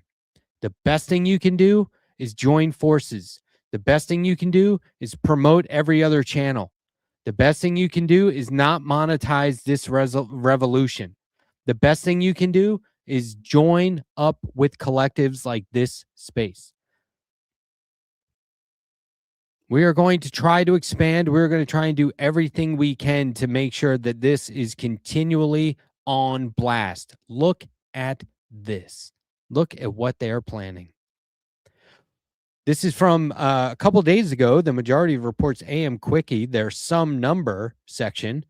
Some number 100 million. That's how much Immigration and Customs Enforcement plans to spend in the coming year, 2026, on a, quote, wartime recruitment campaign, the Washington Post reports. They're calling it wartime recruitment. $100 million is what they're going to spend on wartime recruitment. And you tell me this is not an anti-civilian military force? These people are not meant to be the literal Gestapo? And there's a resolution to reform? Fuck that. Abolish. The strategy calls for the regime's Gestapo forces to, quote, flood the market with massive public spending on Snapchat ads, influencers, and live streamers on Rumble. Separately, the Homeland Security Department posted a social media image depicting America as a tropical paradise with the caption, after 100 million deportations, which would have to include U.S. citizens by mathematical necessity.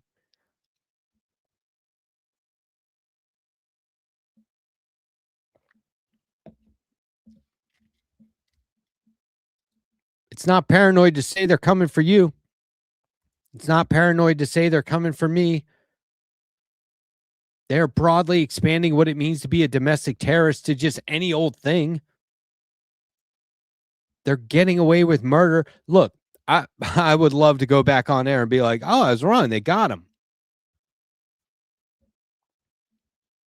But Renee Good was shot at 9:30 a.m. this morning in Minnesota, in Minneapolis, Minnesota.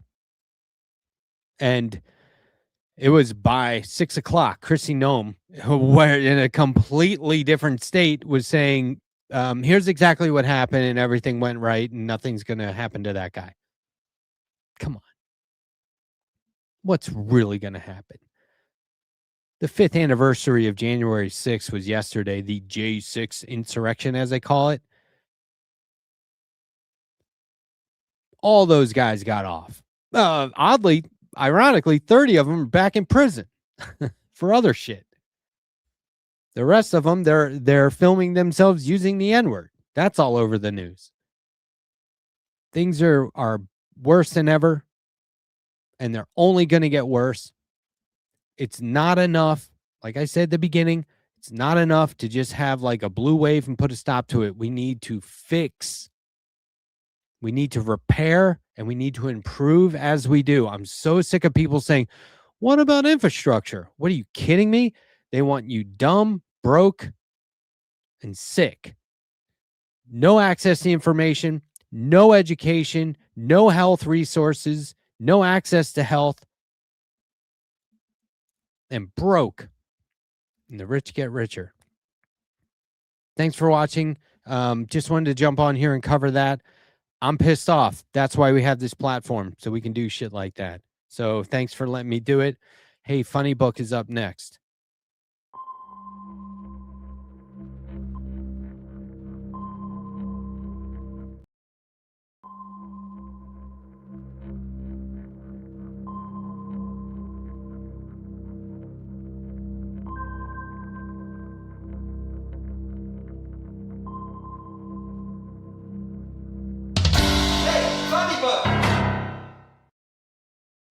In the news today, I feel like I say this a lot.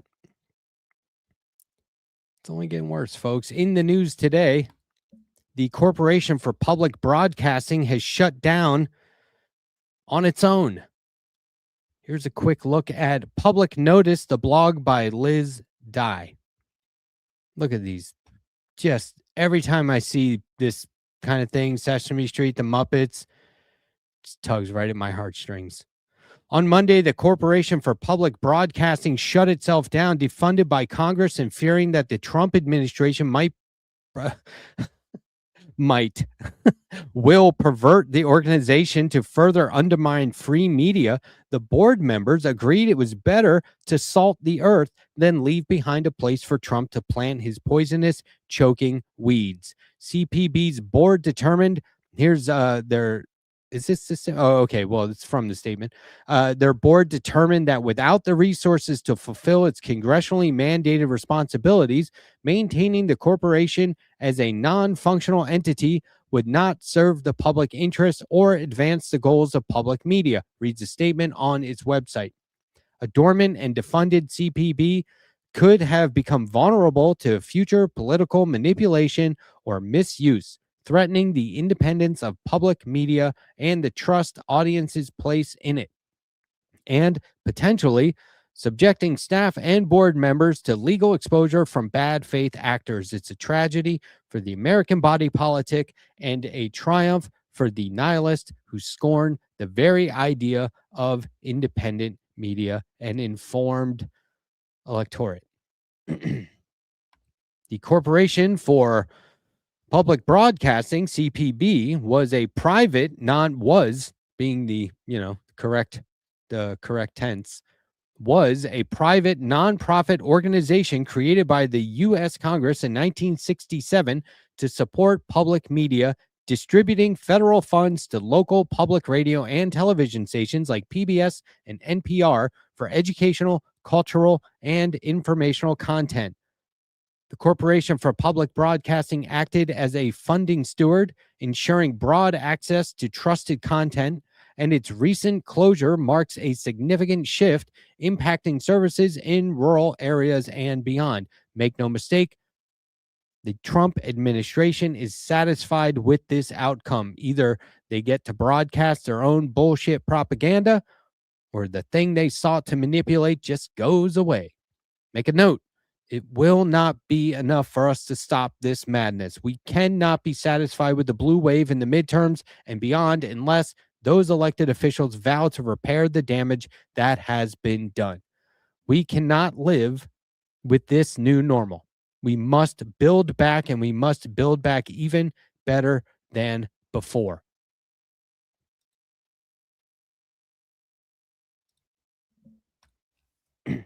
Hello and welcome. I am the Letterhack, and this is Hey Funny Book, the show where we talk about comics, art, politics, and how it all relates. You are going to want to watch this entire episode because I am going to show you some wild stuff, which you may not have seen before. But also, I am going to show you how to bridge the gap in conversations with the right and with MAGA, your friends and family. Sorry, I didn't get to it before the holidays, but in a way that doesn't rely on you having to agree with them or find common ground. We don't have to hold hands with liberals or with Zionists or with MAGA, and we do not have to move from our position whatsoever. Sometimes we just need to make a point, and sometimes we need to make our point as quickly as possible.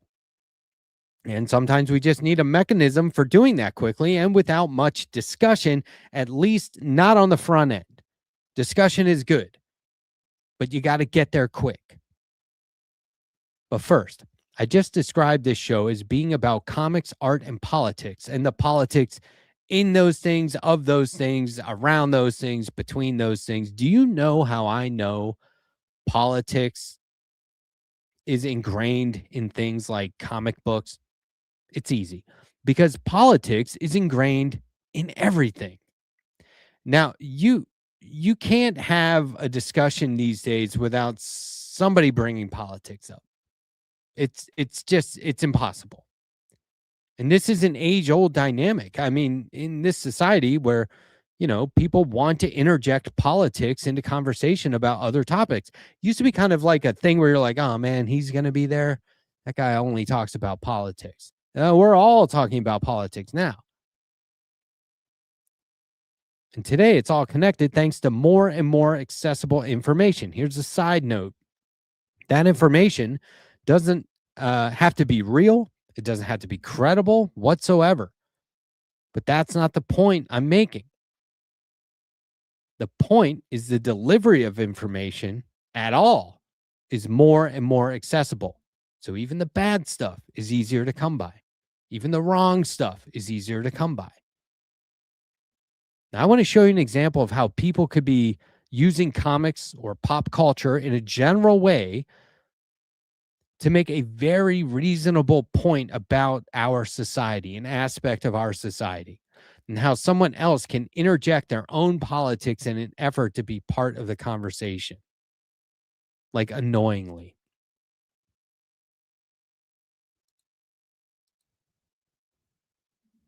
Okay, this is Patton Oswalt with Bill Maher. Just make a note, okay? Bill Maher put this clip out, and all the comments are anti-Bill Maher, okay? Here's Patton Oswalt talking about comics. I love this. If you can't hear it, let me know. It should be good, but let me know.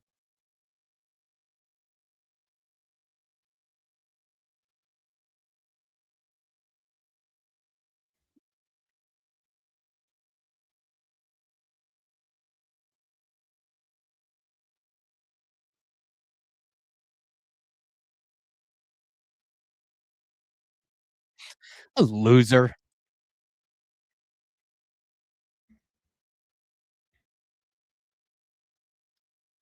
No sound. Great. Okay, stand by. I noticed that some folks were playing videos earlier, and the sound was really low. Let's try this again.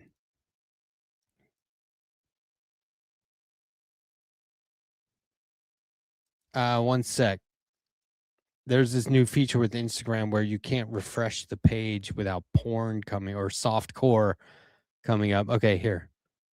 All right, we're going to try this again, folks. Hope this works.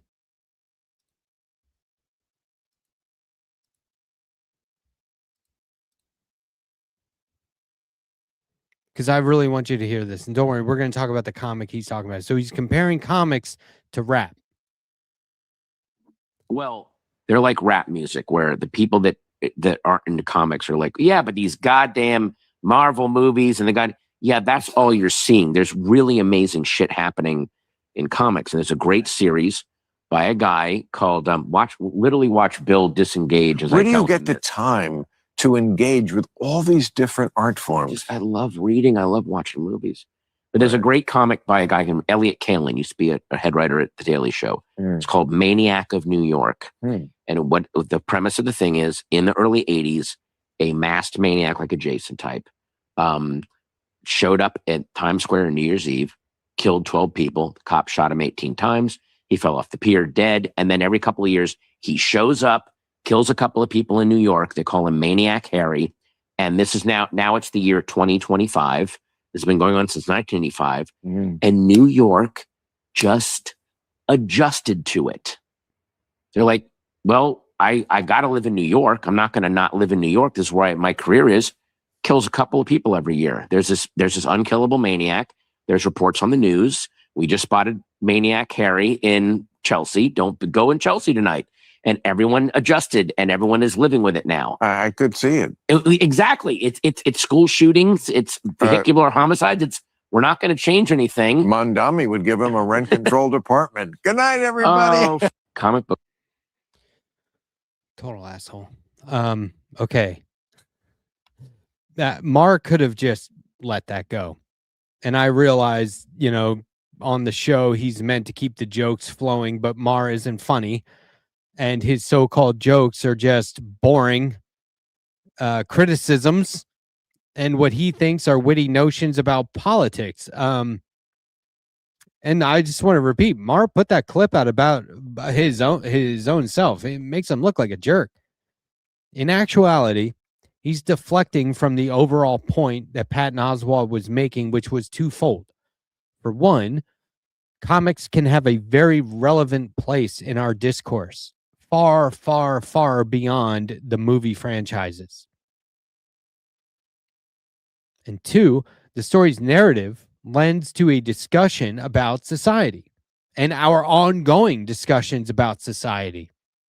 In this case, when it comes to adapting to bad things and flaws instead of fixing them or getting to the root of the issue and preventing it from happening again.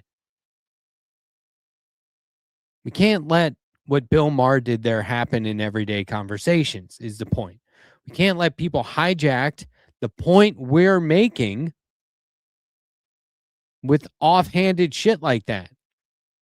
And using a vehicle like pop culture stuff, whether comics or movies or whatever, is a great way to make a point quickly. We're gonna look at examples of how to do that.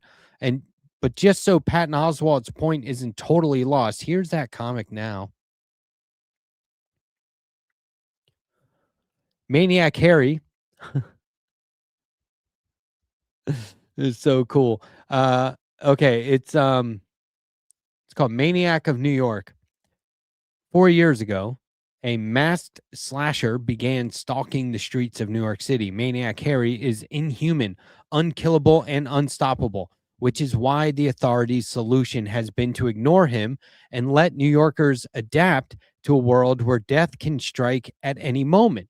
When Maniac Harry starts killing his way through the subway system, trauma-haunted political aide Gina Green and disgraced NYPD detective Zelda Pettibone become determined to go rogue and destroy him. But how can they fight a monster when they can't fight City Hall? And see, like, here's the thing. There's nothing we can do, folks. There's nothing we can do. Just be careful out there. You can go rogue. From Emmy Award-winning writer Elliot Kalan, the Daily Show, Mystery Science Theater 3000, Spider-Man, and the X-Men. This guy's got some great credits. And artist Andrea Muti, Port of Earth, Hellblazer, Bunny Mask, comes a horrifying story of what happens when terror becomes the new normal. A frightening, thought-provoking, sometimes funny, always timely tale of murder, obsession, and urban living. This volume 1, contains 5 issues. There are several volumes at this point in trade paperback, each over 100 pages, and typically less than $20. So like totally worth your time and your money. Now I want to show you another example using pop culture to make a point. Comedian Alex DeWitt is popular for his impersonations of Tucker Carlson. I've been sharing these with Devil's Advocate Productions. I'm like, there's another one, dude. They're funny. His name's Alex DeWitt. You got to look this guy up on Instagram and TikTok. And if he's, at a club in your area, go check out his stand-up. But let's say your uncle or whoever is a fan of a conservative media type like Tucker Carlson. I wish I had this for my right-wing neighbor when I lived back in Colorado. You want to explain how someone like Tucker Carlson is full of shit? You want to illustrate how Carlson is just using a commentary shtick that doesn't rely on facts and can basically be used anywhere at any time to make a situation sound severe and dramatic and like it's a real big problem when it probably isn't? I would turn to DeWitt. Check this out. Again with the volume. If you can hear it, great. If not, we'll fix it. Check this out. He just puts on the wig and lets it rip. This is Tucker Carlson in Star Wars. Enjoy it. I'm actually thinking of moving there in the fall. It's just such a wonderful planet. The people are so polite. Coruscant is so polluted and just gross. I see the Jawas in the street. They greet me. They ask me if I have scrap metal. Of course I say no. You can have my keychain. People ask me like, oh, on Tatooine, do you think that the Tusken Raiders are a threat? I'm like, I met 2 of them. They're okay. I met one of them while he was shooting at a pod race. It's none of my business though. They're loud. I spoke to Jabba. He's a complicated figure. I will admit I'm not a huge fan, but he said something that was actually quite enlightening to me the other day. He said something along the lines of Usabusa me chucha lawalawanga ebute. And what do you think about it? He's right. I love Tatooine. So you see what I'm saying? That shit is pretty funny.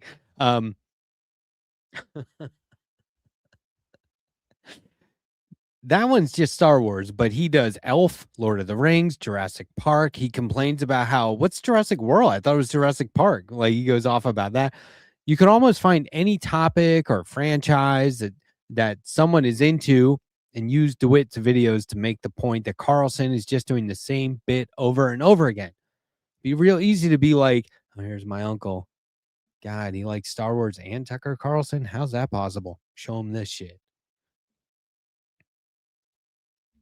The hope is someone would watch these videos, these impersonations, and never be able to take Tucker Carlson seriously again. It may not work. But then again, they may have the curtain pulled back just enough to at least stop watching his content. And you know how everyone's like, they want it to go viral. It's toxic. The way if people watch Fox News, all they do is like prophesize about it and go out into the streets and spread the good word about watch Fox News and Tucker Carlson. He may just not do that anymore. That would be huge. But we're trying to bridge the gap in conversation and be able to get to a point where you can have that conversation without having to break down all the walls yourself. And just a side note about Tucker Carlson. This is why it's so frustrating when some like he says something that we on the left may agree with and everyone acts like it's a good thing. Look, either it's just a coincidence or it's just part of the shtick. We cannot take this man and people like him seriously ever. We cannot use them. We must move beyond them. Here's another example. And this one goes back a ways. But I just want to show how these parodies as a vehicle for mocking or for making points about society aren't anything new. But look, this is wild. I'm not even going to show this whole thing. Like, it's on YouTube. It's gotten millions of views on YouTube. I'm not going to risk it. So I'm going to cut this off at a point. This is called Bring Me the Head of Charlie Brown. It's directed by Jim Reardon, 1986. The short film is a black and white Cal Arts student film by Reardon that pretends to be a trailer for a Lost Peanuts TV special. The premise, the Great Pumpkin puts a bounty on Charlie Brown. This is awesome. And the rest of the gang tries to take him out in escalating ways. So they're like, we want to get that money. And no one likes Charlie Brown, so okay. Until Charlie Brown snaps. And the whole thing turns into a chaotic action montage parody. It's like a spoof of the 1974 movie Bring Me the Head of Alfredo Garcia. And just so you know, before we watch some of this, Reardon later became a major animation director and writer in the industry. Especially known for directing many episodes of The Simpsons and for the story and screenwriting work on features like Pixar's WALL-E. And then Rich Moore, who does the voice for Wreck-It Ralph or directed Wreck-It Ralph, I think, narrated the short. But also, like, I cut the music out of it, but you know, you just kind of got to imagine it with the Charlie Brown theme playing. We all know the line is that you know Charlie Brown theme, so just have that in your head. And like I said, we're not going to play this whole thing, but it's on YouTube. It's called Bring Me the Head of Charlie Brown. You can find it. It's old. This Tuesday night at 8 o'clock, another heartwarming holiday special starring the Peanuts Gang. When the Great Pumpkin puts a bounty on Charlie Brown's head, the rest of the gang race against each other to bump him off and collect the reward. Are you ready, Lucy? Just a minute. Okay, blockhead.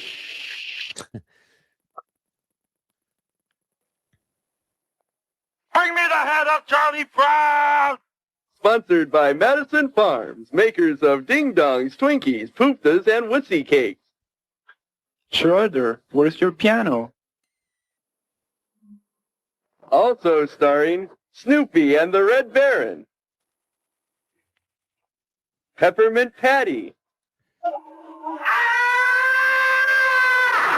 and the Kite-Eating Tree. So, what's the prevailing attitude, Charlie Brown? I don't know, Linus. I feel like someone is out to get me.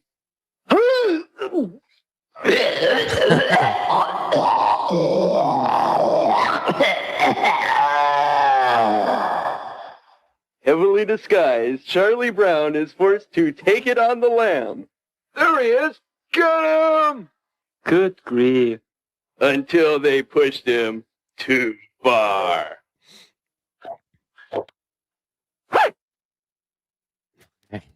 Taste it, Charlie Brown! See you in hell. This is where it gets very hardcore gory after that. Charlie Brown loses it with that gun and it goes ballistic. I can't show the whole thing.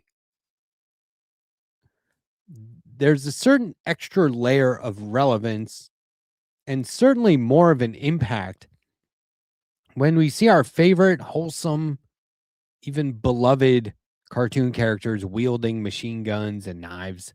It's meant to be over the top and humorous, but we also can't deny the message that violence is a highly socially acceptable form of entertainment. Suddenly becomes kind of disturbing when it's Charlie Brown and the gang, when Linus is choking Charlie Brown out with his blanket. You see how all of a sudden you're like, whoa, wait, what? This is like every movie. It's that juxtaposition. It's the context.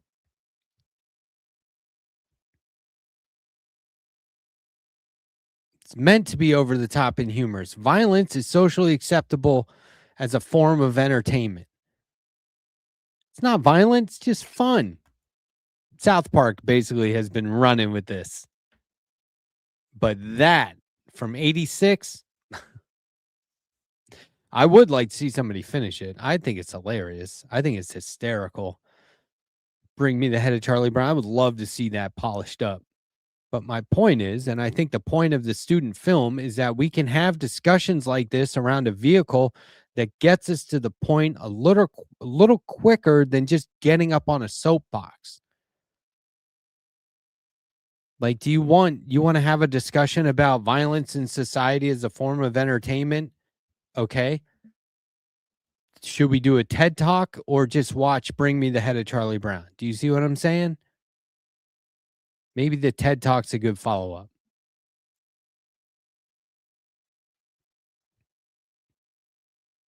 But, it's like making somebody read a whole article. I'd love to live in that world where we're all reading articles.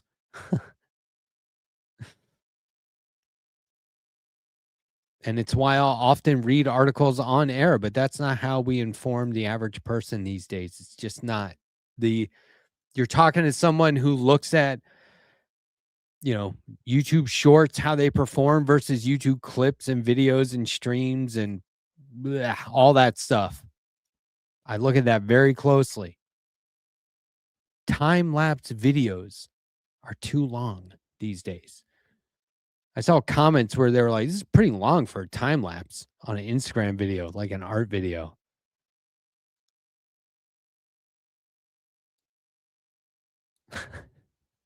It's so crazy rude. But at the same time, it's like nothing's good enough.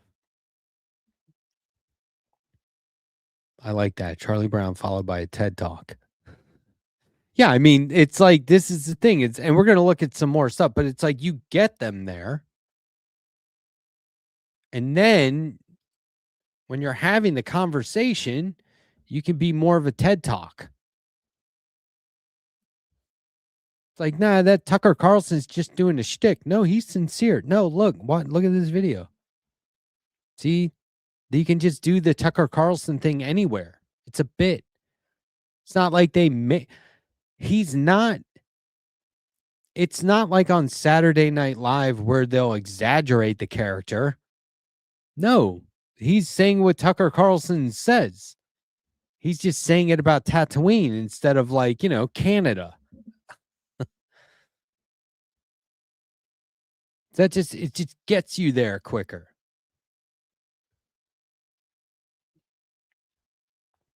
And my God, if you can get somebody to read a comic book to generate a discussion about society, wow. Now we're talking. Okay. Believe it or not, we're going to look at something, I don't know, equally as insane as that, but not exactly the same. Okay, we'll get there. We'll get there. I have another video to show you that's going to be nuts. A couple more videos, but one is going to be nuts. And that's like a weird, that's a weird setup for what I'm about to put on screen, which is just UNICEF USA. This isn't as crazy as the video I was talking about. UNICEF USA is an independent charitable organization that rallies the American public to support the most vulnerable children wherever they live. Last summer, UNICEF partnered with the Smurfs to bring this message. What do you think of when you hear Smurfs? Well, let's see, Papa. Blue. Right, Smurfs? Tiny. Caring, inclusive. That's wonderful news. In fact, the Smurfs are kind of a blueprint for a better world. Quick follow-up, if I may. Which is why the Smurfs are teaming up with UN's Act Now campaign and UNICEF to get the word out and make a difference. So, how do we do this? The Smurfs know the importance of speaking up and speaking out because everyone, every child, has the right to be heard. The power to create change is already inside you. You just have to act. It's easy if you follow the Smurfs blueprint. Small actions can add up to make a big difference. So children, speak up. Parents, help your child find their voice. Join us. I'm so proud. Find out how to support Act Now and UNICEF by visiting un.org/actnow. Why not? It's a good cause. Here's a little bit more about what they do. Our vision to ensure that every child is healthy, educated, protected, and respected. Our mission to relentlessly pursue a more equitable world for every child. We value children and their rights. Children are the center of all we do. We partnered with them to uphold their rights, elevate their voices, and build the world we share and the one they will inherit. Big thinking, bold action. The world's problems require bold solutions. We are creative and curious, smart and strategic, disciplined and driven to deliver real change for children. The power of we. Changing the world takes all of us. We build strong teams and partnerships by valuing all perspectives, listening, learning, and caring for one another. A lot of donation opportunity right here. I see 3 or 4 different places I could click to make a donation. Hulu is going away. Hulu started by saying, the streaming service, they started by saying, hey, there's commercials now. So unless you pay more, you're going to get commercials. And everyone paid more. Now they're going away. You should feel ripped off. But what are you going to do with that money? Take a couple months that would have gone to Hulu and put it into UNICEF or something like that. Maybe something more local. Okay? But last June was not the first time that UNICEF partnered with the Smurfs. This is triggering, just so you know. It's supposed to be. Maybe you won't think it's as severe as I did or impactful as I do, but let's look at another example. This is from like just 20 years ago.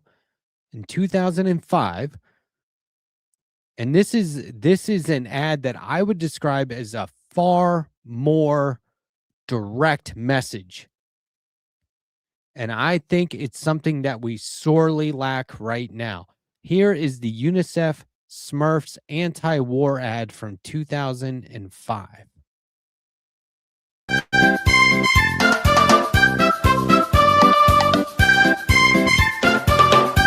UNICEF Belgium. Viens, on brille sont des petits êtres bleus. Viens, on brille tout est merveilleux.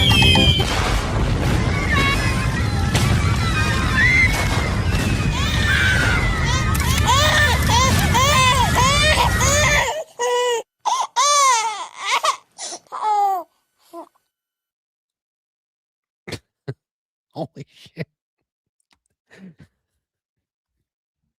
Nothing about that violent scenario could be called entertaining.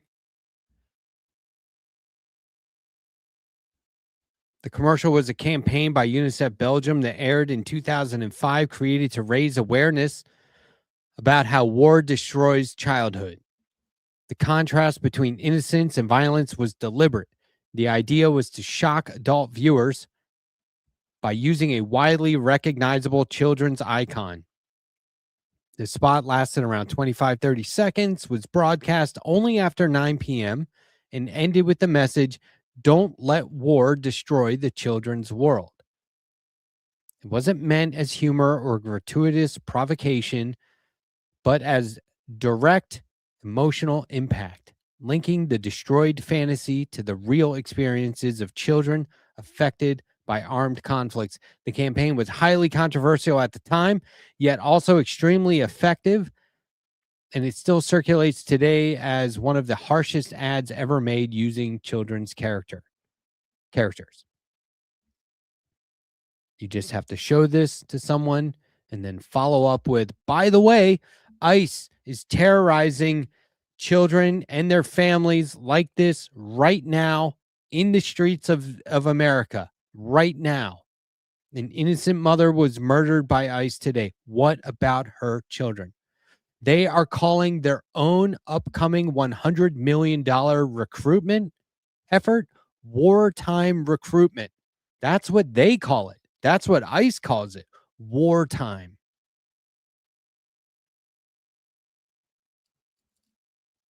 It's not immigration.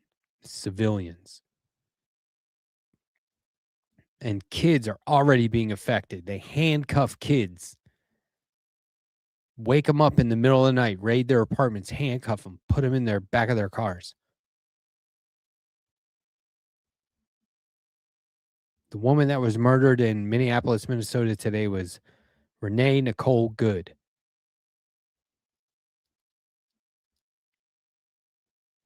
It's not their mission or their goal that we need to discuss. Oh, but they're going after bad guys. Yeah, well, supposedly that's what war is about too.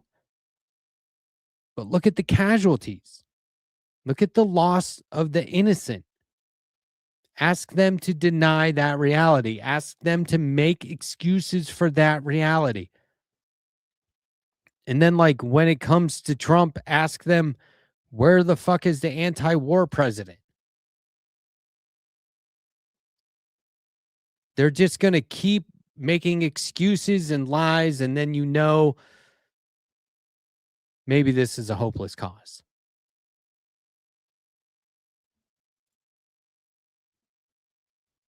But I think there needs to be more stuff like that ad.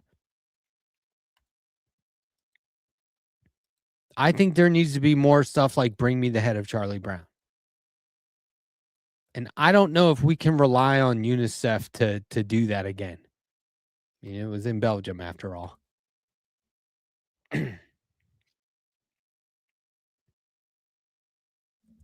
So I'm an artist, so I made my own attempts at this kind of thing, which I would like to share with you now. I just want to further illustrate the impact of lovable pop culture characters and the impact they would have if they were experiencing the same thing we all feel when reading about or looking at the atrocities and the casualties of the Gaza genocide, for example, which is underway and sponsored by the United States in what may amount to the greatest bipartisan effort we've ever seen from this government.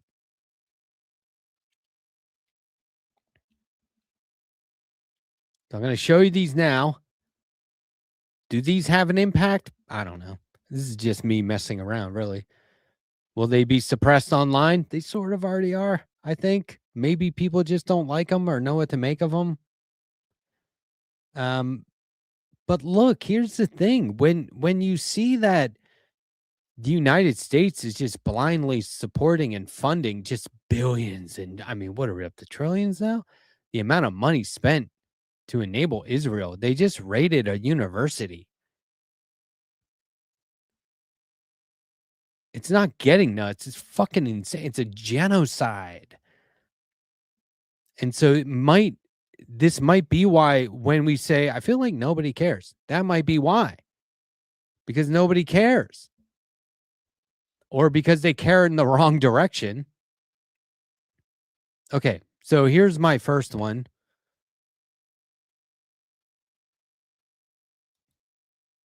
Here's Garfield with some coffee and lasagna, his favorite things. He says, there isn't enough coffee and comfort food in the world to witness all the death and destruction from the genocide in Gaza.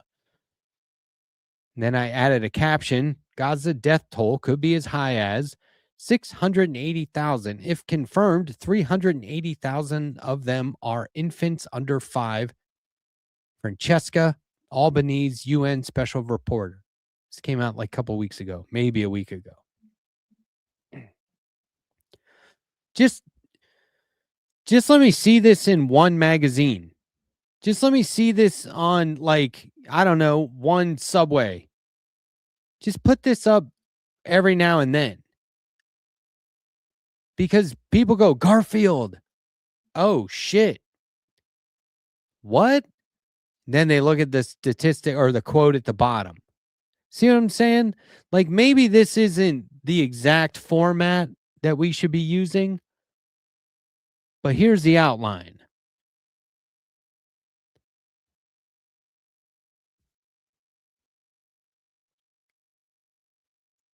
Why aren't the people who own their characters doing this? Thankfully, there's a lot of progressive and political messaging in comics right now. There always has been, but right now, in terms of like helping readers see real world issues that are affecting them in the pages of the thing they're using for escapism as a means of educating and informing. And I don't think it's necessarily easy to be like a lefty in an X-Men comic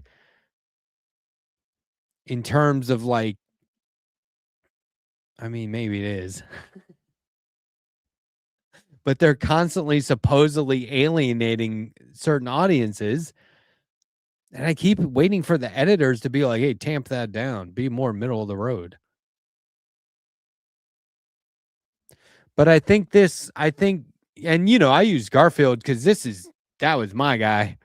Like, I know Garfield, I think most young people would be like, why is he 2D?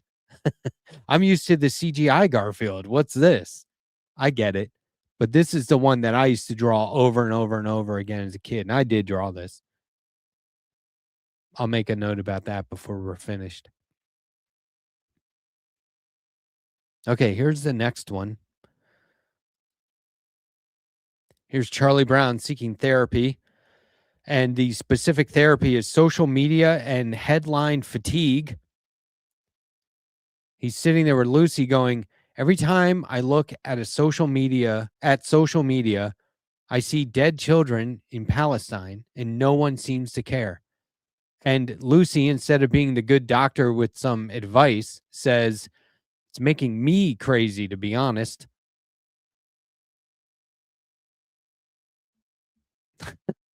Right? I thought that was good. So, like, she's never that good of a therapist. But in this case, it's affecting everyone. Then at the bottom it says, as the remains of Palestinians killed in Israel bombardments or those who died in Israeli jails grow, authorities in Gaza are struggling to identify many, forced to resort to burying them in mass graves. That's from Al Jazeera, November 2025, a couple months ago. So right away, Charlie Brown. I fucking love Charlie Brown. Oh, Peanuts. They're doing the therapist bit again. Let me read this. Dead children in Palestine. Holy shit. What is this? Oh, Lucy's pretty down too. Okay, what's this stat? See what I mean? Set it up. Draw them in. And then you shock them. And then you drive it home. And the whole time, if if this works at all, the whole time everyone's thinking it's Charlie fucking Brown. Now, this is why I showed that student art film from 86 earlier. The Bring Me the Head of Charlie Brown. There you go. It's like you're watching Charlie Brown do some really over-the-top extreme violence and, like, you know, getting choked to death with Linus's blanket and crazy stuff like that. But what does that is more of a commentary on extreme violence as a form of entertainment, an acceptable form of entertainment. Whereas this, like if Charles Schultz was alive today and did this comic, everyone would be talking about this. Everyone would be talking about this. If Jim Davies did this, everyone would be talking about this. Put the fucking UNICEF logo in the corner, whatever you got to do. Everyone would be talking about it. Maybe everyone would be talking about it for a few hours or a couple of days because that's how the news cycle is, unfortunately. But you see my point. This is where people would just be like, I mean, the Smurfs ad where the Smurfs are all, Smurf Village is annihilated and that's baby Smurf is sitting there crying. That was from 2005. That's all over Instagram right now. That's all over TikTok. It's everywhere. I thought about doing Calvin and Hobbes. I did. But Garfield and Peanuts, it's my wheelhouse. That's where I was as a kid. Calvin and Hobbes would have also been where I was as a kid or a younger person. So I wanted to get away from that and do something that was a little that I was too old for. So my next one was SpongeBob. Here's SpongeBob saying, I lost my phone when I visited Gaza to see if things were as bad as they say. And then the caption says, meanwhile, in Gaza, and there's his phone in his hand attached to his dismembered arm.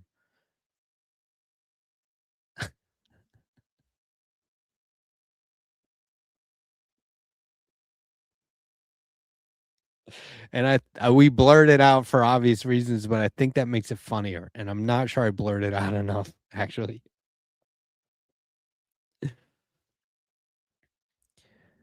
And the caption. Fucked up. I don't even know if this makes sense in like a SpongeBob universe kind of thing, but kids are going to look at this and be like, what happened to him? He's got his arm blown off. Why? Because he went somewhere. And that's what's happening there, no matter who you are. And so that's why the caption pertains to journalists. The Committee to Protect Journalists has documented 249 journalists and media workers killed during what they call the Israeli-Gaza war, which I will call a genocide. From 2023 to 2025, compared to 165 total killings documented worldwide in 3 prior years. So look, if you want to justify what's going on over there, justify that fucking statistic. Why are so many more journalists why are so many more people being killed? 170 journalists. This is also 170 journalists reported injured. 2 journalists reported missing. 94 journalists arrested with more investigations underway. If whoever's, got the creative rights to SpongeBob put this out, people would be talking about this shit. People would be talking about this. It would be in Ken Klippenstein's newsletter. Everyone would be like, the left would jump on it. If I do it, I don't know. I don't even know if these are that good. But if the people responsible for it did it with the reach and the platform, now we're talking. So I ask, why aren't they?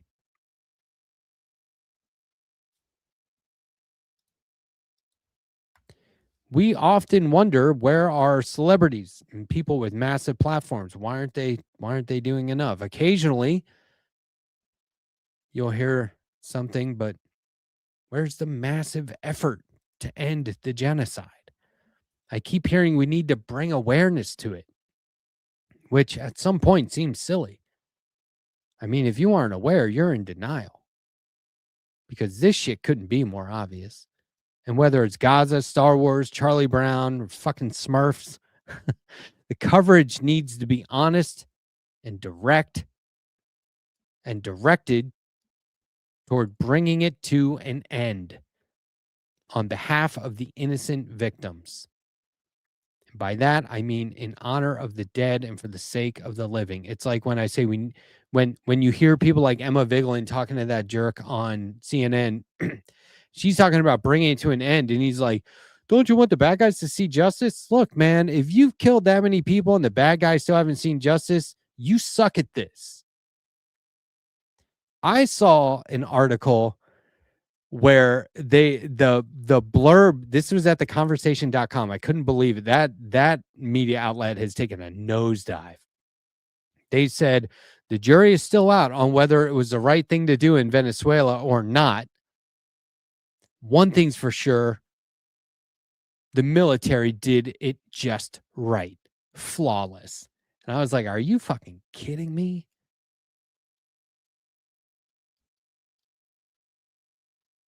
So, all right, let's apply that logic to Israel and Gaza. They're doing it very poorly. This whole kill as many people as you have to in order to get a few bad guys isn't even working.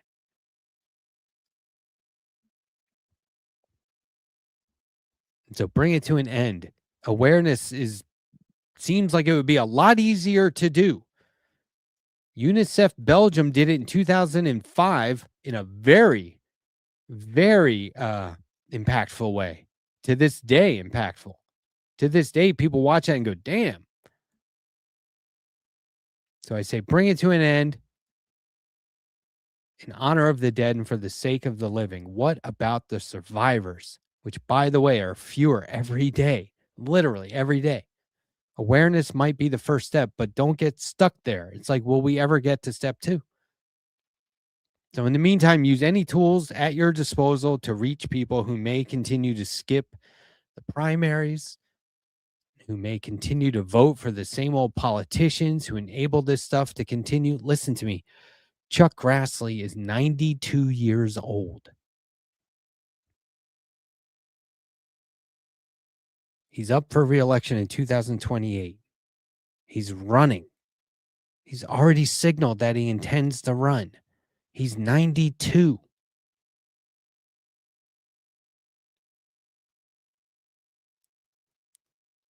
What the fuck are we doing? And look, it's not a problem that he's running so much as it's a problem that he will win. This is crazy. Okay, just quickly.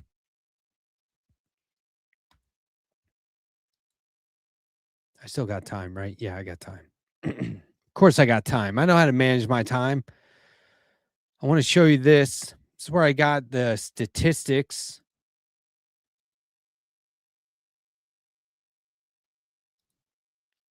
For the journalists. This is the Committee to Protect Journalists.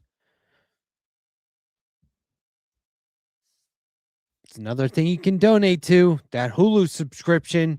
It's in the toilet. Stranger Things is over. There's literally no reason to keep Netflix. They've been dragging us along for a fucking long time. It's done. Let them go. Donate your money to something worthwhile. Maybe this. I don't know. Journalist casualties in the Israel-Gaza war. I don't like that they call it that. As of January 6, 2026, CPJ's preliminary investigation showed at least 249 journalists and media workers were among the more than tens of thousands killed in Gaza, Yemen, Lebanon, Israel, and Iran since the Israeli-Gaza war began, making it the deadliest period for journalists since CPJ began gathering data in 1992.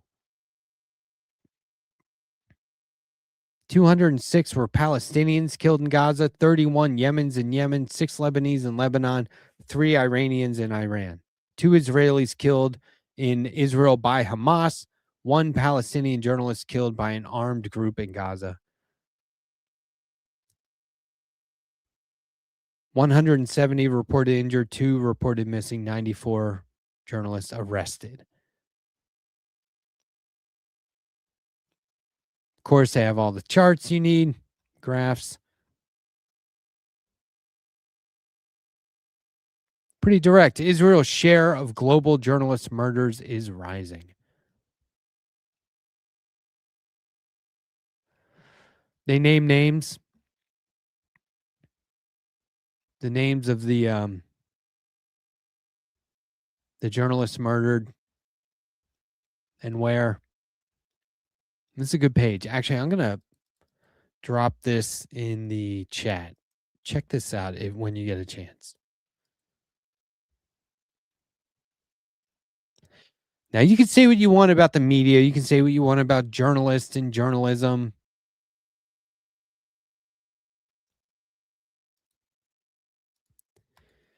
If you're a journalist over there, have to think you're trying to get some information out to people. Have to think you're over there because it's where you think you belong. It's not even really clickbait. A lot of people are ignoring credible journalism coming out of there, at least in the U.S.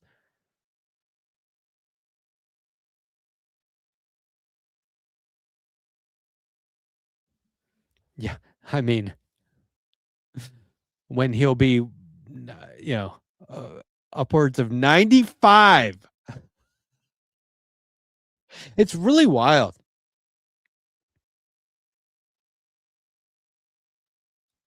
It's amazing. People just, what I mean by it's amazing is it's amazing to me that we continue to live in a world where people think the term vote is synonymous with the name Grassley. Like, I always vote Grassley. I never vote for the other party. Okay, look. Get a primary challenger. See if there even is one. What's a primary? See what I mean? Like, I guarantee in my town, I guarantee, God, I should do an experiment. Why not? Except I don't really want to talk to this many people. But I bet 3 out of 5 people don't even know what primaries are.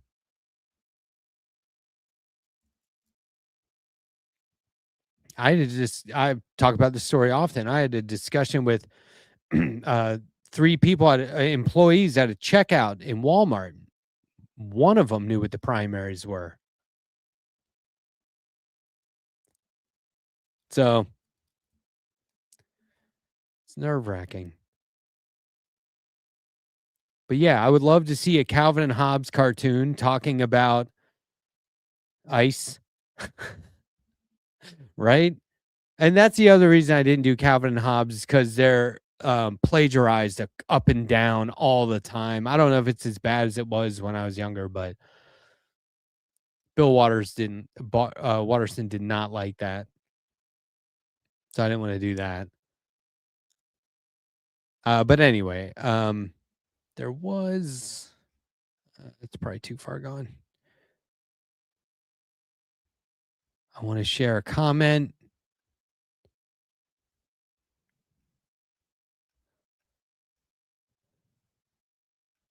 I'm not going to find it. I'm streaming to my own channel, so it's too far gone.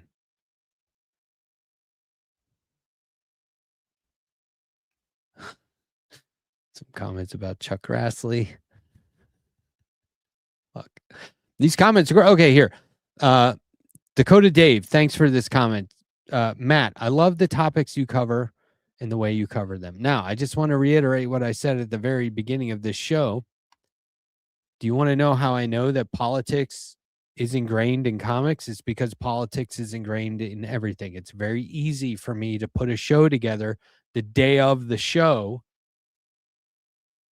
sometimes hours before, because I'm constantly making notes of all the things I see and all the things I read that regard politics, comics, art, pop culture. It's all connected. I used to ask people in interviews, I'd have people on who were, lefty, independent streamers and hosts of podcasts. And I would ask them all the time, like, how do you see yourself? You know, let's imagine, like, I think a lot of us know Jordan Uhl. Is Jordan Uhl a journalist, a pop culture figure, or both? Because I'm scrolling Instagram and I'm watching funny videos. There's Jordan Uhl saying something very serious. I'm scrolling Instagram. I'm looking at comics and shit. And then here comes Francesca Fiorentini with something very serious. She's not always serious about it, but you get it. The topic is serious. So the lines are blurred. It's sports, comics, movies, TV, politics. It's happening all the time. It's been weaponized in a lot of cases. There's all kinds of, I mean, I've said on this show over the last 6 months, I've said many times when, you know, all the DC Comics stuff where Superman talked positively about immigration and picking up kids and flying them over to like another country when they were making fun of some kid. And they're like, look where he's from, man. This place sucks. They got war going on all the time. Of course he came to the United States. Wouldn't you? Stop making fun of him. Like, I want to see that. I want to see more of that. Yeah, Superman in like the first 2 years of his existence went up against forever wars, slumlords, private prisons. That was in the first couple of years. And that was 1938 and 39.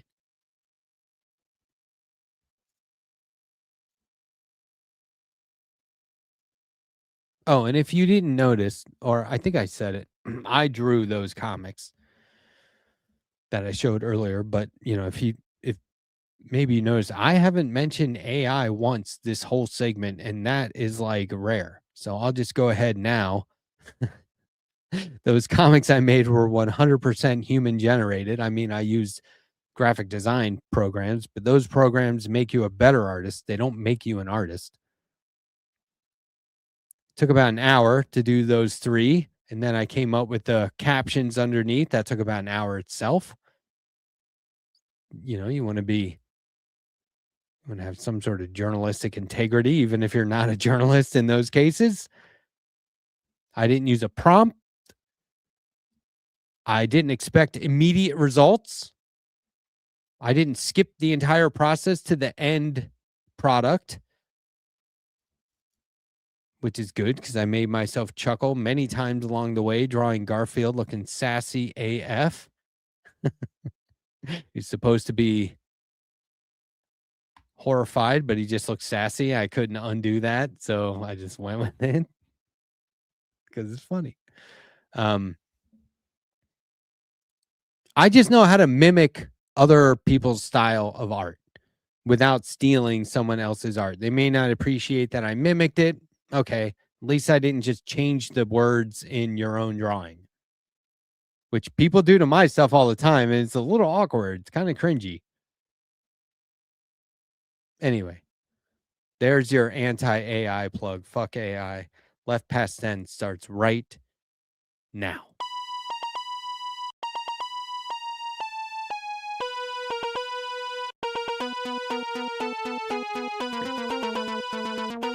It's a little early, sorry. It's like a minute early, maybe like 40 seconds. I will All never good. forgive you.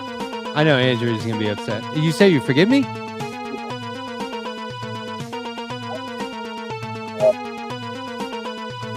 You guys. Oh, wait. Shit. My bad. Are we live?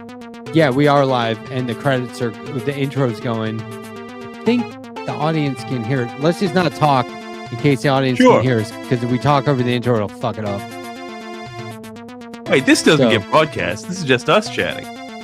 Sometimes I trick everyone and go live, but anyway, don't talk just for a few more seconds so that we can finish up the intro and then. Sure. Then okay, hey, what's happening, guys?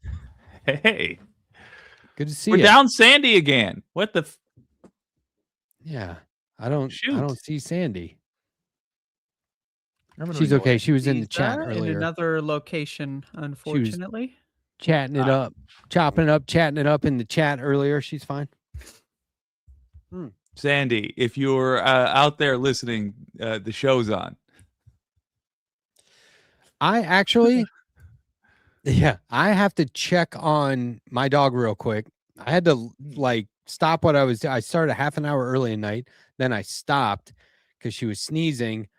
And that's like not good in her situation. So I just got to check on her real quick. I think she's fine, but just give me pause. Do you need me to give you a topic to talk about? Dad joke. Give me pause. That's good. That's good. That's good. Pretty good. Do you need me to give you something to talk about, or you guys? Oh good? yeah, please. Oh, we're so Yeah. desperate.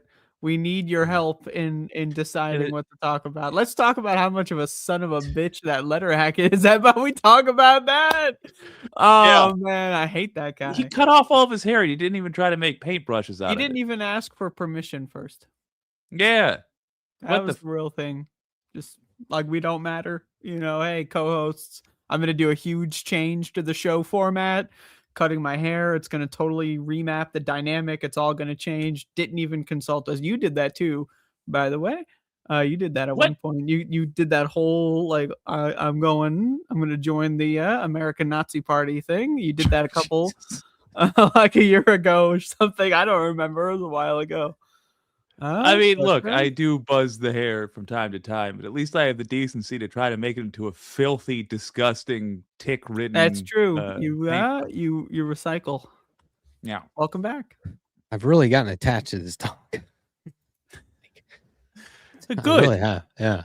That's lovely. I wish I had dog-related things to chime in with. I don't.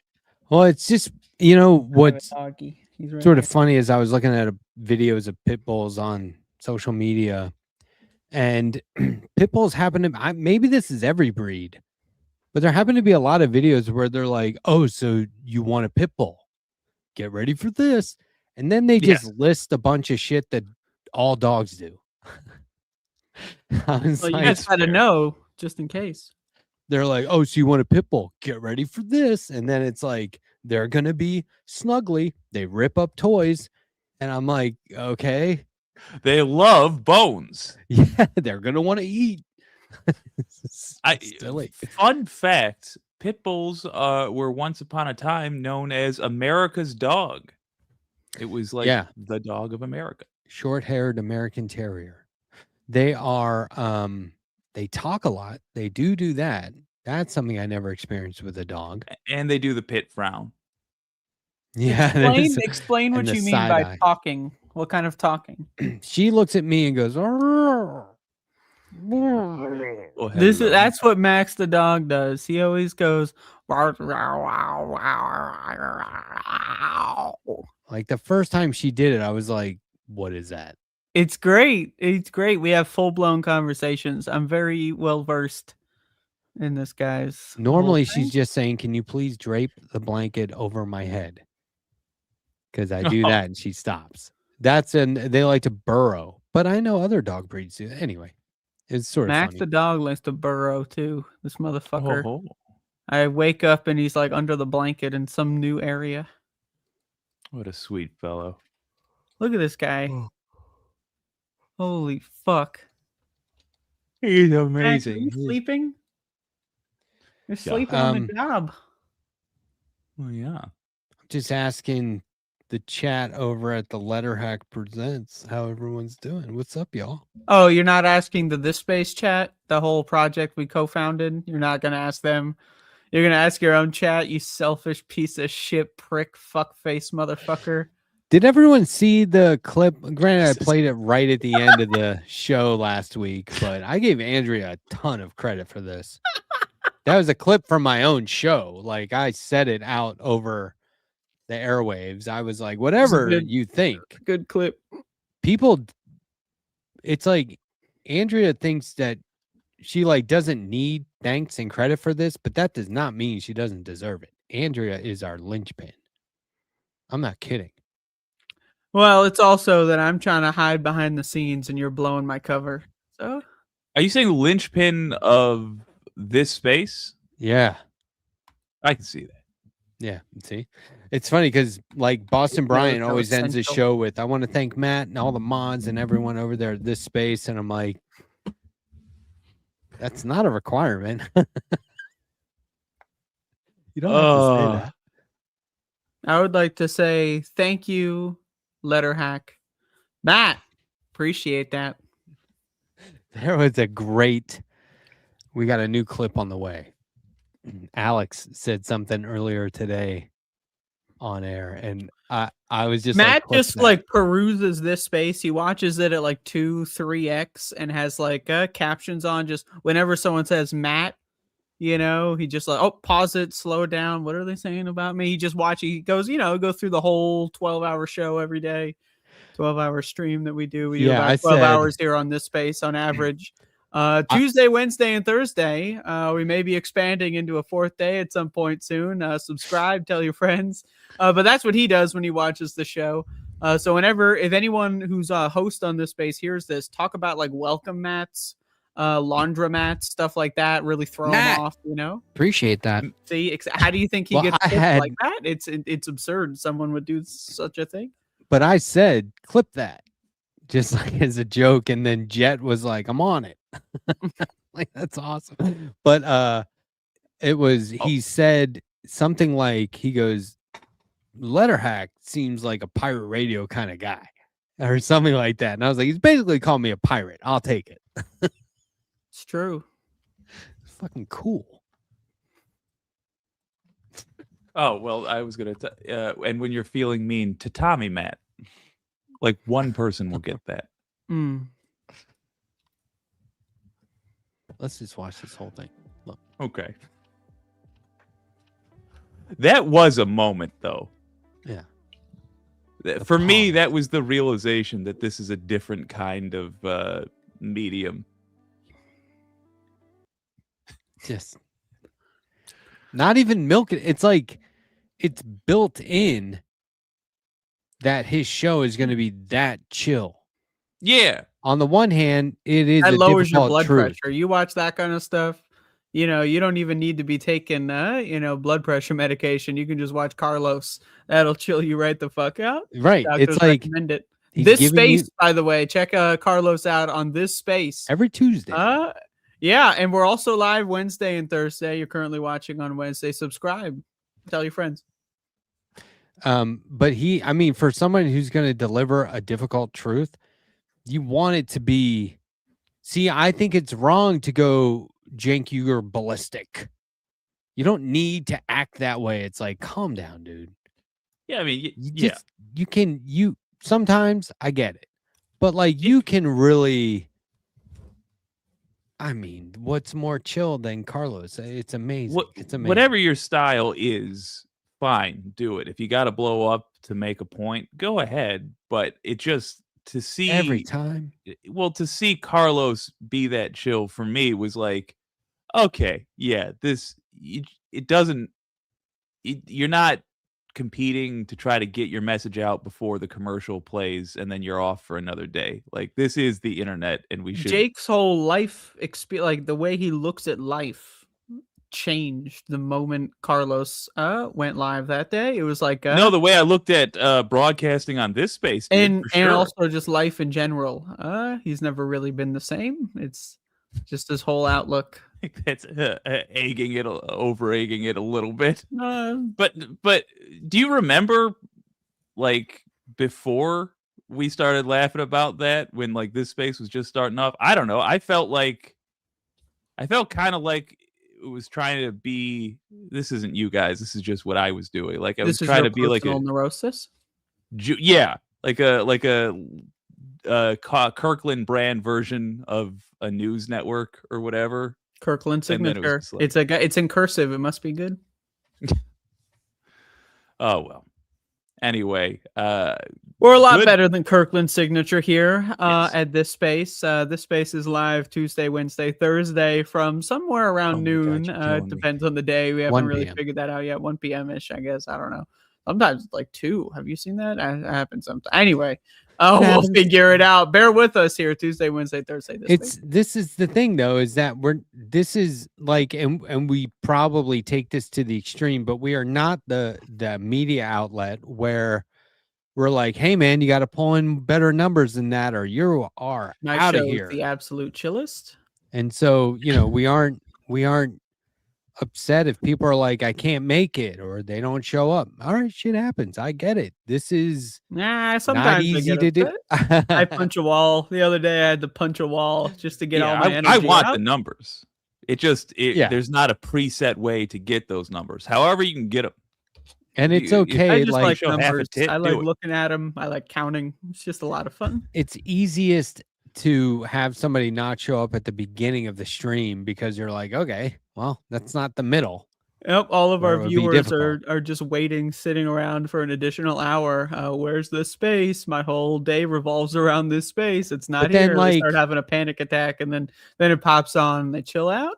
But then Deter and Alex went half an hour long, and I started half an hour early tonight, so we get it done. I We saw make that. it It was happen. very And very there's good. no I stern saw letter to coverage. anyone like, we covered your hour, so nobody's doing that. It's I totally did that fine. once. It was kind of I got There was one time somebody said, I can't make it. Here's a video to cover my hour. And it was a 10-minute video. And we were like, what You are should we? have just played it 6 times. We've had a Oh, lot of next trials time. and tribulations here at this space. We've had that's just the tip of the iceberg. If that Tuesday, shit ever Wednesday, happens Thursday, again. every week, by the way. Tell your friends. We didn't even skip the holidays. A lot of people skipped the holidays because they're a bunch of pieces We of didn't. dog shit. We didn't. You We did guys not- were on Christmas Jake and I Day, were on here right? Christmas Day. I thought Jake had a family. Apparently not. But so we were having a great time here on the holidays. Well, most people, they fuck off because they're normal or whatever. Not here Tuesday, Wednesday, Thursday. This space. I had one. At Thanksgiving. And then Thank you for somewhere. appreciating that dark and very true humor. Yeah, I had a dad and a dog, but how you guys doing? Oh, started- I'm trying my best here. I'm on a lot of drugs right now, so. Oh, I Dude, don't blame you. I've been lifting weights again. Like Oh, I always, yeah. I always always have lifting like weights. exercise routine, like a morning stretch and like lifting a little bit, but I've been like lifting weights. And some people are like, gotta go out and buy a gun, man. You gotta stay strapped. You gotta be armed up. And I'm like, I just don't want to be pushed over too easily. Like that's always been my thing, right? You don't mind getting shot and killed, just as long as you don't get pushed over. Hey, I'd I've make a also great martyr. Been lifting True. weights. That's but true. If mine- Letterhack died in some sort of government meaningful situation, shit. I'd probably do a protest. I'd be The Probably. physical danger I'm concerned about comes from within. It is a Really? horse race between heart failure and kidney failure, and I'm Mm. trying to give the kidneys a shot here. Why the kidneys? What happened? What'd you do to the kidneys? Is it liver? Whatever Liver. you use to process the horrible drugs I take. Right. Yeah, that's the liver. My liver and I have a very difficult relationship. We've been through a lot together. Liver, I hardly know her is what I have to say. Let's do some gym talk. How long have you been lifting these weights? When did this start, and are you seeing progress? Oh yeah, I'm the guy who lifts weights enough to maintain, but like I've started taking it more serious. I don't know, I'm like 4 weeks in probably. But Hell yeah. it's the Was it same around the old- birthday? You figure, you're getting older. No. Starting time to lift some weights. It's- I mean, it was calendar wise. That No, was it's like I actually can't about walk around with a 4 weeks pit ago. bull and not look like a guy who owns a pit bull. No, but That's there was just Matt I was talking- outside. yeah, I do it outside in the yard. front yard. But Yeah, no, I like was a Cape Fear type situation. my brother is a health nut, exercise enthusiast, bodybuilder type. He's not like a bodybuilder, Mr. Universe guy, but he takes it very serious. And you can't talk to him without being inspired. Growing up, it was a kind of overbearing thing where I was like, dude, shut the fuck up. He's like, you should work out. And now when he talks about it, I'm like, this is very inspiring because he's older than me. So like, yeah, I should. So I've been, it's not so much a threat of losing elasticity, which is real for me. It's more like I just want to be, I don't. You know what I mean by you don't want somebody to be able to push you. Like if somebody came on and pushed you and you didn't move, they'd be like, "Fuck," right? Like this is gonna be as easy as I thought. That's as physical you as should I have- want to get. You should have some physical capability for sure, because somebody in the community has to lift the thing or move the thing that fell on somebody. You know, somebody's got to do it. I'm with you. And, and nice. Pulling out the Letterhack. I figure, I don't want to get pushed around. I'm just really trying to make some. Well, I'm a healthy little habits. guy. People go for me first. They do, yeah. And you wear ball caps. only a lot. 5'8". They say Atari. They think you're a nerd. You're not wearing it this time, but like they I've think just you're a nerd. never had these problems. When I'm out you're there tall. in the world, Mustache. well, That's no, true. I'm a husky gentleman who looks as poor as I actually am. But are you going into dives like I am? No, I go to some nobody pretty rough wants places. anything from me. I walk into a place, nobody's like, oh, I wonder if I'm going to make a lot of money by taking that guy's wallet. They're like, oh, this guy can't afford the 1 drink minimum. Get him the fuck out of here. Yeah. To be fair, one drink, drinking at a bar is really expensive. If I've been poor and an alcoholic both at the same time before, and just go for the $6 vodka at the bottom shelf. That'll last you. You don't need to do that expensive shit. I'll tell you. When I said elasticity, I meant the human skin condition when you get older, not elasticity. spandex or like. I wasn't talking about wearing tight-fitting clothing. Somebody said I've got. Well, you were suit talking on. about working out. Those usually go together. It seems for some reason. I don't know why, but yeah. When you add in khaki pants to a suit, though, there's something that just takes Awesome. away. No, yeah, it's dude, that's awesome. And then they're wrinkly, and then you can It's see a little good. bit of the flour on you. It's I look very like good, when I yeah. wear a suit, I look like an old timey hobo. Hey man, Like a tailored hobo from chinos are 1924, are before the not Great wrinkly. Depression. They're They self-tailored. already had nothing. Those creases are yours. Do you know Is how there many? a lot of creases in the tailored in Well, the when you crotch say area? Of the no, when you tailored- say wrinkled, what It's you tailored. mean is there's creases, and there are gander at that. companies that work so hard to build in those creases in a weird way, like especially with jeans. You want those to be your marks. I don't know, man. I love I love leaving a good crease on my clothing. That's what I think about when I And- wear clothes. I like to crease them up, and grease them is what I think when And I the when I main- dress myself in the morning. The main reason why you would wear tight-fitting clothing to exercise is if it's compression wear. Yeah, it stimulates the muscles. It reinforces like certain vibrations back into you. It also keeps you warm and also extracts moisture and sweat from your body. It's antimicrobial, antibacterial, doesn't stink. Should retain its fit. So that's why they make it tight, but with seams. The problem is for me with the tight clothing, it's like watching a tube of cookie dough work out. It's like I'm straining against a lot already. I'm trying to keep things inside that nobody wants outside. And on top of that, my looming gut pushing out over between the shirt and the pants. I would discourage other people from going to the gym just by Have you showing up. considered joining the suspender side of suit wearers? No. No, you haven't considered it. I've considered suspenders. It's supposed to be good for your back. Jake, Really? what about some gut health, probiotics? You need There's a lot prebiotics going too. on. You need Reinforce your both. microbiome. Yeah, your microbiome is very important, especially your oral microbiome. No, but think about it. Like when the pandemic first laid in, when COVID first hit, my wife and I were like, oh, we're pretty healthy. Like we know this. Like we got a fighting chance at the start. That's true. Just because of the probiotic. Yeah. No, among other things. probiotic. but You're in favor of biotics. we always wake up and go, yep, your glow is still there. So is yours. All right. That's what you do first thing in the morning. You wake up. Oh, your glow. You're so radiant today. You take a bucket of herbal supplements. You know, maybe we're just seeing this glow on each other because we're whacked out on probiotics. I see. You can get sick from them. There are some you have to eat with a meal, and those always make me feel like shit. You know, vitamins where it's like, this is not food. You must take this with a meal.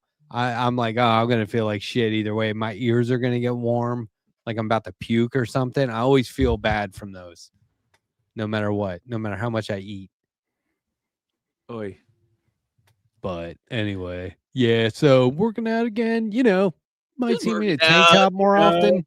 Just like, just trying to retain some physical strength as I age, you know. It's not because of my birthday, it's just, you know, started on the same day as my Might birthday. have some more Actually, I started deliberate, the day before my birthday. So some that's like why- deliberate hand gestures where I'm like, you know, I was sitting over there.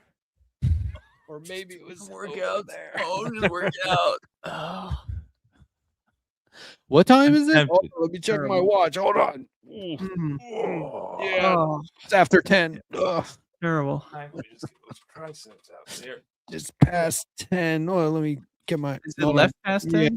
Yeah, yeah. Exclusively on this base. Yeah. Actually, it's not exclusive. These pretty people fucking restream it. These pieces of dog shit. I don't restream. Yeah, this shit. these restreamers, they got These restreamers are motherfuckers. I'm man. over it. I've been I'm like trying to since hide, day I'm trying to one. fucking be on this space, but these people are they're trying to copy and redistribute. Restream. You know, I'm not streaming this on my channel. I could, but I refuse. It's not good enough. The restream. I is so put bad. out- Wait, what's restream? I put out word to the audience that they are welcome to restream my show whenever they want. Put it, clip it, do anything you want with it. And it reminds me of the time that I tried to do insurance fraud when I was young. And I left, I went to the worst part of the city I could find, like the poorest part. And I left my keys in the door to my car, right there in the door. And I went and I had lunch. And when I came back, somebody stole my keychain. They left the car. Hmm. That's what it's like when I went to people. I was like, "Go ahead, you can do anything you want with the show," and the whole world was like, "No, thanks." Well, good call though. Huh. Probably. What have I told the story on here about the guy who? Two stories where somebody wanted me to participate in a fake crime. Ever tell you those Ooh. stories? No. A fake crime. Okay. Yeah, there was one. I worked at a like a pizza place. I managed it, and you have to take all the money to a drop box and make a deposit at the end of the night. Now the bank was in the same parking lot as the pizza place. And it wasn't that hard. And you know, the bag that you put on the money in zips up and locks, and you can't cut these fucking things. They're like made of metal mesh. So they're like really, I mean, maybe you could eventually get into it, but you're gonna fuck up the contents. So but you know, I have the keys, I'm the manager, right? So it was gonna be, this guy said, he goes, "Hey, I'm moving. I'm leaving the state. I'm moving. Let me knock you over the head and take the Dropbox money. And you just leave it unlocked. And you tell them that you locked it, and like, they're probably not going to be able to do anything with it, but that money's gone. Oh, well." And he's like, it's kind of like a victimless crime. And I was like, well, no, I mean, that goes towards people's salary and shit. And like, if the business isn't here, people can't work here. Like, you can't do that. And it's like, yeah, but it's not that big of a deal. We'll do it on like a weeknight. It's not like a Friday or a Saturday. Where No one you're, wants like, to get paid on a 5 weekend. times the That'll money. never happen. And he's like, it's just the end of the night, man. Like, you make deposits all day. Just, you know, I'll hit you over the head. It might knock you out. It might not, but it'll look real. And I was like, no, I'm not doing that. There's no way I'm doing that. But And you were describing a fake crime. That's a real crime. That's You're a very describing real crime. I Yeah, would have been that's in not a on fake- it. I would have. That It was a is- fake yeah. robbery, but it was a real crime. It's I a would have been a real real crime. criminal. Yeah, it it's was a very fake real. robbery. The crime is definitely very real. I see. That's You why thought I was going to confused. explain a fake crime. I was very which I don't know what that confused would for like be. the first half of that. I was like, "What the fuck is this guy talking about? This is not good. This is escalating." Yeah, like a quickly." fake version of that would be he hits me over the head, steals the money, and makes the deposit. Right? Yeah, Like- that would be a fake crime. And I'm like, why are we doing this? But so I said no, I didn't want to do it. I'm thinking it was like the same year a guy asked me to steal his car and drive it off a cliff. And in this town, in Annapolis, there were plenty of cliffs you could have driven a It's car just off. they're all over the Which place. is crazy. Cliffs are us. No, it's a peninsula, basically. Mm. You can drive it into a body of water. I could think of 3 or 4 places right now if they haven't built up a lot of construction. And they're But building them up. there's I said no to that too, but I did consider it because it would have, in the movies been that kinda shit always fun, goes yeah. wrong. But I would have you don't have to like Jump out. Yeah. you just push it off the fucking cliff. Yeah. It's It's kind a- of. It's actually kind of hard to mess it up. It's Why very- didn't I? Why I was like, why wouldn't I just steal the car and push it off a cliff? He's like, oh, whatever you want, like that. Yeah. I was I like, thought you were gonna try to give you a chance to live a little, but okay, sure, you can do it that way. Yeah, I was like, I'm not gonna do it.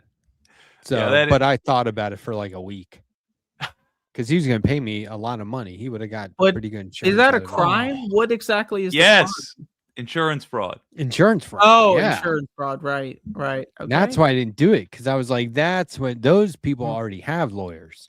Yeah. Well, those guys, they have their own cops, and their cops are special. They're waiting for shit to go wrong. Yeah. They're looking for they probably have like cameras pinpointed at all the cliffs in Annapolis. They're What it already came- they know this Oh, not scheme. They've done then. it before. Not in 94, but what Oh, it I'm sure came down to for me was they would have gone after him and he would have cracked and put it and given him that a old name or piece put of it on shit me. couldn't fucking hold it Yeah, straight. it's generally a good rule. If they don't have the chutzpah to, well, I was gonna say if they don't have the chutzpah to push it off themselves, but then again, alibis. I don't know. I mean, the thing is I was stealing cars. Oh God, So we would do that. So you So would that say, wasn't never mind. that wasn't that Is big that of a one of the deal, fake but we crimes? didn't do it for insurance purposes. We did it to drive around. So you would steal a car, just drive it around, and then Take you it back. Yeah. They call it joyriding. Yeah. But These delinquents. so he was like, would you steal my car? And I was like, why? It's like, drive it off a cliff. I was like, why couldn't I just push it? Couldn't I just like push it? It's like the most Oh obvious yeah, thing in dude, the world. to whatever me. you want, man. It's like that time where my dishwasher broke and I was like, fuck, we can't afford a new dishwasher. I was like, oh, well, we'll just have to do them by hand. And then I was like, wait a minute, that's like how I grew up. We don't just leave that broken ass dishwasher there. Who fucking cares? Just I wait till we can have- afford it. The thing of it is, I have had friends like this. Like, I understand how you get into these conversations. Like, you have ambitious, unrealistic pals who don't generally they don't understand consequences, but sometimes they just don't care about them. Like, I had a buddy who wanted us to kidnap somebody. And this was shortly after the Batman movies came out, and he wanted to do it like Batman. He wanted us to have, in his devising, he wanted us to have some kind of device that we could lower ourselves very fast onto the street, grab the guy, and raise it up again. And this is his Wow. pitch to me. And I was just addressing it from like every angle. Like, do you think you have the arm strength to carry any one of us with just one arm? Never mind, and yourself with the other, and also holding up another human being with the other. But could you just pick anybody up with And one this arm? is a No. real person. You weren't Yes. talking to yourself from a mirror world or anything. The movies No. use harnesses like a and, Fight and Club they stop the camera. That's not like one take. Yeah, it's not a real piece of technology. It is a thing from a movie. Let's start there. But let's you know what? Let's not start there. Let's start with, if it were real, and we could, or if we could invent it, expensive. Well, could you even still carry out the plan with your arms? I want to point out that as skinny as I am, he was smaller. Yeah. And then when we talked about it a little more, he's like, yeah, or we just get drunk. I'm like, oh, okay, well, let's do that. Why didn't you say so? Why did he want to kidnap someone? Just for the thrill? Just pick a random target? Or is there an enemy? Massive. It was a person. We were talking about how to deal with them. Nobody was considering violence. Well, kidnapping is a form of violence. Yes, I know. And this guy comes out the gate with, let's not only do a violent act, let's do a complicated sci-fi violent act. That is pretty interesting.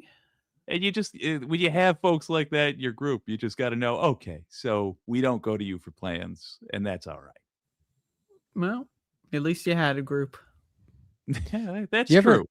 Do you ever get in one of those situations, Jake, where girl was having a fight with her boyfriend and she jumped in your car and was like, could you give me a ride? And you're like, oh, okay. But then the boyfriend's like, you know, Arr. You ever get into one of those situations? I got into one of those situations more than once. Yeah, I was going to say two thing? very similar times. Yeah. What? This is a common thing for people that own cars? People just jump in your car and say, hey, take me somewhere. And then you do? What the fuck? What is no, this? like my boyfriend's an asshole. He's being abusive. It could get worse. Can you please help me and get me out of here? But then like he's coming after you now. Oh. You know what? I'll rapid fire 3 times that this almost happened, but not quite. Once I was driving home from work and I saw a guy beating his girlfriend on the side of the road. So I pulled over to have a go with him. And when I took a picture of his license plate, he punched me in the face. I set my glasses down to have a proper scrap and he drove off. Then when the police showed up, 2 different police departments said it was the responsibility of the other police department and left me basically holding my dick. Then once when I was trying to make time with a gal, a woman came on a dirt road. I'm not a classy guy. A woman came running up to our car and she was crying and what have you. And then her boyfriend was right behind her. And so we hit her until police arrived. And then what was the third time? You hit her? Why did you hit her? We hit her in the vehicle. And then when the guy came, he was so drunk he didn't know what was going on. And I said, oh, you better hide behind a bush there. The cops are coming. And the bush was like this big, and he still tried to hide behind it. Nice. And then he got caught. Shit, I don't remember the third time anymore. It was there was the failure. It was a failure basically every time, and I pawned off the responsibility on others. It was a failure. Well, I have to say, I have never been in that extremely specific scenario that apparently has happened like 7 times between the both of you. One time it was like me and my friends. One time you just have multiple. How many years do you have, Matt? Like 12? Was one occasion there were like 3 of us in the car. It was me and 2 other guys. And we might not have been able to handle this guy altogether. He was enraged. It was like outside of a Wawa. And he was losing his shit. And we were just sitting there like, what the fuck? And she jumped in the back seat next to me and was like, please get me out of here. And I wasn't driving, but I was like, okay. And we were getting ready to go. And he opened the door and like pulled her out and was freaking out. And then something happened. She ran inside and he left or something. But we were like, he just left. We were like, holy shit. So that guy would have totally followed us. And he just left. I think he was over the line. They probably called the cops or something if she ran back inside, right? Yeah. But it was wild. And there was another time where they were fighting in a car in the parking lot behind the bar. Can you just give me a number? How many times says this? I can remember 2. But we were walking to my car, me and a couple of guys. And maybe I was going to drive home alone. I don't remember. Either a couple of guys after several hours. But like there was a girl and a guy fighting in their car with the windows up and it was all fogged up. And we were like, oh, fogged up windows. Look at this. But they were fighting. It wasn't like romantic. And it was really like crazy. Possibly a murder scene. And we stopped like, do we have to do something here? This is nuts. Yes. And then she got out and walked over to I had a Ford Explorer and she was like, get me out of here. And I was like, hop Like, in. did she have blood all over her face? You know? No, but then that guy left.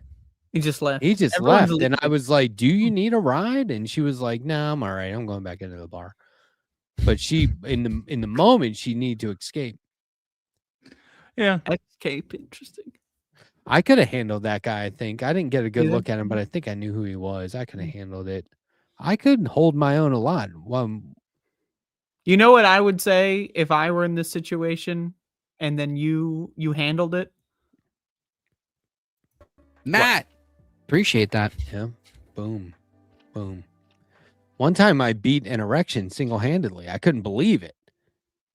What? Sorry. I'm sorry. Jeez. Wow.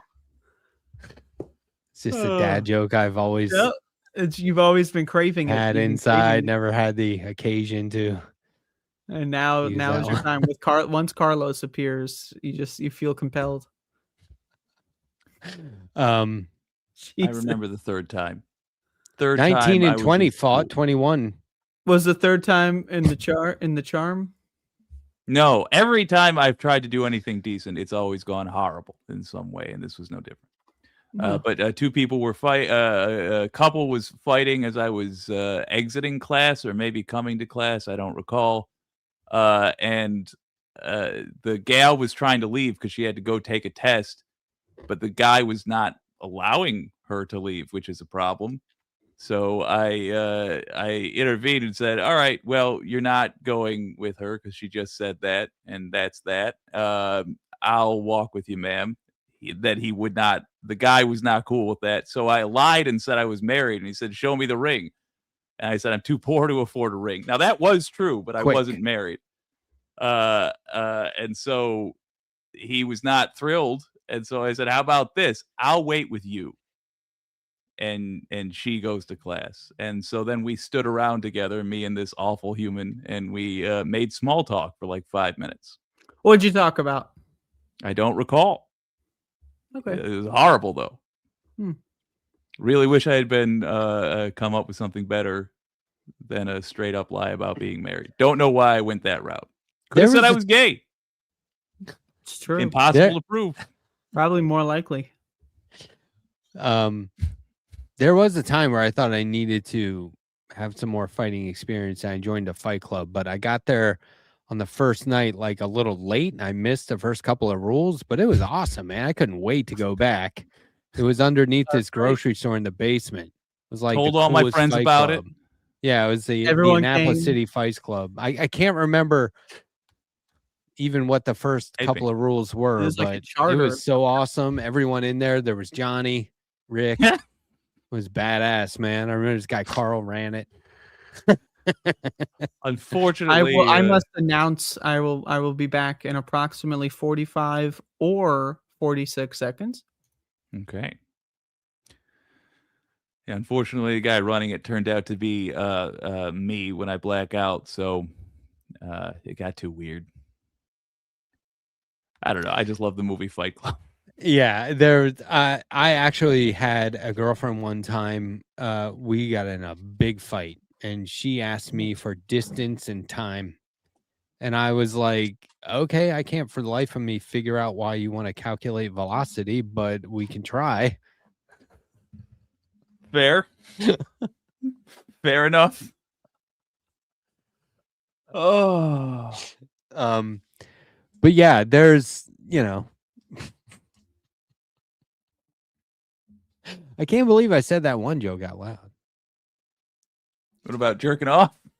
69 and 70 got into a fight. Oh. 71. Hmm. That's so bad. They're so dumb. You could do that with any. You could do it with 79, 80, 81. That's so dumb. But I honestly, this isn't a joke. I broke up a fight once between two kids. My wife and I were driving home, and there was a bus stop like a half a block from our house. You know, you see kids at a bus stop near your house during your commute. We're driving home, and I guess the bus had dropped these kids off. And it was like the classic two kids standing there watching like two other kids fight. And this one kid had another in the headlock and was just wailing on him. And it was brutal. and we were at a 4-way stop right there at the corner. So I jumped out, was like, hey, break that up, knock that off. And this kid was just wailing. I was like, hey, knock it off. And he goes, he finally did. And he said, he's been bullying me. And I was like, okay. And it's like, he wanted a fight. He asked for it and he got it. And I was like, okay, you got him. Like, relax, man. I was like, if that kid was bullying you, you got him. He's not going to do that again. I will, if I see kids fighting, I will watch but not intervene unless what you're describing is happening. If they're doing you something can't like like grab beating them. each other down, You can't grab them or anything. But yeah, I mean, it was. if they're fighting, I'll take them by the ears, whatever. Well, But- I mean, you could dislocate some kid's shoulder accidentally or something, and Stupid ass Plug kid. it. No, Yeah, it's gonna the happen point sooner or later. is not to say like, look, there's no situation in which fighting's ever correct. That's not for me to say, but it is for all of us to like societally impose honor on people. And yeah, if you can't hold down another kid and punch him, if they're standing and they're being, I don't have Marcus enough Queensberry- context. I need help. Why are you punching kids? Why No, are you I broke assaulting up kids? a fight. I broke up a fight between two kids at a bus stop where one of them had the other in a headlock and was just wailing on him like UFC. He was just Oh, going you got to crazy. break up the fight. There was an actual fight between two fifth graders, one from New York City and one from Alabama. Well, first of all, if two kids are fighting, first question, And- who's the bully? Is this a finally getting Well, that was the revenge thing is in situation? this case, the bully had got his ass beat. And I was told the kid like, okay, dude, you got him. Nice. That was All right. perfect. Yeah. Took care of it. Move on. But in this case, between the fifth grader from New York and the fifth grader from Alabama, the fifth grader from Alabama won. Do you know why? Because he was 18 years older than the fifth grader from New York. Took me quite a bit. So he's in fifth Boku grade. says and your he's- honor isn't everyone's honor. No, it kind of is. There is personal honor, and then there's communicating to children what society will accept, and there's no law for that. There's just culture. But I missed And- something huge in approximately 57 seconds.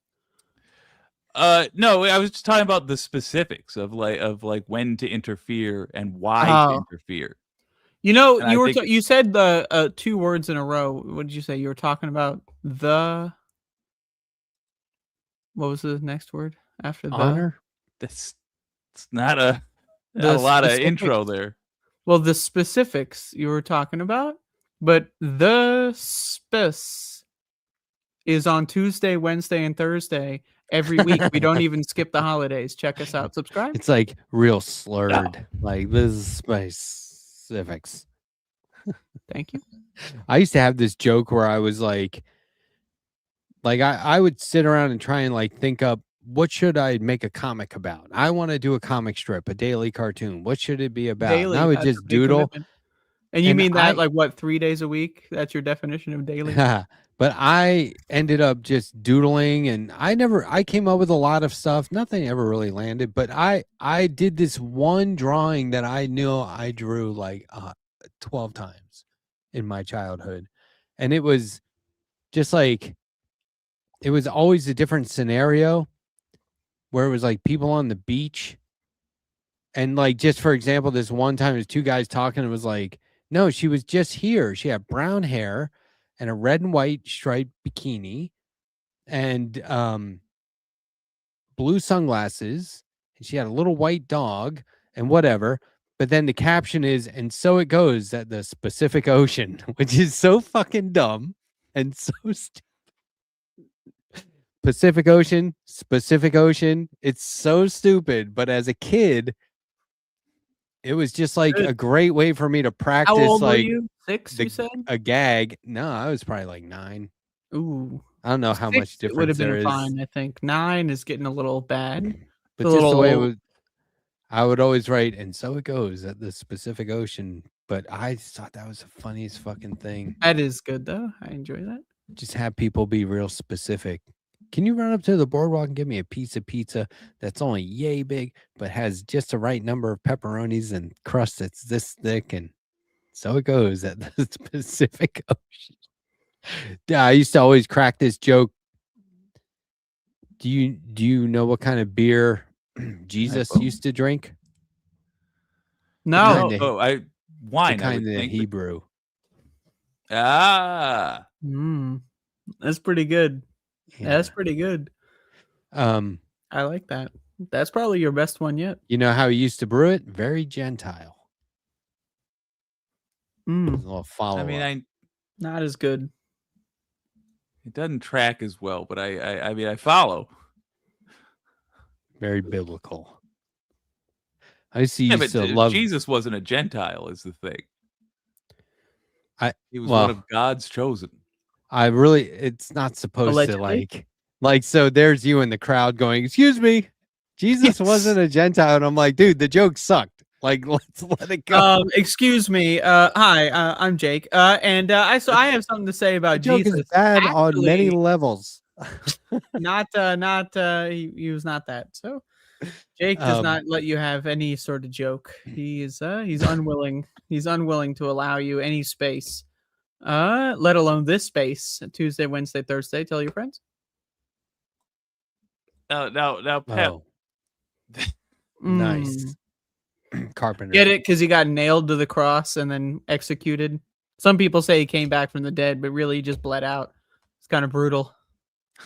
There was a joke I used to like to tell a lot, and I don't know why. I would always tell this joke like I've talked about the art of moving around like a party and just keeping conversation going no matter what. You talk about being a school bus driver. Yeah, you got to have jokes in your arsenal that are harmless but not great, I used to always tell this one where a piece of string went into a bar and the bartender's like, we do not serve string in here. You got to leave. So he leaves and he comes back and he's like, got a trench coat and a hat on. And he's like, nice try, buddy. You're the string. Get out. And then he comes back and he's all like twisted up and tangled. And he's like, can I have a beer? And the bartender's like, dude, you're the string. Get out. And he goes, no, I'm afraid not. I thought you were going to say, I am not. Could do that too. Fair enough. Oh, afraid. Afraid not. Damn it. It's pretty good. Well done. It's not bad. I like the Hebrew one better though. But that was good. That was good. You're getting back up until your previous peak. After the Gentile one, you're really recovering. So Robin Williams trajectory.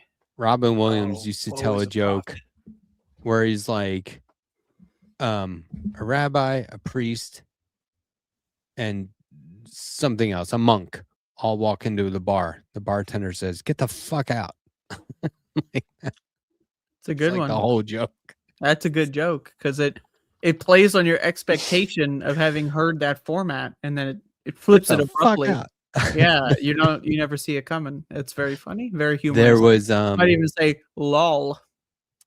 The owner of Sam Adams, the owner of Guinness, and the owner of Coors were all at the bar.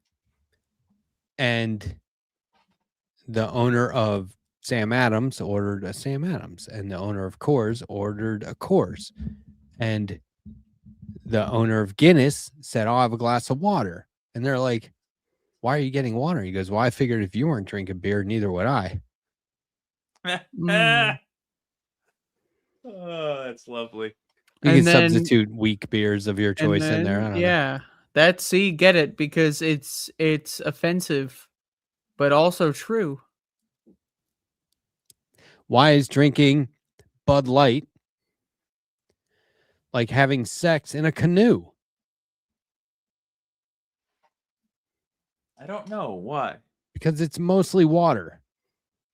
I don't think I told that right. That was pretty good.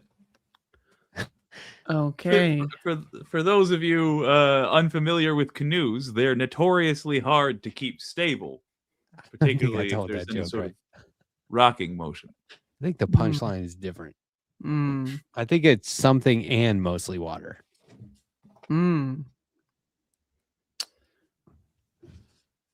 Wow. Like it's so not recommended and it's mostly water or something like that. Let's workshop this. Let's try to come up with a punchline. Yeah, I think that's good. I a think it's not recommended and it's mostly water.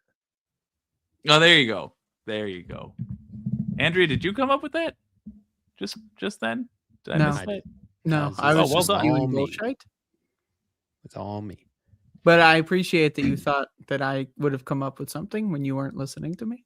Just to assume if you I missed did something hear I said that it mouth would- noises. Yeah, well, and you assume that they were amazing and wise beyond recognition, but unfortunately they were not. I am not wise. Unfortunately, I wish I was. Or Do you know were. the leprechaun nun joke? Have you ever heard this? No.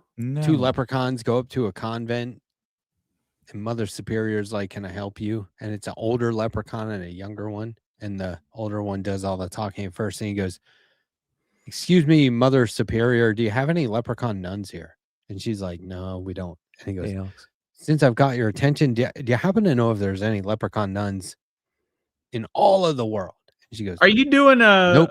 Are you I'm doing a light Irish accent. And Yeah, and she's like, "Nope." Yeah, but it's She good. goes, she goes, "Nope, I don't think so." He goes, "Since you're here, if you don't mind, could you call the Vatican and ask if there's any leprechaun nuns at all? Maybe I missed one."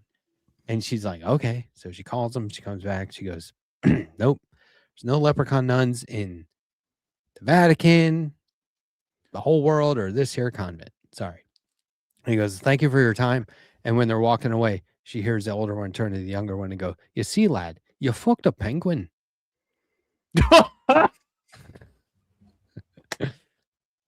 That's an old one. Like that'll pop up in movies sometimes, and I'm like, I know that joke.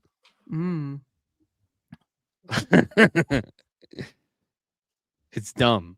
You could drag that one out forever. That nun joke was wholly unexpected. Yeah. That was good. That was it's for it to kind of be like over. a parry type situation. You just, you block the joke. Puns are a and bad then, habit. Much superior craftsmanship from I think from your old pal Jake over there. The funny part about that joke is imagining one leprechaun saying to the other one, like, "I hooked up with a leprechaun nun." He's like, "What?" He's like, "Yeah." Like there was that moment somewhere in the backstory where he's like, "No, you didn't." And he's like, "I did." And he's like, "All right, let's go ask if there is such a thing." Like that. Imagining that backstory is the funnest part of the joke to me. Oh yeah. It opens the mind up for creative expression. It leaves a remarkable sense of wonder and intrigue. This joke that I did not laugh at. Think about how he's like, "Guess what? What? I hooked up." "You did? With who?" "Another leprechaun." "Who?" "It was a nun." "There's no leprechaun nuns." Oh, sure. She had a real pointy face, loved fish. How many are It there? was dark, but she was wearing the black and white outfit. The answer is the joke. He's like, "I don't know about that. Are you sure?" He goes, "Yeah. Let's go ask." Remember? He's like, Up when "Okay." we are in that very cold place. He's like, "We don't have to do The this. ice We don't have to go up there and ask them. They're probably sleeping." Nuns like to sleep. That's a worst Irish accent. That's true. Nuns They like do to like to It's sleep. fair. Real quick, does any of us owe Bo Z a present? For what? I'm hearing that. Give me that my he's- present. Yeah. All I got for you is the future, Bo. What is this I jar? can give you're you holding? your future right now. Yeast. I can give you your past. Actually, I can give you your past. Well, actually, literally, hold yeah. on. Just drag the little red bar back to the left a little bit. Hit 2x, and then you'll arrive at the present. And there, I'll give you your present. Sometimes if That's how you I'll do that, you can get a little in the future. You get a little bonus, like half Remember- a second into the future if you do that sometimes. Remember? Oh yeah, that'd be so cool if there was a way to catch up on the delay. Yeah, that would be that's- cool. My brother, who I mentioned earlier, always sends me like an Instagram thing or a link to a TikTok or something from like 80s TV. And I'm like, where are you getting this? Like his algorithm is vintage. You know what I mean? Like he's not seeing new Yes. shit. Yeah. But he sent me a clip from Taxi. Are you familiar with Taxi, Andrea? Yes. You know, Jim Ignatowski? A little bit. I've seen some compilations. It's Christopher Lloyd's stoner character. So he's supposed to be like he had a lot of like actually what happened was he ate a cocaine cookie and went "Brr." I saw that episode. Tom Hanks was in that episode. It's really funny. But so he they find out he doesn't actually have a driver's license. So they take him to the Department of Motor Vehicles to do the driver's test. Do you remember this episode? No. It's like the gang. Oh, it's like who the fuck is driving the cabs? You're New York City cabbies and you have time to all go to the DMV Yeah, together. just take So a day off, whatever. you know? Yeah. So you know, it's just Kinda that thing film where they yourself. had to have the whole cast in that scene. It was weird. But they're sitting up at the counter while Jim is doing the written test, sitting in a desk behind him. And there's all these people in there. And they're like, be quiet during the test, right? So he gets Bobby, you know, the actor with the hair. He gets Bobby's attention and he's like, what does yellow light mean? And Bobby's like, slow down. And Jim goes, what does yellow light mean? He's like, slow down. He's like, what Yeah, that humor did not age as well. does No, that's good. That's it's creamy. funny. It's fun. There's a so Yeah, I I like sent that. him back a clip from YouTube, a whole scene where Jim goes. He's Leonardo, is that her name? He goes with her to some like posh reception. He's wearing a tux, and the pianist, the entertainment doesn't show up, and he's like, "I'll do it," and she's like, "Jim, no." But like the host of the thing, of course, for a sitcom is like, "Oh, that's great. Let's do it. And let's all sit down and watch him perform."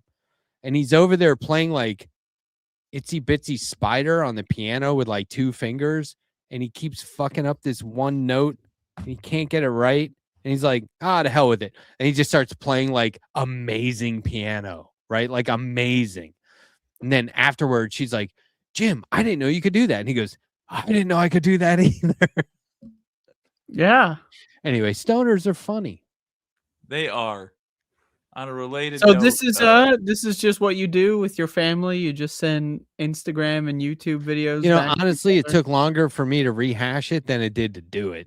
It took like 2 Yeah, seconds to find was, it. You know, Text the link.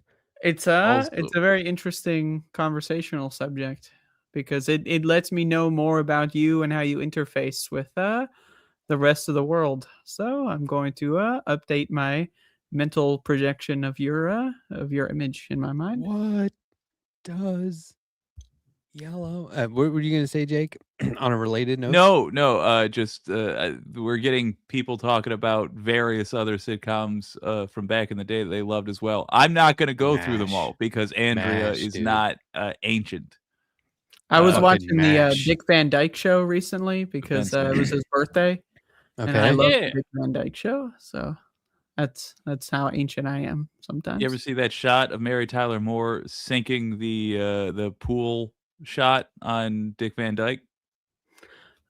Probably when I was like 6 when I watched it originally. What? I watched it when I was very young.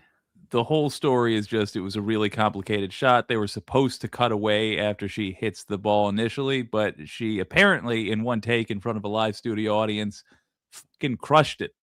And so obviously they kept that. I hope that's She's very true. good at all that kind of random shit though. She told a story. Is like a polyglot, yeah. Oh yeah. She told a story on Letterman That's the correct word, but that Dick Van Dyke came in to do the audition and told everyone his name was Richard Von Lesbian. Yep. Sorry. Have you heard that? Oh yeah.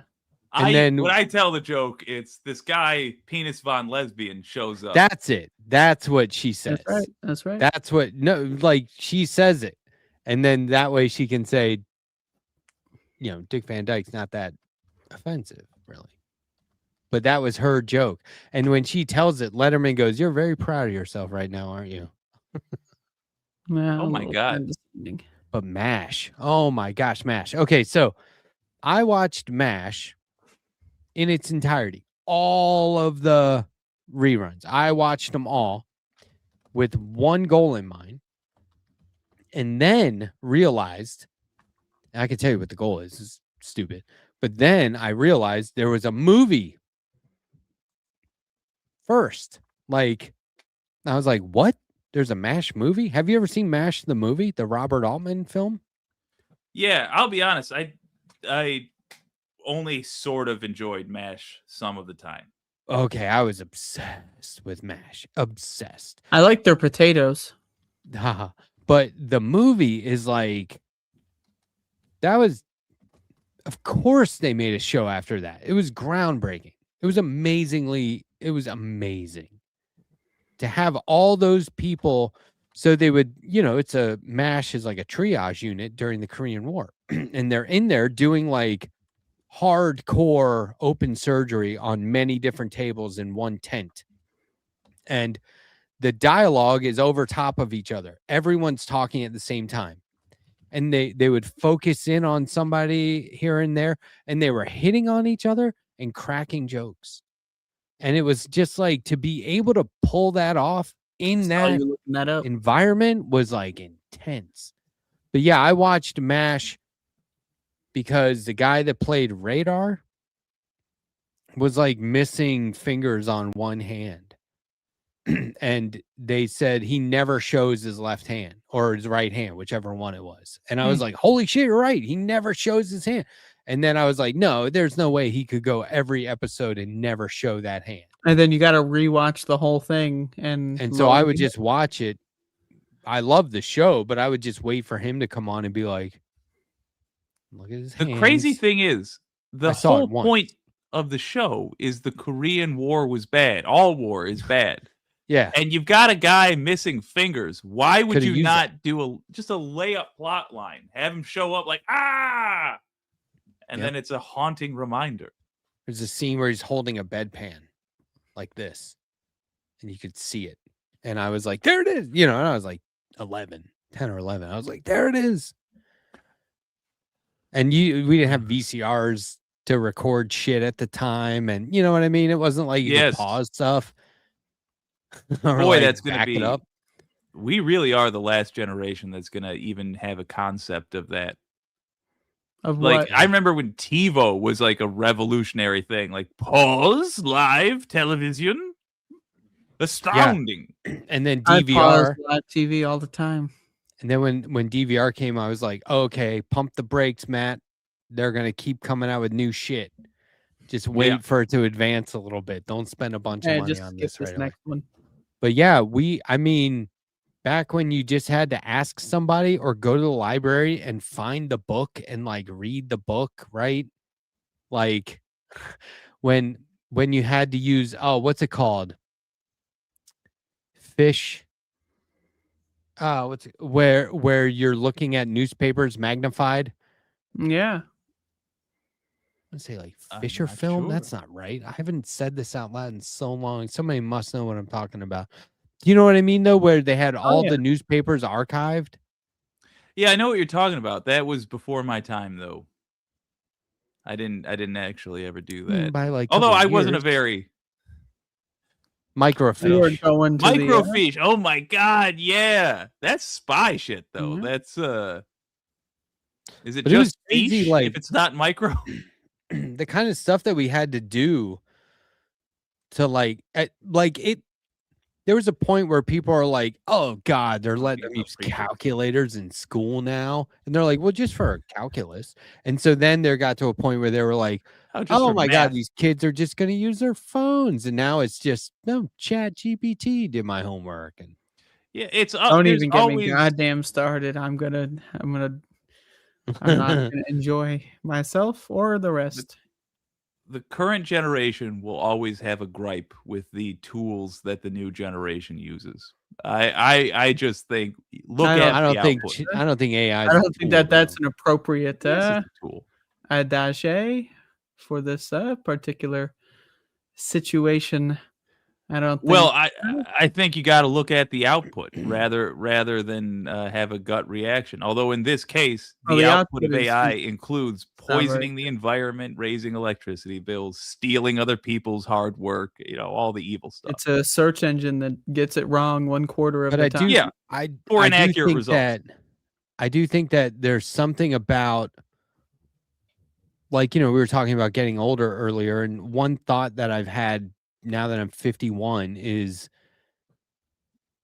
I gotta start lifting some weights. I gotta. Well, no, you get you get to a point. I've seen too many times where the older people in my life got to a point where they were like, I'm not going to keep adapting. I'm not going to get in line with this. I'm not going to brush up on when whatever. I was about 26 or so. I'm I not stopped. doing that. From the gal that still plays Doom, fair. Yeah, I I mean- don't. I decided, fuck it. I'm not moving on. I use CDs. I play my I do that Nintendos still. and my PlayStation. This is my point. I'm not gonna embrace AI anytime soon, but I'm not gonna rely on old tech purely. I feel like my knowledge and ability to comprehend a rotary phone, encyclopedia set, that kind of stuff, to acquire information without the internet, I think that makes me stronger at using modern technology. Oh yeah, you don't have to embrace AI to understand it. I think it's not important that you use AI or encourage people to use AI, but just know what it is, and you do. I mean, because you have to talk about it. But I'm I sure watched you would this if you video didn't. of someone who went fucking psychotic with AI. And, my conclusion is that a lot of the people that use AI are very, very stupid. And I think the general thing that I think about it is that most people are dumber than what the AI appears to be. So they look at it and go, wow. I don't know. I've never had that reaction. But like seeing how people interpret AI statements and how that, that it actually drives them to do some crazy fucked up shit. I don't know, man. That's kind of. I feel like that was going to happen anyway. I'm talking to somebody right now, and I don't want to share their name, but I feel they would disagree with this assessment, but I feel they are being duped by AI, and their company that's putting out that AI is basically fleecing them for all their money. It sucks, man. I don't think it's stupidity so much as emotional vulnerability, but that might just be a cop out on my part. I don't know. I think also It's most super people, sad. they're just. I mean, if you don't know someone and all their circumstances, it's hard to nail it. But broadly is it drunk, speaking, it's avoidable. dumb, or like if somebody's drinking themselves to death, it's not that they don't know they're drinking themselves to death or what booze does or all that stuff, but It's all something the else. circumstances of why they don't give a fuck. I can Or- understand theoretically because a lot of people, especially younger people, interface with other humans, particularly through text chat. So there is like kind of the same wires being crossed when you're like 20 years old or 30 years old or something that it would be for your normal friends or whatever. But also, like, I just think people are really dumb.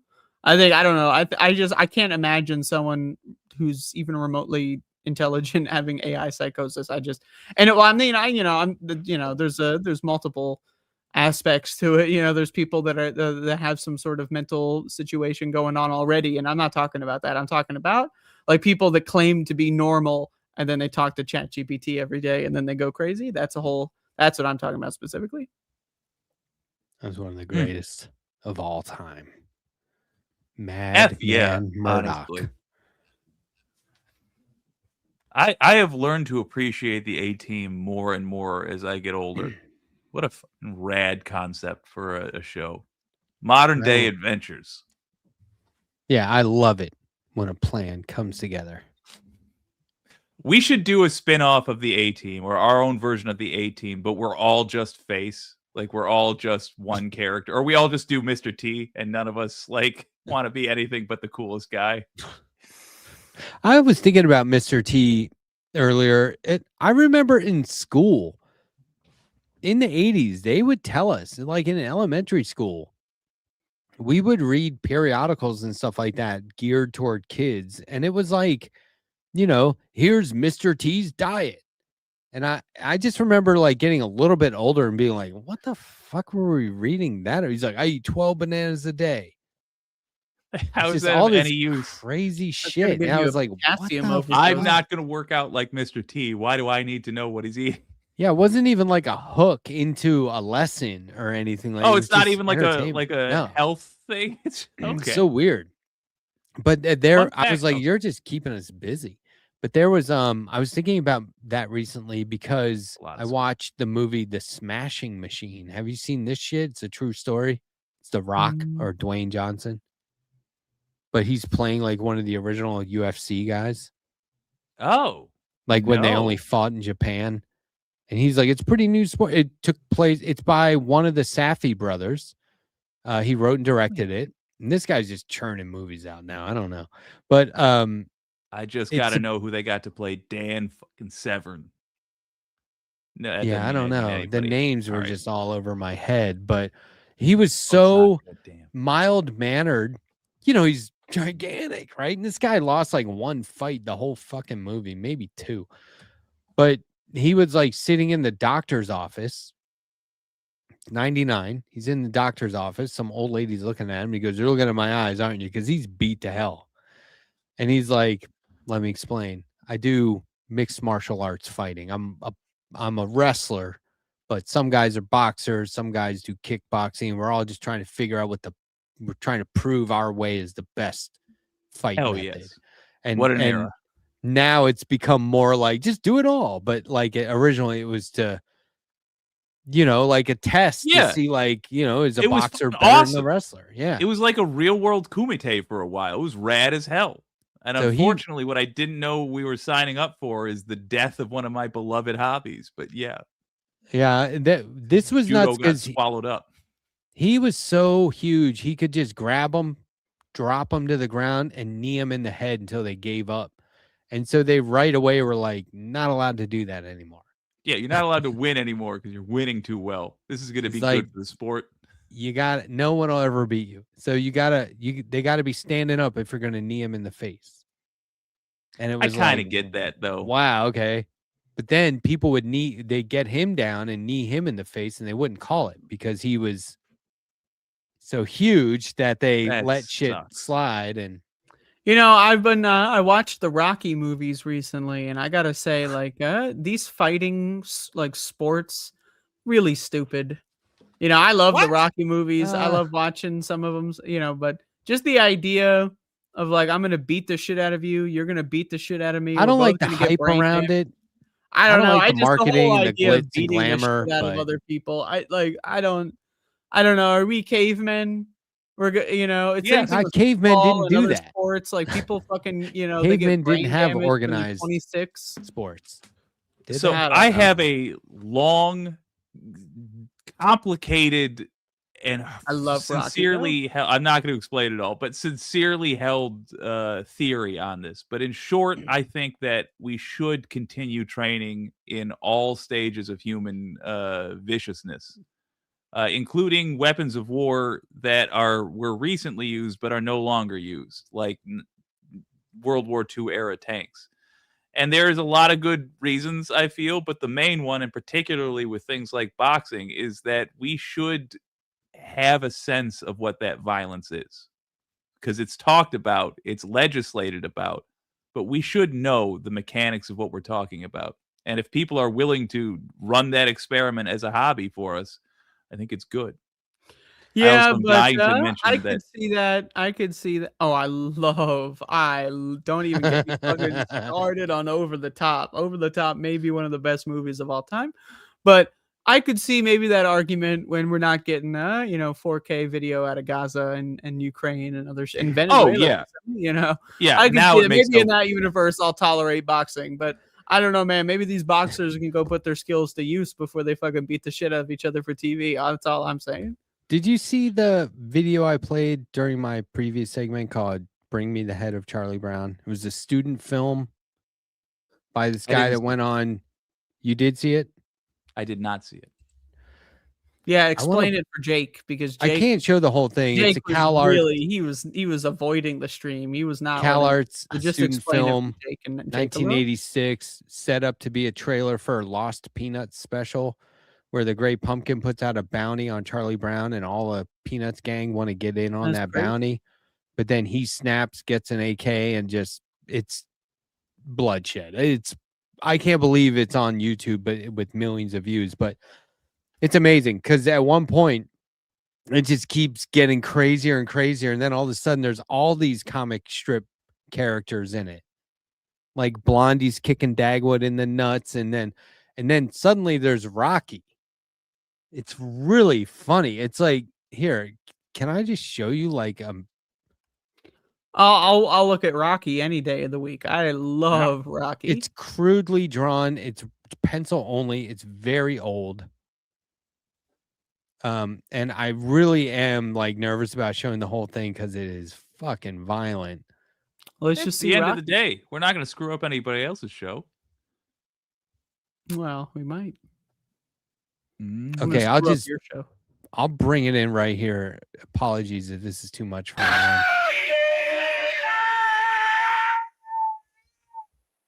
God This is damn. pretty well animated. I like this. Oh, Jesus. It's so bad. It's so Holy- bad. It's so bad. It's so bad. That's the most me-shaped Godzilla I've ever seen. This is a very well animated cartoon. I like it. Yeah, it's wild. That guy went on to write and direct a lot of Simpsons episodes, and Not bad. the guy narrating and doing all the voices was the voice of Wreck-It Ralph. Is that a thing? I don't know. By the way, Anyway, it's so bad. It's so bad. I'm just dying to mention this factoid because I learned it recently. Mr. T's daughter is a stand-up comedian. There, I've shared it. Oh, cool. Oh, and that's why I fucking brought up the Smashing Machine, because his wife, Emily Blunt, plays the wife. She was making him a smoothie, and he goes, Plays the wife or is the he wife? goes, honey, thanks for the smoothie. You didn't know this, but it's 1.5 bananas now, not a half a banana. I changed it. You didn't know that. It's okay. So it's all right. You didn't know that. Thank you anyway. But like, he's that kind of like passive aggressive, really chill guy, but like so big I that didn't you think wouldn't was, like push ooh. him. I thought that was perfectly lovely, the way you were describing. I think it's it might just be shitty. It's, do you know the Speaking funniest of being part? shitty, and this has nothing to do with it, but I will be right back. I'm just gonna get some more Alright. water. The funniest part of the movie, this doesn't even really spoil the movie. I mean, it's a true story. It's an old story. The funniest part was that at the end, when the movie's totally over, it's not even like post credits, it's just the last thing they show. They show the real life guy, present day, in the grocery store, like doing his groceries. And they're filming him from like kind of standing off. And when he's walking his car to his car, he's like pushing a grocery cart to his car. He's just talking to himself, going, "You got all right, fine," because I guess he doesn't want to be filmed.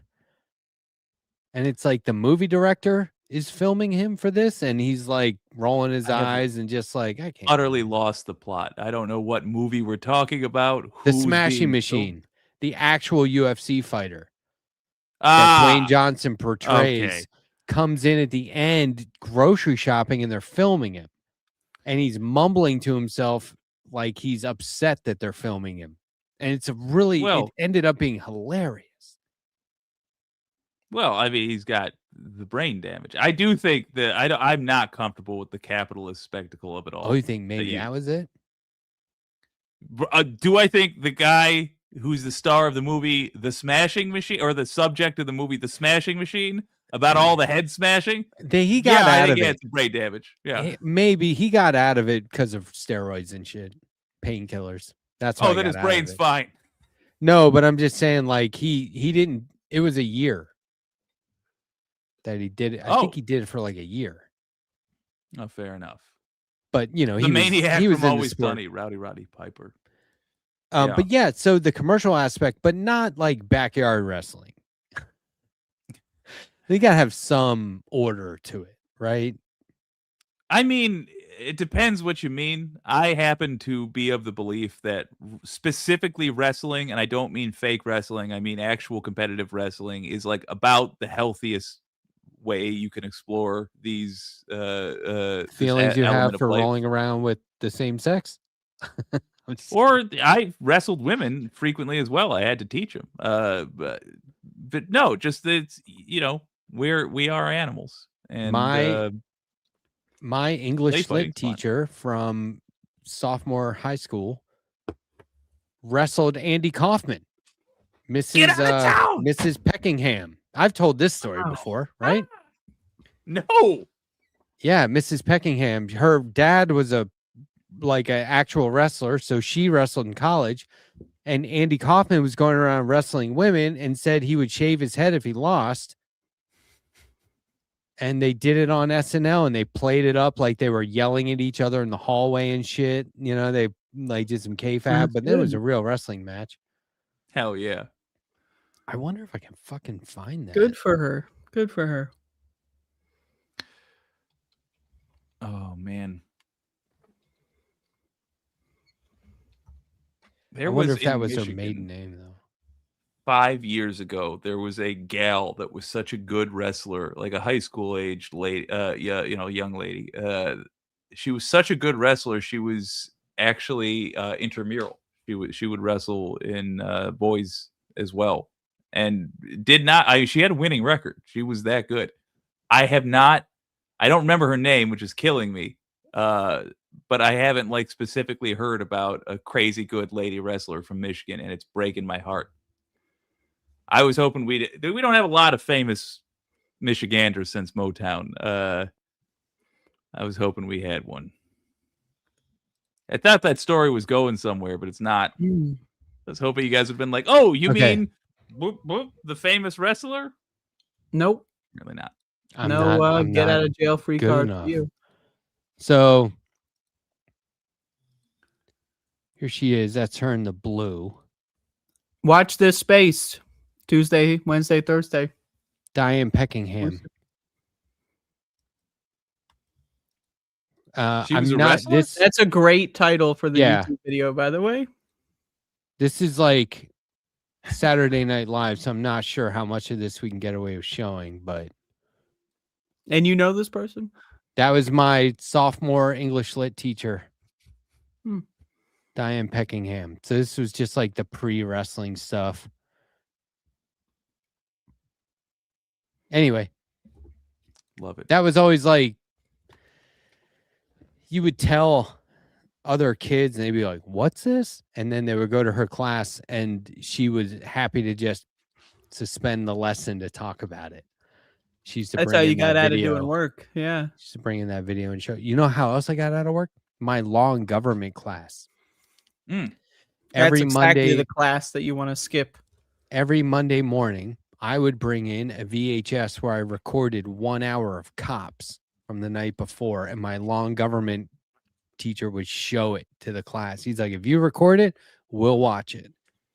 And we watched what an Cops awesome teacher. every Monday morning. I know, it's cool as shit. Just wanted to see Cops. That's all. He worked at the tobacco store in the mall. Are you And I used to go in there and Is this buy a joke? cigarettes off him. It was awesome. So you just fucking wait. What the fuck? This is why Yeah. I A hate real teachers. scumbag, but I like This him. is why I fucking hate teachers, because of stories like that. But I What lived a like a fucking- privileged life. I mean, this is fucking ridiculous. Your story right? was so ridiculous. Jake was offended to Jake's the point. like, I'm out of here. He's out. You But can't that's take- what. So I even had friends that I would see over the weekend. They're like, all right, man, I'll see you in school. Are you going to bring Cops? And I'm like, yeah, I'll bring it. And he would have like, this is when you would like maybe still do this, like wheel in the cart with the TV and the big ass Oh yeah, and it's VCR. like taped to the top. Not a lot of high school kids I know Snap. that are saying, "Oh, please bring Cops by." That's a new. Yeah, And let's we put would Cops in on criticize this. it. We Let's would put Cops- we would criticize it. This is what Letterhack's saying. More cops in schools. No, we were like, these cops are starting it. They're just doing that because the cameras are there, like because the cops would be And like, nothing has changed. The cops shot and killed someone in Minneapolis, so no one gives a fuck. I would raise my hand and be like, but look, there's no way. Like the cops don't show up with a bright light. That's the TV crew. doing that. Like, so right away, they open you call the cops show up, you open the door, there's a TV crew, bright ass light. The whole thing is different. Now, if the guy that called the cops was like intoxicated or high or whatever, losing his shit, like now think of what he's going to do when he sees the TV is there as well. Yeah, like right? if I'm like, and a lot of cops are called on people having, like mental health crises. So like, let's imagine for a moment that you are having some sort of a episode of psychosis and you think that like the government's watching you or some shit. I think about, and then this TV fucking crew like shows up all of a sudden, I would lose my fucking shit. Do people even know what cops is? How young is our audience here? Do you guys know what I mean by cops? Is that still on? Bad boys, what you gonna do? What you gonna? Is that still on? I remember there was one for Canada that I found. And this was, probably 15, 20 years ago. I found one for Canadian cops. And all it was, this is the only crime anyone ever fucking committed on the show. It was hilarious. Was they would drink too much. They And would do part that a of the lot up there? part of the show was always cutting back and forth to the drunk tank, where they would bring you in for being too drunk in public or driving drunk or whatever, and you'd have to stay until you were sober or somebody picked you up or whatever. But like I'll never forget, there was this one time where they were letting this young guy out, and they were like, "Hey, you should probably go to the doctor." He was like, "What?" He was like, "Yeah, do you remember anything from last night?" The kid was like, "No, I don't remember any." And I don't know if he's a kid. I'm just saying he was a young guy. He's like, "I don't remember anything." And they're like, "Well, we found you like in an alley with another guy doing some stuff." And he was like, "What?" And they were like, "Yeah, so I don't know, go to the doctor or something, just get a checkup." And he's like, "I'm not gay." And they're like, "Oh, well, you were." I mean, but it was just like it hit him, like he was like, "What did I do?" Like, talk about a blackout. But like the Canadians get fucking I can see it happening. shit-faced. Like there were people getting drunk. There's nothing like, else to do up drunk. there. It's it's cold as hell, so everyone's inside all the time. They just make a lot of alcohol. They got that tree sap or whatever. They love putting that in The their one alcohol. guy, the one time I remember there was somebody who got arrested for something that wasn't alcohol related. He was just walking around with a sword. And they got freaked. The cops got freaked out, and he was like, I think he said he was on his way to a costume party. He had like a cape under his coat or something. It wasn't a real sword, but otherwise, we need to be fair to our fancy dress blade wielding weirdos. All right, we're a lovely. This is for peanut butter, as you can clearly see. This is a peanut butter. Yeah, okay. We have our own ways. Like it's a Hobbit sword replica. But there was okay. So earlier, Andrea on her show was talking about how she was around for like, the earliest days, prehistoric internet stuff, right? Oh, a little bit. And I said in the chat, quote, "All your base are belong to us." But you love saying that for some But then I was thinking of, because that's like early shit. It's But like then I was- founding magic of the internet. Yeah. And then I was thinking about what are some other things that used to be cool and you could look at on the internet that nowadays you'd be like, it's not real. But like early on, you were like, that could be real. Like there was a guy, he was a costume designer in an alien costume walking around. I think it was in London. He's walking around after hours, late at night. And he got picked up on their cameras. And the video is of this. We could probably find this. Do you know what I'm talking about? Where the cops That's like a good way to just pull up. You can become famous for what is happening over here. We got a See if I situation. can find it. That's a lot I'm of just what's verifying that the audience is correct to disregard. Would you show us how many? What are those? Just show us the whole lineup here. Well, Letterhack finds this file. Like one by one. Put them all down on the desk and show it one by one. I see. They're my within reach arm peanut butter. Yeah, but what kind of peanut butter? I need to judge you. What kind? Peter, You got Peter Pan and Jif. but creamy, Oh, a crunchy. Kroger brand. Kroger. Creamy. Okay, you got creamy. Okay, what's Peter Pan? Creamy, crunchy. What? Oh no, come on! I'm an adult. It's all creamy. It's all creamy. See, when I don't eat peanut butter as much as I used to, but when I used to eat it, I used to like creamy and crunchy in very different circumstances. Interesting. What were your circumstances? Well, like if you're mixing it in something, creamy. If you're putting it like with ice cream or whatever, a little creamy, my opinion. Putting it on a sandwich with pickles, perhaps. You want a little bit of crunchy. You want to. You want to have some sort of crunch aspect going on. It's a different type of situation. All right, here's the video. Hey, Okay, so this is like I think the video within like a news. we got report a on it. mix. Hard to tell you on the bottom there while you're listening to that kind of stuff. Alien prank on That's UK by Warpaint. police. I love that song. So this is like costume designer walking around specifically to get picked up on the cameras, the CCTV cameras, but it's like you look at it now and you're like, come on, it's not real.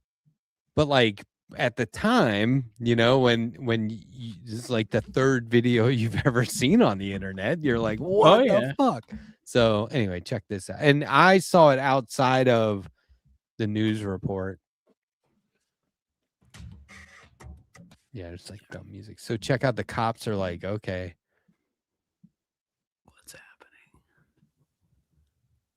What are we looking at? Okay, we got that. I don't know what that. Oh, wait, shit. Never mind. So there it is in the bottom left. And I remember like the knees bend the opposite way on the thing, like it crouches down. Oh, creepy.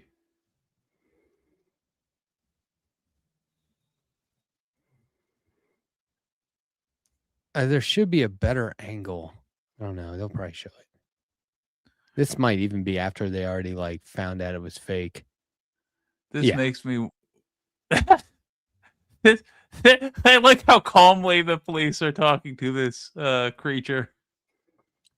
And here's where they're like, "Hey, he's with me." You had a few today, have you? Yeah, you got lost. This is Earth. But there was there was a better angle. Yeah, okay. So here's like when the cops approach him. Yeah.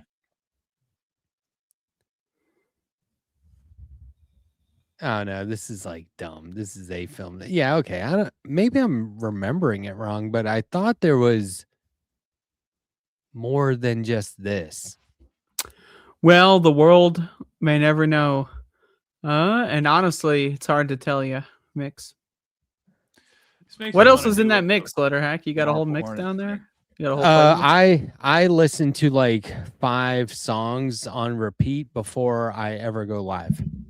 Really? You have like a whole ritual? Yeah, I don't know. They just get me in the mood. And they rotate, but But no, I remember that being different. Like I wonder if there was like footage online before there was a news report about it. And it looks scary, but that doesn't look scary at all, right? It's so lame. Well, maybe it was just the person that saw it 25 years ago was scared, and that person is no longer here. That person has evolved and changed. I like to listen to Brad with a different guitar player is a band called Satchel. Have you ever heard of them? I have not heard of either element of this. They have a whole album inspired by Reservoir Dogs, but it's just the names of the songs. Yeah. Are like Mr. Pink and shit like that. But if you listen to the song, you're like, that's got nothing to do with Reservoir Dogs. It's just inspired. It just wanted to, yep.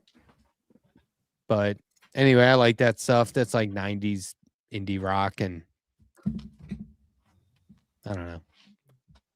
Yeah. I like Warpaint a lot. Do you know Warpaint, all-female band? Vaguely familiar. Warpaint's been around for a long time. They have some really good songs. They have a couple of songs that are just like they're like a live band.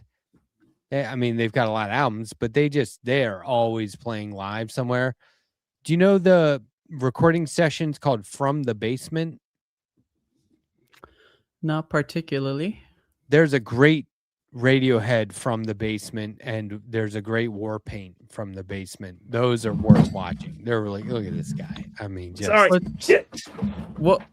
It's like, what did we just witness? What happened? I think he was pulled down. Was there a He chair was malfunction? pulled Jake, are you okay? down to the floor. Yeah, he's gonna be all right. Were you trying to like get comfortable and then like you just stretched back too far and tipped it over? Wow. I don't know where Warpaint's from, you guys. I don't know where they hail from. I know the drummer's Australian. Are you okay? Did you injure yourself? Actually, I did wang myself a little bit, but I did not want to distract from Warpaint because I don't have enough female artists in my repertoire. Certainly not enough female bands. You'd love Jake's Warpaint. trying to build a binder of some sort.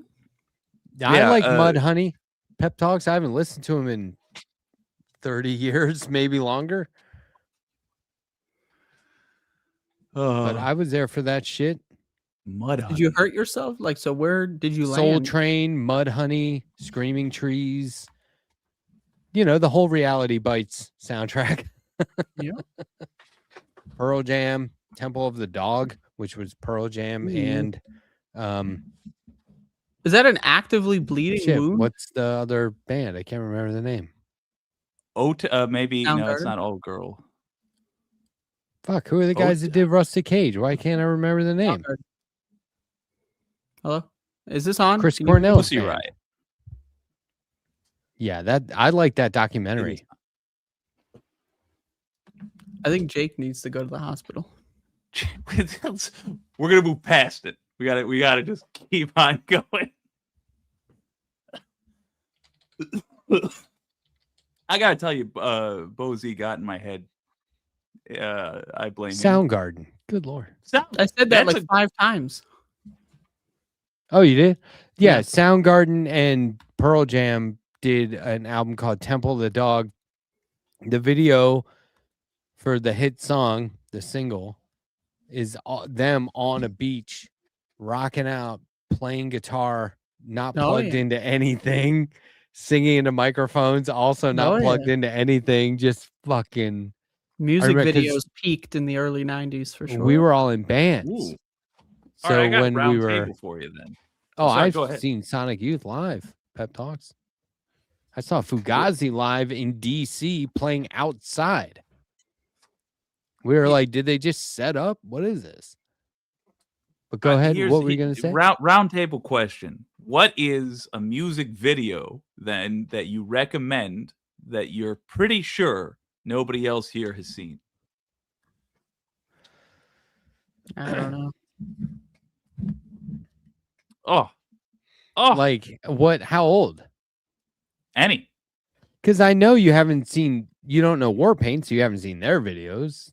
Yeah, it's true. They have a good I'd one for say- Keep It Healthy. Disco, Keep It Healthy. 2 songs they always play back to back.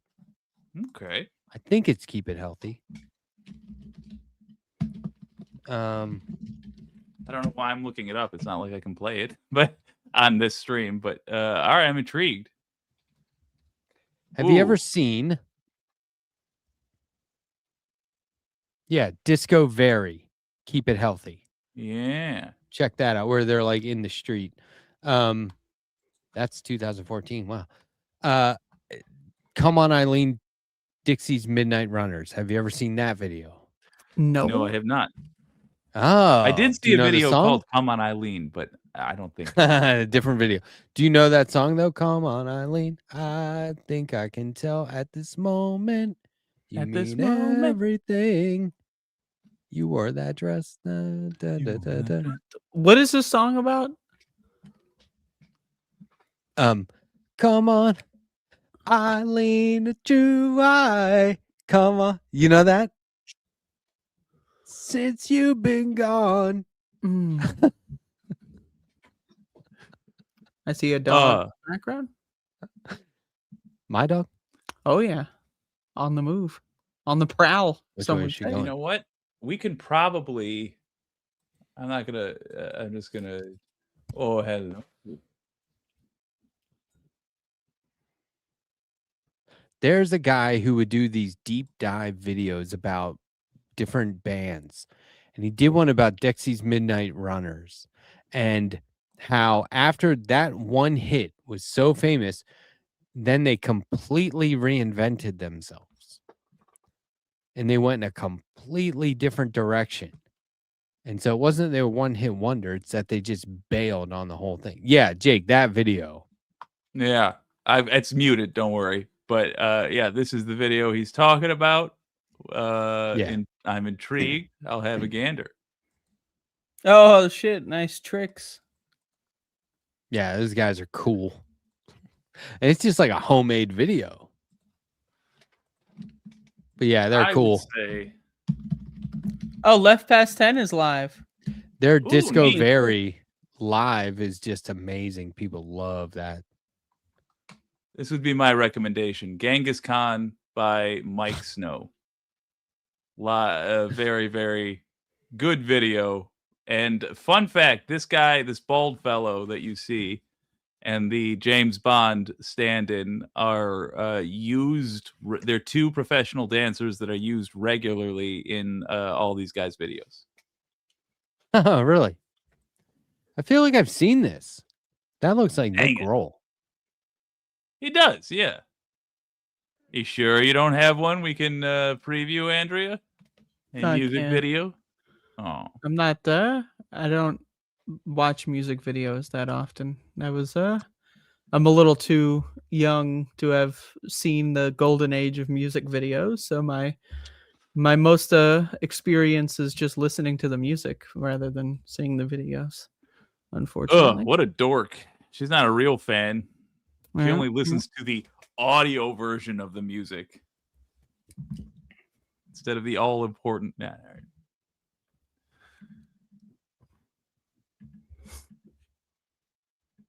Dr. Evil's. Oh, well played. Dry the Rain remaster. Oh, I love that. Oh, you can see it. Yeah. You know, Beta Band? Nope. Beta Band's they broke up and everyone was like, what? No.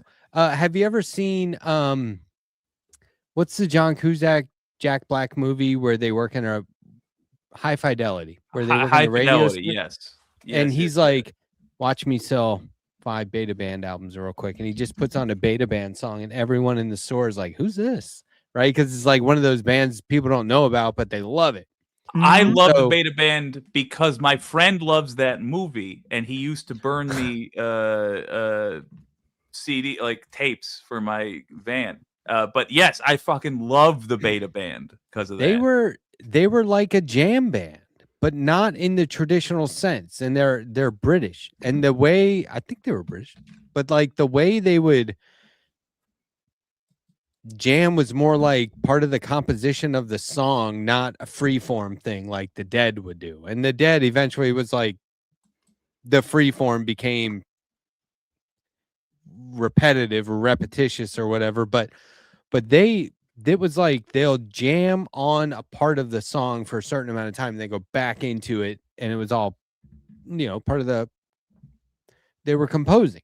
So on their last live show, they're playing that song and they're repeating the last line. Like that's how the song goes, right? And the audience was singing along. And the song ended and the audience wouldn't stop. And like went on and on. It was one of these moments where they just stood there looking out, and then they were looking at each other and they were like, what do we do? And it would have been the perfect moment to be like, we probably shouldn't break up, but they did. Aww. But everyone knew it was going to be their last concert. But yeah, I love people love was it Squares and Hot Shots Part 2? That's such weird album names. People love Squares. Like that was a little too commercial for me. Like their old stuff, like Dry the Rain. Mm. Also, not Dry the Rain's amazing. Also, great movie soundtracks with John Cusack. Gross Point Blank. I would. Oh yeah, yeah. From the Who. What's his name? Guitar Pete player from the Who. Yeah, Pete Townsend's on there. He's got like solo stuff on that soundtrack. I remember. Yeah, that's a good one. I gotta watch that movie again. Fuck this guy High Fidelity watching still- on 2X.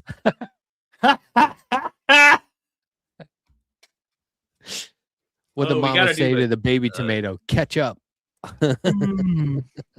Winners and losers is going to get here at some point. So allow me to say, chickadee China, the Chinese chicken, eat a drumstick, and your brain starts ticking. Watching X-Files with no lights on. You understand what the joke is. Yeah. I like how my pattern of telling jokes has just become give up a third of the way through. Let them finish it. Yeah. Why expend the calories? You're running out of peanut butter, so you're not going to last much longer. How about those the girls video What Sarah Said by Death Cab for Cutie? Just based on the name Not and familiar? general principle, I don't think I've ever actually listened to their music. Death Cab? Really? Yeah. I was and am a petty cunt. Sorry. I love that stuff. See, and that's the thing is like I'll listen to Cypress Hill. Hell yeah. And I'll listen to a lot of stuff, but like I never listened to Death Cab for Cutie until they had like 6 albums. And then I listened to one and was like, okay, I'm down with this. And then I went back and listened to all their stuff and I was like, I like it all. This is unheard of. I like all of it. And so then they started putting out like new stuff when one of the main guys left. And I was like, I'm just going to back off. And I backed off until like a couple years ago, and they have 6 more albums. And I was like, oh, cool. I didn't want to be the kind of guy that, I went back and listened to them all, and they're awesome. They're different, but they're awesome. But I didn't want to be the guy that was like, when's the new album coming out? Oh my God, the new album's out. Because that's how you get disappointed. Yeah. It's true. It's always better to just forget about something, and then eventually you go, oh yeah, and then you look it up, and then you find out they're dead. It is a dark time in the world that just hit the mood perfectly. Yeah. A lot of Death Cab songs are about relationships and breakups and stuff. And it's because the main songwriter was constantly breaking up with girls. Well, it's called research. Ending relationships. They're trying to research for their career. It's like if someone is a chef and they're constantly cooking pizza, what do you do with all this pizza? You're going to have to throw it away. It's part of your research. You just got to throw away the pizza, get some more pizza. That's kind of the Death Cab for Cutie mindset when it comes to other human beings. Yeah, and Death Cab was Ben Gibbard was in the Postal Service. Mm. That was their name, right? Did you ever hear them? Nope. I heard of them. I did not hear them. I do have to comment that regardless of whether or not the actual music will be good, when Taylor Swift inevitably breaks up with Travis Kelce, her next album will sell more copies than there are dollars on earth to give her.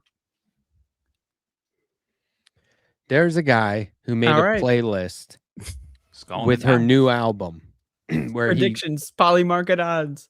There's a guy who made odds. This guy made a playlist for Taylor Swift's new album. Now I don't know this music at all. I don't even know the other songs he was referencing. Surely the album is its own playlist. He'll do her track and then he'll do the song she's ripping off. And it's every fucking song on the album. Oh, that's and delightful. It was like, wow. Like I'd never really heard of those other songs, but it was, and that doesn't mean they aren't popular, but it was just blatant ripoffs. Like, holy shit. I mean, there's only so many melodies in the world. You can't be expected to come up with a new one every time, right? Damn, Yes. geez. We got a couple people dragging their feet tonight. Good Lord. Come on, you guys. Oh, dude, I'm barely hanging on. You're what's going on over in Jake Land? You got a bleeding calf. Well, yeah, that's a Of reason. some to tell. kind. You're about broken to. chair. You got like a dark shadow cast over your half of your face. It's kind Yeah. of like. Well, so does I could do America. that. That's true. Well, it's more than half. Up and then now Letterhack is What? is Ooh. Everything's fine. What do you mean? that's concerning. I'm concerned. Does anyone I want could do. to I had a talk remote about? control. Just so you know, I wasn't like pointing at light, Oh, making it happen. It was a remote. It was a little does sleight anyone of want to talk hand. about like Venezuela or ICE? Anything? Are we gonna do that? I talked about ice for a half hour earlier. I started Yeah. early. I You went feel for a good half about that? You feel good about hour. your The coverage? Yeah. your speech? It was pretty good. I saw the coverage. Oh, thanks. I saw Yeah, the there was coverage. the $100 million that they're about to spend on recruitment, and they're calling it, quote, wartime recruitment. Well, that's right. Yeah. ICE. That's what they're calling it. Fucking A. So- I mean, One thing I do want to encourage leftists to do and understand that we are running this as an operation. Consider ourselves essentially at a domestic war now, and what we're doing is espionage. But we're not going to be lying at all. It's a version of that. We need to pit the cops against ICE because that's how it ought to be. that's what I'm saying. Let them Yeah. fight. Do not let people in your vicinity, including people you're arguing with, use police or similar terms interchangeably with ICE. Always make sure you are saying police are one thing, ICE is something different. That's my only constructive thoughts. I don't know about that part. They keep bringing up this Minneapolis Sheriff O'Hara. He's I been know in the you news have lot. a bone to pick with that guy because he's a real piece of shit. I just think it's crazy because they referenced another sheriff in another state, also named O'Hara, and that's like Chief O'Hara from Batman. Like it just seems too on the nose. But they I don't have a bone to pick with him. It's just that he's very public about. I want my cops to know they got to intervene, And they're then like, the narrator, "Well, what are you they gonna never do?" intervene? And they're like, "Are you gonna make arrests?" And he's like, "No." And so then I'm like, "Okay, well, all right. How do you feel today?" And they interviewed him, and he said he's very concerned twice in one like article. He's said very, that very in the same concerned? statement. He said it's very concerning when you hear that somebody is killed like that, and it's like, no, dude, talking law terms like that. But so if ICE can do what they did today and get away with it, no, the cops aren't going to intervene or say, oh, fuck that, we're pressing charge. None of that. No investigation. Then what else can they get away with? Yeah, Rape, that's a problem. robbing That's banks, why- molestation. that's why What we can they need get away to with? Establish that police have an obligation to intervene when ICE are doing If criminal they don't activity. intervene, what good are they? And by That's the what way, he's saying. ICE officers have been arrested. At least one ICE officer has been arrested Off duty. while on the job. It I wasn't thought he caught was on off duty. camera, but it was written about. There have been multiple folks who work for ICE that have been arrested off duty. Tons of that happening already. But yeah, there's been an ICE. Some of them were caught officer in like arrested on the job. pedophile rings. But my point is he's talking about, yeah, the cops need to intervene, but then just to break it up, it's just funny as fuck to imagine like ICE is in a bank robbing it and the cops go in and go, hey, break this up. We can't let you do this. Oh, are we in trouble? No, I just think get out of here. all we You need know, is to make the it money back. regular for police to intervene in any way. Basically, How establish do we make that it regular? when they are there. Well, number one, don't look for reasons to sabotage this, which I think is the natural inclination of the left. No, who's sabotaging it? How do we do Your it? How average do I left. get the But as I was saying in the beginning, when you are in conversation, make it clear. We need to set what the culture is going to be. Make it clear that ICE is not the same thing as cops. They don't have the same rights. They literally do not have the same authority that police do. And when we assume they do, we make that the precedent, and then eventually that'll just be the way things are. So it's interconversational. It's the way we are talking about ICE. It's the way we talk to the audience about ICE. Always make it clear they are not the same thing as cops, and make sure people are repeating that. We also need to bait all the politicians into activating their police forces. What forms of sabotage do you see, though? Who's sabotaging that messaging?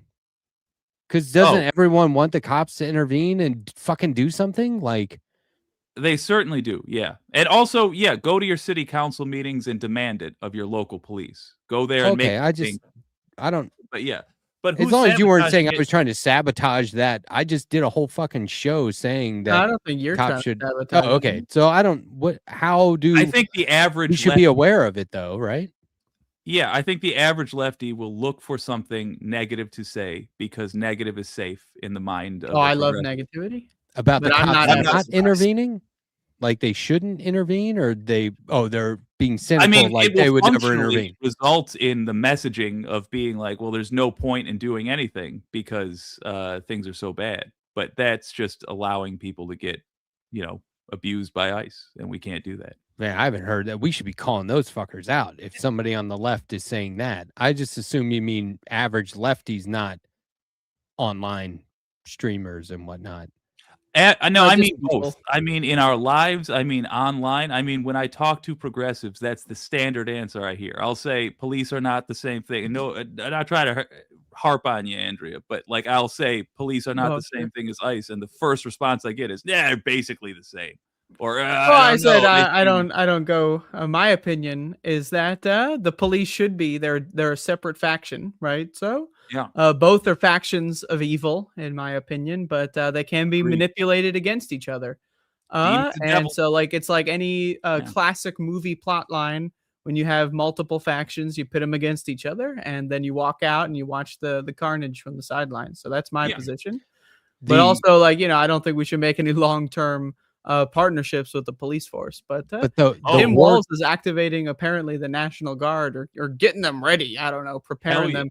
I think all blue states need to do it immediately. Like I need to wake up tomorrow. Newsom has like they need to build a wall in California and Minnesota. Build a fucking wall. Don't let the feds in. Yeah, because when people say there's going to be a civil war, I'm like, what do you mean? Like the military versus protesters? Like who? But if it was like there's going to be an inner war between the National Guard and ICE, I'll get popcorn. Yeah. What I'm saying is that we are currently in a civil war, and it's essentially a Cold War. But it's nonetheless the active effort. It's literally civil.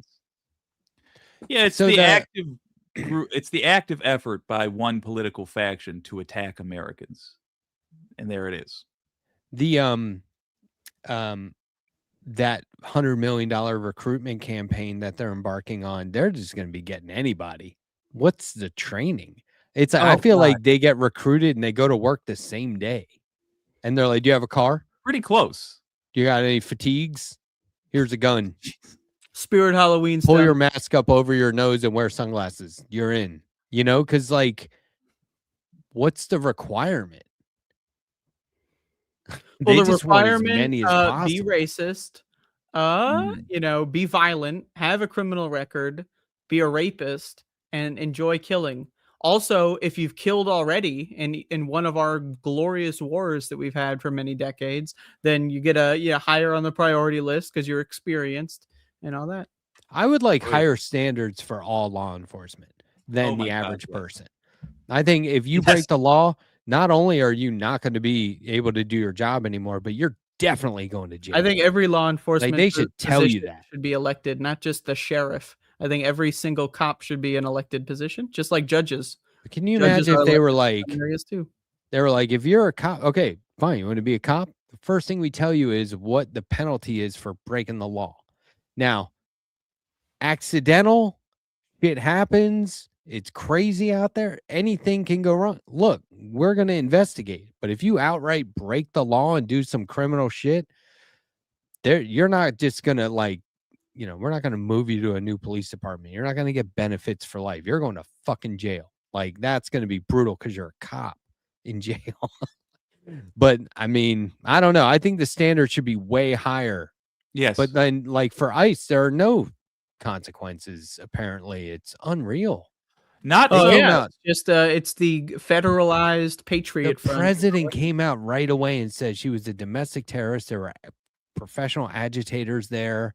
It was all staged. It was They a coulda killed professional that guy. agitation. They were practicing. It was like Nathan Fielder's the rehearsal. They were practicing that moment of professional agitation. I mean, they came out Quite- within minutes. Quite incredible. It's quite something to see. And I see that there's a lot of protests going across all the country. I think if this doesn't get America to give a shit, I don't know how many more of these we can get. I mean, I don't, we only get like maybe this is the last one. Maybe there's one more before it's too late. So it's now or never. But we finally decide to say no to this. I do want to reiterate that an ICE officer has been arrested while on the job by real cops. For what? You might not like real cops. I don't, but that is a thing that happened. Many have been arrested while drinking and driving off the job. As you said, the pedo ring of ICE agents or officers was busted. I would do Would the that. guy get arrested for on the job? Basically being a psycho with his gun. What I would stress that we should be doing is this: drive a wedge culturally between police and ICE. Keep hammering home those when you're talking with your groups, whatever those are. Keep hammering home the fact that ICE just got as much money as all police throughout the nation. That's huge. As much as their annual budget, ICE got to spend over 4 years, admittedly, but they are way less. And they just got $100 million added onto that. And they're all getting ICE. this sign-on bonus. Like they're getting paid exorbitant amounts For giving of money. college debt. Well, cops are getting paid shit for fucking Yes. cleaning up the dregs of society. Or Check whatever. this out. And they're There's ruining police's reputation by association. Really, really make it. Really step on the Ain't spell toes of police. police without ish. chat's talking about a video that I also saw where a guy had like a tattoo under his ear as a Nazi symbol, and he was Oh, a yeah. nice guy, and he's being I think he was chased running around for by. Senate in Maine or something. Here's the thing. Oh, though. Here's the thing, though. Like, even when I saw the video today, what I keep repeating is that 2025 was the last year we could passively look at videos and images online. You can't be sure of any. 50% of the internet is automated bots.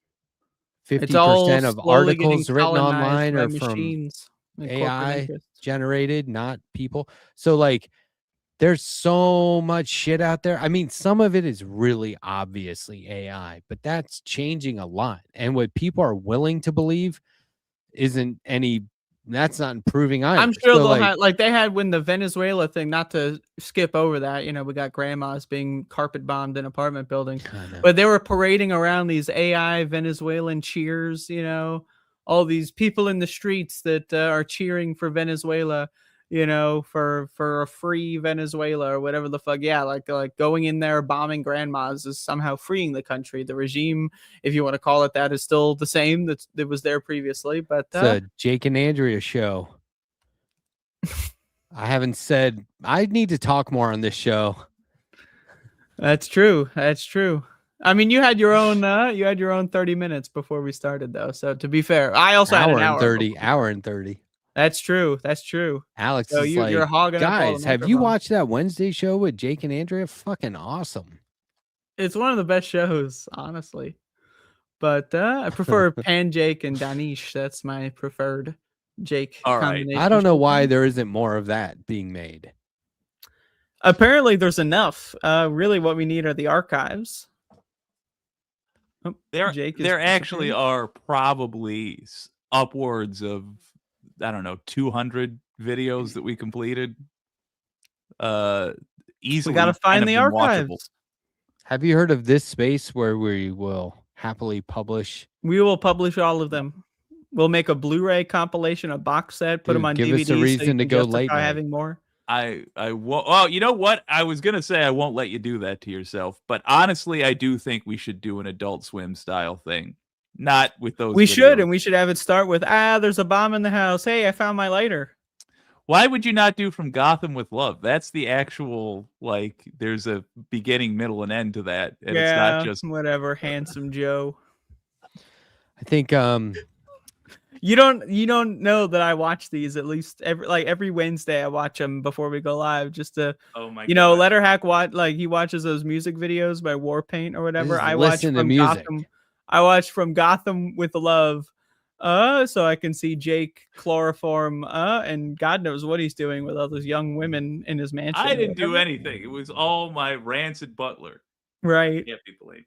Very, very fascinating universe of I prefer Bomb in the House though. The whole lighter subplot really adds depth. Oh my God, Johnny Too Late TV. Do not share that. That was a thing I shared amongst friends. Well, I've already got all of those videos downloaded and backed up in archives. So because I watch them all the time. You never know. Again, just to amp myself up for this, so I can say these things, so I can do things like this to make you feel like you're feeling right now. It's been lovely. All right, you have a good night. See. All right, thank you, Jake. That was Pan Jake, which you can Pan find Jake, on Get this your Pan space. Jake bucks. Tuesday, Wednesday, and Thursday, I think. This space every week. I'm Maybe confused. Monday, maybe Friday, maybe Saturday. I don't know. Stay tuned. I'm Definitely still not Sunday confused. because we are Not Christians. that. I'm still confused by this because you guys were talking about opposite things, right? What talking points? Was this about the cops? Or is this all the way back to Rocky? Is he dragging his feet too? I don't know. Is he watching on 2X? I don't know. I'm not too worried about not getting enough Letterhack feels praise though, excluded. because I'll always Matt, have appreciate that. That's true. That is true. When in doubt, Carlos appreciates it. all you need is a Letterhack and a Coca-Cola, and everything will just fucking chill. I'm chill. I'm chill. You shouldn't have to declare it. I'm declaring I'm that chill. I'm chill. What? Don't I look chill? Yeah. I'm fucking chill. Hey, if anybody around here is chill, it's me. Okay. I gotta be honest. Why don't you during chill? my show earlier, I was sweating. Usually when I finish Fired my up. shows, I start sweating. I don't usually speak too much at that volume, so I spend most of my days quiet in the corner, just kind of contemplating my existence. But I work up a sweat, and earlier today I was very sweaty, and some would say incoherent, but I would say sweaty. I'm way more direct than you two, so this makes sense. I don't do broad. I do pinpoint accuracy. Well, broad. People go is that offensive. Letterhack. He'll get you in the Broad crosshairs. is a very offensive term. So, but if you don't do broads, I don't know what you're trying to announce on the stream here, but certainly not something I'm interested in.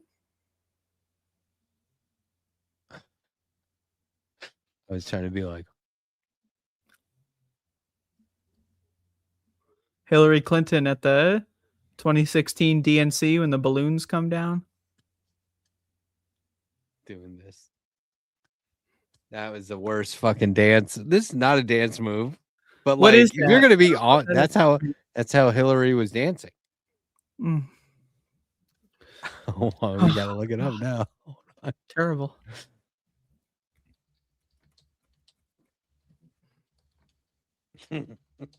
It's terrible. If this shit comes up, I'm gonna die. Can you believe if it weren't for Hillary Clinton, we might not be here right now?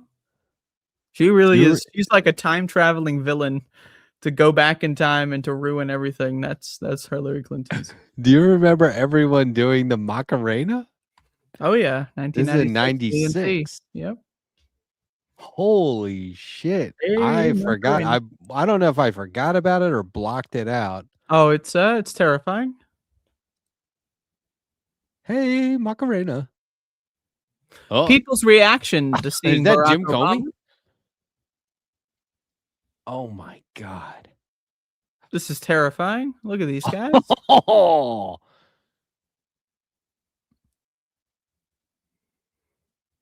Oh, my man. God. Holy moly.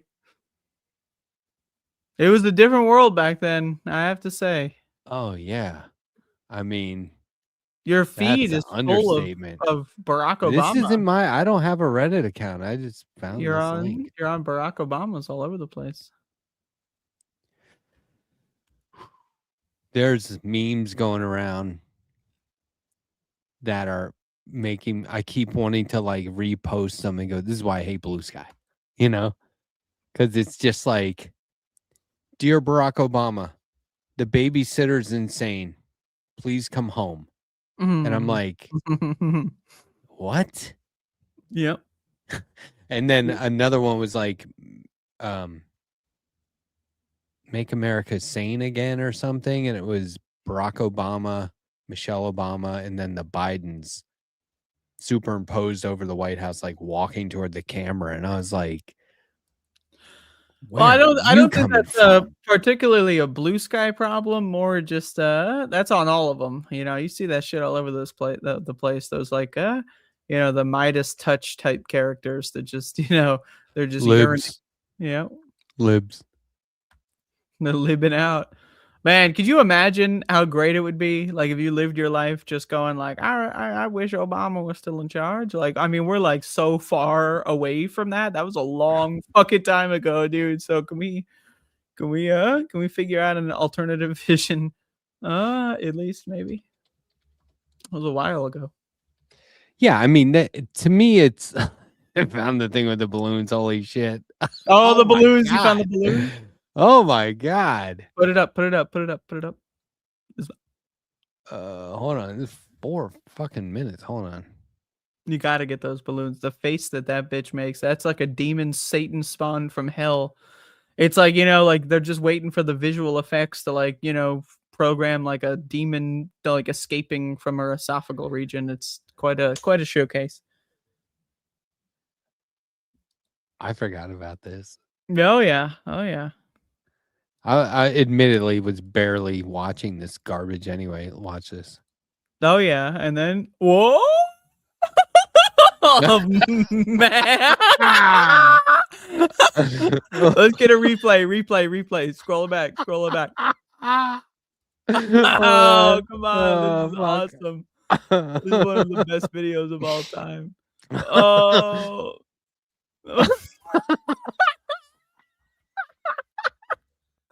Wow, I've never seen anyone like overplay what they're doing. She looks like she's on drugs. Like she looks like she's coked up out of her mind. Oh man. Oh fuck. Tim Kaine and the membrane, dude. Holy shit. There's got to be clips of Sam Cedar tripping out on this, right? It's got to be. I was tripping out on this when I saw this shit. Holy This is the crap. first Democratic convention I watched live. I saw this live. I remember seeing this before, well, at the same time as everyone else. This was a How big long moment does it for go me. on for? They're just like supposed to be happy about these balloons for They're just like... because it's because she's a woman and that's good. I love women. Glass ceiling broke Yeah. and balloons fell down. Look, they're punching the balloons back. Oh my God, this is absurd. But you see, it's red, white, and blue balloons because like America. Yeah, America. Can you believe it? They love America. Wow, look at that. Tim Kaine, what a piece of shit. Oh. Balloons! Honestly, I forgot we were live. I'm just like, what the fuck? Yeah, I'm so absorbed. I would be absorbed into that too. I mean, it's an absorbing experience to be absorbed. Near a tandem crowd. Wow. Ooh. Yeah. Yikes. People walked away from that going, see those balloons? We're gonna win. Right? We got this. She was in all white, and then the balloons. It's gonna be great. Man, 2024 was not that much better either. 2024, I remember they kept going, "Thank you, Joe. Thank you, Joe. Thank you." Like they would just like chant it. Thank you, Joe. Oh my god. I just kept waiting for protesters. Democrats are really like Democrats. Like I really cannot with these motherfuckers, man. Like I really cannot with Democrats. I cannot handle them. It really makes my brain hurt because it's like it's at least Republicans, but Democrats. It's a psychological wavelength of which I am not equipped to. I don't have the equipment to tune into that frequency. I just don't know what the fuck they're on. It's quite bizarre. What do you think's going to happen next time at the next convention? Then I don't think they're there going to try is and gonna make a be one, but- spectacle. If there was, is it going to be like a spectacle where it's like if they do any party bullshit, the next convention, like if there is a next convention, I mean, there just should straight up not be one. Like if there is one scheduled for a building, it should not be able to take place because it's protested. Like, I mean, we cannot let Democrats do this fucking public party. Well, like who can you just think about it? Just open your mind up to the possibility of 2028. August or June or July, sometime in that time, 2028. What is this world going to look like in the summer of 2028? We cannot let Democrats have a party. No one should be allowed to have a party in the summer of. I mean, maybe there's an alternate universe where we're on the other side of it by then. But oh my god, just imagine there's probably going to be nuclear hellfire like in the fucking swirling in the sky by fucking November or August of 2028. Holy fucking shit, man. Yeah. Do you see the guy streaming who's doing the Dr. Rashad Ritchie stuff? What stuff? Isn't that the TYT guy who's like super, he loves Jesus or whatever? I don't know.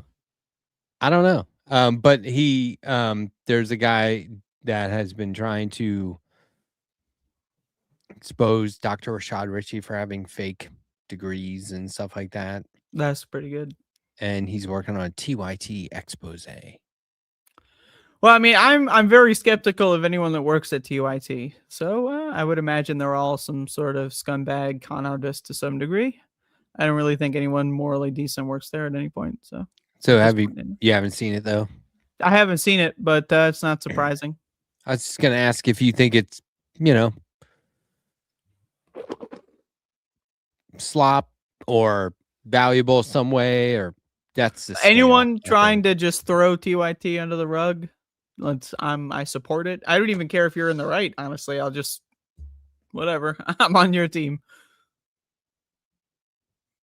Yeah, there's bound to be differences of opinions for sure, but I just think Rashad Ritchie does really good work in terms of stories he covers, and I don't know. I mean, I don't know. I don't know, nor I do don't really care ultimately what Yeah. happens, but people have sent me troves of documents and research about Rashad Ritchie, and I just was like, I don't do that sort of thing. But over the last few years, I've received shitloads of that stuff. I couldn't possibly even think, I couldn't conceive of a world in the quantum many worlds entangled universe where I could even remotely conceive of caring about any one of these TYT sellout losers. So anything right or wrong that you can get against them, I'm all in. As far as I'm concerned, they're a bunch of scumbag con artist pieces of shit. Fuck them all. Yeah, and if you put yourself out there in the public face, I mean, people could call you out for shit. It's not like you're a victim. You're putting yourself out there, It goes for all of us. But yeah, the other thing is, like, I'll watch that stuff and get like halfway through, not even halfway through, and I'm like, okay, get them. Or I don't know. I wish everyone would leave that network. I mean, I mean, the whole thing is pathetic. I think they're all pathetic. I think they're all losers, and I don't have respect for any of them. So, but you know, I don't think they care about my respect, to be fair. So I guess it's mutual. Well, what are you doing tomorrow? I mean, today. No. Oh, There right, was some. because the clock. Oh, that's There good. was some Right. fucking like looked like an AI generated trailer for like a debate that Anna Kasparian was taking place in. And I asked, did they tag the Vanguard when they put that on Twitter? Like, you're just giving them endless amounts of all the people who would An AI capitalize generated on debate. that shit and be like, oh, fucking A. I mean, it's just like, I don't know. I feel like some people operate under the assumption that somebody's just going to rip apart everything they do and try and be as legit as possible, or just go, fuck it. I don't care if it seems legit or gimmicky. I'm just going to do whatever. I think don't know. the entire world has entered a fuck it state of mind over the last, I don't know, 6.5 years. Oh, well. Oh, well. It always reminds me of, we used to go to this one pool where I think like the lifeguard and I had a crush on each other, and my friends and I would go to this one pool, and one of our buddies, this is when we were teenagers, one of our friends had a little brother who did these like insane dives off the diving board that weren't like, we don't know what he was doing. It was too original. Should not be diving like that. It was so strange what he's doing. And just one time I was like, dude, what was that? And he goes, oh, just something I felt like doing. And we said that we'll say that to each other like today, like over anything. If It's a good somebody response to any question. if Yeah. somebody ever tries to call you out for anything, like, what the fuck, dude? You go, oh, that's just something I felt like doing. Yeah, you're just expressing yourself. I feel like that's a way of life for people. Like, you know, It's a way of life in for me. in positions of some way. authority. Well, that's true. That is also true. That too is what I meant to say originally, but two and true are very similar sounding. That true. Yep. Made a mistake verbally. I blame the drugs. And the I sleep should do. deprivation. I thought it were cool. That's how the British talk. It is how thought British it were people cool. talk, and also me at 12:22 a.m. Which is also on this space. Tuesday, Wednesday, Thursday. That is very important. As far as news is concerned. From the standpoint of news, that is breaking. That is This breaking news. space. Enunciate. This space. Yeah, well, this All right. space, I'm glad you mentioned it because this space is alive Tuesday, Wednesday, Thursday. Tuesday, Wednesday, and we Thursday. may be expanding into a fourth day at some point. I mean, it's bound to happen eventually. So stay tuned. Oh my God. You never know what's going to happen. So tell your friends, tell your foes as well. Tell them about this space. Say, hey, I still hate you, but check this out. We haven't even been on for a year, and we're already talking about day 4. Day 4. It's That's a honestly, tease. it's a little bit of a scary prospect. I'm scared. I've been actually started up therapy recently, just considering it.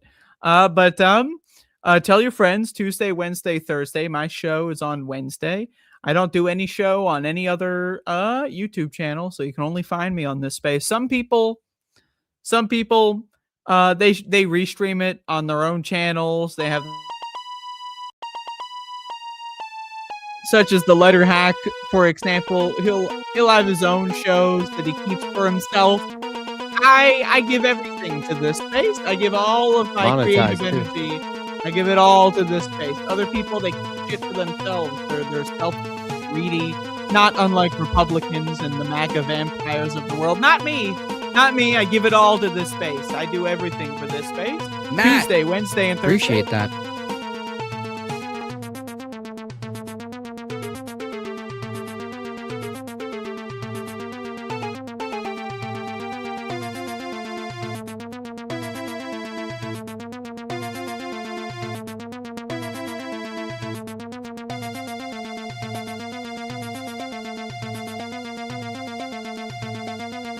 Matt. Appreciate that.